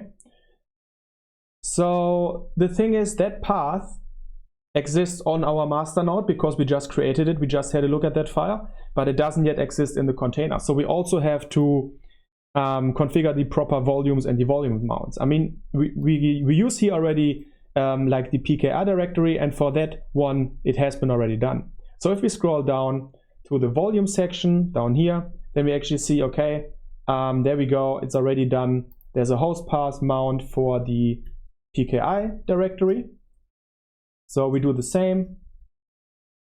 And for the admission directory, okay? So we have the path to the admission directory and we name it K8s admission. this naming is just our choice, right? So we just do it here, but it could be any other name directory location. And we specified the volume, so we also have to specify volume mount. So we can also copy the existing one and rename it to the name K8s admission, and then we mount it inside the container also to the admission directory. Okay, so that's the volume mount that we have to configure. And well, that should be it. Let's have a look. Let's save the API server and let's see what's happening.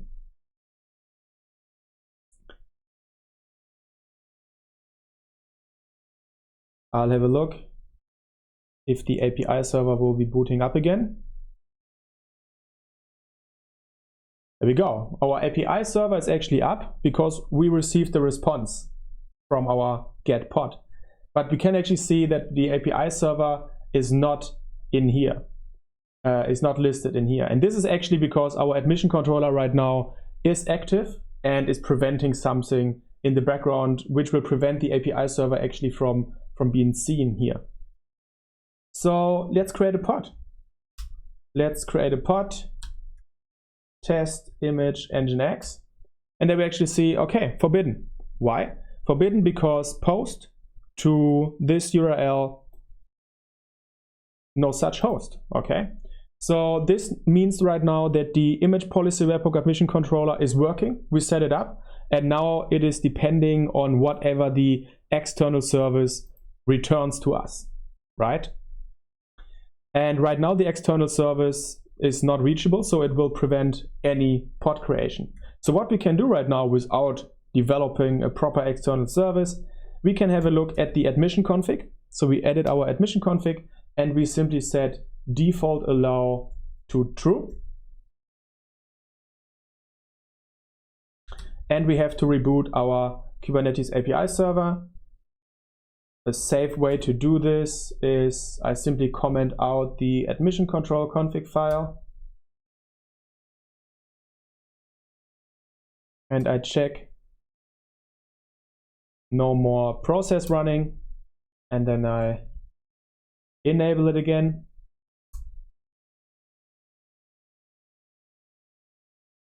Okay, Kube API server is running again. And if we have a look in kube system namespace, then we now also see, okay, our API server is back, so something is good again. And if we now try to create a pod with image nginx, then we see that it's working. Okay, so definitely be comfortable with registering the admission controller with the API server.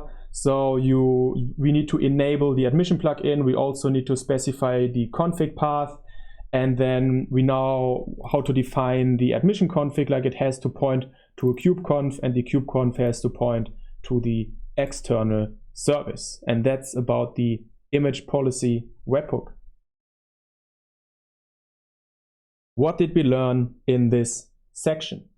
We learned how Kubernetes works with registries, with public registries, very easy, but also with private registries using a secret. And we learned about image tags and digests, and that it's also possible to use digests instead of a tag. We then whitelisted registries using OPA and Gatekeeper. And finally, we also looked at the image policy webhook and we configured it and saw it in action, actually denying pod creation.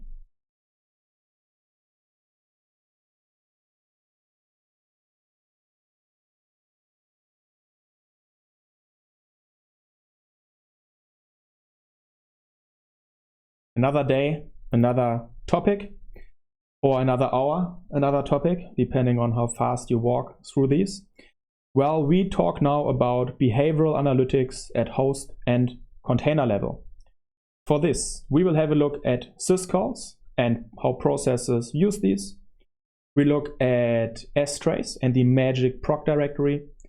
And we also use tools in our hands-on scenarios which help us to identify malicious processes in our system at host and at container level. So let's have a look at the broad architecture.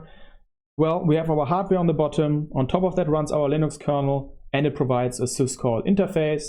Example syscalls are, for example, getPID or reboot.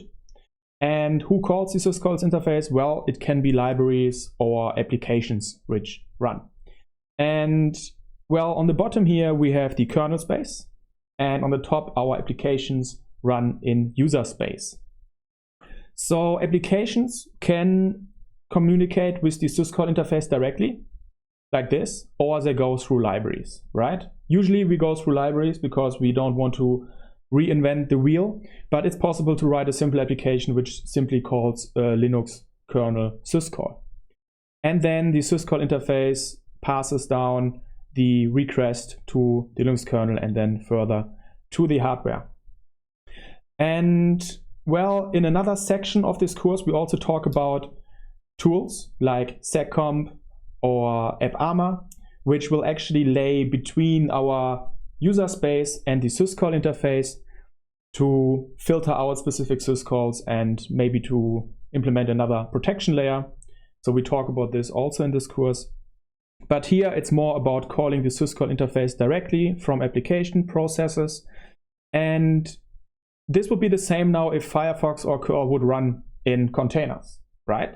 So let's have a look at another view here where we also have the hardware, our kernel, and then we have the system calls that can be performed from processes like Firefox in a container or curl in a container.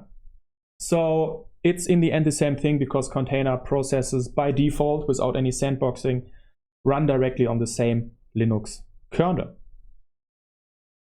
So what are syscalls? Well, there's a bunch of syscalls, and let's have a look at some of these.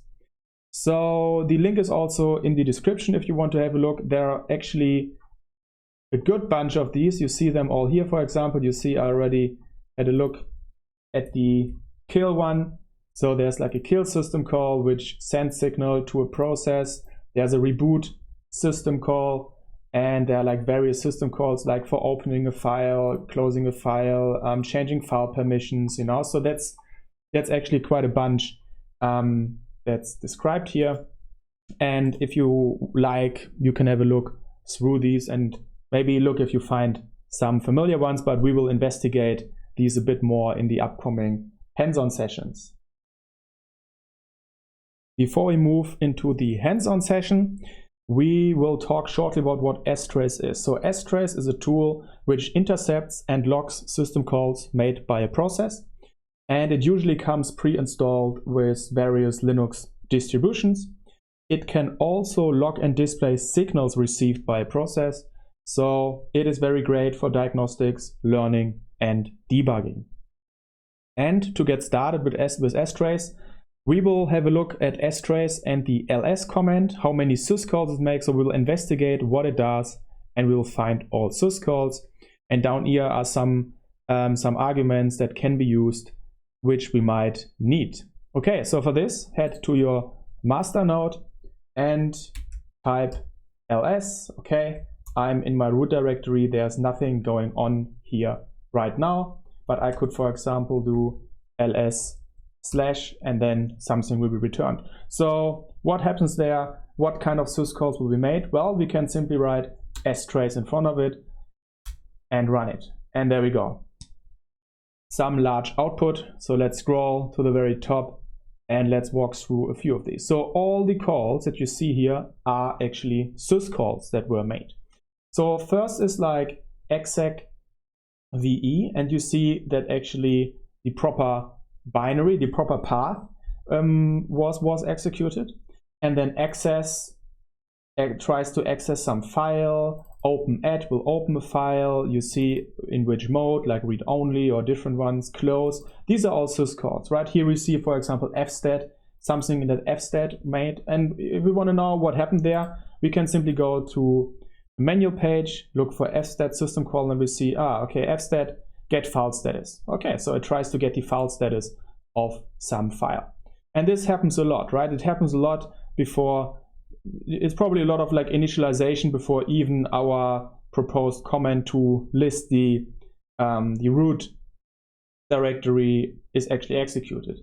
So and down here we see something, okay, so fstat was made again and then write. Okay, so there's a write syscall. So what does write do? We can have a look. There we go, write to a file descriptor. Okay, so this could probably also be standard output, because here we see a write was made, and there we see this is exactly the output that is provided to us when we run the command, right? So that's what we can use to investigate what kind of syscalls have been made in which order, which is really great from all processes. And okay, there's like a verbose mode. We don't want to try it. We already have enough output here, but you can try it if you like. But the others we talk soon. CV, count and summarize. This could be nice. So let's try this one. So instead of running it like this, we do it with C and W. And there we see nice. It's a different kind of output where we actually see what kind of syscalls have been made and how often. Okay, so we see now, for example, access has been made 8 times, and write has been made 2 times. And this way you can directly see, okay, should that process maybe even read anything, you know, and that's how you can directly investigate what a process does. And let's maybe have another short example. I simply echo hello in test, in a new file test. And if I output that file, then I get the result back. And if I run it with strace, then we also see, just as with the ls command before, we see a lot. And here we actually see that read was executed, and read is a syscall, and it reads hello, and then it writes hello, probably to std out.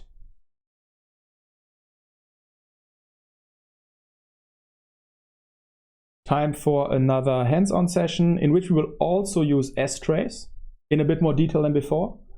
And we also have a look at the /proc directory. So let's talk about this one at first.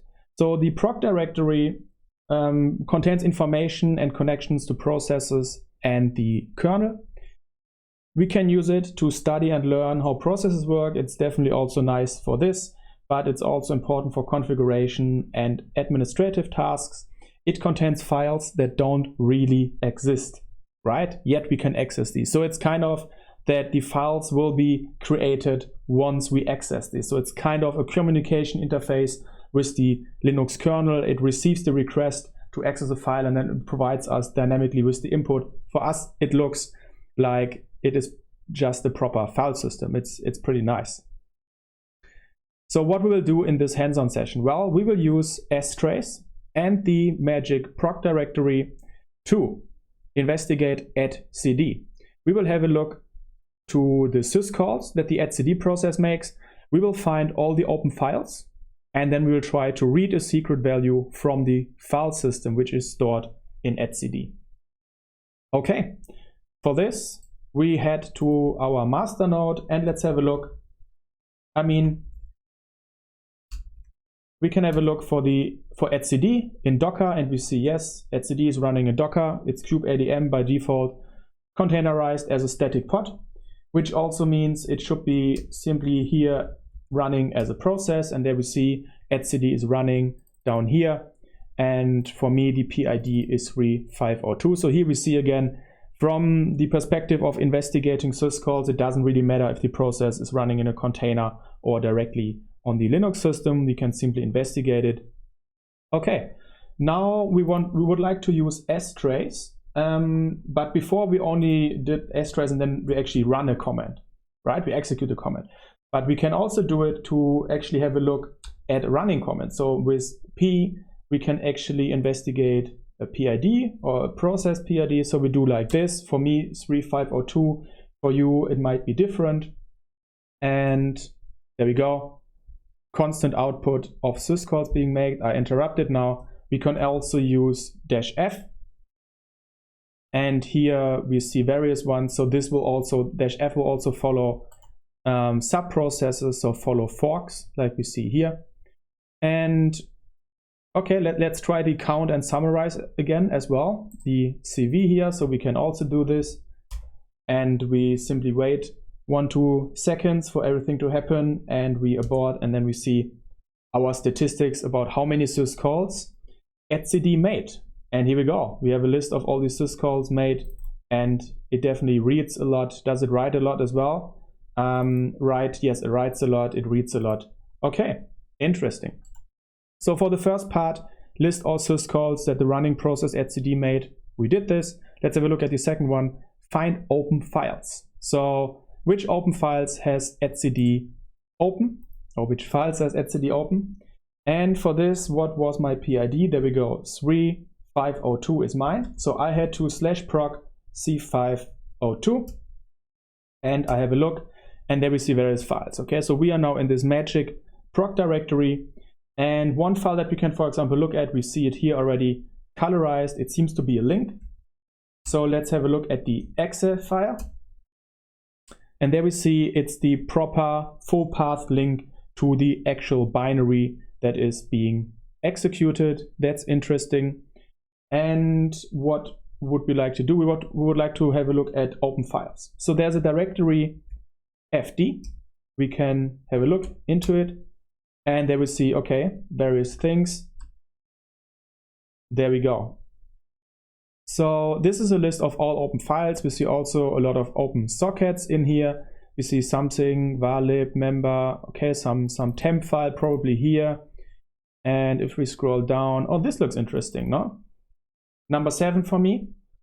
It's a folder, number 7, and oh, it's actually a link called 7 to this file.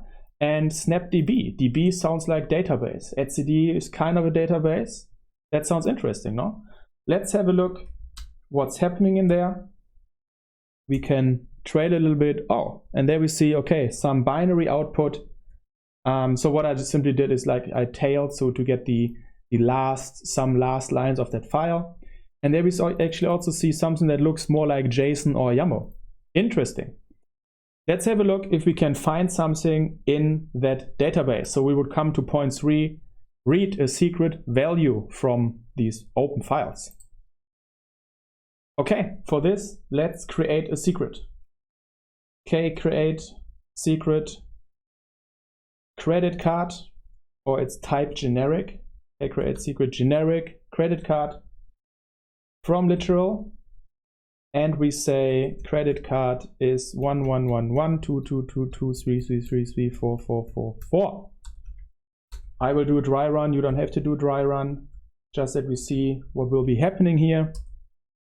This kind of secret will be created with our credit card, highly secured using a very secure base64 encryption.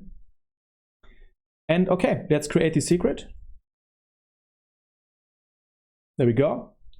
And what we can try now is to cut, for me it was file 7, and I grab for my credit card number. Let's have a look. Something in there. Binary file. Standard input. Okay, so what we can do, because it's a binary file, we can use strings. We pipe it into strings, and then we do our grab, and there we go. Okay, it actually found something, and I now simply tell grab to show me 10 lines before, let's say 20 lines before the match and 20 lines after the match. And there we see, okay, something actually is in here, and there we see our credit card information, and we actually see it's stored in registry, secrets, default, credit card. So this looks like etcd is actually not encrypted. It simply writes data into a file on the file system, and yeah, without encryption enabled, we could simply pass it and look for credential information. In this hands-on session, we continue our journey through the magic proc directory. And for this, we will create an Apache pod with a secret as environment variable, just a simple secret value hard-coded as environment variable available in that pod. And we will then attempt to read that secret from the host file system. And this should just give us a bit more hands-on understanding of how processes, containerized processes work, and also with the proc directory. So you heard the task: create an Apache pod with an environment variable of your choice, name of your choice, value of your choice. We just have to find it later again. So what I will do is krun Apache, image is HTTPD. We would only like to have the YAML generated for us, please.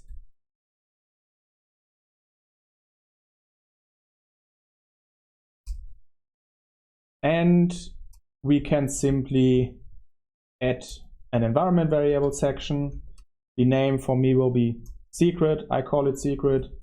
And the secret value will be this for me. Just choose anything of your liking and create the pod.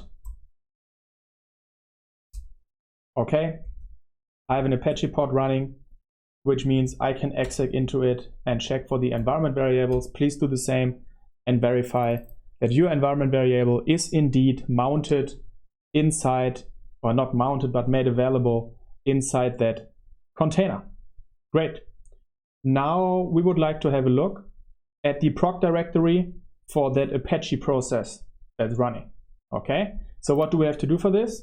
Let's have a look for the PID of the Apache process, which should be HTTPD. Nothing running. Did you catch the error? Right. If we have a look at the pods, then we actually see that our pod is indeed running on our worker node. So let's head to our worker node. I'm now on the worker node. Let's have a look here for HTTPD. There we go. There's some processes. We can also check if there's actually our pod running as a Docker container. And yes, it is. Great. Now we see some processes up here with the PS output. Could be a bit confusing. There's also a nice comment PS3. So PS3 shows you the whole process tree, root processes, sub-processes, and -p can actually also output then the PIDs of the processes. So we can run this. Yes, it's a huge output. It's a large output, but what we are only interested in is actually the container D process. And here we see it already for me. So I scroll a bit up to check from the beginning. You see, okay, there's a root process, and then we actually have container D, our container runtime, then container D shim. And there we see something. We have kubeproxy running, weave is running. Let's scroll down. And there we actually see, okay, container shim, and then we have HTTPD running. So that's our main HTTP process. And then we have various sub-processes. So I simply copy that ID, that PID, 28696 for me.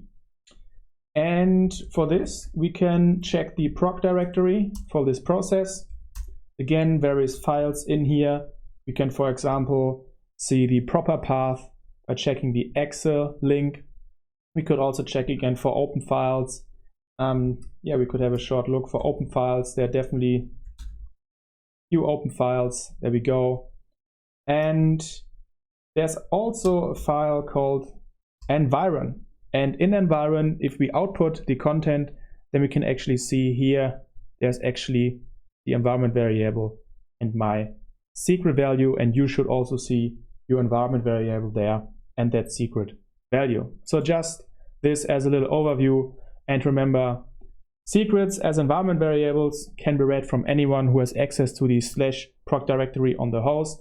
But I mean, that's usually root processes. And if someone has root access to your node and to Docker, then that person can anyway read all the secret information.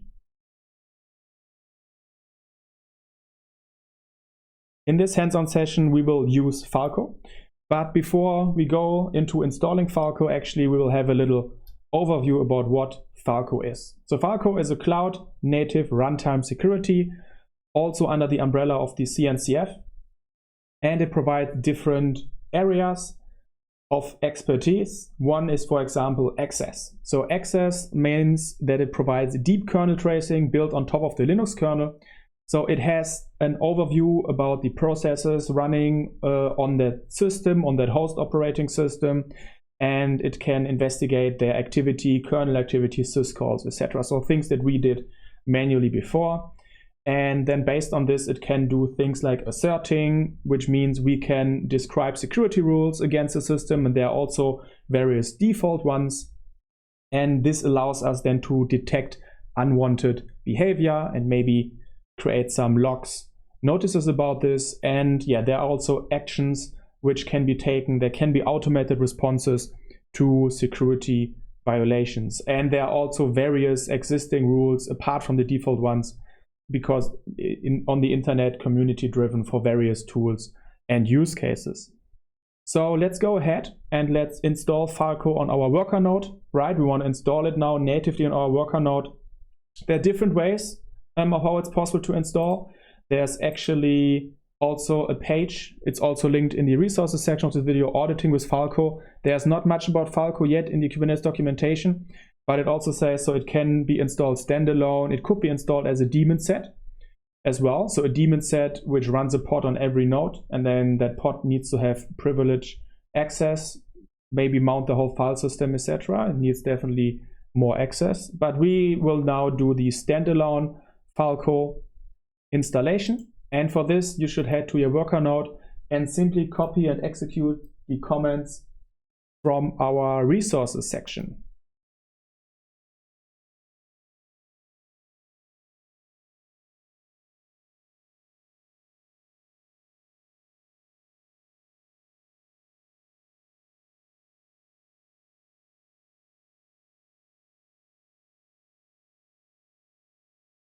And after this, it will be installed as a service. So we can have a look at Falco status. And there we see it's not loaded right now. So we have to do service Falco start. And then the status should show active and running. Okay. And well, we see already some information down here. But if you are faced with a Falco install, then usually by default there's an etc Falco directory, so change into it, and there we see already some folders with rules, and there's the main configuration falco.yaml. So open that one, and if we have a look through here, then we see, for example, that it logs to syslog. So we should be able to see information in syslogs. We also have syscall event drop, so there are like various things. And here we see syslog output enabled true. So here we know that it will output to syslog. It might be configured to output it to a different location, the logs, you know. So what we can do now is, in this case, by default, it outputs to syslog. So let's have a look. We tail syslog and we grep for Falco. And there we see different things, initialization, great. And here we actually see, for example, notice privilege container started. Okay, so this is an existing default rule. And here we actually see that one pod or container of Weaveworks, which is responsible for creating the CNI, is running as privileged container. And this simply outputs a warning, which we could maybe further use. Okay, so we installed Falco and let's continue to use it. In this hands-on session, we will use Falco to find malicious processes inside containers. And we can actually simply use the default Falco rules and use these to identify. For this, on your worker node, you should tail the syslog directory and grep for Falco events, which I'm doing here right now. And on our master node, we will now create a malicious pod and see what Falco will say about this. And for this, we should still have a pod from the previous section, a simple Apache pod. You can simply use this or create a new one. We don't need the environment variable section in here, but it also doesn't hurt. So that simple Apache pod should be running, and let's get a shell into that one. So exec into the Apache pod and we get a bash shell. That's it. We are inside the container. Let's have a look on the worker node what Falco has to say about this. It has something to say about this. Notice a shell was spawned in a container with an attached terminal, and we have some information actually about the shell and also about the container ID, so the Docker container ID, where this happened. Okay, nice. So Falco has already some existing rules to notice things like this. Let's head back into the pod and let's try to exec something secure like the etc passwd file. There we see some user information from inside the container. And let's have a look if Falco has something to say about this. Not like this, But what happens if we try to edit the file? Okay, there's no vim, so what I do is I echo user and I simply append it to /etc passwd like this. Do the same. Simply write something into that file, and then we see error file below, /etc open for writing. So anything in /etc was open for writing, which can be unusual in a container if not wanted. So it gives already some information about things going on. For example, as well, we could, for example, try to do an apt-get install something, do an apt-get update. So this is like a Debian-based package. Could be any other package manager as well. In Alpine, for example, a different one. And here also we see error packet management process launched in a container. Great. So Falco already watches over a lot of things, and we can get the information from Falco. What I would like to do now as well, I mean, we exec into the pod and we did this manually, but we can also have a look that it works if the container does it itself, right? And for this, we could now add the comment section and execute a comment before we execute Apache, but we can also use a probe. So like a liveness probe, a readiness probe, which simply execs a comment from time to time. So I'm on the Kubernetes documentation and I searched simply for liveness probe or readiness probe, and then there's this great page from which we can steal again some code so that we don't have to type it ourselves. I will now simply steal a liveness probe, which execs a comment, which we would like to do. There we go. And what we will do here is, well, let's simply run apt-get update. Okay. And initial delay seconds 5, period second 5. Okay, so every 5 seconds we will do this. Let's say every 3 seconds we will do this. And well, actually, if it fails, that wouldn't be too nice. It's the liveness probe. I'll change it to a readiness probe. So just shortly, the difference between a liveness probe and readiness probe. If a readiness probe fails, the container keeps running, but the whole pod will get in a not ready state, which means no new requests by Kubernetes services will be redirected to that pod. If a liveness probe fails, then it means that that specific container will be restarted. So right now, we don't really use readiness probe for what it should be used. We simply want to execute a comment, apt-get update. Let's try this. So what I will do is I will recreate the pod. So I'll first delete the pod, and then I will recreate the pod. Okay, let's have a look if it's actually running. It is running. And then head to the worker node and see what happens. And there we actually see that now every, I think, 3 seconds we said there's a process inside the container that tries to do something malicious. So even without us manually doing it through a shell that we got under that container, we see that Falco definitely knows about it. In this hands-on session, we will now look at some existing Falco rules of the default rules that Falco comes delivered with. And in the real certification, it is unlikely that you have to write your own rules, but it is good to know where they are and have a look how they are structured. So maybe it helps you debugging if something is not working properly. For this, we should be on our worker node where Falco is installed, and we have a look at etc Falco. There are various files, and we look in the falco_rules.yaml at first. And if we, for example, search for was spawned, then we actually see a message that we saw before. A shell was spawned in a container with an attached terminal, right? When we tried, or when we actually successfully exec into that pod container. And here we also see the variables, the more information that is being output for us to then further investigate. And here we see, for example, the container ID. So this is simply how this works. And if we see this is a rule, it has a description, it has a condition, right, that has to be met in order to be called. And then we have our output, and for priority, we see actually that it's notice. So you can have a look maybe through some of the other rules. You see they're always constructed like this.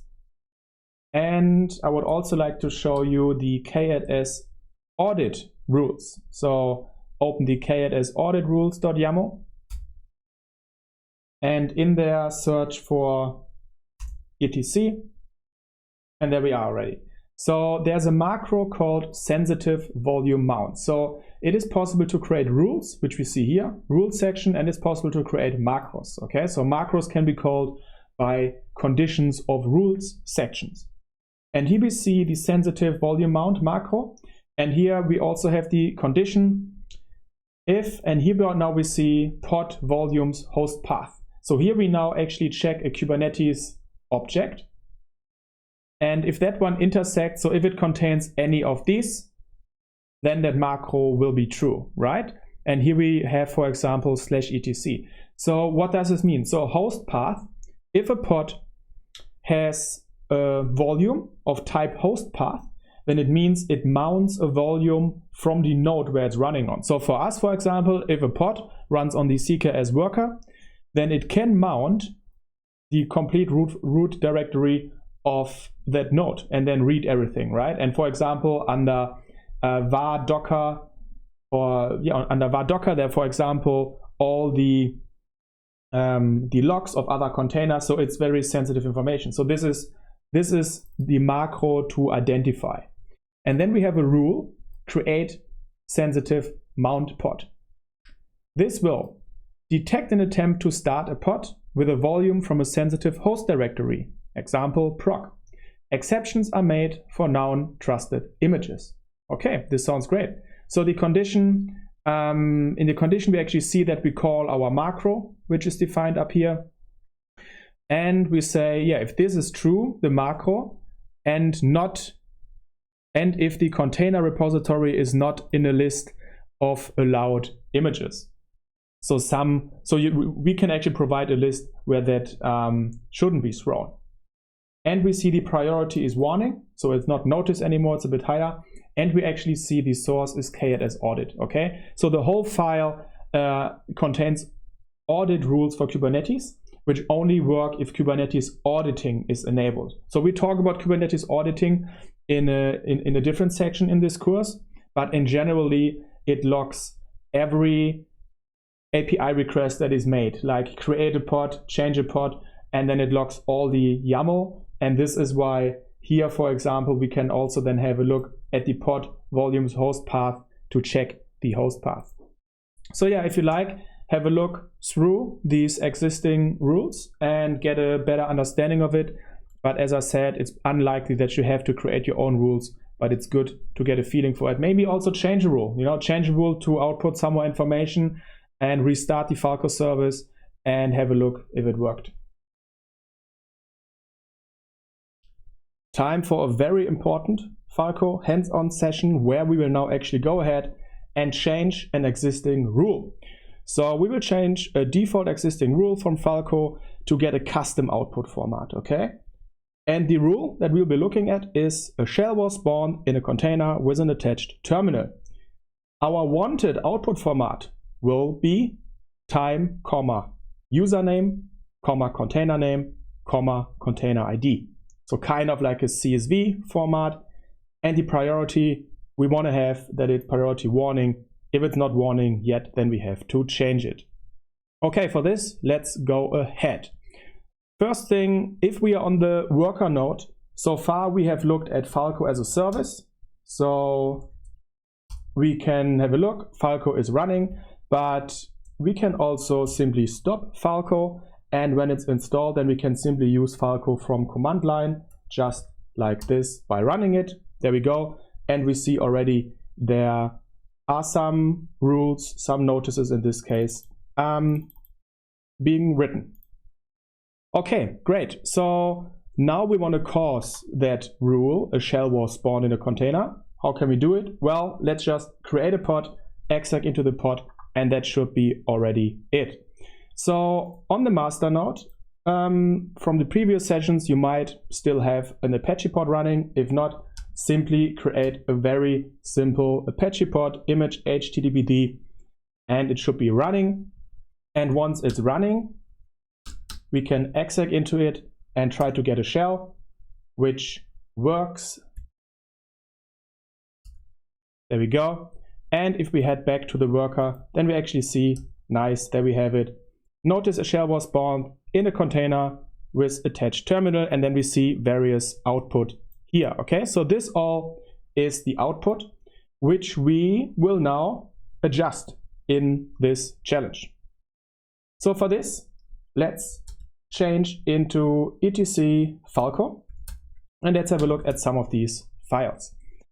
So there are a bunch of files. There might even be some custom files. So what we can do is we simply copy some text of it and search for all files, grab -r, paste the text, search in the current directory, and there we see in Falco rules, there is actually the one that we would like to change. So we simply head into that file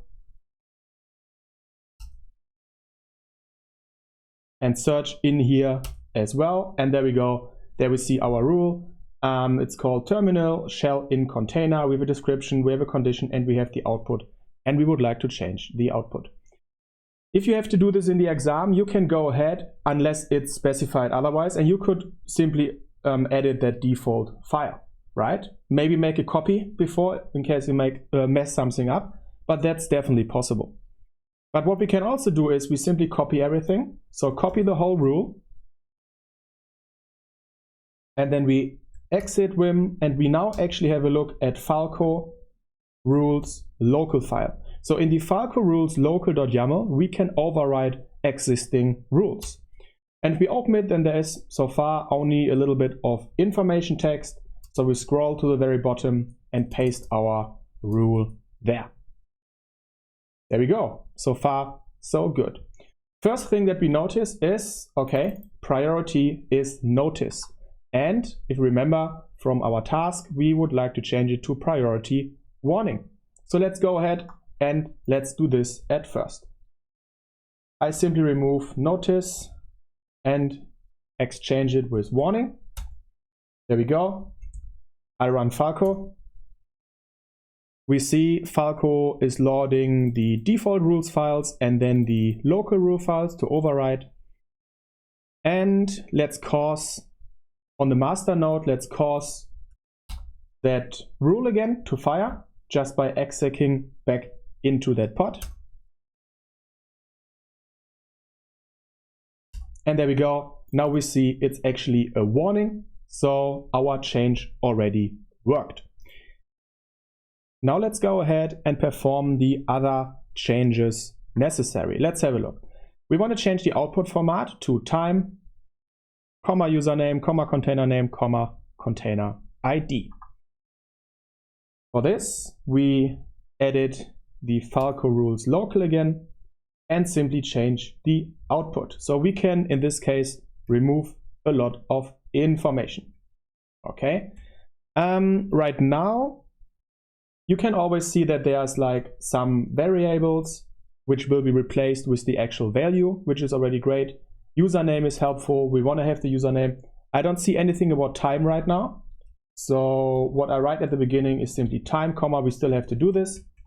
Then next should be username. There we go. Username, we have it here. What do we have then? Container name. Let's have a look. We have container.info. Let's try container.name. And then I think we still want to have the container ID. Back there I see the container ID. So we reduce a lot of the default output information to simply use the format that we would like. Okay, this looks already great, but at the beginning we still need that timestamp.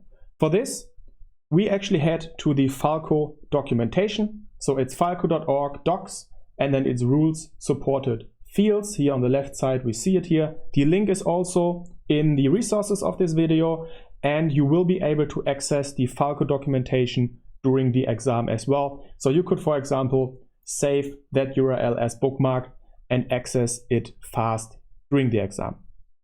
Let's have a look on that page, supported fields for conditions and outputs. Here we see a lot of things that can be used, right? Proc ID, proc exe, the ID of the process generating the event, the first command line argument. These are all great things which we can, if we like, output for further information. And we scroll down, then we actually see here the event field class, and what we can use is, for example, event.time. Let's have a look at that one. So I copy it, paste it here, and this should work. Let's also have a look at container section. So I search for container, and there we see various things. We also wanted to have the container name. We already have it. What about user? There we see various things. User.name, that's the one that we also use. So yeah, have a look through these, but you don't have to remember any of these because you can access these during the exam as well. But this looks fine to me. So I save it, I run Falco, and I head to the master node to cause that event again. And what do we see? Well, the output format has been changed. It is now exactly like we want. We want to have the time, the username, the container name, and the container ID, just as specified here. Okay, and with this, you should be able to alter existing rules by specifying a different priority or output format. And yeah, you should be comfortable with doing this in the exam. So maybe go ahead, and we see here, for example, there's a notice about privileged container started with like a default output of information. Just go ahead and overwrite that rule again as well, so that you have some more experience with it. We talked about behavioral analytics on host and container level. If you like to dive a bit deeper, I have a few suggestions for talks. One talk, what have syscalls done for you lately? Very great talk into syscalls, what that means, how they're implemented, by Liz Rice. I can definitely suggest this one, link in the resources section. Another one, if you like to dive a bit more into Falco, get a general perspective of it, there's also an introduction into Falco and link also in the resources. And to wrap this up, we talked about system calls, what syscalls are, and how they play a role in pods, containers, and processes. And from the host operating system, it doesn't really matter if they are running processes directly on the host or in containers. And Falco, which we used also, can, for example, check container processes as well as normal processes running on that system. And then we also used strace and the magic proc directory for some manual investigation into malicious processes. And for Falco, we also looked at changing existing rules, like being able to override them in the local rule definition file to maybe change the log level or even the output format. So that's definitely something to know for the exam as well.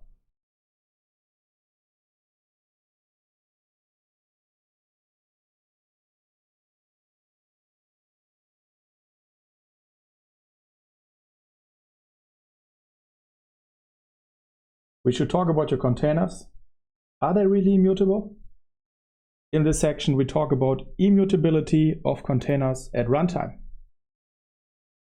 For this, I give you a little introduction about immutability in general, and then we talk about enforcing immutability on container and pod level, and we will have some hand-on scenarios to ensure that pod's containers are actually immutable.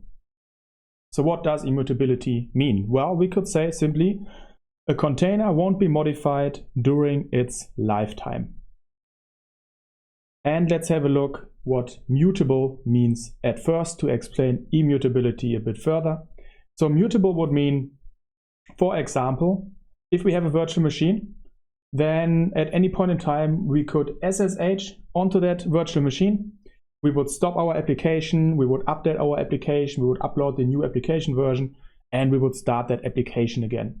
It's a very still common, but a few years ago, very common process where we update our instances in place with our new application version, and often also done by SSH. Let's have a look at the immutable version of this. Well, this would mean we would create a new virtual machine image.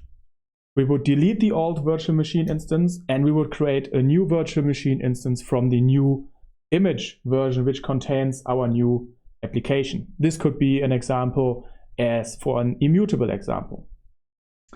And if we now replace all the VM names with containers, then this is still true as well, right? We could SSH for mutable into our container and stop the application and start it again. But usually for immutable, it is done just like this. We will create a new container image, and then we delete the old container instance or the old pod, and then we create a new pod with the new container. So in a containerized world, it is already very common to go the immutable way that we see here on the right. And this is great because we always know the state, right? Or here on the left, if we do this for a year and with many deployments, we don't actually know in which state our application actually is. Did someone log onto it manually and edit some config files? We don't know this, whereas with immutable, we always know the state of our container. Or do we? We'll have a look into this. Why should we do this? Why should we do immutable? Well, it allows us to use advanced deployment methods that come, for example, with Kubernetes. It allows us easy rollback, more reliability, and also better security, at least on the container level, because at any point in time, we can simply remove a container, throw it away, and create a new one, and we then know the state. We know there's like no other malicious processes running in it. And yeah, that's the advantages of immutability and of containers in general, and that's also why containers gained so much popularity in these current times.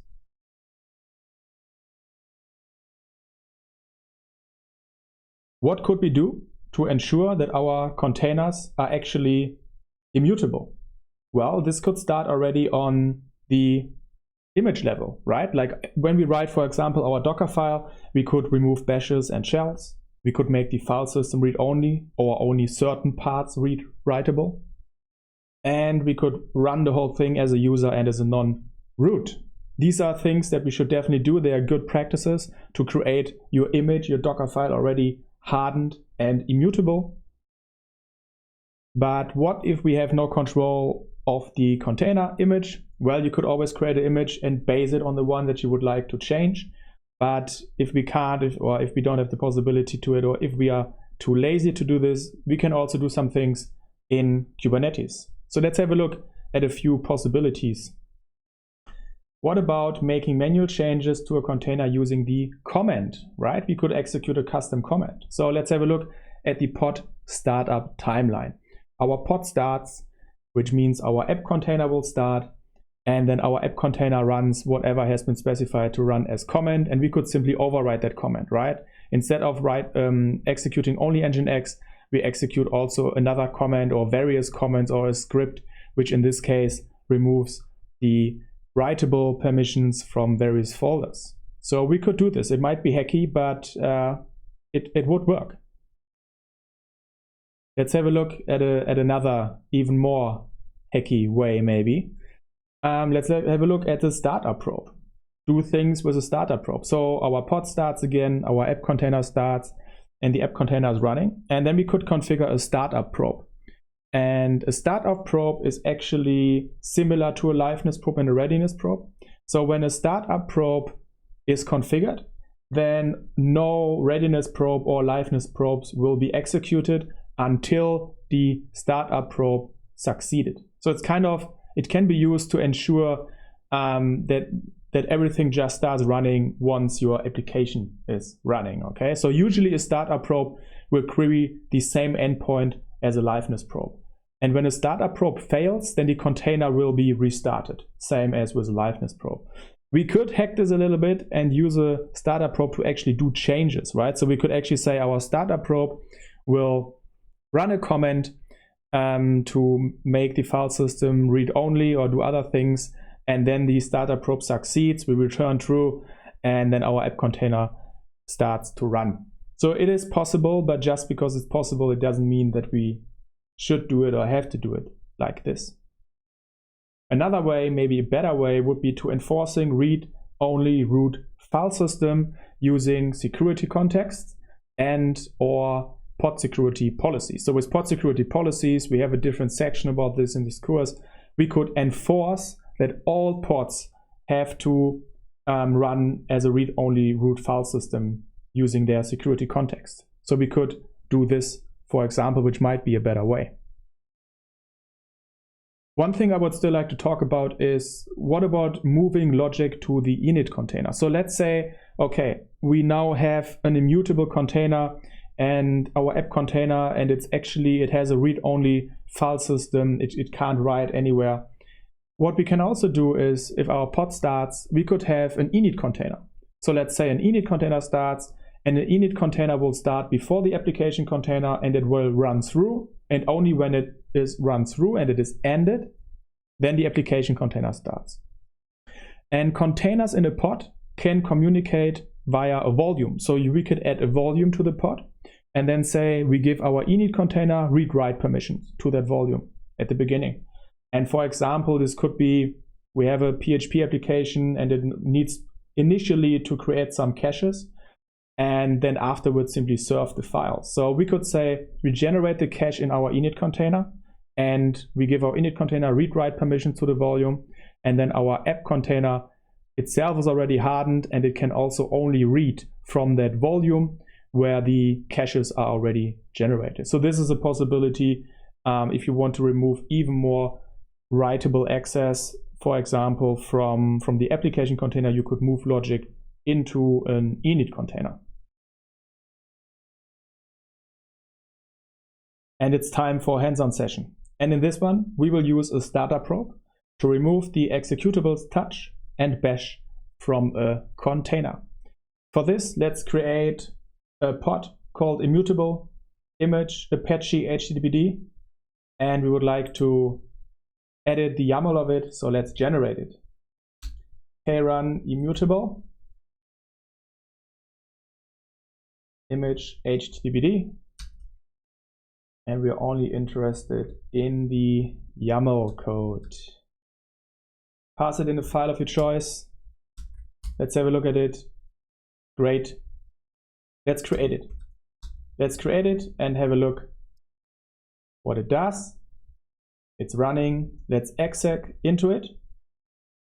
Get a bash. There we go. I'll run touch test and it created a new file, test. Touch works. Okay, great. Touch works. That was the whole idea of it.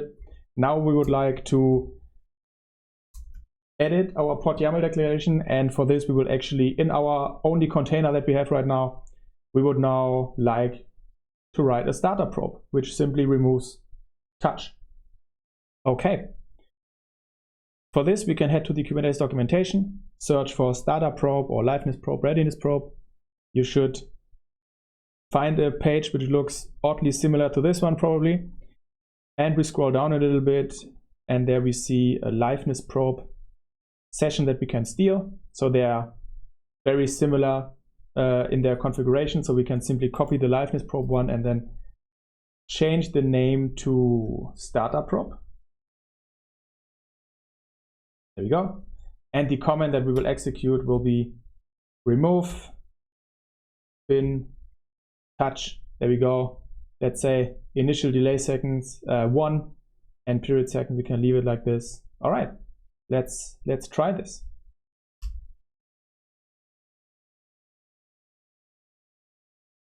Well, we should probably delete the pod, the old one if it's still running, and then recreate it with our changes. There we go. And we exec into it. Try to run touch, and it doesn't work anymore, okay? Crazy, I know. We removed a binary from that pod. Now let's finish this hands-on session and remove bash and see what happens then. So for this, let's simply change our pod declaration, our startup probe, that it removes bin bash, just like this. Delete the pod, recreate the pod, and exec into the pod. Still works. And let's try this again. There we go. So the startup probe took like a second, and I was able to exec into it before it was executed. And now we see no executable bash found, not possible to exec into the pod using bash. In this hands-on session, we will now actually ensure that our pod and container is immutable by enforcing a read-only root file system, by setting a security context on container level to make file system read-only. And then we will also ensure that some directories are still writable using an empty dir volume. Okay, let's go ahead. And we should still have a pod running called immutable. We should have the pod YAML. If you still have the startup probe from a previous session, then remove it. And all we want to have is a simple pod with one container, HTTPD image. And we now will actually create a security context. So add on container level a security context. And then we use read only root file system. True. There you go. Do it like this. Add a security context and read only root file system. Set it to true. Save the file. Delete the existing pod if it still exists, and then create the pod and then exec into it. Error from server. Connection broken. And our pod is actually in a crash loop backoff. Let's see if we can get some information about it. Let's check some logs of that container. All right, what do we have here? Our Apache is not able to start. We have a read-only file system. Could not create something in user local Apache2 logs. All right. So what we would like to do now is to allow that container to write into that directory. And we can do this using an empty dir volume, which we'll create. So we have to change our pod declaration to create an empty dir volume and then mount that volume under the necessary path. Okay, for this we can head to the Kubernetes documentation and look for volumes. Simply search for empty dir. And down here we have empty dir, there we go. And there's an example. Great.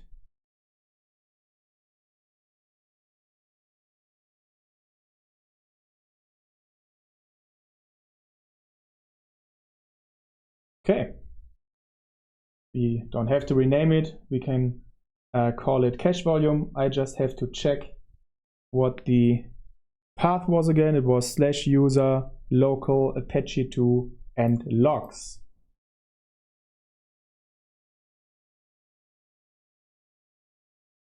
So it should be like this. Okay, so we create an empty dir volume, we call it cache volume, and then in our container we create a volume mount under that path that needs to be writable, and yeah, we use the cache volume for that mount. Let's try it out. Delete the old one, recreate it, check the status. It's running. Let's exec into it. And here we see I now can't, we have the touch command again, we didn't remove it, but I can create I can't create files because it's a read-only file system. But if we have a look under the actual path that Apache needs, then we see we can actually create files, and there's also an http.phd, which the process did create. So if you come from a Docker world, then you might be familiar that you can do something like this. You can do Docker run read-only. So you can run a container read-only, and then you can also specify temporary file system routes, like here then /run, in which the container is able to write. Okay, so you can use this in combination. There are some talks about bringing this also through another config parameter into Kubernetes. So if you use a security context and you enforce read-only root file system, that you can then specify with another argument also some writable directories. But as of now, a solution is to use an empty dir volume for this, like we did. And as we reach the end of this section, we should also shortly mention role-based access control, because we should ensure using role-based access control that only certain people can even edit a pod spec or exec into a pod to then even do things. That's also something that should be considered when talking about immutability in general. And yes, so what did we talk about? We talked about immutability in general. We talked about it on a container image level, like in the Docker file where it should be done, or most of it should be done. And then we can also do it on pod level via security context, and we can enforce this also cluster-wide using pod security policies or even other admission controller frameworks like Open Policy Agent. And we also mentioned role-based access control.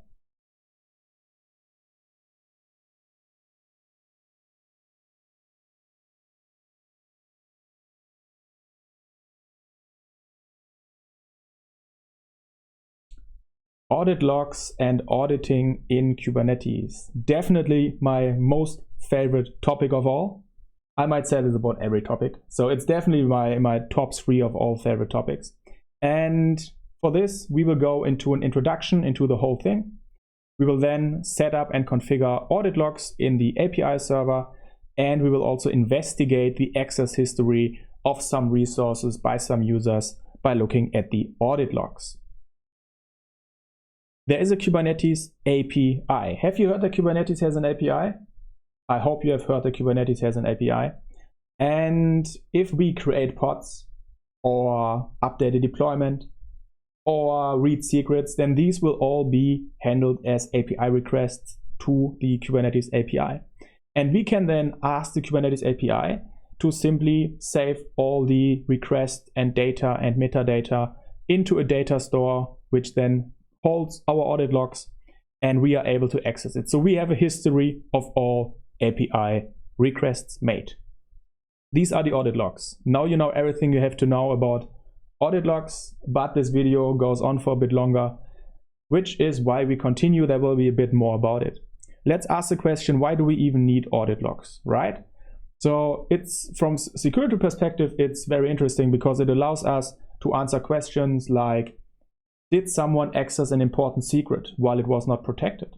Let's say we realized there was a secret and during 2 months it was not properly protected by role-based access control, too broad access. So we could actually check who accessed this secret through the Kubernetes API during that time period. We could also ask, when was the last time that user X did access cluster Y? Or we could ask, does my custom resource definition work properly? Okay, so this might not have something to do directly with security, but it can be nice for debugging if you create applications and services that interact extensively with the Kubernetes API and Kubernetes resources. So as you see, definitely useful to have. So we have a Kubernetes API which receives API requests and saves these in audit logs, and we can access these. So we can decide how much and which audit logs we would actually like to log. And first and foremost, we should have a look at stages, because requests run through stages when it comes to audit logging in the Kubernetes API. And these stages are request received, response started, response complete, and panic. Okay, and we can actually create an audit policy And in that audit policy, we can then create or set these stages. So any of these stages, which we would actually even like to log. So before we jump further into audit policy, let's have a look at the 4 stages and what they actually do and what they actually mean. Each request can be recorded with an associated stage. The known stages are request received, the first one. The stage for events generated as soon as the audit handler, which is the API server audit handler, receives the request, before it is delegated down to the handler chain. Response started. Once the response headers are sent, okay, so the API server received the request and already sends the response, but only the headers, okay? So once the response headers are sent, but before the response body is sent. It makes only sense for long-running requests like watch. Like if you watch for certain objects, then you might send the request to watch, but the response will be delayed. Then there's also response complete. The response body has been completed and no more bytes will be sent. So the response has been sent, has been completed. Or panic, which means events generated when a panic occurred. So these are these stages, and we can decide which of these stages do we even want to save data of. So what data to store? What events should be recorded and what data should these contain? Well, if we have many API requests, then we will have much data to store. It's a simple logic, right? And the thing is, the API request won't just be done by us typing kubectl run pod, you know? There are like various services communicating with the Kubernetes API. The kubelet communicates with the Kubernetes API, so the nodes send requests and various components, and maybe you have other third-party controllers in your system that communicate with the API. So there's a lot of data being generated. So for this, we can create an audit policy again. And we will soon see an example of such an audit policy. And so yeah, at first we said we can define the audit policy, we can define the stages, and now we can also define levels. So let's have a look at 4 levels that also exist. So there's the level none, which means don't log events that match this rule. There's the metadata level, log request metadata. There's the request, which logs the metadata and request body. And then there's request response, log the metadata, request body, and response body. Okay? So these are the 4 levels that we can also define in our audit policy to restrict the amount of data that is being stored. What events should be recorded and what data should these contain? We define this by creating an audit policy. And now let's have a look at an example audit policy. There we go. That's an audit policy. You can see kind policy. And then on very first, we, for example, see omit stages. And here we say we don't want any data from the stage request received, which is like the first stage that it runs through. Okay, so in this example, we say no data from request received. Then we have our rules section, and we see our first rule, which means no read action. So we don't want to log anything. So we specify level none, don't log anything when the verb is get, watch, or list. Okay. Then let's have a look at the second rule. Log nothing regarding events. So again, level none. If it's about a resource, events. Okay. So this means if we have an audit event, this is now the Kubernetes resource events. So if, for example, our action is get events, we send a request get events, then it will go in here and it will go out because the first rule will be matching, and we don't log anything with get. Okay, so get events will get in here and then go out here. But if we, for example, say delete events, then the first rule won't catch, but the second rule will catch because it's delete events. It is about events. Level none, we will jump out here. Okay, so this is it's processed in order. Let's have a look at the third rule. Log nothing coming from some groups. We can also restrict this, like we don't want to hear any noise coming from worker nodes being sent, for example. Request response. So this is similar to the one that we have here. Now it is about secrets, and we say, okay, when we reach here, we would like to log the request body and the response body and the metadata of secrets. We have to think about that these will be generated in logs, and the logs might be distributed to different logging systems. And in this case, with this rule, we will save not only metadata, but also request body and response body of secrets, which means our secret values will be contained in the logs. Might not be something that we have to do, but in this example, it's just done like this. And then on the very end, we have a catch-all rule, which means for everything that didn't fit before, we will log metadata level. And yes, as I mentioned before, so these are checked in order. The first matching rule sets the audit level of the event. So where should we store all that data? Okay, let's say we created a really broad audit policy which stores almost everything that it can. Where should we store all the data? Well, there are different backends. They're called backends, audit backends. And the simplest one will be JSON files. It will simply be in JSON files. There can also be a maximum size set, and there can be like a rotation set, like a log rotation.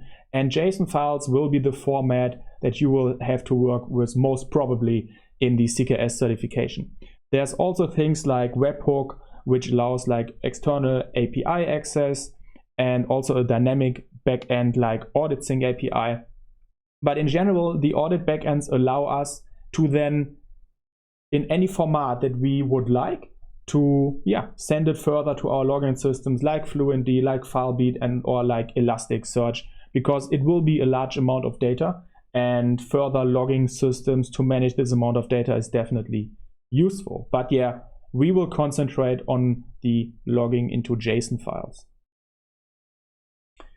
Now, finally, let's have another overview about everything that we just talked about. So we have a Kubernetes API. It creates audit logs because we tell it to, and we then can decide which audit logs should be saved. And we can decide this by talking about the stages at first. So the request, when it comes to audit logs, runs through different stages, like request received, response started, response complete, and panic. So we define the stage that we would like to log. Then we also define the level. For example, for something we don't want to log anything, only metadata, metadata and request body, or metadata, request body, and response body, so kind of everything. And we can also define for which event content we only want to save something, right? We could say we only want to save something for pods. We don't want to save anything for secret. For get events, we only want to save the request body. And for delete events, we want to save the request, response, and metadata. Okay, so using these things, we can then actually, by creating an audit policy, we can actually exactly describe what kind of data should be saved.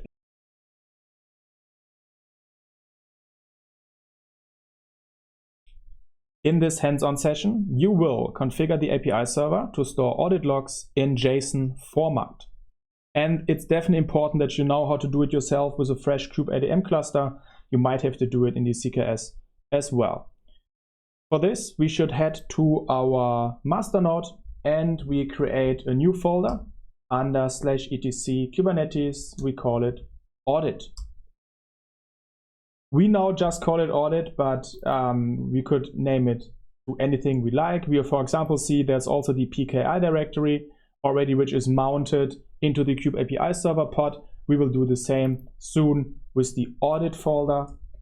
But in that audit folder, we will now create a file called policy.yaml. And this will be our audit policy, the one that we will work with now.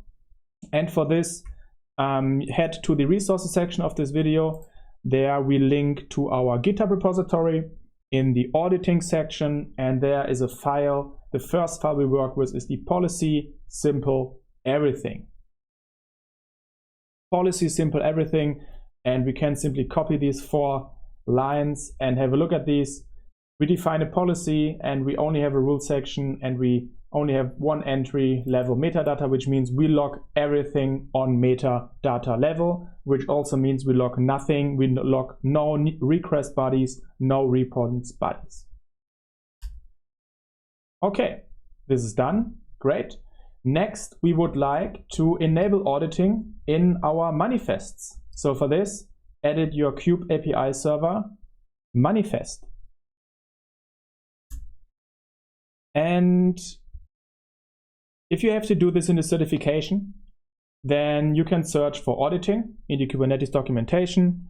And there's a section which actually for log backends, and there we actually see all the different things that we have to enable and the mounts that we could use.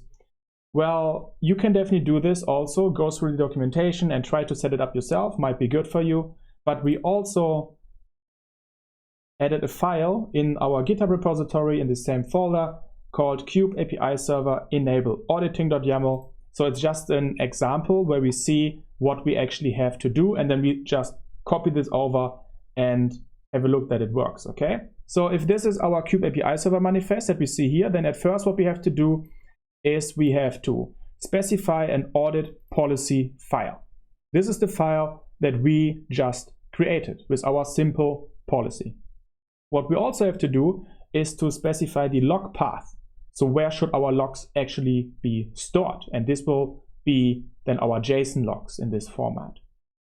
We can specify the max size of these logs, and we actually specify max backups, which means this is kind of our log rotation. So we will store 5 backups of this file. And well, we have to make this folder available inside our container, which means there should be some volumes and some mounts. So if I scroll down, then we actually see we should add a new volume host path. And then we should mount this volume as well.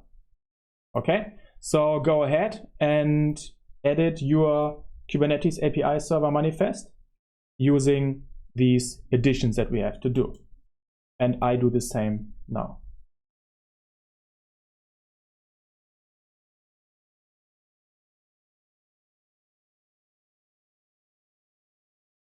So I added the arguments already on top to enable it, and now I will add the volume.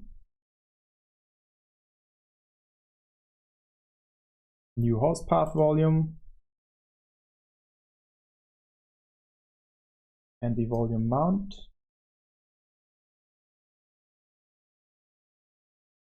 So make sure the volume mount won't be read-only, right? Because our API server has to write the logs into it. Okay, that should be it. Let's save it.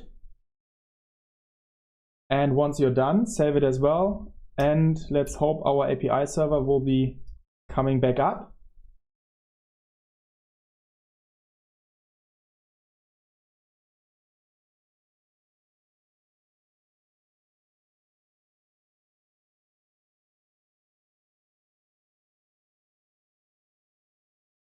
And if I'm now in my folder, I'm on my master node now. So in /etc Kubernetes audit, suddenly there's a logs directory and the API server is also up, and I see a file, and we can tail that file, output it, and then we see, whoa, various things happening. This looks good. And we stop this, for example, then we can see, okay, we have one example entry here. This is like a log entry. It looks like JSON. We can see this is level metadata. Great, we only want to log metadata. There are some messages, some authorization methods, etc. And we will have a look at these events in a bit. But this should be done for you. You should have the same result. There should be the logs file. The log file should be filled with logs, and your Kubernetes API server should be configured to store audit logs in JSON format. In this hands-on session, we will now create a Kubernetes secret and then investigate the JSON audit logs that have been generated because of this. Well, our audit logging should already be set up, and we have our audit log file, and if we have a look at it, then various things will be generated. We will now create a secret. So create a secret named very secure with any value, and then we have a look. Okay, create secret, generic, very secure, and I will say user is admin. Simple as this. Okay, let's have a look in the audit logs. So I simply grab for very secure in the audit logs, and there we see there's an entry, and what we can do, we'll now simply have a look at it. So every entry in the audit log file is one line. So it's like JSON formatted, but it will be in one line. So to find one entry, you can simply do a line grab, right? Let's have a look at that one now in a better format, which we can read nicer, so that you are just familiar a little bit with the format of that file. So it is an event, kind event, and not another Kubernetes event. There are also other Kubernetes events, but this is an audit event, as we see here in the API version. We log metadata, level metadata. We only log metadata as of now, as specified in our audit policy. Stage, response complete. So the response was completely sent. It was about creating. Verb was creating. Who did it? So we have a user section here. Kubernetes admin. We were admin when we did this, yes. And we also see the groups. And the object reference. Which object was it about? Well, it was about secrets in the default namespace, and the secret was called very secure. Okay, there we go. And some more information about it. And this is metadata level, okay? So if we would have another level specified, then there might be more information in this. And now let's have a look what we could do if what will happen if we edit the secret. So let's simply go and edit our existing secret. Let's maybe add some more data like a password, and I will simply copy the same base 64 value. It doesn't matter which value. So just change something on the secret, save it, and then search the audit logs again for it, and there we see some more things were happening. So feel free to have a look through some of these and get familiar with how the JSON audit logs are usually structured.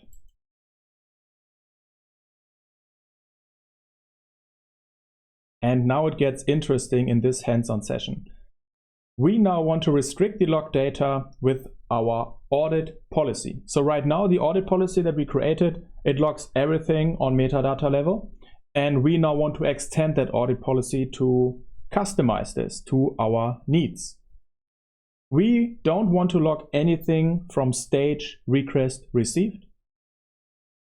We don't want to log anything from get, watch, or list verbs. From secrets, we only want to log metadata level.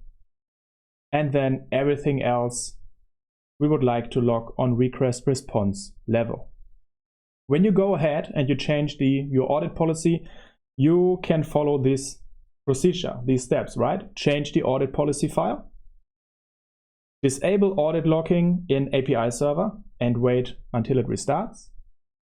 Enable audit logging in API server again, wait till it restarts. And then there are two possibilities. If the API server doesn't restart, so if the API server doesn't start, then we can check the var log pods, kube system, kube API server, a directory for logs, for information, because it will contain details why our audit policy wasn't accepted. Otherwise, we can test our changes. Instead of disabling audit logging in the API server and enabling it again, you could also move the kube API server manifest out of the directory and move it back into the manifest directory. So I suggest you have all the information you need. Go ahead and try to work on your audit policy and implement the changes as described here. I will now go ahead and do the same thing. Feel free to follow me along and simply verify what you have done.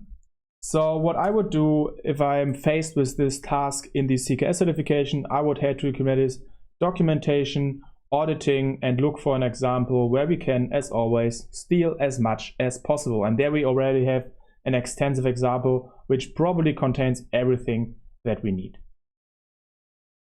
What do we need? We don't want to log anything from stage request received. And there we go. We already have it here, so we can use omit stages like this. And if you don't want to log anything from a specific stage, you can also see there's an example here. You can also have it in a rule, right? So even for a specific rule, you can omit in stage, but we now want to do it for everything, so we can use it outside the rule section. So do it like this, omit stage, request received. Log everything else on metadata level. This sounds already almost like this one, but not on metadata levels, but request response. So I use this one and change it to request response, which means we have already our catch-all rule, and now we have to create a few other rules. What do we need? Nothing from get, watch, and list verbs. Okay, for this, I have a look if there's an example which uses verbs already, and there we have one. Awesome. I simply copy this. I can remove this. There we go. Nothing from get, list, and watch, right? Nothing from get, watch, list. There we go. That should be it. First rule. And the one here from secrets, we only want to log metadata level. Okay, let's have a look. So I will look for something where resources is used. I can simply use this one as well. And there we have already one with metadata level. I copy this one.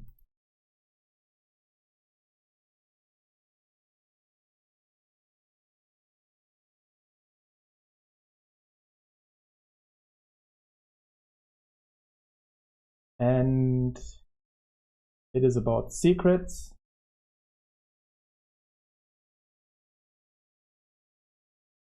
Well, let's have a look. We don't want to log anything from request received, nothing from get, list, watch, from secrets, only metadata level, and from request response, everything else. Okay.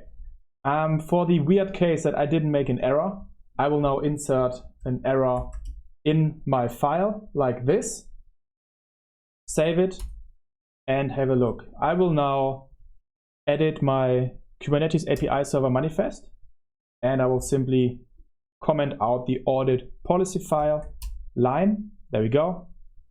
I'll wait a bit for the API server to come up again.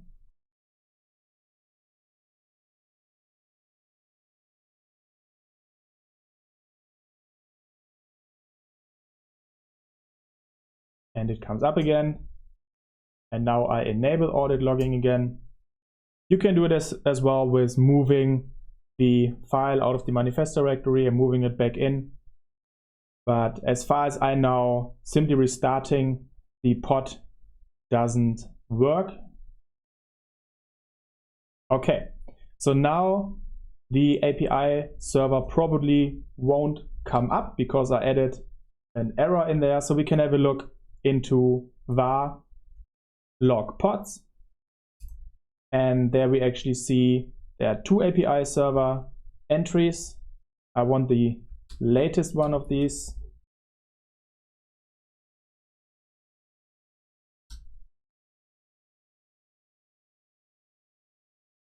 Let's try this one. No. Let's try the other one.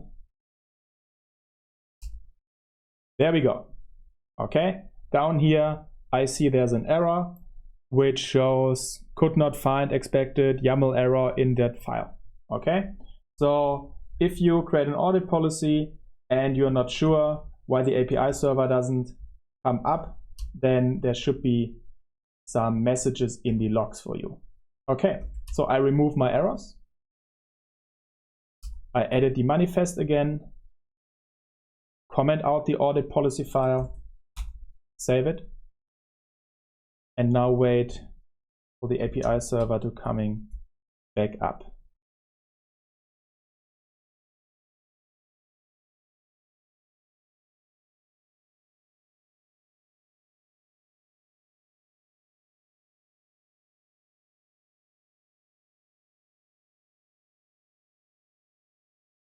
There we go.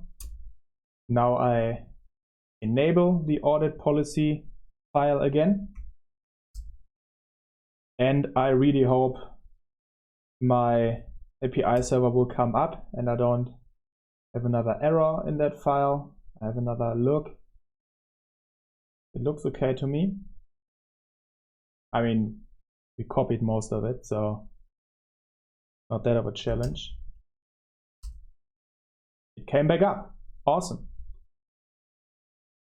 Now if I tell my logs, and we see there's actually much going on, and there we see there are already some logs having a bit more data. Let's see if we can find one.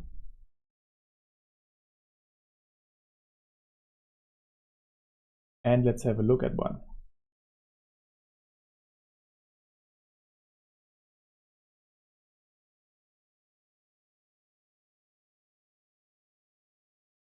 Here we go, JSON formatted thing. Now it is event again, level request response, stage response complete. Who sent this? Oh, controller manager sent this. Interesting. What was this about?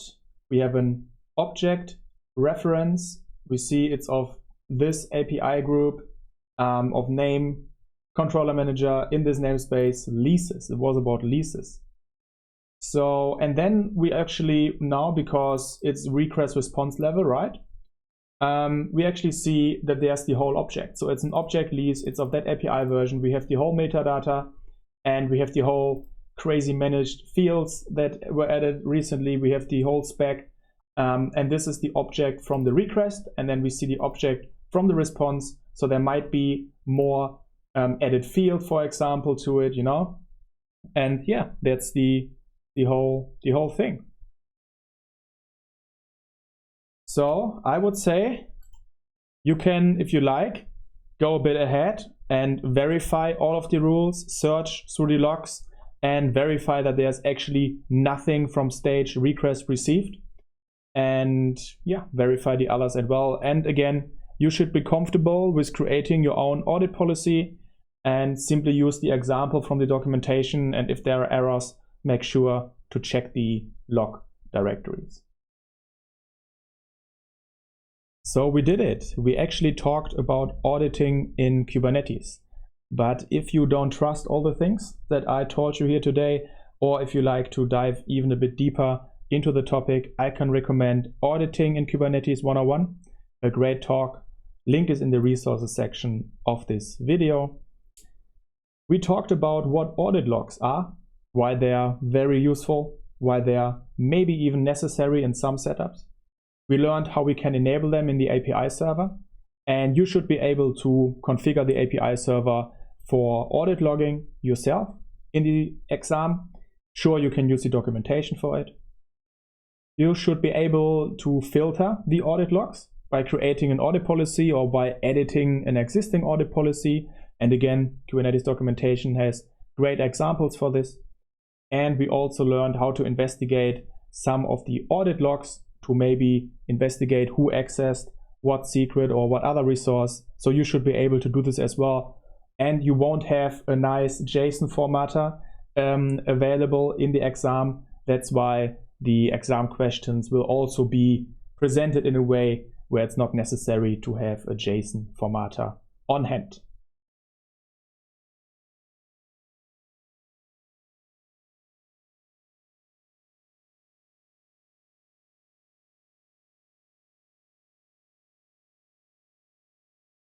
It's probably a good idea to talk about kernel hardening tools and what these mean in combination with Kubernetes. For this, we'll get a simple overview what kernel hardening tools are, what it means, and then we look into AppArmor and we use it in Docker and Kubernetes, and we also look in seccomp and use it in Docker and Kubernetes in various hands-on sessions. If we have a look at container isolation, so how are containers built on top of the Linux kernel, how are processes isolated? Well, we know that we have namespaces and they restrict what processes can see. So for example, a process in a container is restricted by the other processes that it can see, the other users in the system or file system access. And then we also have C groups, which restrict the resource usage of processes, for example, RAM, CPU, or disk space. And we know that if we have our simple architecture, like the hardware layer, Linux kernel, the syscall interface, our libraries, and our applications, then we know that our applications, our processes like Firefox Core, they could also simply run in containers, and they can communicate directly with the syscall interface in the kernel space, right? So we have the kernel space, we have the user space.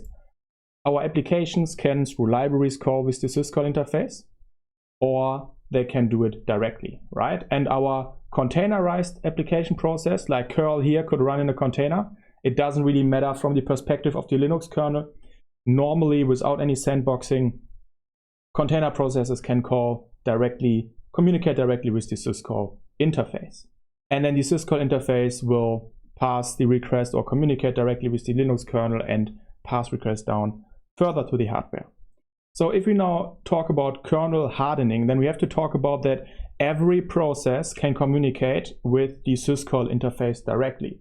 And we might want to restrict this, right? And for restricting this, we can implement another layer between the applications and libraries running in user space, between our processes and the syscall interface. And for this, we can, for example, use seccomp and AppArmor. So to go further ahead, we will actually look into AppArmor and seccomp and use these as well in the hands-on sessions. And first, we will have a look into AppArmor. Let's talk about AppArmor and what AppArmor can do for us to create another security layer between our applications and system functionality. So let's have a look. Let's say we have any kind of application process here on the left, and then these can usually access system functionality like file system, other processes, network interfaces. And what we can do now with AppArmor is that we create some kind of shield between our processes and these functionalities. And then we only allow certain things and disallow others, right? And how can we control this? Well, we control this by creating profiles. So we could create an AppArmor profile for Firefox. And in that profile, we define what Firefox can do and what Firefox cannot do. And then we could, for example, also create a profile for a Kubernetes component, like the kubelet running on a node. It is a simple process running on the system, and if AppArmor is installed and configured, we could also create a profile for the kubelet, for example. So that's the general idea of how to work with AppArmor. And when we work with profiles, then we can put profiles in different modes. So let's talk about the 3 modes available. The first one is unconfined, which means a process can escape, nothing is enforced. Then there's the complain mode, which means processes can escape, but it will be logged if they do so. And we could then further investigate the logs in our logging infrastructure. And then there's the enforce mode, which means processes cannot escape. They cannot do more things than we allow them to do in their AppArmor profiles. So when AppArmor is installed on the system, then it comes with a few main comments for the command line, which we can execute. So for example, there's AA status to show all profiles and their status. There's genprof to generate a new profile for an application. We can complain, so put a profile in complain mode, put a profile in enforce mode, and then logprof. We will also have a look at this one, updates the profile according to the application needs based on the logs. Okay, so this as a general overview about AppArmor, and let's jump into the hands-on session. In this hands-on session, you will get more familiar with AppArmor. And we do this by creating a simple AppArmor profile for curl on our worker node. So for this, head to your worker node, because most of this configuration will now happen on the worker nodes where our actual workloads will run. And when on the worker node, we will try to curl. So simply curl any URL that you would like and have a look if it works. Yes, it works. Curl can communicate outside, and we actually get a response back from the server with a location redirect to HTTPS. So it's fine. Curl can communicate to the outside. Now let's create an AppArmor profile for it. And for this, at first, let's have a look at some of the AppArmor comments that exist already. There we go. And there we have, for example, the AA status. So run AA status. And let's have a look at the output. So the AA status says AppArmor profile is loaded, which is great, which is the case by default in Ubuntu. And we have 25 profiles loaded, 20 in enforce mode, and there we see, okay, there are various profiles, for example, one for TCP dump. And we have a few in complain mode, and we have none in unconfined. Okay, so we have 25 right now. Let's create another one. And for this, we can actually, or we should actually create a few more tools at first. So the tools that we should install are the AppArmor utils. So simply type apt-get install AppArmor utils. There we go. And if we check now, then we see we have a few more comments available. And what we would like to do now is we would like to use the gen_prof command. So NAA gen_prof for generating a new profile. And we would like to do this for curl. Okay, so simply gen_prof for curl. And now what AppArmor can do is AppArmor can look at what the process actually needs and then create the profile around it. Okay, so the idea is to use an application like you normally would, and AppArmor creates automatically the profile for it. And then if in the future the application suddenly does something that is not normal, then it will be denied. So what it here can do, we have two choices now. It can scan the system logs for AppArmor events, or we say no, nothing, don't allow anything right now. And let's do this. Let's do F, so press F, there we go, finish generating a profile. So a profile has been generated. Let's check it out. Let's try to run curl again, curl any website again. And there we see could not resolve host, but it did work before. Okay, so something has been prevented now, which is great.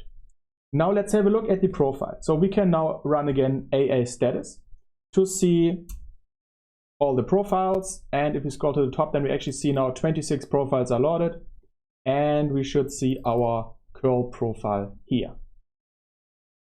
Let's have a look at the actual profile as well. Okay, so the profiles are located in etc AppArmor_d in that folder. And if we have a look, okay, there are various profiles, and there we see our user bin curl, by default named after the full path to the process. We can have a look in user bin curl, and there we see, okay, that's the default profile that has been generated. Okay, let's just accept it like this for now. But now we would actually like for curl to allow its normal ways, its normal doing, right? And what we actually did before by running curl, so by running this, okay, by running curl killer.sh, we actually caused syslogs. So our syslogs were filled with AppArmor entries that a process tried to do something that is not allowed. And these logs can AppArmor use now to automatically update a profile for us. So to update a profile, we can say AA log prof. Okay, so AA log prof will check the logs and then update a profile according to the logs, if we agree. So run AA log prof, and there you see. We have something about the profile user bin curl. Okay, there have been changes detected in the syslog, and it would like to use something like this, OpenSSL. Yeah, it's probably a good idea, right? So we will type A for allow, and let's have a look. That seems to be all the changes. right? Would we like to save them? Yes. So I type S for changing. And there we go. Our profile has been updated. Let's have a look. Let's have a look in our profile if it has been updated. And yes, it has been changed, right? So now some more dependencies have been included. Okay. Has been updated. Let's have a look.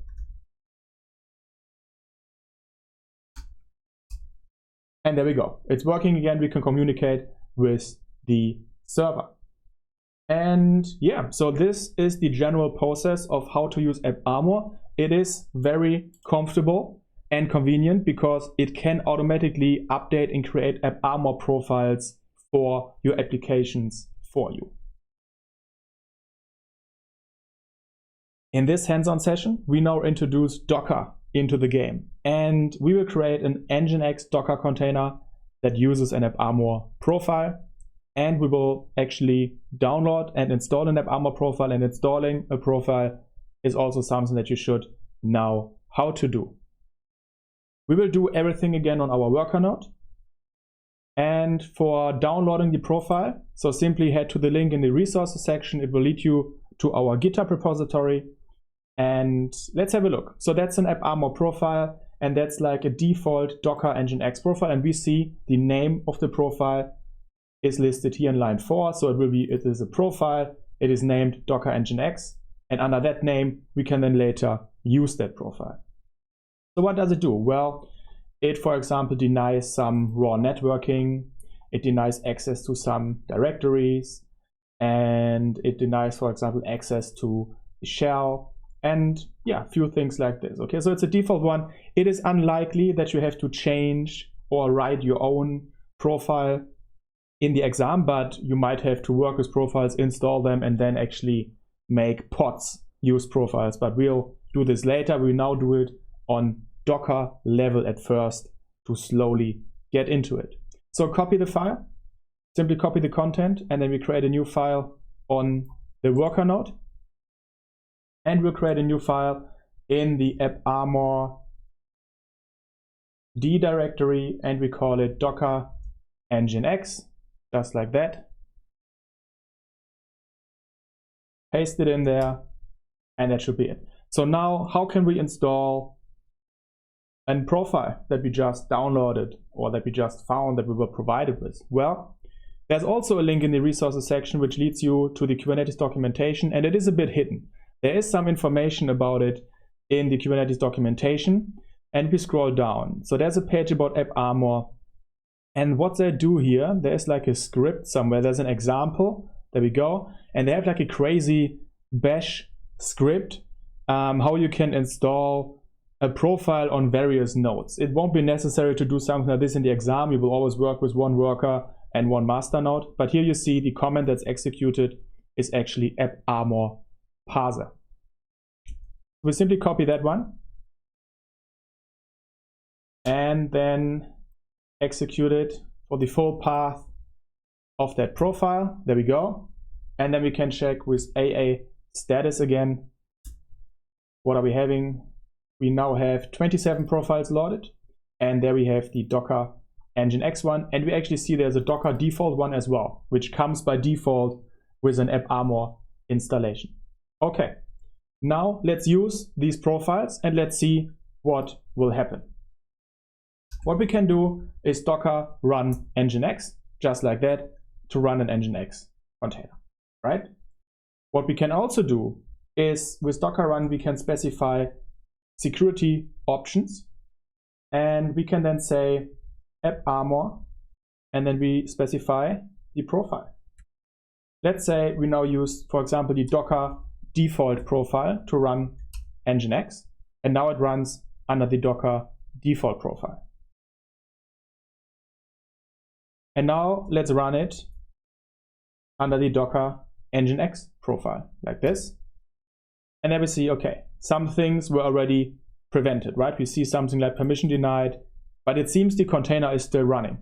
Something is still working. So what we can do, we simply run it with the option -d for detaching. Now we have an ID, and we can exec into that ID just like that. So docker exec and then the ID, and then we execute sh. There we go.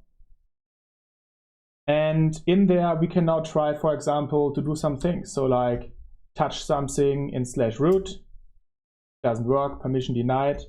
We can touch something here, that works.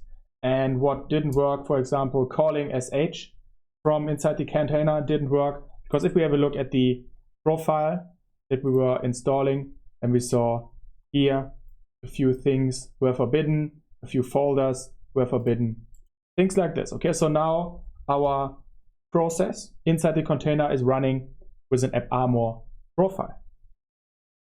Now what we can do as well is to see that it didn't work under the default profile, for example, or that it did work under the default profile. So let's run again a detached container with the Docker default AppArmor profile. Let's exec into that one. Get a shell. And now inside there we can call a shell, for example. And let's have a look.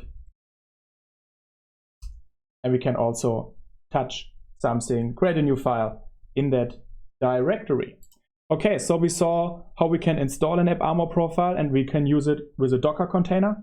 And using an AppArmor profile directly with a Docker container is probably not something that you have to do in the certification, but I think it's nice to see how to use AppArmor with a process, then how to use it in a Docker container, and next we will actually go and use it in a Kubernetes pod. And finally, we reached the point, we waited so long, where we can actually use AppArmor together with Kubernetes. But before we do this in the hands-on session, let's talk about a few requirements if we would like to do this. If we would like to use AppArmor with Kubernetes, we have to make sure that our container runtime has support for AppArmor. In our case, we use Docker. It has support for it. If you use another one, just be aware that it needs to support AppArmor. AppArmor needs to be installed on every node, right? We only have one worker node where AppArmor is running and configured. If you have multiple nodes to schedule your pods, then it needs to be installed on everyone. And also the profile that you would like to use needs to be made available on every node. Just like we installed the profile before on one node, it has to be done on every node. And then we say AppArmor profiles are enabled, are specified on per container basis, not per pod basis, per container. And we do this using annotations. And with this, we will start the hands-on session where we will create a pod which uses an AppArmor profile. And the AppArmor profile which we will use is the simple Docker Nginx profile that we installed before.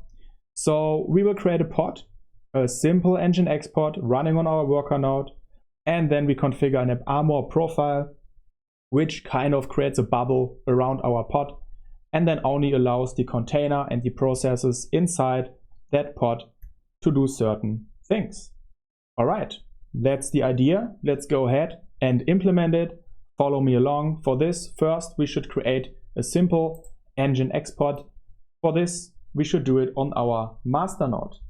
So I simply create a pod called secret, or let's call it secure. It's a secure pod. It should run with an AppArmor profile, image Nginx, and we need to edit the YAML of it.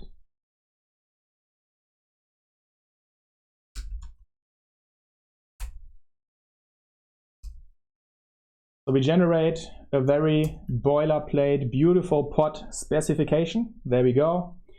And we add annotations under metadata. What kind of annotation do we need? Well, for this we head to the Kubernetes documentation. And you can simply search for AppArmor, which will lead you to this beautiful page.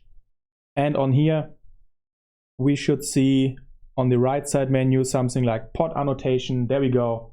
Specifying the profile a container will run with. Exactly what we need. Here we have the key. Let's copy the key and paste it in our specification. Replace the container name with our container name. AppArmor profiles will be container specific. So our only container is called secure, like here. So we would specify for this one the AppArmor profile, and then for the value, we have to use the profile reference. And for the profile reference we see here, we use localhost and then the profile name like this. And for the profile name, let's say hello. Let's create a profile that doesn't exist. I hope there's no profile called hello. And let's try to create the pod with an annotation where the profile doesn't exist. There we see it's blocked. And if we describe that pod, do we see a reason for this? Waiting blocked. There we go. Cannot enforce AppArmor profile. Hello is not loaded. Okay, it might mean that on that node where that pod is scheduled now, that profile doesn't exist, right? And for us, it is actually the case. So let's go ahead and change this in the pod declaration. We change it to Docker Nginx like that. And remember that that name is not the file name, but it is the name that is specified in that profile, right? So when we head to the profile shortly, then we see here profile Docker Nginx. That's the actual name that can be used for that profile. Okay, save the file and update that pod. So I delete the pod at first.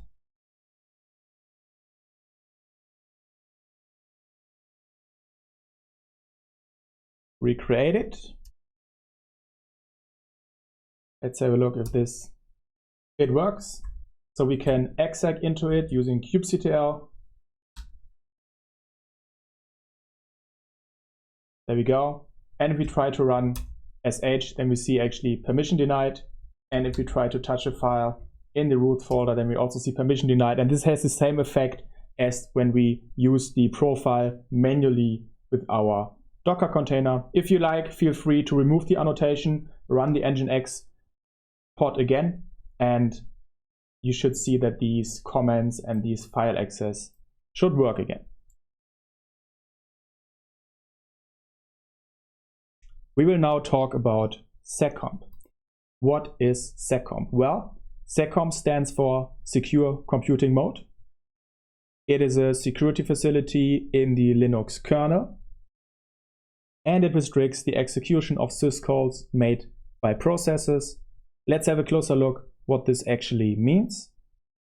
If we have an application process here on the left, then these can usually execute any kind of syscall we see here on the right. And with seccomp, the idea is now that we can restrict what kind of syscalls can be made. Like here, we forbid exec or get PID. And if our process tries to call these, then the process will actually be killed. And only specific ones are allowed to be called. And this is actually how seccomp was originally created. Seccomp originally only allows these specific 4 calls: exit, sig return, read, and write. And for write, also only writing to already opened file descriptor. So the idea was that an application at a certain point says, now apply seccomp, and from that point, only these 4 syscalls were allowed. Let's have a look at how that looked in some C code. No worries, you don't really have to understand it. You don't have to write any C. But let's have a look at a very basic program, right? At a certain point of time, we in our program can decide, okay, from now on, I don't need to call any other syscalls. I made already the syscalls. From now on, I'm only allowed for read, write, exit, and sig return. Because I, as application developer, know my application, right? And this way, if later on my application gets exploited by a buffer overflow or something else, and some malicious code tries to call another syscall, then the process will simply be killed. That's the idea of seccomp. And here we see, now marked in red, that it tries to call get PID, and this will actually kill the process. So here you see in the print line, you should not see this because seccomp jumps in. Now, seccomp is also nowadays often combined with BPF filters, and then you will read it as seccomp BPF.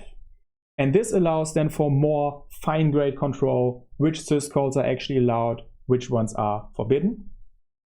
And we can see this, for example, here, where in the beginning, we do in seccomp init, we create like the CTX variable, then we add some seccomp rules to it. In this case, also the read, write, zig return, and exit group, and we allow these. Okay, so we kind of create a profile, a seccomp profile, and then at a certain point, now above the red marked, here we actually say seccomp load. So we load our profile, which means that this now marked the get PID will not work because the process will be killed and we will not read this print line down here.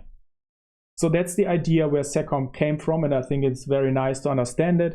And nowadays we can also use it in the containerized world and with Kubernetes as well. It's time for a hands-on session where we will get to know seccomp a little bit better. And we do this by creating a Docker container, an Nginx docking container, which uses a seccomp profile. Follow me along. We will do everything on our worker node. And first thing we have to download to create a profile, a seccomp profile. And the link is in the resources section of the video. There's a default seccomp profile, which we can use. And if we have a look through, then we scroll a bit down. It's pretty large. Then we see there are like various syscall names in here already. Right, there we go. And if we scroll down, then we see like there are different conditions, for example, ptrace, allow, but there may be some conditions like min kernel version. So feel free to have a look through it. But again, it's very unlikely that in the certification you have to create a seccomp profile or change a seccomp profile. You might have to use one and create containers using it. So let's copy the whole thing. Okay, let's copy the whole content,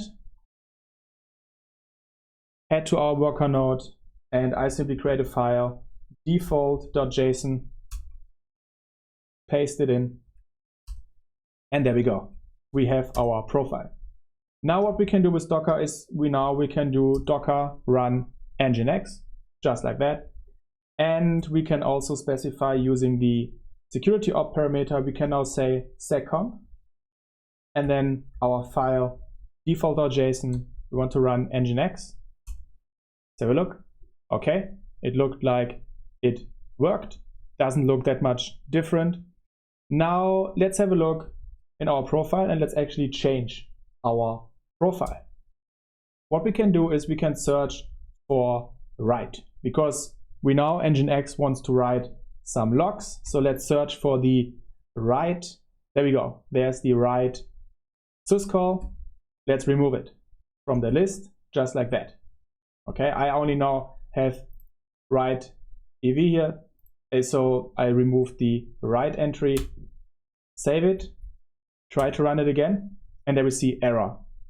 Unknown, it didn't work. Okay, so now we know that we applied a seccomp profile in our Docker container using the security opt argument.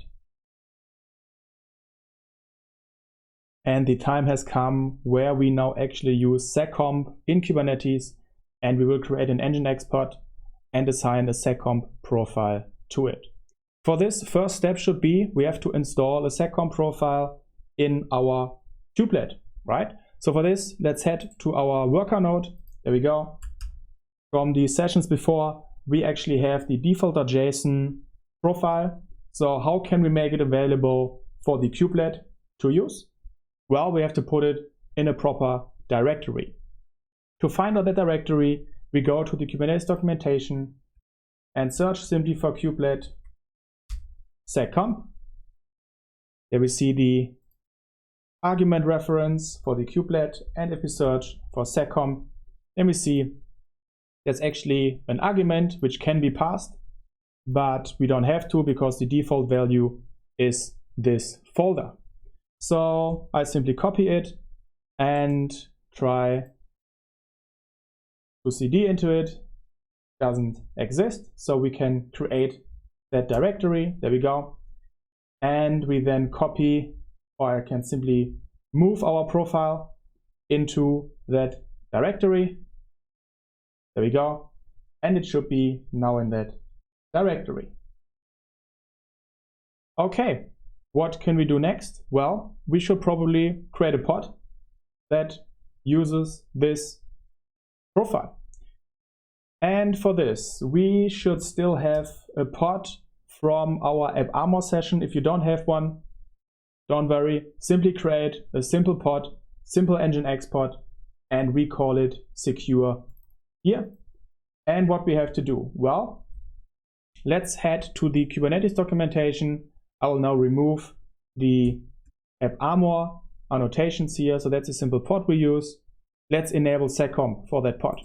For this, we head to the Kubernetes documentation and simply search for seccomp. And there we should see restrict a container syscalls with seccomp. There we go. Okay, let's have a look. Create a pod with a seccomp profile. There we go. For this called auditing. Okay. And here we actually see that starting from 119, it's possible to say this in a security context. And before it was possible to do it with an annotation. And here we actually see this is a bit different than the annotation that has been used in the AppArmor when activating AppArmor. Because AppArmor, you had to do it for every container, and here we actually do it for the whole pod. Okay, so this now is for the whole pod. But let's have a look. We are in 1.19, so we can simply create a security context, which should then enable on localhost the profiles audit JSON.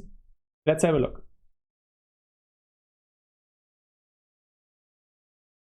So I copied the security context section, and on pod level we do it like this, and our one, okay, let's leave it like audit. Let's create it and see what happens if a profile doesn't exist at first. Okay, so we now try to load the profile audit.json. It shouldn't exist, so let's see what happens.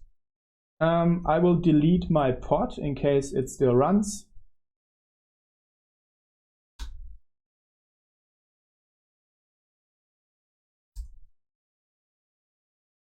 And then I create it.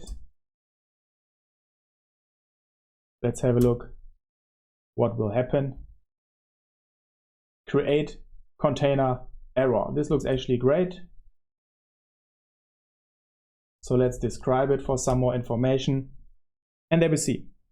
Failed to generate security options for containers secure. Failed to generate that. No such file or directory audit JSON. Expected exactly what we wanted to see. So we change back into it and use the security context to change it to default.json. So this now references the actual file name. If you remember, for AppArmor, it actually references the profile name. So we call it default.json, and let's have a look. I will delete the pod and recreate it again.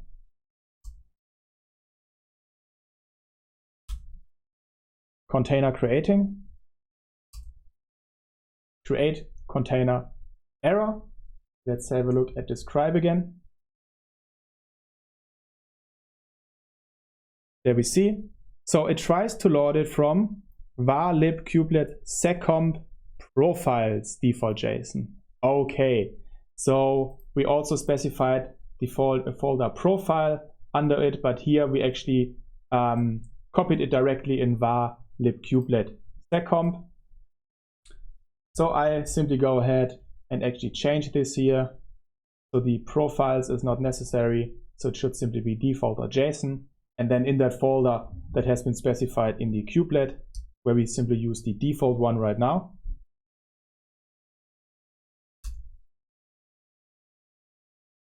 Delete the pod, recreate the pod.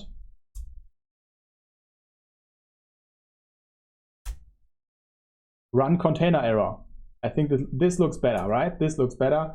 And if you now have a look at some logs that we might see, there's nothing. And if we describe that pod, then we see cannot be started, cannot start, and already running container unknown. Okay, this looks like an restriction error. It sounds similar to what we had when we tried to run an Nginx container using Docker. So let's head back to our worker node. So on my worker node, I will now actually edit that profile. And I will scroll down because if you remember, we removed the write. There we go. The write syscall.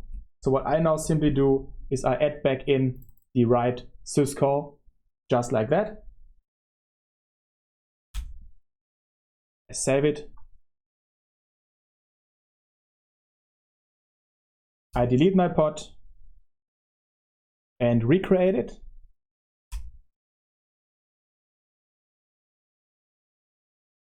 And it's running. Okay, it's running. So this means that our seccomp profile has been activated. And yeah, so you should be able to activate a seccomp profile. As you see, we did it with a security context. Now you should also be able to install a seccomp profile by copying it in the proper directory. The directory might have been changed using the kubelet argument that we just saw. And well, you can enable profiles using the security context since 1.19, and before you could do it via an annotation. That's all we have for this section about kernel hardening tools like AppArmor and seccomp. And the talk that I can really highly recommend you is What Have Syscalls Done For You Lately by Liz Rice. And in that one, she explains practically by creating a little application, containerizing it, using kernel hardening tools. She explains what syscalls are and how they work. Another talk by Aaron Jones, Introduction to FireJail, AppArmor, and SE-Linux. It is a long talk. It goes a little bit into the philosophy behind these tools, and it is definitely not necessary for the CKS, just in general if you are interested in this kind of topic. What did we talk about? Well, we talked about syscalls in general, how they work, what they are. We then talked about AppArmor and AppArmor profiles. We talked about seccomp and also seccomp profiles. We then used these in Docker to see how they actually work, how they can be used, and then more importantly, we used them in Kubernetes. And you should be able to create pods which use existing seccomp profiles, which use existing AppArmor profiles, so you can use it during using annotations, or with seccomp also using security context. And you should be able to install AppArmor profiles and seccomp profiles on worker nodes.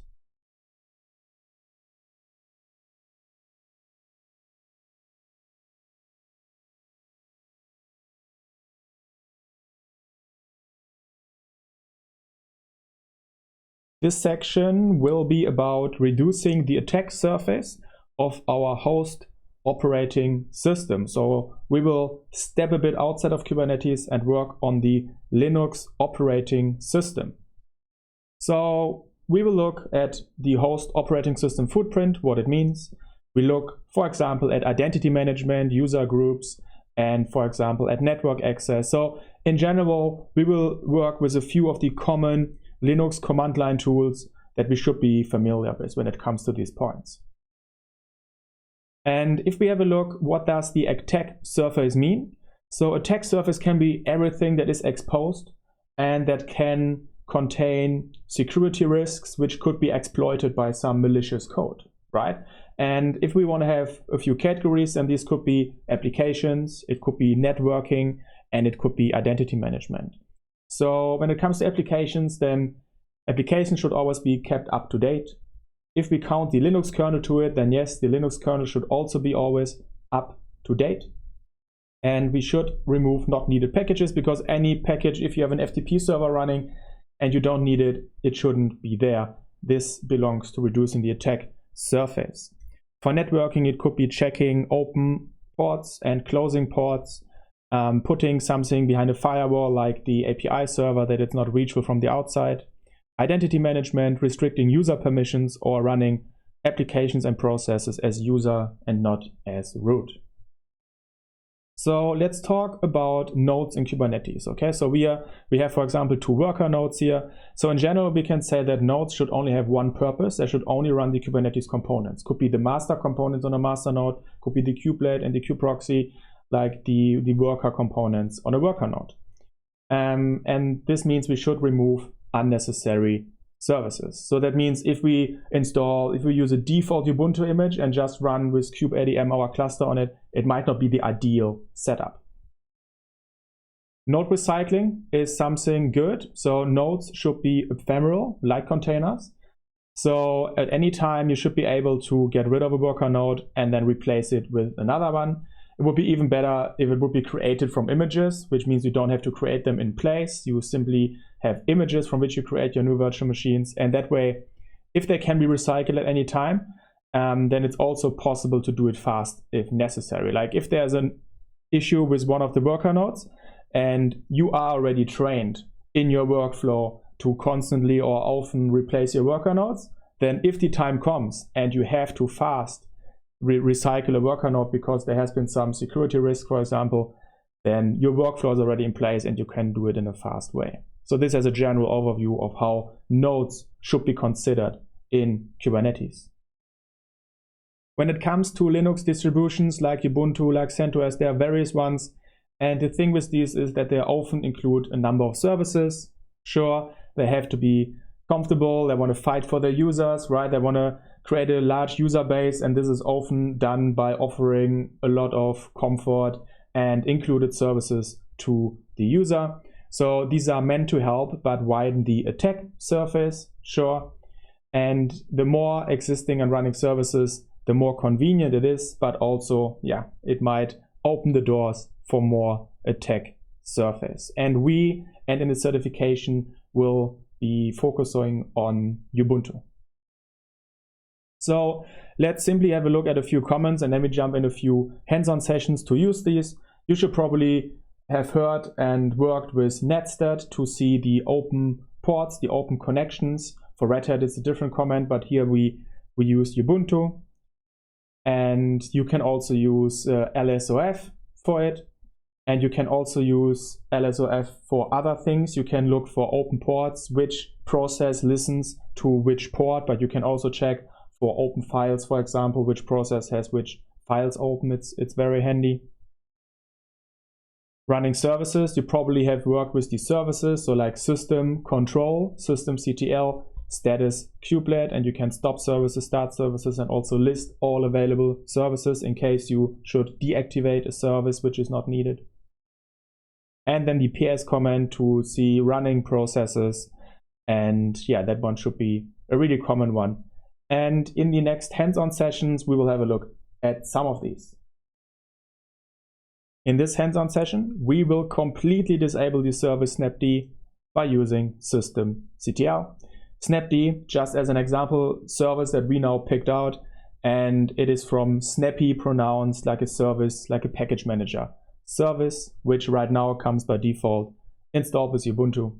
So for this, we head to our master node and let's first check the status of that service. So we can run system control status snapd.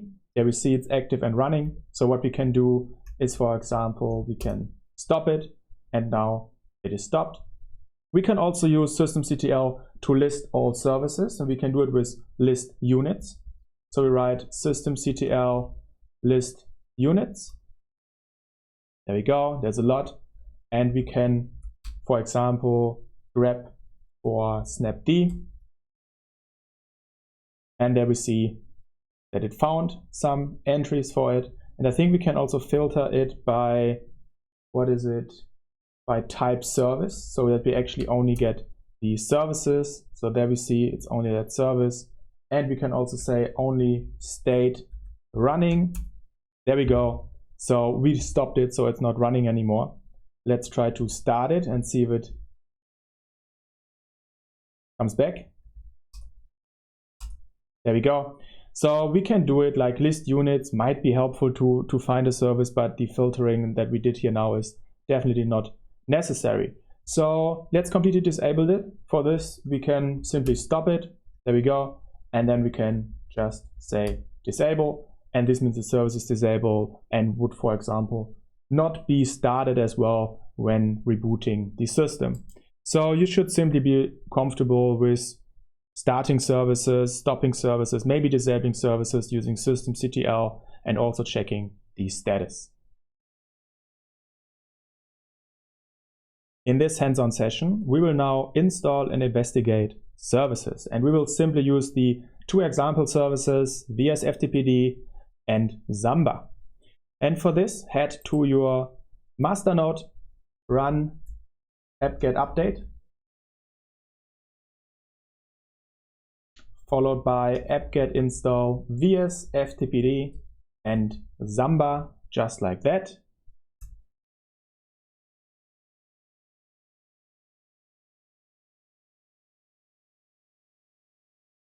And it has been installed. And we actually see that something has been done with systemd as well. They maybe have been installed as services.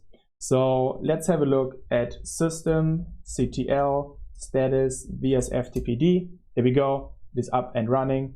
And status Samba, or it will be smbd. There we go. It is actually not loaded. So let's try to start it. And now started it, and now it seems to be running. Okay, so we installed the processes, we checked their status, and let's have a look at the processes. Okay, so you might have used ps before, so what we can simply do is ps grep vsftpd. There we go, and here we actually see the PID, we see that the process is running as root, and here we see what has been happening, what has been actually started. Let's do the same for smbd, and here we see that actually a few processes have been started. They run as root as well, and here we see the PIDs of these also.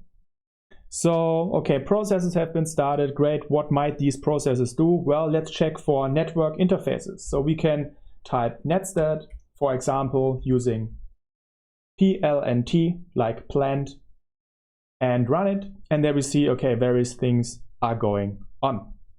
Let's have a look. We, for example, see our Samba smbd, and we see that it is actually listening, state listening on port 445 here. And what else do we see as well? We have vsftpd down here, and we see port 21. Okay, this looks great so far. So this should simply show you when you install a service, how you can check the status, how you can check the processes, how you can check the ports like netstat. And for example, if you would like to find an application that listens on a specific port, for example, something like 445, then you can grep for it, and then you see, okay, so it might be the smbd process that's running on that port.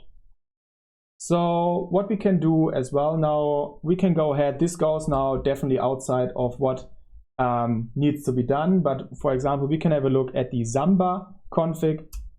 Just we do an example change now. There is like a interfaces setting somewhere. There we go, interface. So we can set the interface to this one. So we just comment this out so that it listens on localhost instead of all the interfaces that we saw before. So if we have a look here, then it listens to all the interfaces, right? And what can we do? Well, let's have a look at system control, and then we say restart smbd. Let's have a look to the status. It seems to be running. Let's have a look at processes again. Or let's have a look at netstat again, actually. We want to see if something changed on the interfaces. And here we see nothing has changed yet. Something else I had to change in that config, I think. Bind interfaces only, yes. Okay. I restart the service. I run netstat again.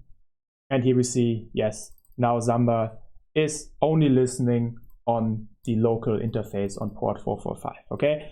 This just as a simple demonstration. You don't have to know the service Samba. You don't have to know the service vsftpd. Just if you are not familiar with it, or if you have not been familiar with this so far, then it might be helpful for you to get a bit used to these tools.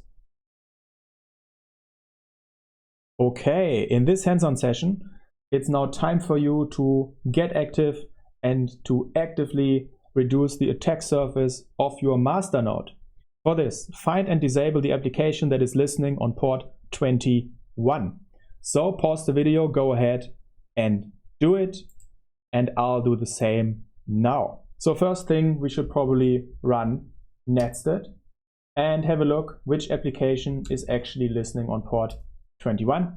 And there we see, well, that's the VSFTPD. That looks familiar. We might have installed it recently. We could also use LSOF. So LSOF for interfaces, and then for 21, and there we also see that it's FTP, VSFTPD, and we also see the PID, so both are possible. So now we could have a look, okay, how is that tool installed? So I would go ahead and have a look. It's probably running as a service. So system control, list units, type, service, and grep for FTP. And there I see VSFTPD is a service. Yes, so I can do system ctl status VSFTPD, and I see it is running. So I stop it, I verify it's not running anymore, and I actually disable it completely. And now I can run my netstat again and see nothing is listening anymore on port 21. These are different, these are the PIDs that we see here from another process. And if I run LSOF again, then we see nothing is listening on that port. Okay, so we disabled and removed an application that was listening on a specific port. So this hands-on session should simply make you a little bit more comfortable with Linux users on the command line. If you have already Linux experience and you logged into some servers and changed users, then you can definitely skip this one. So let's investigate Linux users for a bit. When we are on our master node, then we are root, because at some point in time we changed into root using sudo-i. But let's have a look right now who we really are. We can type, who am I? I am root. Okay, good to know. Now let's have a look at all the existing users in the system. For this, we can have a look at file etc passvd. And we see there are various users. For example, there's one for me, and data is a common one. And we have root up here, and we actually see it has ID 0, that's root. And we also always see that there's a bash, or there's actually passed no bash, so that user won't be able to log in using the command line. So there's, for example, a user Ubuntu that we see here right now. So let's try to log in as Ubuntu. So can do su Ubuntu. And then we ask, who am I? We see we are now Ubuntu. And what if we would like to become root again? Well, we could do sudo-i, and now we are root again, because user Ubuntu is allowed to become root through sudo, or run root commands under sudo. So let's have a look at processes. If we now have a look at processes, all the bash processes in the system, then we see, okay, there are a few bash processes there. For example, one for me, Kim, it has a low PID, which means it was probably started at the beginning. So we have one here, we have a few for root, and we have one for Ubuntu as well. So that's the idea. Right now, if you log in as a user and you start processes like bash, then these will be run under that user. So now we have like 4 bash processes here. So I exit again, and I exit out of root, which means I'm Ubuntu again. We are now in a little bit of inception layering here. I execute the command, and now we see we only have 3 bash processes left. There's one for Ubuntu, for example. And if we exit again and look again for the processes bash, then we see there are only 2 processes. There's the Kim one, and then there's the root one. And well, yeah, that's just a little introduction for you to processes and users and how you can find out which process runs under which user. And let's, for example, create a new user as well. Let's say we want to have a new user test. So we simply say add user test. We create a new password, test. We can fill this in. We can leave this empty. That's all right. So now we created a new user test. Let's have a look in file etc passvd. There we see is our new user. It has automatically assigned a directory, a home directory, and we also have a bash, which means, okay, let's try to log in as user test. There we go. And as root, you can log into every user without using a password because you are root, right? But now we are user test. Can we confirm this? Yes, we are user test. What if we would like to log in as user Ubuntu? Well, we would have to have a password, right? So as a normal user, you can't simply log into any other user account. As root, you can. Well, if as root we can, then let's simply try to become root, right? We are user test now. Let's try to become root. Now we have to type in our password to become root.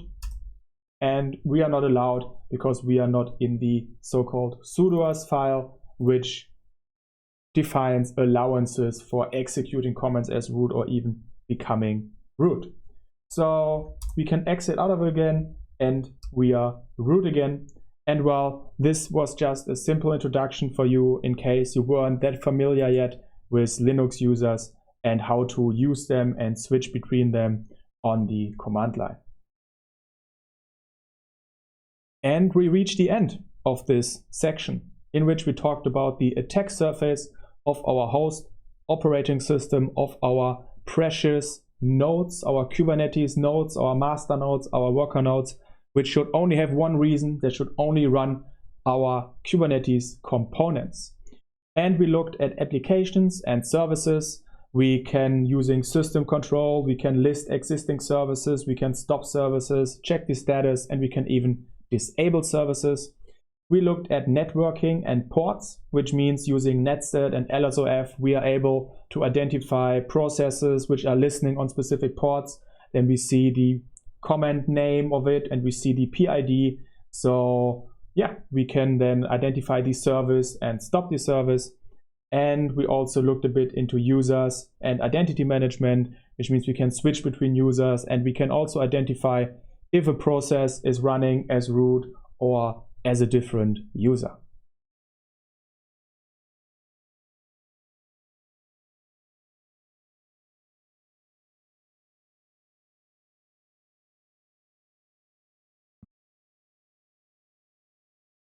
I'm very happy to tell you that you're almost at the very end of your CKS preparation journey. Now it's time to talk about the Killer Shell Simulator. You will get access to 2 CKS Simulator sessions, which will be identical. So they will have the same set of questions, the very same content. The idea is that you should be already prepared. So you should already be comfortable and prepared just as you would going into the real exam. And then you go to the Killer Shell Simulator and start your first simulator session. Try your best. You probably fail a little bit. And then you study the solutions after you tried the best on your own. After your first simulator session, you probably realize that there are some topics where you still have to study and learn a little bit, and you can do so from the solutions, but also you can come back to this course and watch some of our sections, our videos, our hands-on sessions in this course again, before you then head back to the simulator where you can start your second simulator session. And after this, you should be well prepared for the real CKS exam.